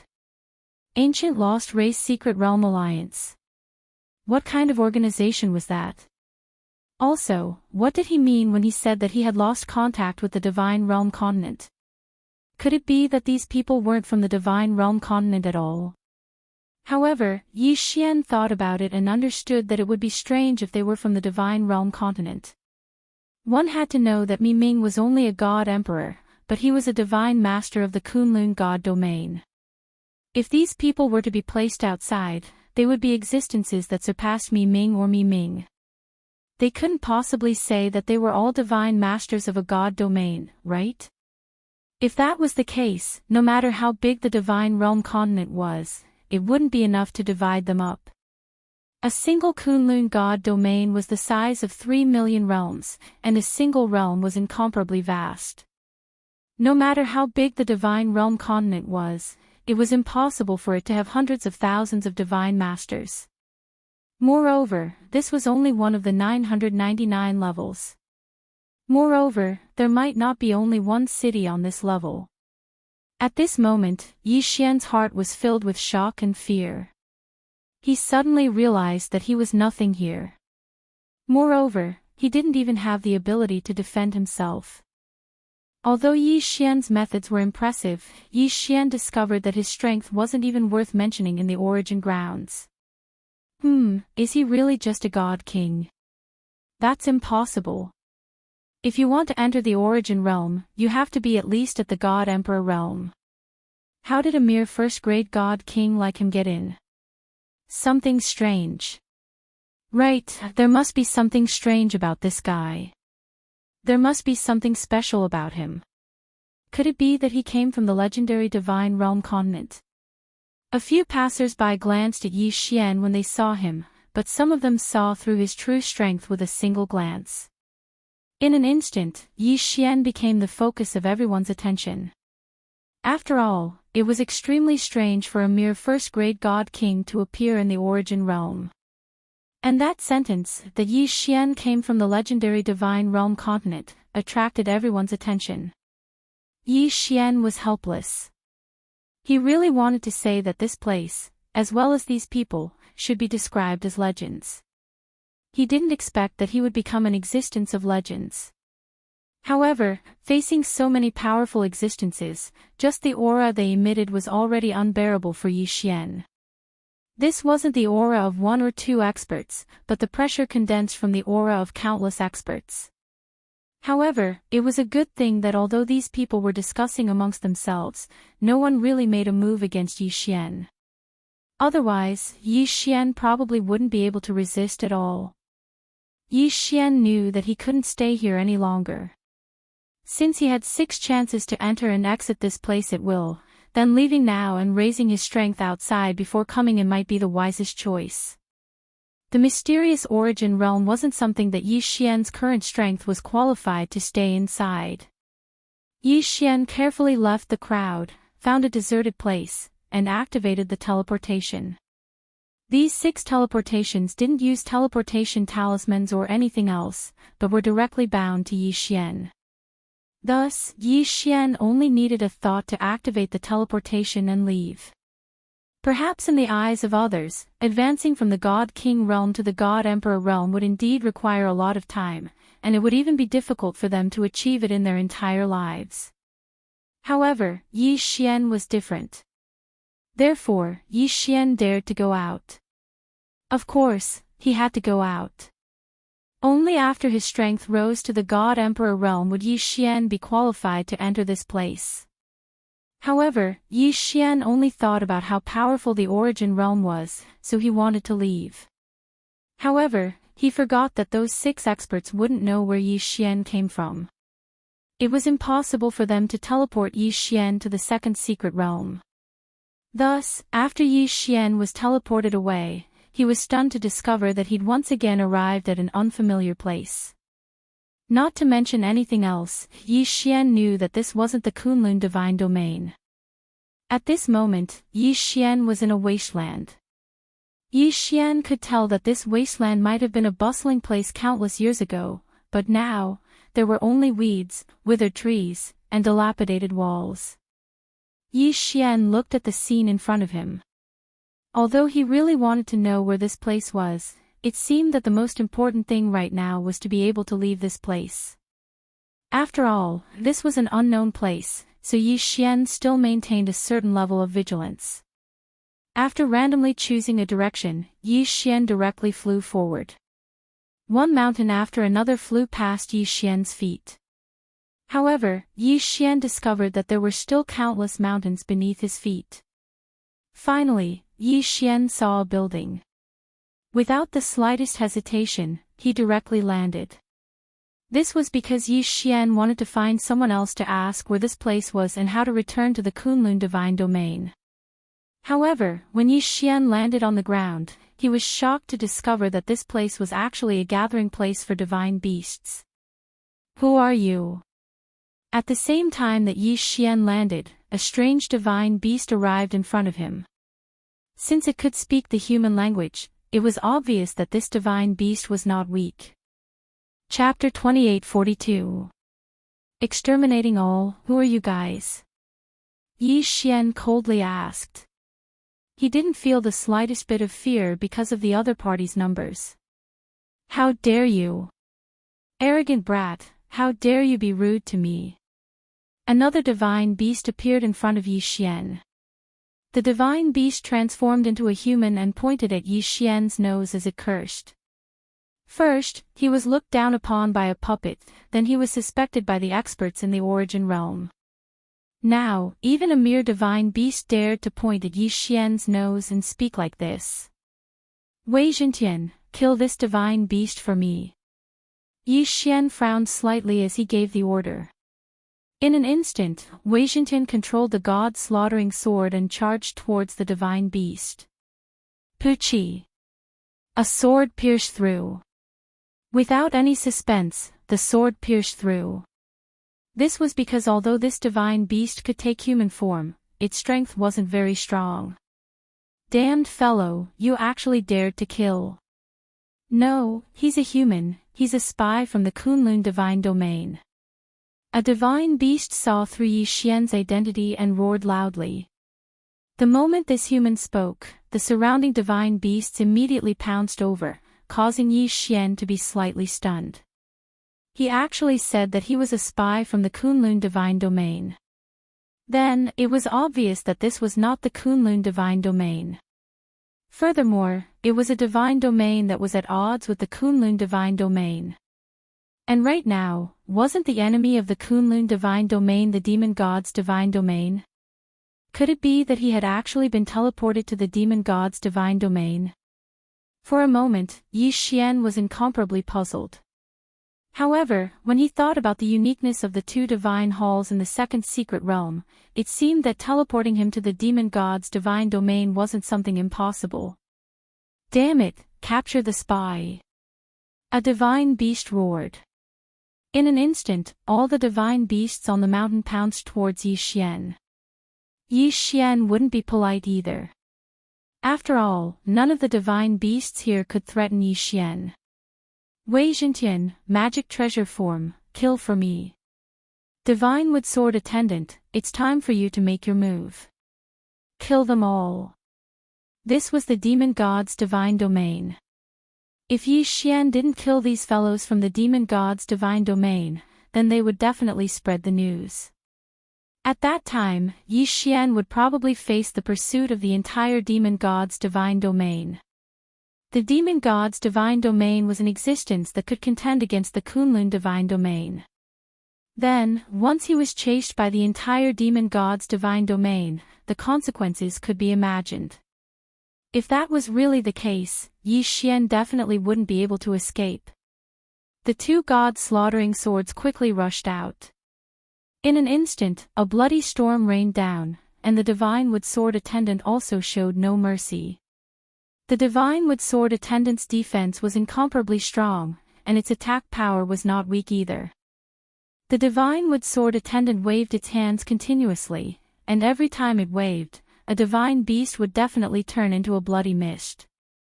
Regardless of whether it was in human form or in its original form, no divine beast could withstand a single attack from the divine wood sword attendant. Yi Xian stood on the spot as he looked at the purgatory around him. However, he didn't feel the slightest bit of pity in his heart. After all, these were all divine beasts, and they were divine beasts from the demon god's divine realm. If Yi Xian didn't kill them, then they would kill Yi Xian. Moreover, Yi Xian had also heard that in the demon god's divine realm, humans could be said to be like slaves. They couldn't even be considered slaves. Humans were delicious snacks for these divine beasts. Therefore, Yi Xian naturally wouldn't show any mercy to these divine beasts. In just a short moment, all of the divine beasts on this mountain had been killed by Yi Xian. However, the only thing that made Yi Xian depressed was that the news had still leaked. Yi Xian's movements couldn't be said to be slow, but the number of divine beasts gathered here had reached over 10,000. Thus, Yi Xian didn't have the time to kill them all. In the end, there were still some divine beasts that spread the news. Once this news spread, Yi Xian knew very well what he would face next. A war between a single person and a divine domain. If Yi Xian wanted to live, then he could only walk out of the demon god's divine domain. However, Yi Xian wasn't prepared to leave just like that because Luo Luo was also in the demon god's divine domain. Yi Xian wouldn't give up on searching for her. Since he'd already arrived at the demon god's divine domain, Yi Xian wouldn't mind causing a ruckus. Devour. With a casual wave of Yi Xian's hand, the corpses of the tens of thousands of divine beasts were directly devoured by Yi Xian. Although the strength of these divine beasts was average and couldn't allow Yi Xian to level up, using the method of devouring to deal with the traces of battle was a very good method. Come out, I know you're hiding there. After doing all of this, Yi Xian casually spoke to a large tree. This was because Yi Xian had long since sensed that there was a person hiding within the tree. To be more precise, it was a divine beast. No, don't kill me. I didn't see anything. I promise, I definitely won't say anything. Please don't kill me. Sure enough, after Yi Xian saw through that person's disguise, a half-man, half-beast with a pig's head walked out. As soon as he came out, he directly knelt in front of Yi Xian. You want to live? Yi Xian indifferently asked the half-man, half-pig divine beast. I want to live, please don't kill me. The divine beast frantically knelt in front of Yi Xian and continuously kowtowed. Alright, if you want to live, then answer my questions honestly. However, if you hesitate or hide anything, then you can die. Yi Xian looked at the divine beast. When the divine beast nodded, Yi Xian continued to ask, where is this place? Replying to my lord, this is the territory of the Heavenly Dragon King. Heavenly Dragon King. Who is the Heavenly Dragon King? Tell me the details. Yes. Replying to my lord, this Heavenly Dragon King is one of the 8 great divine generals under the Divine Lord. He is a lord under the Dark Demon Dragon Divine General. Including our realm, as well as the surrounding 100 realms, they are all his territory. Lord. Yi Xian was slightly astonished. However, thinking that this was the demon god's divine domain and not the Kunlun divine domain, he didn't think too much about it. After all, every divine domain had its own system and rules. As for this demon god's divine domain, it was a system of enfeoffment. A mere lord of 100 realms territory, this fellow was probably just a small character. After that, Yi Xian asked a few more questions. Unfortunately, this divine beast didn't know much, so it wasn't of any help to Yi Xian at all. Thus, Yi Xian killed him with a single sword strike without hesitation. Heavenly Dragon King. Perhaps this Heavenly Dragon King knew more things. Yi Xian didn't hesitate and directly walked towards the cave where the Heavenly Dragon King was. Some of the experts of the demon god's divine domain like to imitate the Kunlun divine domain and build huge cities to live in. However, there were also some who liked to follow their original habits and live in caves, mountains, and even the wilderness. This Heavenly Dragon King lived in a cave. The location was also very easy to find. It was a huge mountain peak. Chapter 28:43. Lord Heavenly Dragon King. After all, it was the place where the Heavenly Dragon King lived, so there were quite a few divine beasts here. However, Yi Xian wouldn't care that much. The strength of these divine beasts were generally very average. Even the Heavenly Dragon King was only the same as Yi Xian, a high-level divine king. Therefore, Yi Xian wasn't afraid of any of the divine beasts here. Who are you? How dare you trespass on the mountain? Do you know that this is Lord Heavenly Dragon King's cave? When a transformed divine beast saw Yi Xian coming over, it directly stood in front of him. With a casual glance, Yi Xian could already tell that this fellow was only a mere third-grade divine lord. Of course, an inferior divine lord would probably be considered an expert under the Heavenly Dragon King. Unfortunately, the one he met was Yi Xian. Thus, he was destined to die. Yi Xian couldn't be bothered to waste his breath. The god-slaughtering sword flew out and killed the divine beast with a single strike. When Yi Xian killed the divine beast, a moment later, the mountain was filled with the sounds of people, and a large group of divine beasts had already come out. After a while, the Heavenly Dragon King directly rushed out. Who dares to cause trouble in my territory? Are you courting death?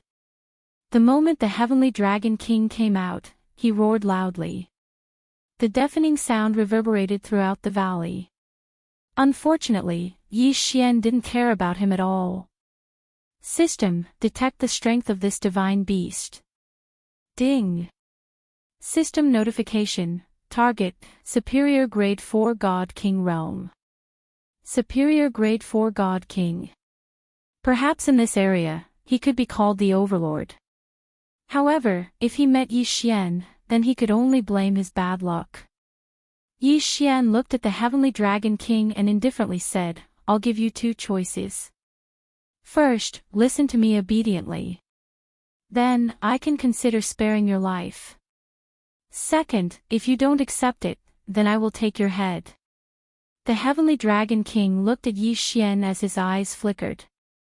No matter what, he was the lord of this area. Now that someone dared to speak to him in such a manner, especially after the Heavenly Dragon King saw through Yi Xian's identity and knew his strength, he laughed out loud. Human, it's actually a human. Furthermore, it's a human at the Superior Grade 1 God King realm. Could it be that you're that divine lord from the human clan's resistance army? I'm dying of laughter. A bunch of ants actually want to try and resist. Furthermore, they even arrogantly call themselves divine lords. Human brat, could it be that you're here to be my snack? Disdain, this was the disdain of the thorns.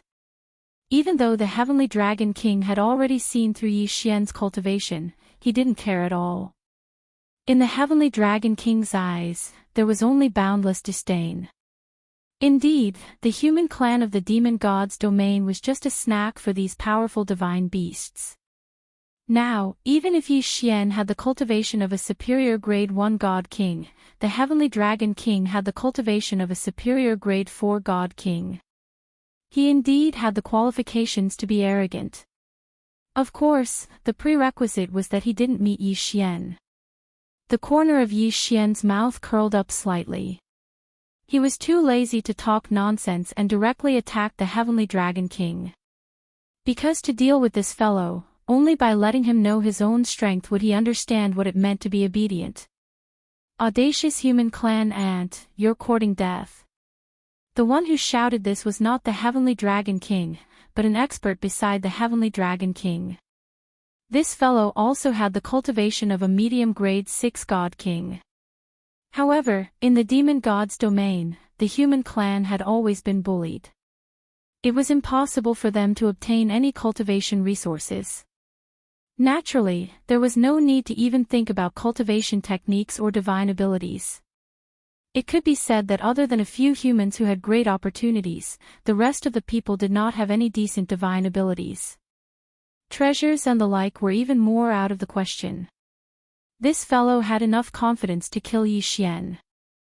In his eyes, Yi Xian was just a snack, a food, a human that wasn't even worth mentioning. Unfortunately, Yi Xian was Yi Xian. He wasn't one of the humans that had been bullied for countless years in the demon god's domain. Die! Yi Xian casually pointed. In an instant, a mysterious power was activated. Yi Xian used the 6 syllables incantation. The divine beast that was incomparably arrogant a moment ago died on the spot in the next moment. What? What's going on? In an instant, all the demon gods were astonished. After all, they had never encountered such a situation before. They didn't even consider that it was Yi Xian who killed the medium-grade Divine King Realm Divine Beast. In the eyes of these divine beasts, they all felt that the human race was the lowliest race. They were just their food. Could food kill its master? They wouldn't have such a thought. Therefore, these divine beasts didn't know what was going on with the sudden death of the medium-grade Divine King Realm Divine Beast. But then, they finally found out the reason. Unfortunately, by the time they found out, it was already too late. 6 syllables incantation, destroy.